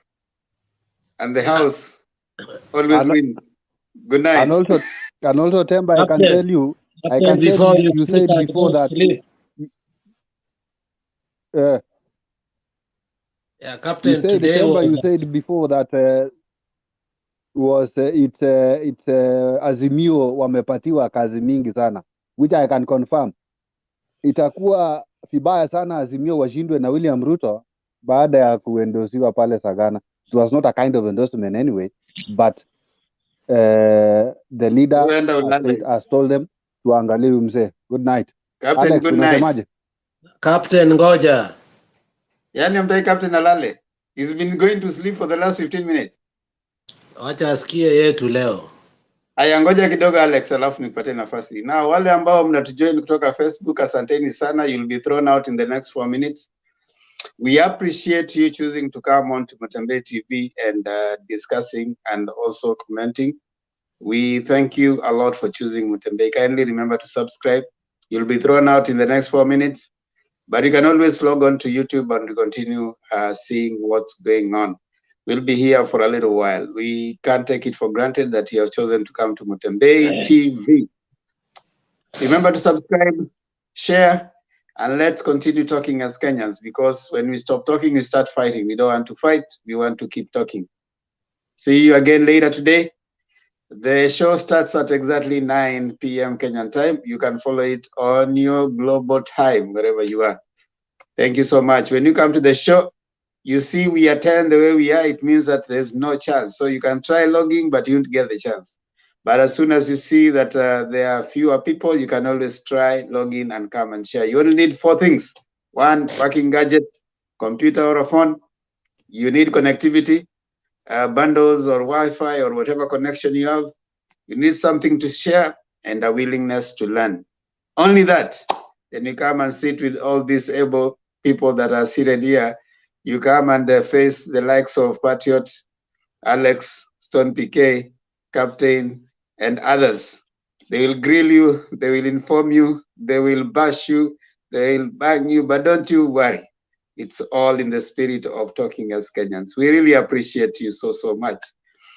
They say, Chinua Achebe wrote in a book and said that when people come together to eat together, it's not because they cannot eat from their homes. It's because there's value in talking. So there's value. We don't say you can't talk, but when we come together to share, there's value in us putting our heads together. Thank you so much. Back to Patriot before we release Captain. It was Alex. It was Alex, and Alex can't allow that. It's Alex. Yeah, I know he couldn't allow that to pass. Instead of even just talking, Alex, your time, bro. I want to speak to my friend Patriot quickly before I end Alale. Pole sana, I want to give you pole for today. What's wrong with you, Alex? I'm not going to sleep. It's Captain, not me. Captain. No, I'm telling Captain Pole kunywa Piriton, singizi haitakuja. Asio wewe peke yako. Today is a sad day for UDA people. Umekuja kujua 10 yangu 10 yake was a mirage. And I want to tell you categorically, we told Ruto the surest way to become a president after 10 years, support Baba. This could have been a time Baba would have been endorsing Ruto, but Ruto is still making the same mistake. 10 years after Baba is going, Ruto will not even be in a position. Atatoka hata ile yenye tulimpea ya BBI, never again to ascend to power. Trust me, today was the last nail on his political life. Trust me. Hata hiyo position atapata kwa BBI, it's going to be very difficult. Another thing, Mr. Captain, when the president said, kura yangu ni moja, he did not mean a singular vote. He meant the Sagana. Sagana is 1 vote. Kikuyu is 1 vote. Nitaenda kwa marafiki zangu, other tribes kutafuta. Na sisi wote tutakuja pamoja. Alisema hako na marafiki 3 na tunawajua. Western iko, Northeastern iko, Wamasai na Turkana wako. So hii kitu nasema ati Ruto will be a challenger. As we talk now, he's not a challenger. Let me give you an illustration. In Kisii, we kept telling you that UDA does not exist there. Mukakata. My friend Kibagendi alivaa kofia. Ya nini? Ya Azimio. Vicky, mtampata hapa Sunday. The one who was saying, let me not talk about Facebook. I will meet him here on Sunday, inshallah. And he will tell me if that was a mirage. You are going to see this. I swear to you, there is no 1 vote in Kisii. Wacha hii watoto kidogo kama Eric Manani. Kisii is locked. Hakuna UDA. And Western itakuwa hivyo. Hii kitu mnajidanganya kuwa Ruto ako na kura ati anaenda kuwa for me in presidency, no. Let him think of maybe members of parliament where we make mistakes as a nomination. But presidency, it is locked. 70 to 80%. History, 80%. There is no going. Hiyo 40 lawyers anaendelea kulipa, awache. There is no going to Supreme Court. Hiyo nayo leo nimekuambia. And we are saying because we have seen the ground. What these people have played is a West Wing chess politics that will lock William Ruto and his fate. And because, I'll give you an example, because in the book of Esther, the guy said he was making Galola so that he can murder Mordecai. But that was what it was used. So the security laws he used to manholders are coming after him. na campaign ikifika, you people will cry more than today. And I'm not saying because I'm not a UDA member. Nyinyi wenyewe mulileta laws that were against you, na bado mutalia. You cannot build gallows for yourself and you start crying. Na usikasirike uende kulala, sikiliza hii kitu, itakusaidia. At least Bomet ibaki. Bomet is gone. Asante sana. Umeongea kama Wakisii 50. Hiyo nimekubali Alex. Umeongea leo kama Wakisii 50. Patriot tutakutupa ile. Thank you so much, Alex, for bringing that. Another rule of chess, anasemanga, you don't touch the same item twice. Ruto is trying to play the same card that he played a few years ago, wiping people's emotion. In fact, the thing that backfired so badly was the lower food prices. It was brought about so that Itumbi can helping to see if people can move the other side. It has backfired badly. And in fact, it backfired on their faces. Right now, they are wishing they never started it. Because now the clips of them raising the taxes is coming up. The clips of them even, pushing for it to be signed has come up. The photo of them seeing the president signing the 8% tax, whatever, tax going up has come out. They cannot talk right now. They are wondering. They are the same people who raised it. The same Ruto who is talking against the debt, that the Kenya debt ceiling is going up. There are clips of him saying that we are borrowing because we are making roads. So how can you play two sides? One time you are busy supporting it. Yes, you guys are condemning the borrowing, but we are borrowing to build roads. But now your own people are condemning the roads, are condemning the railway that you built. So there's double speak on your side. Ruto is not ready to be a president. Even you can't defend him. You can only say, wacha nikalale nirudi. Captain, enda chukua Panadol, ulale polepole, tuonane kesho, ama next week ile siku usingizi imeisha. Sema Captain. Usingizi imeisha. Wacha niambie Alex Aspirin. Aspirin is the best. Ni aspirin sio Panadol. That's aspirin, my friend. Ebu weka Patriot quarantine. Alex, nataka kumwambia Alex hivi, wakati Atuoli alisema wale wako karibu na William Ruto wakati miti. Sasa nataka kuambia Wakisii wenye wako karibu na wewe wakati miti, wewe ndio utajinyonga. Kwa sababu gani? Raila has been with Western votes, has been with Kisii votes until even they are not voting sometimes. They boycott the voting. Lakini bado waingii pale State House. Ni maajabu gani atafanya round hii? Hakuna kitu kama hiyo. Wewe sema kitu kingine. Good night. See you next week. 10 seconds. Haya, najua unasikiza na nitakwambia. Unajua mzee Moi, nataka usikize kabla hujalala. Mzee Moi hakuchagua jogoo for no reason. Na Ruto anajua kwa nini alichagua wheelbarrow. Jogoo inapokimbisha kuku haiingii juu rahisi. Inaikimbisha, zote zinasimama. Inatoa mabawa, inapita round, ndio inafanya maneno yake. Hiyo vitu hamjui. Nyinyi umeenda na wheelbarrow. Jogoo iliwasaidia, lakini wheelbarrow itakupeleka mahali. Tafadhali tupa wheelbarrow uko nayo, na ama uende ununue nayo Piriton saa hii, uiache huko, wakupe Piriton, urudi nyumbani ulale.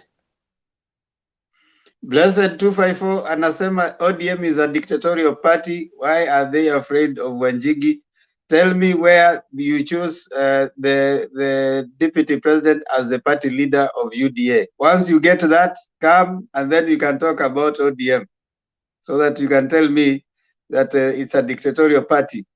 Which party nomination happened and you chose the deputy president as the party leader or the presidential candidate? So wachana mambo ya ODM, wachia watu wa ODM. Wewe kama si mtu wa ODM, wacha kuongea mambo ya ODM. Enda ongea mambo ya UDA. Wanjigi is our member. So we are going to deal with him as our member. Sasa hiyo wewe wachana na mambo ya ODM, wachia mambo ya ODM. So hiyo ni in house. I want us to move on. I want to bring on kuna watu wajaongea. Wacha tulete watu. Wayara umenyamaza sana, sema. No, Tema, thank you. I guess I have a question, a clarification that is not really to talk much. I wanted to ask Alex, because Alex mentioned about Eti Bomet pia imeenda ama captain inafaa Alex, sahau toka Bomet. toka I kwa wanted a little kate, bit kwa of kate muuliza swali hapa. I wanted Alex to clarify that so that just to make me feel good. You know, why did he make that statement about Bomet? Has he gathered more information? What parameters has he used? Or does he have more information more than what we seem to be seeing? So this He's is just for Alex. Alex.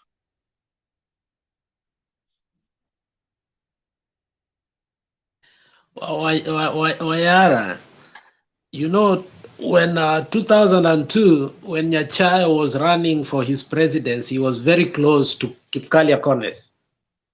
And originally, when the district where you saw Menyenya was supposed to be put, it was supposed to be called Transmara. And that was going within the Maasai, the people in Kabianga, Kericho, all the way to somewhere near Muhoroni. And you can almost see them whisper. And this is factual. It is not something that we are just making up.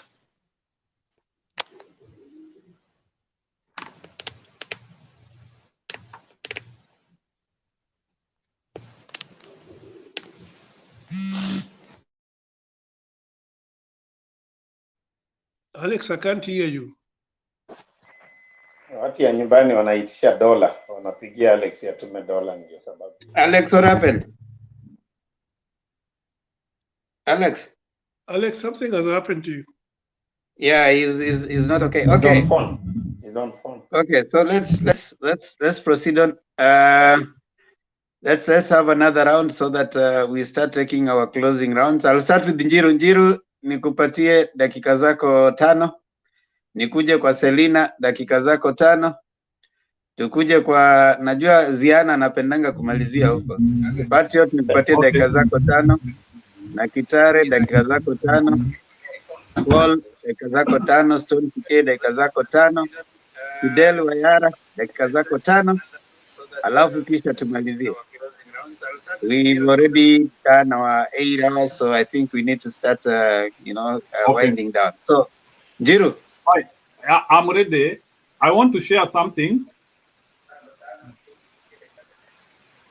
Yeah. Yeah. Remember, I thought I've not spoken for long, man. Okay. I wanted to share something here. Just 1 minute.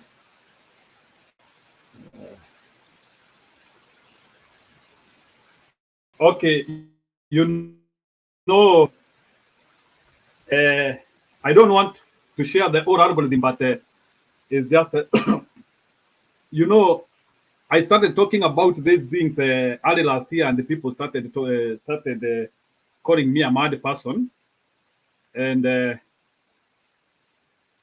I was able to determine. So, in brief, what I just wanted to confirm to people is that one of the algorithms which we were doing here, we were able to determine the election winner of Kenya. I don't want to do a lot of explanation, but this was just an algorithm which we did in machine learning, and we are double sure that it is very accurate.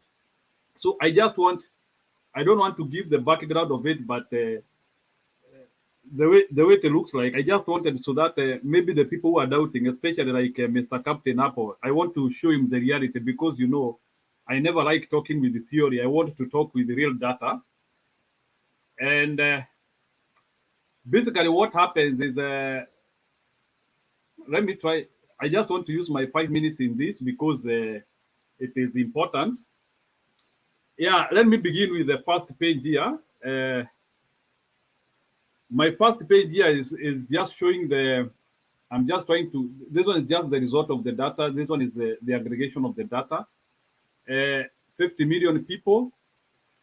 Yeah, currently, this is the distribution. This one is the distribution of people.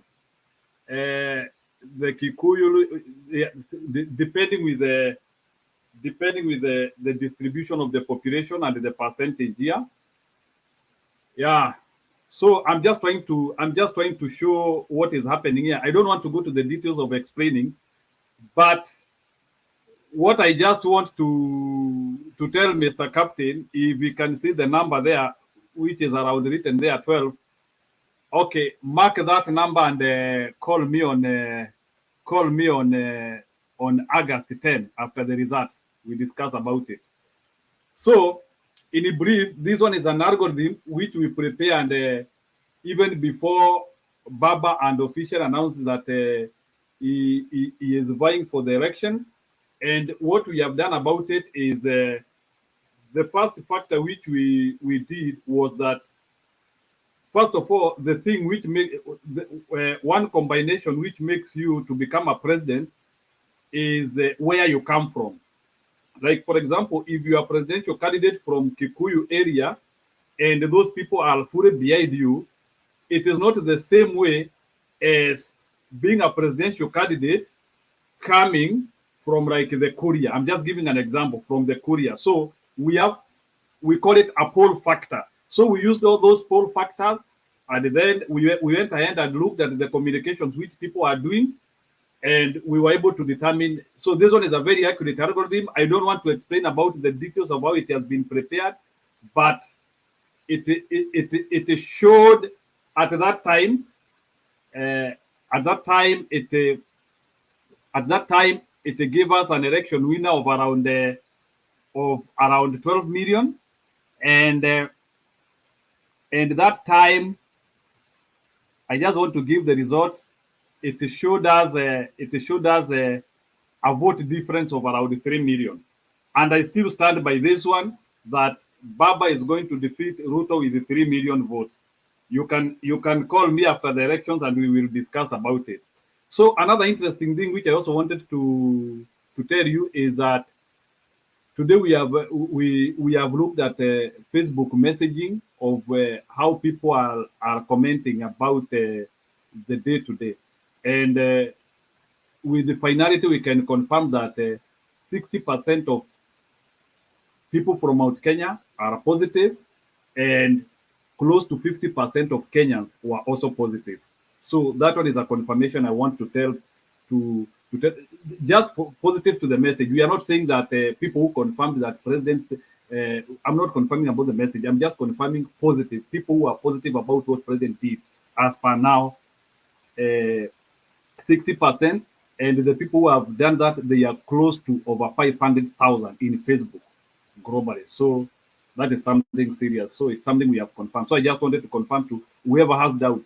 We are running some data in the background. We might not be famous, but we are doing something in our own research. So that's what I wanted to confirm. So if there is somebody here who wants to doubt my data, I can post you to challenge me in previous sessions, because these are things we are running on our own self. Thank you. That's what I would say for now. Thank you so much, Njiru, and thank you for your submission. Selina?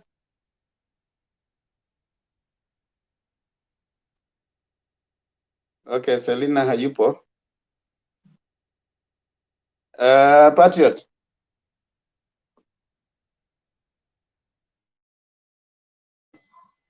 Unajua unaweza kosa kuniona Temba useme useme Patriot hayupo. Anyway, thank you Temba so much. Today was equally exciting, just like yesterday.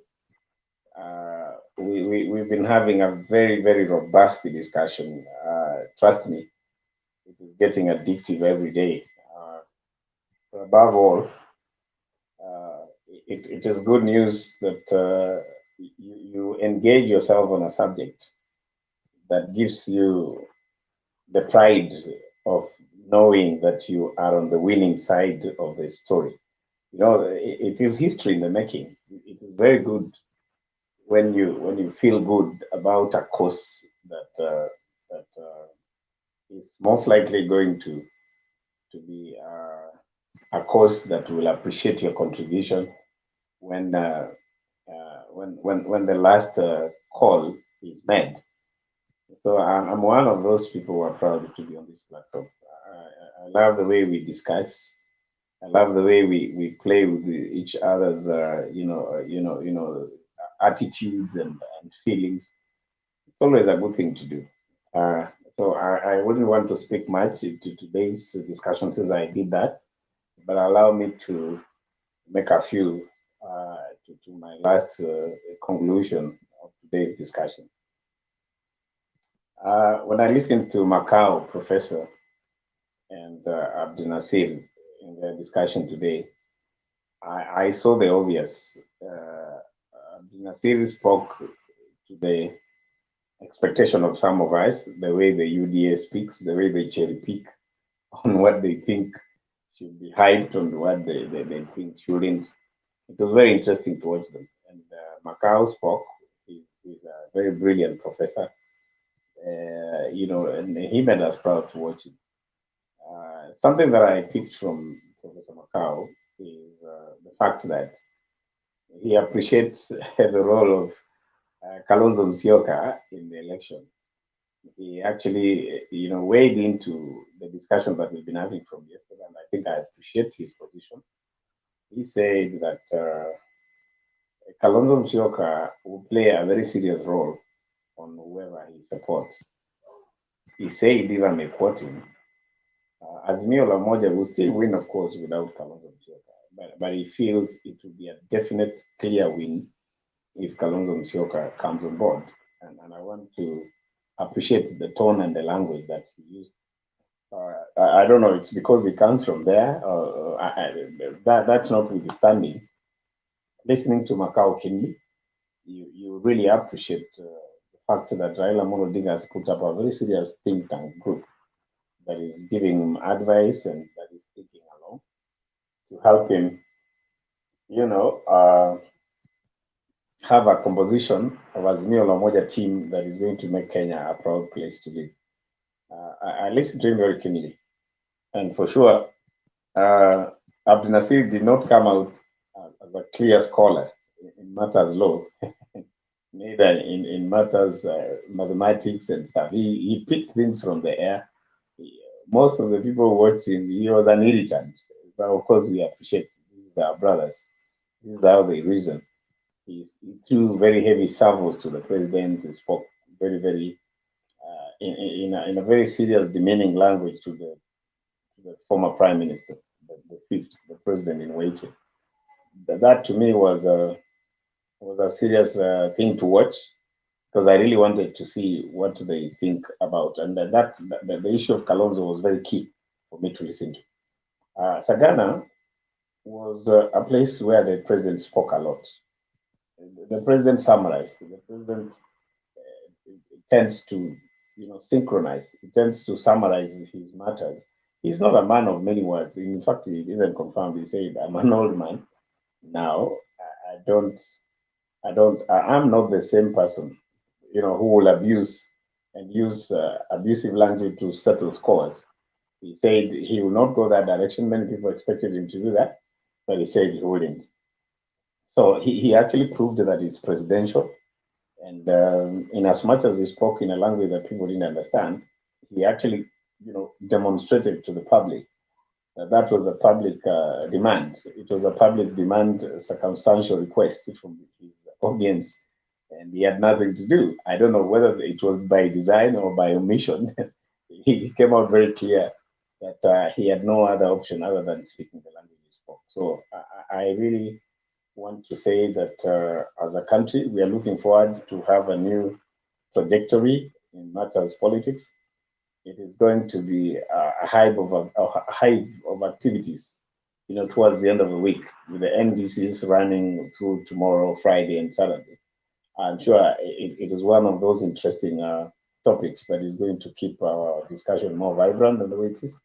But largely, I want to emphasize that once there's clarity of who becomes the winner, I think it's good we start entertaining this, that in any match, in any competition, there must be a winner and a loser.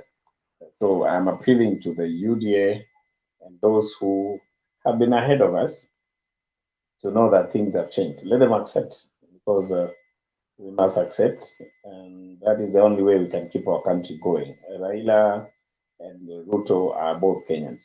Of course, had things happened in a manner that would have made us lose, then that would be it. But from the look of things, Raila is on top of the game.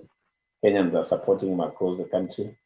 I want to really appreciate the support that he's getting, and may God grant us that opportunity today, 9th of August, when we settle these issues together.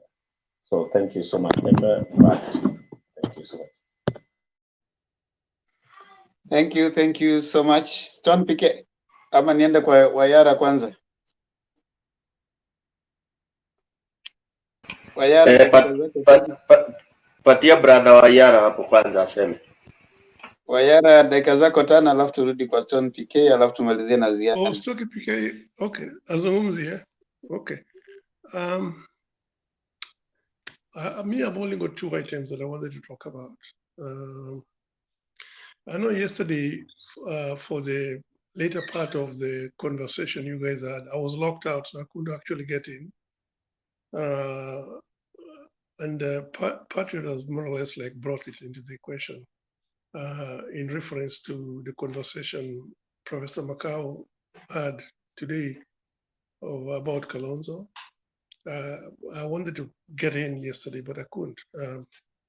I'm of the opinion that, okay, let's just go back a little bit. The 3 governors from Ukambani got involved into the whole conversation where they started their own movement, minus Kalonzo, because they were more or less like pushed by the professionals. Like we know that in every community, voters, like the voters are grouped in three groupings. We have got the interchangeable ones, we have got the essentials, and the influencers. Now, the interchangeable ones are masses that just follow regarding on, who seems to be, winning or who is influencing them. Then they can change their votes at any given time. The essential ones are the professionals. Those ones are the ones that they move the crowd, they move the opinion. They shape the opinion based on what they see and how they understand the terrain. And the influencers are the money people who control the capital. So when it comes to Kambani, the reason why I'm sorry to bring this issue back, because I wasn't part of the conversation yesterday. Kalonzo is important. I mean, if Kalonzo could come into the movement on his own volition, willingly, rather than being dragged, because right now that's why you even see pictures are being depicted, him being dragged by feet or by neck.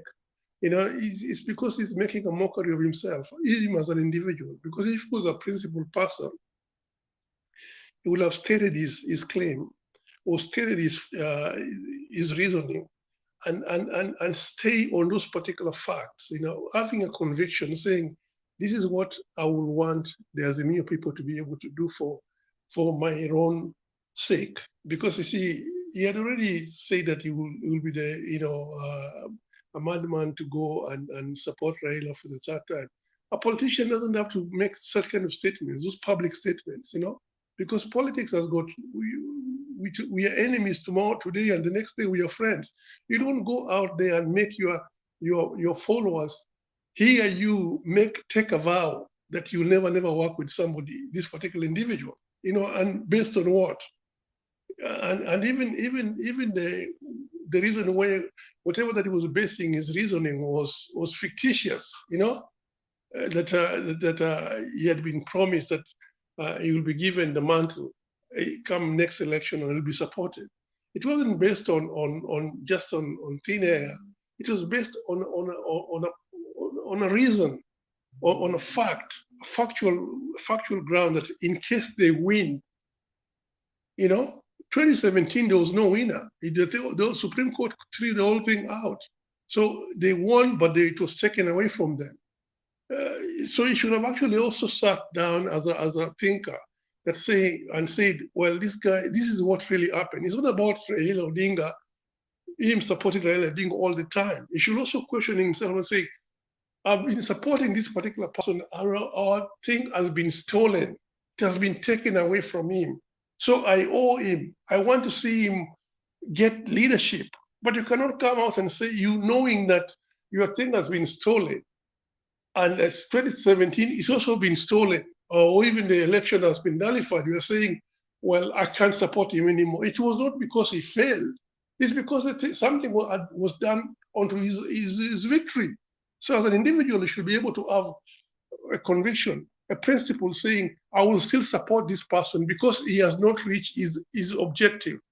I mean, even him as an individual should also see how much this person has struggled to be able to cobble this formation together to get leadership. And based on that, it should support him without even any condition, as a principled person.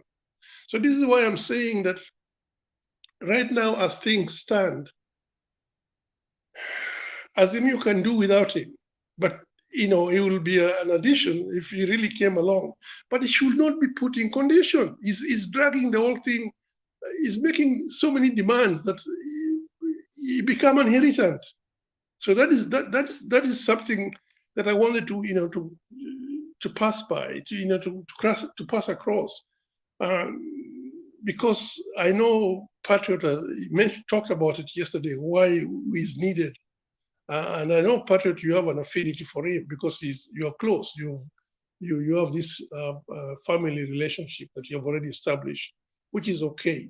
But we're talking about a person who the nation looks to him for leadership, and he never seems to be providing it when it's needed. And that becomes a problem for some of us who are watching from outside. Some of us suffered. I mean, I went through so much.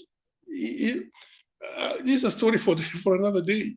I mean, like I was mentioning to you, I went through so much in the 80s because of all these things, staying in Nyati house for something that I believed in. I did not even care whether it killed me.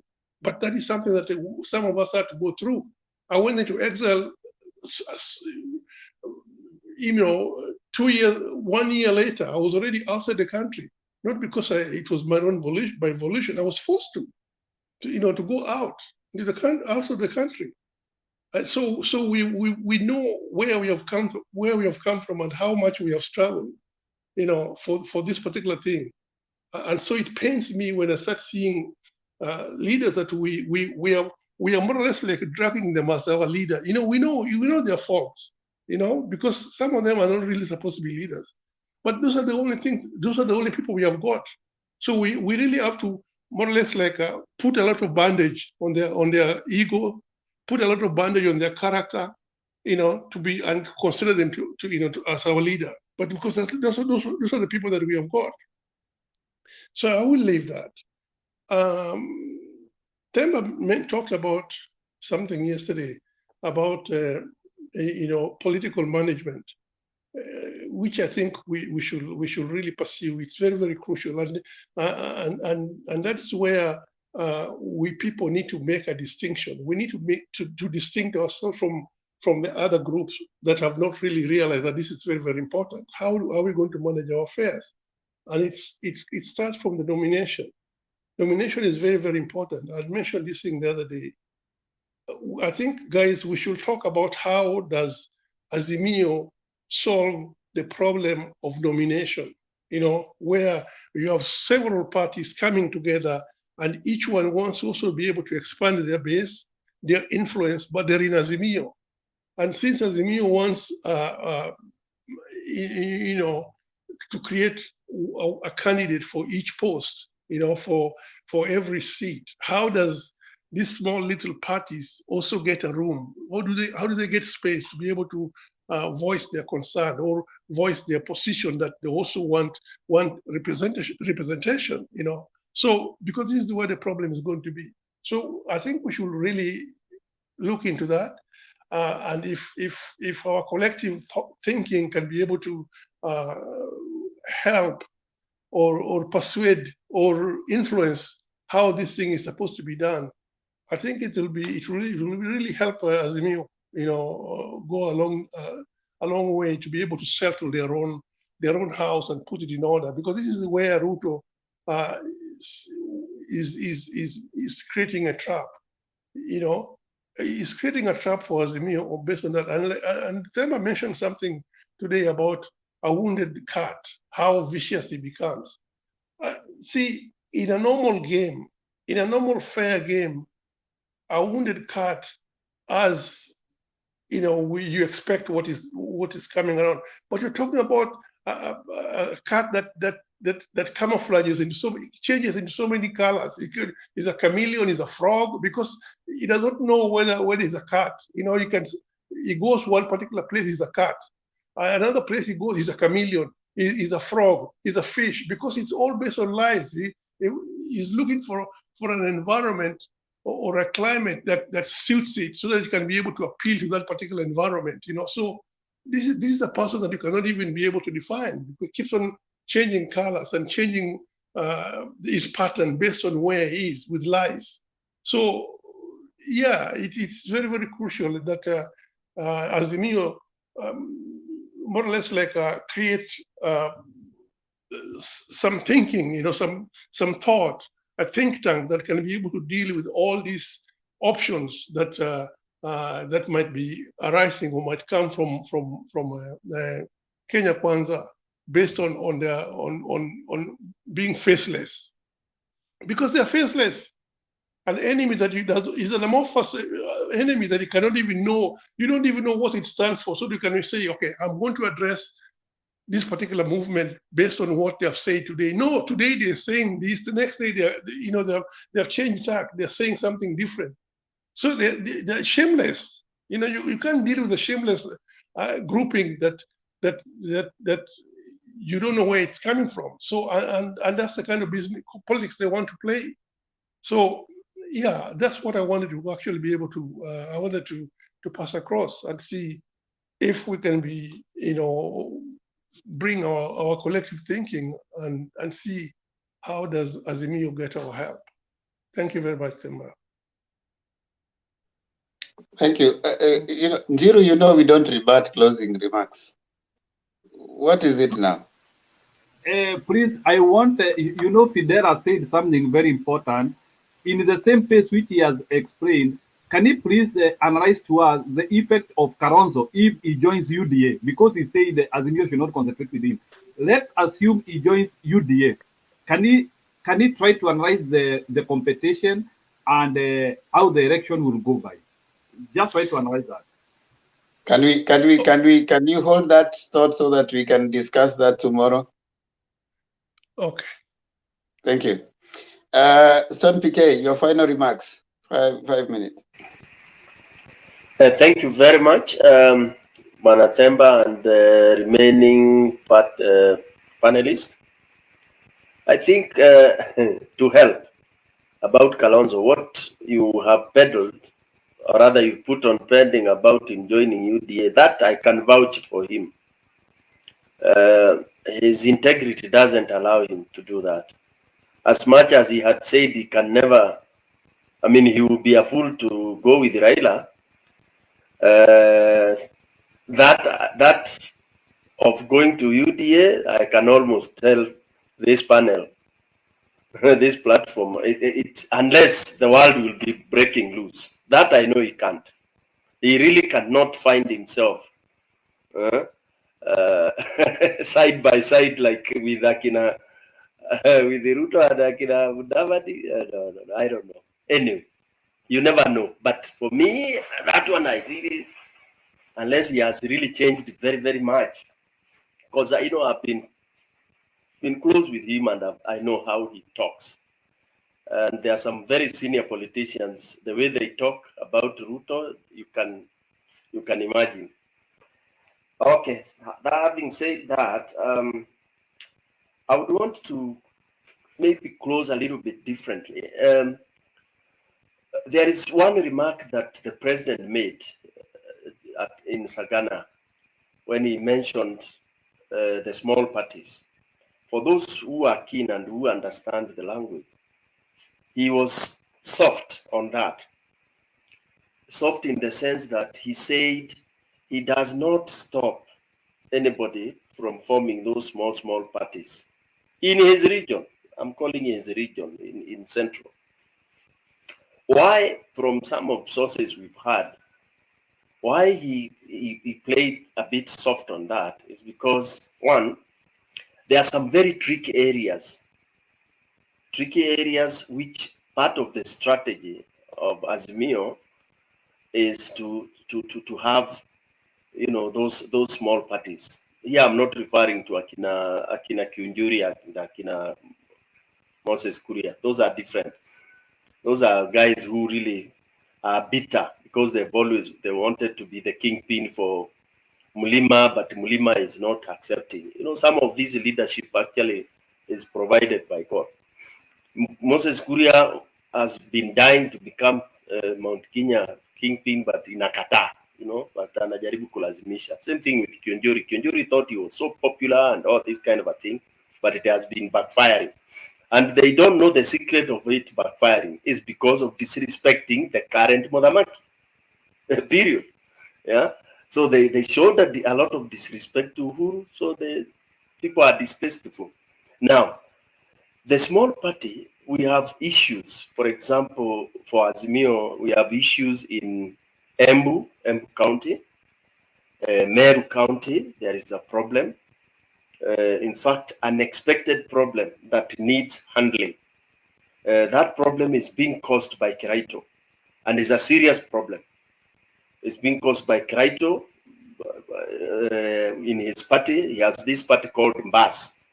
Mbas was even supported because everyone thought, and the arrangement was that it would belong to, rather it would go to Azimio. But now there is doubtfulness. Although Lenny, the chairman, was attended the Sagana 3, Lenny and Kibuti are still, you know, wavering. But for Lenny, I know Lenny is going to support UDA. That one I know. That means now that there is a gap in Embu County and Meru. And that's why there will be like two to three other small parties that will come so that they can reinforce and fight for Azimio. So you'll be very soon you'll be seeing a new party, one or two, especially to checkmate Mbas, because there is a serious population in Embu and Meru, okay, that needs to be collected for Azimio. This is from very inside sources. We don't care whether UDA know that, because that's a strategy they cannot photocopy. Okay, we will let Mbas for them, and then there will be a party. The good thing is that there are so many parties at the registrar of parties. You just need to pick it, and then tunatengeza t-shirts, tunavaa Azimio and the name of party, like the way we did with Upia, you know. So those small parties, why the president has that soft part is to be able to accept, I mean, to accommodate that strategy. Then the last point I wanted to make is the part of people feeling like vernacular is an offense. I want to re-emphasize this. There's nothing wrong with somebody addressing a crowd or a section of a community where you feel a certain language would be able to deliver the message you want. And in politics, that works very well. In community awareness raising sessions, that works very well. And in fact, here I wanted to emphasize, for Azimio, we need even to go to the vernacular TVs and radios. Hii maneno ya kuhold to sessions on Citizen TV or any other national TV, and it's Kiingereza tupu. I've always asked myself, who are the target? When you have these high-level debates at the national television, who are wana target watu gani?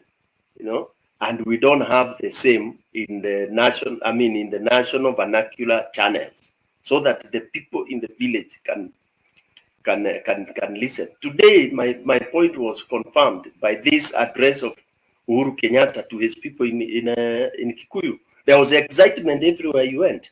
You know, people are so happy. Ni nini mnafurahia? Leo mheshimiwa mkubwa ametuongelesha. Ulikuwa unaangalia wapi? Kwa TV, because it was in vernacular, so people got the message very well. Okay, now that brings me to this discussion of the professor and Abdunasir, the lawyer. It was a very, Patriot has alluded, it was a very irritating thing, you know. And personally, I have very low opinion of that. He calls himself Mullah. Yeah, I always call him a commercial lawyer. You know, for me, I just think he's a business person, high-profile business lawyer. You know, and that's how I think he has been doing his things.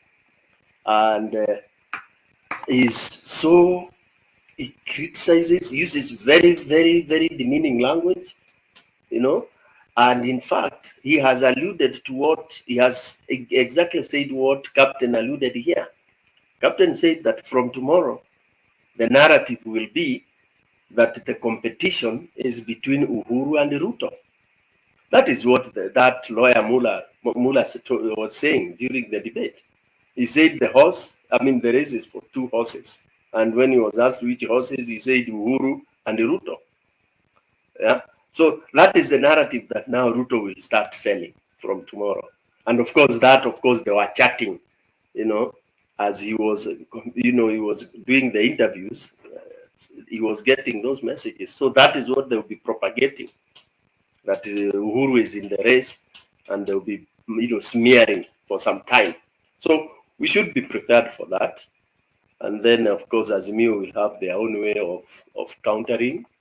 But thank God Uhuru made it very clear. He's okay with the seat that they gave him, and they are so happy about that. So basically, that is what I heard, and I thank you all for being in this platform. Only that, Banathemba, sometimes this platform is degenerating into some very low levels, such that, people like me feel like jumping out, although I would love to be here. When you have people repeating themselves and, arguing over very, very petty issues, sometimes it is really demeaning. And also people insulting others. I think I would advise anybody insulting doesn't require a warning. You just blacklist, pump the person out. Because why do you want to give a chance for a grown-up who comes in? You enter here, then you insult people. I think such people should just be blocked straight away. No warning. You don't need to warn, because we don't know them. You don't know me. You are coming to insult me. Why should I warn you?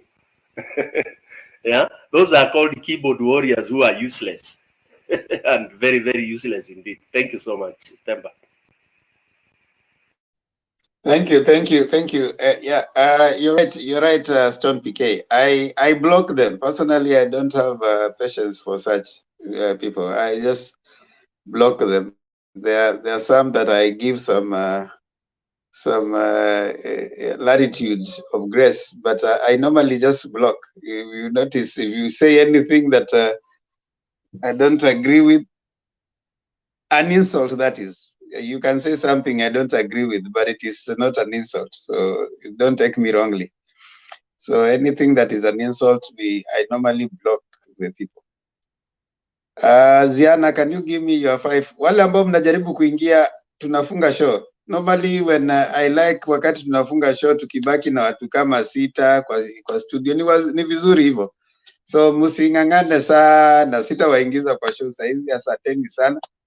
Kesho pia ni siku. Leo. Actually Kenya already ni leo.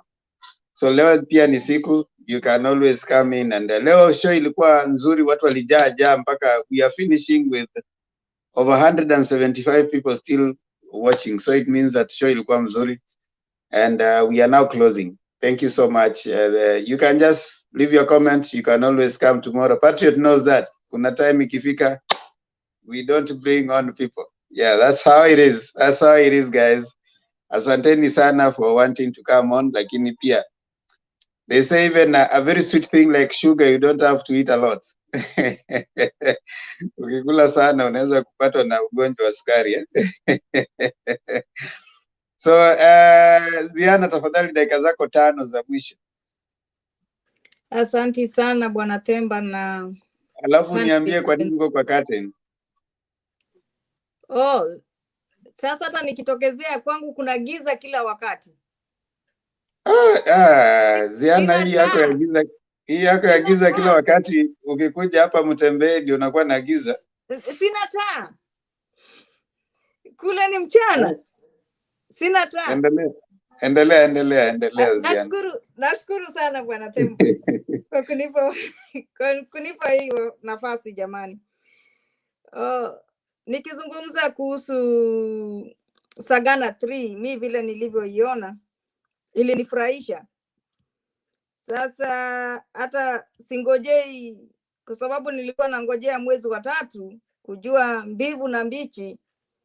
Sasa naangalia, nikiona nafurahia sana kuangalia na muona rais amejitokeza, kwa sababu walikuwa wana muangalia kama mfalme ambaye amelemaa. Najua mfalme akilemaa watu wanaingia pale pake, wanafanya vile wanavyopenda. Lakini rais amejionyesha ya kwamba yeye sio mlemavu, yeye ndio bado mfalme. Hiyo ndio ilikuwa furaha yangu. Jana tulielezea kina Patriot, hata sema kilichowatenganisha, lakini walikuwa wamekazana hapa kabisa. Atasema, lakini wao wenyewe wamejionea na macho. Hakusema kilichowatenganisha, ila hali alisema vile amepora mali ya Kenya, lakini hakusema ni nini kiliwatenganisha. Kwa hivyo hata mimi nilifurahia sana, kwa sababu alifanya kama rais mwenyewe kweli. Na hakuna Patriot, utangoja mpaka siku dunia ishe aseme ya kwamba ni nini kiliwatenganisha. Hata sema hata siku moja, hata kisha toka kwenye serikali hata sema. Kwa hivyo namshukuru sana. Niliona Pauline Njoroge ndiye alitengeneza ile jukwaa. Ilitengenezwa ya watu 500,000 kama vile Yesu. Yani sijamlinganisha na Yesu, lakini ninalinganisha tu vile watu walivyokuja kumuona Yesu pale, lakini walifurika. Inasemwa kwa Kiswahili furi. Walifurika kweli kweli. Sasa watu walingojea mfalme aingie, kumbe watu wako wengi, viti vikaongezwa. Hiyo ni kama mkate ziliongezwa pale, ziwe za kutosha watu. Kwa hivyo mimi nashukuru, na ninajua sasa hivi mwendo tumeanza. Wakenya sasa mwendo, safari imeanza. Nilisikia ndugu yangu Themba akisema paka ukimzuia anaweza toka na chochote, mahali popote atatafuta mwanya. Hapo ndipo anawaelezea ya kwamba watu wa Azimio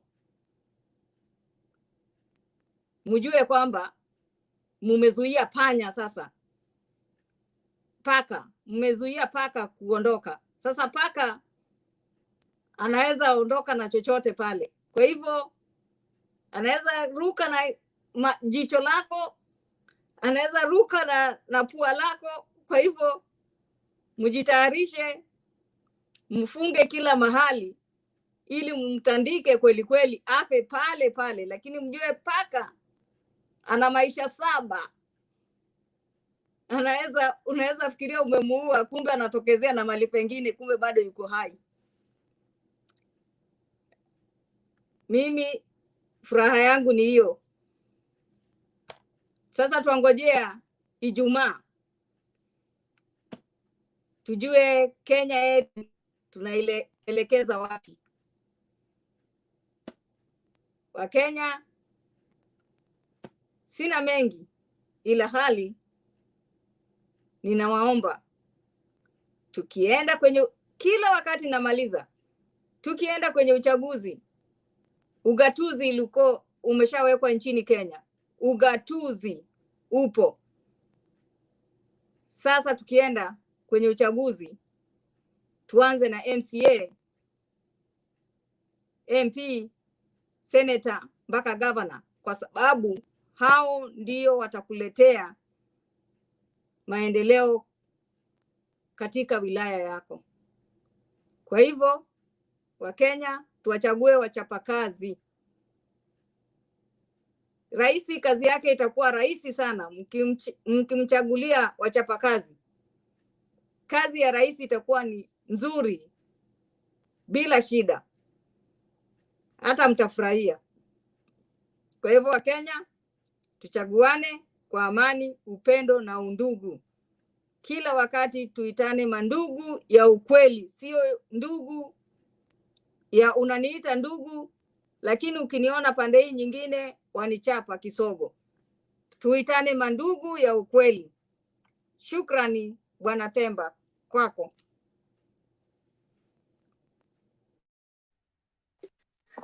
Shukrani, asante sana Ziana. Ila kwa kweli kuna jambo umesema ambalo sikutaka kulisema, lakini umelisema, sacha nilipiga tu emphasis kwa Kiing'eng'e wanasema hivyo. Walikuja jana hapa kina Patriot na wenzake wakatupiga majeki hapa, sijui nini. Hakuna kitu alisema yule jamaa ya kwamba walikosania kitu gani. Hakusema na hatasema. Na vile anavyosema Ziana, bado tutasubiri sana. Maanake unajua rais walianza kukosana walikosana na mdogo wake kabla hawajamaliza kipindi cha kwanza, muhula wa kwanza wa urais wake. 2 years kabla ndio walikuwa wazuri pamoja sana, the first 3 years. After the first 3 years, the next 2 years they were struggling. Na ndio maana Murathe akaja na ile statement akasema rais atakuwa very ruthless in his second term. If you all can remember that statement. Kipindi hicho akizungumza hivyo, already kulikuwa kumekuwa na tetesi ya kwamba naibu wake alikuwa mara ameongea akasema ya kwamba yeye ndiye anaongoza, yeye ndiye anafanya na lead vitu ambavyo vinafanyika. Sasa ukikumbuka vizuri sana, hadi kipindi hicho ndio kukawa na ile wakati alienda akasema kwamba huyu jamaa akija akitangatanga huko mmwelezee shida zenu. Already wakati huo relationship yao ilikuwa tayari ishakuwa na shida zake. Walipokuwa nakuja kufanya election ya 2017, it was clear ya kwamba relationship yao ilikuwa tayari ishazimia kabisa. Sasa wakaja wakafikiria watashinda ya kwanza. Nasikia wakapelekwa katika kuongea wakifikiria koti haita badilisha ile kura ya kwanza, akawazomea kabisa. Lakini baada ya koti kutenga ile ushindi wa kwanza, akarudi tena akawa mpole hivi kidogo. Wakarudi akafanya ile after election ya pili. Sasa hapo tayari relationship yao ilikuwa iko na dosari. Kile ambacho kilifanyika hapo bado rais hakusema, lakini vitu ambavyo alisema huko Sagana ni vitu ambavyo ni vya kawaida tu ambavyo yashakuwa akisema. Kama ni mambo ya kukosa kufanya siasa za mapema alikuwa ashasema. Kama ni mambo na ufisadi alikuwa ashazisema hizo. Kama ni mambo na kazi inaendelea, Jubilee kama inafanya kazi, ashasema hizo. Hivyo nakubaliana na Stone PK.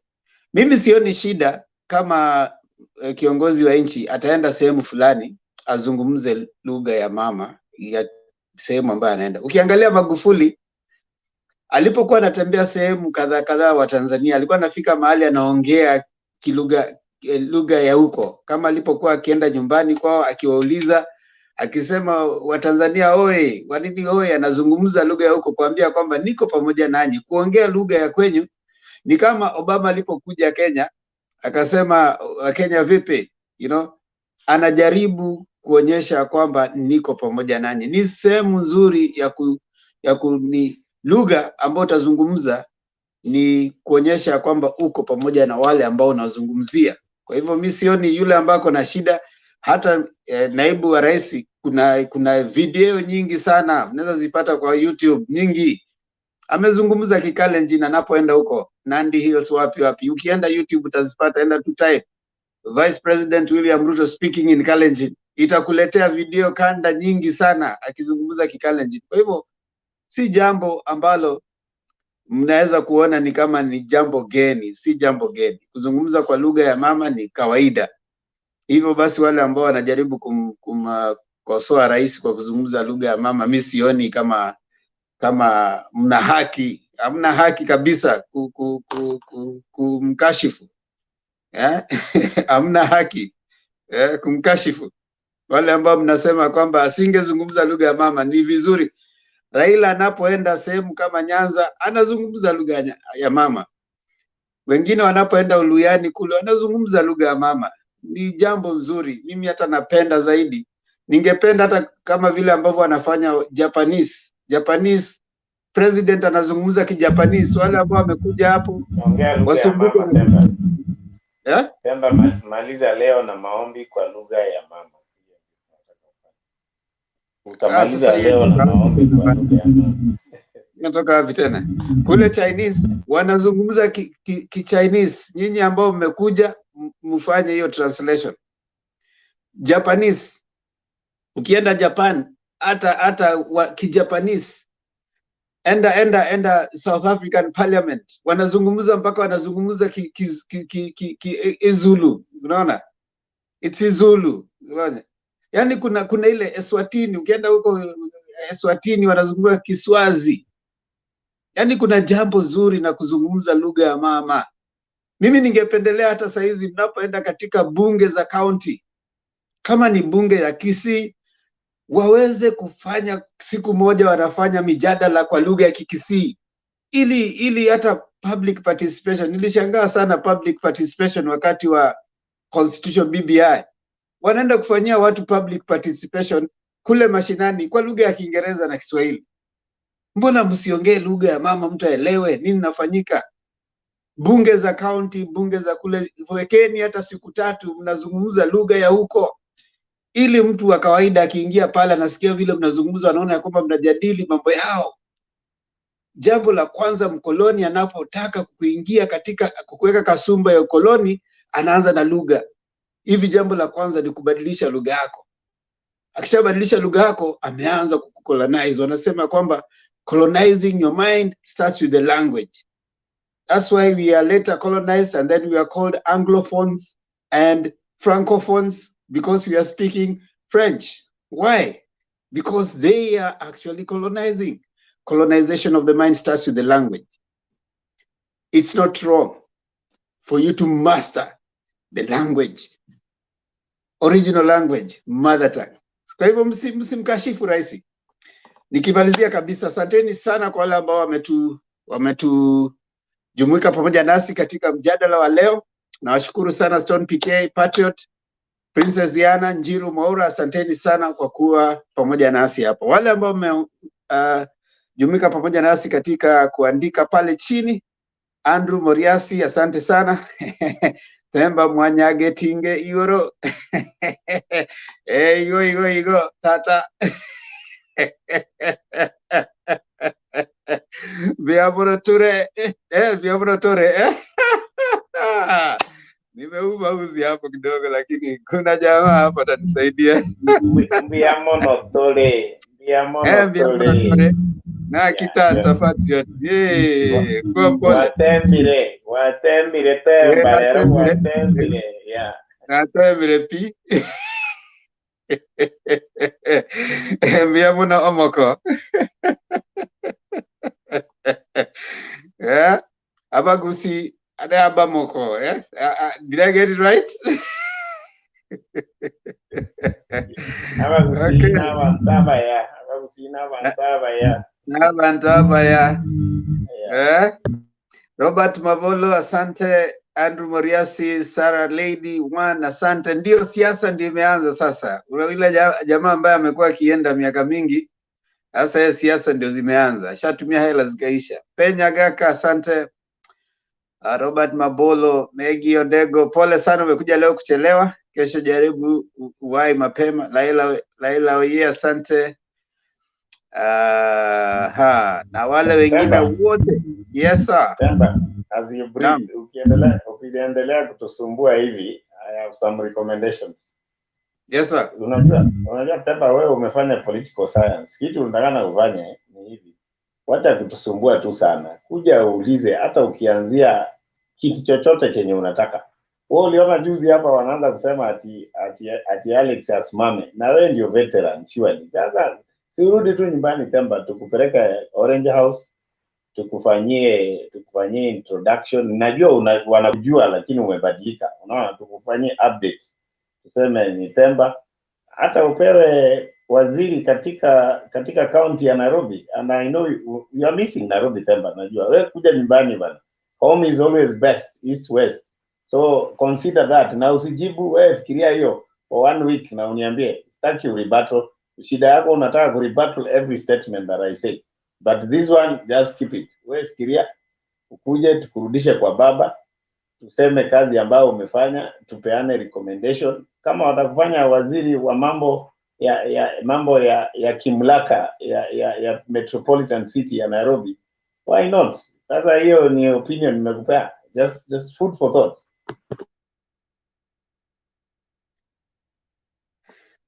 Sisemi kitu, ushasema. Junior Sampler. Patriot. Wakati mwingine unapenda kunigonga lakini sawa tu. Inshallah. Shakuwa wewe ni homo wako, sasa sisemi kitu. Alex alikuwa uko chini, asante. David Olo, asanteni sana. Tumeshukuru sana kwa yale Andrew Moriasi anasema abu omoko. Sasa basi tufunge. Acha leo niwafungie kwa maombi. Alex, Patrick, tuko tayari kufunga kwa maombi? Maombi vile naomba ni sawa, usinipe ile yako kama ni maombi ya kawaida. Sawa, tuombe. Basi acha nifunge. Mungu nguvu yetu, ilete baraka kwetu, haki iwe ngao na mlinzi, na tukae na undugu, amani na uhuru, raha tupate na ustawi. Kuna sababu ambayo tunasema kwamba hilo liwe ombi letu kila wakati tunapomaliza, manake hiyo ndiyo inatuunganisha kama Wakenya.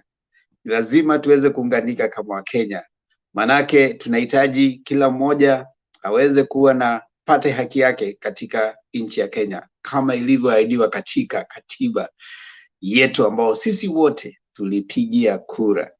Lakini kila mmoja awe ni ndugu, tuishi kwa amani na uhuru wa kufanya kazi, uhuru wa kuungana na wengine, na uhuru pia wa kufikiria na kusema. Mwisho kabisa, raha tupate na tuweze kustawi. Asanteni sana. Tafadhali finya ile alama ya like, alama ya like. Anatabasamu. Alama ya bonyeza ile alama ambayo inasema subscribe tafadhali, ili tuweze kufika 300,000 katika Mutembei TV. Pia jaribu uweze kwenda katika mtandao wangu Themba Ondiege TV, tafadhali uweze kunisaidia niweze kufika 1,000. Wewe kama huja subscribe, tokeni hapa wa Mutembei, mko karibu 300, and then pale kwangu mnipatie tu, mko karibu 300,000. Give me 1,000 of you, mwende msubscribe kwa Themba Ondiege TV. Rush there right now. Bila tunaongea. Tunaenda kufanya saa hii, na hiyo ndio maombi nataka utumie kusema Kalonzo Musyoka akuje. Sema tafadhali Kalonzo, tunakuhitaji tumalize hii kitu round 1. ni wewe tu tunahitaji kura zako, tunajua, ninajua kidogo umesumbua, lakini come. Hiyo ndio lugha mimi nataka Themba utumie kwa nani, kwa Kalonzo. Ndio haje. Nishamwambia. Mimi simwambii, mimi simbembelezi punda kwenye mteremko. Simbembelezi ng'ombe ashafika kwenye maji, nimbembeleze kunywa maji. Atamwaga mzigo. Siwezi kabisa, siwezi. Kalonzo aje. Hakuna mahali pengine ambapo hana future kwingine. Kalonzo, future hauna kwingine. Njoo kwenye Azimio, wasikudanganya wakina Patriot na wenzake, wasikudanganye. Stone PK yuko pamoja nami. Stone PK ako pamoja nami leo. Themba. Hapa vipi Stone PK?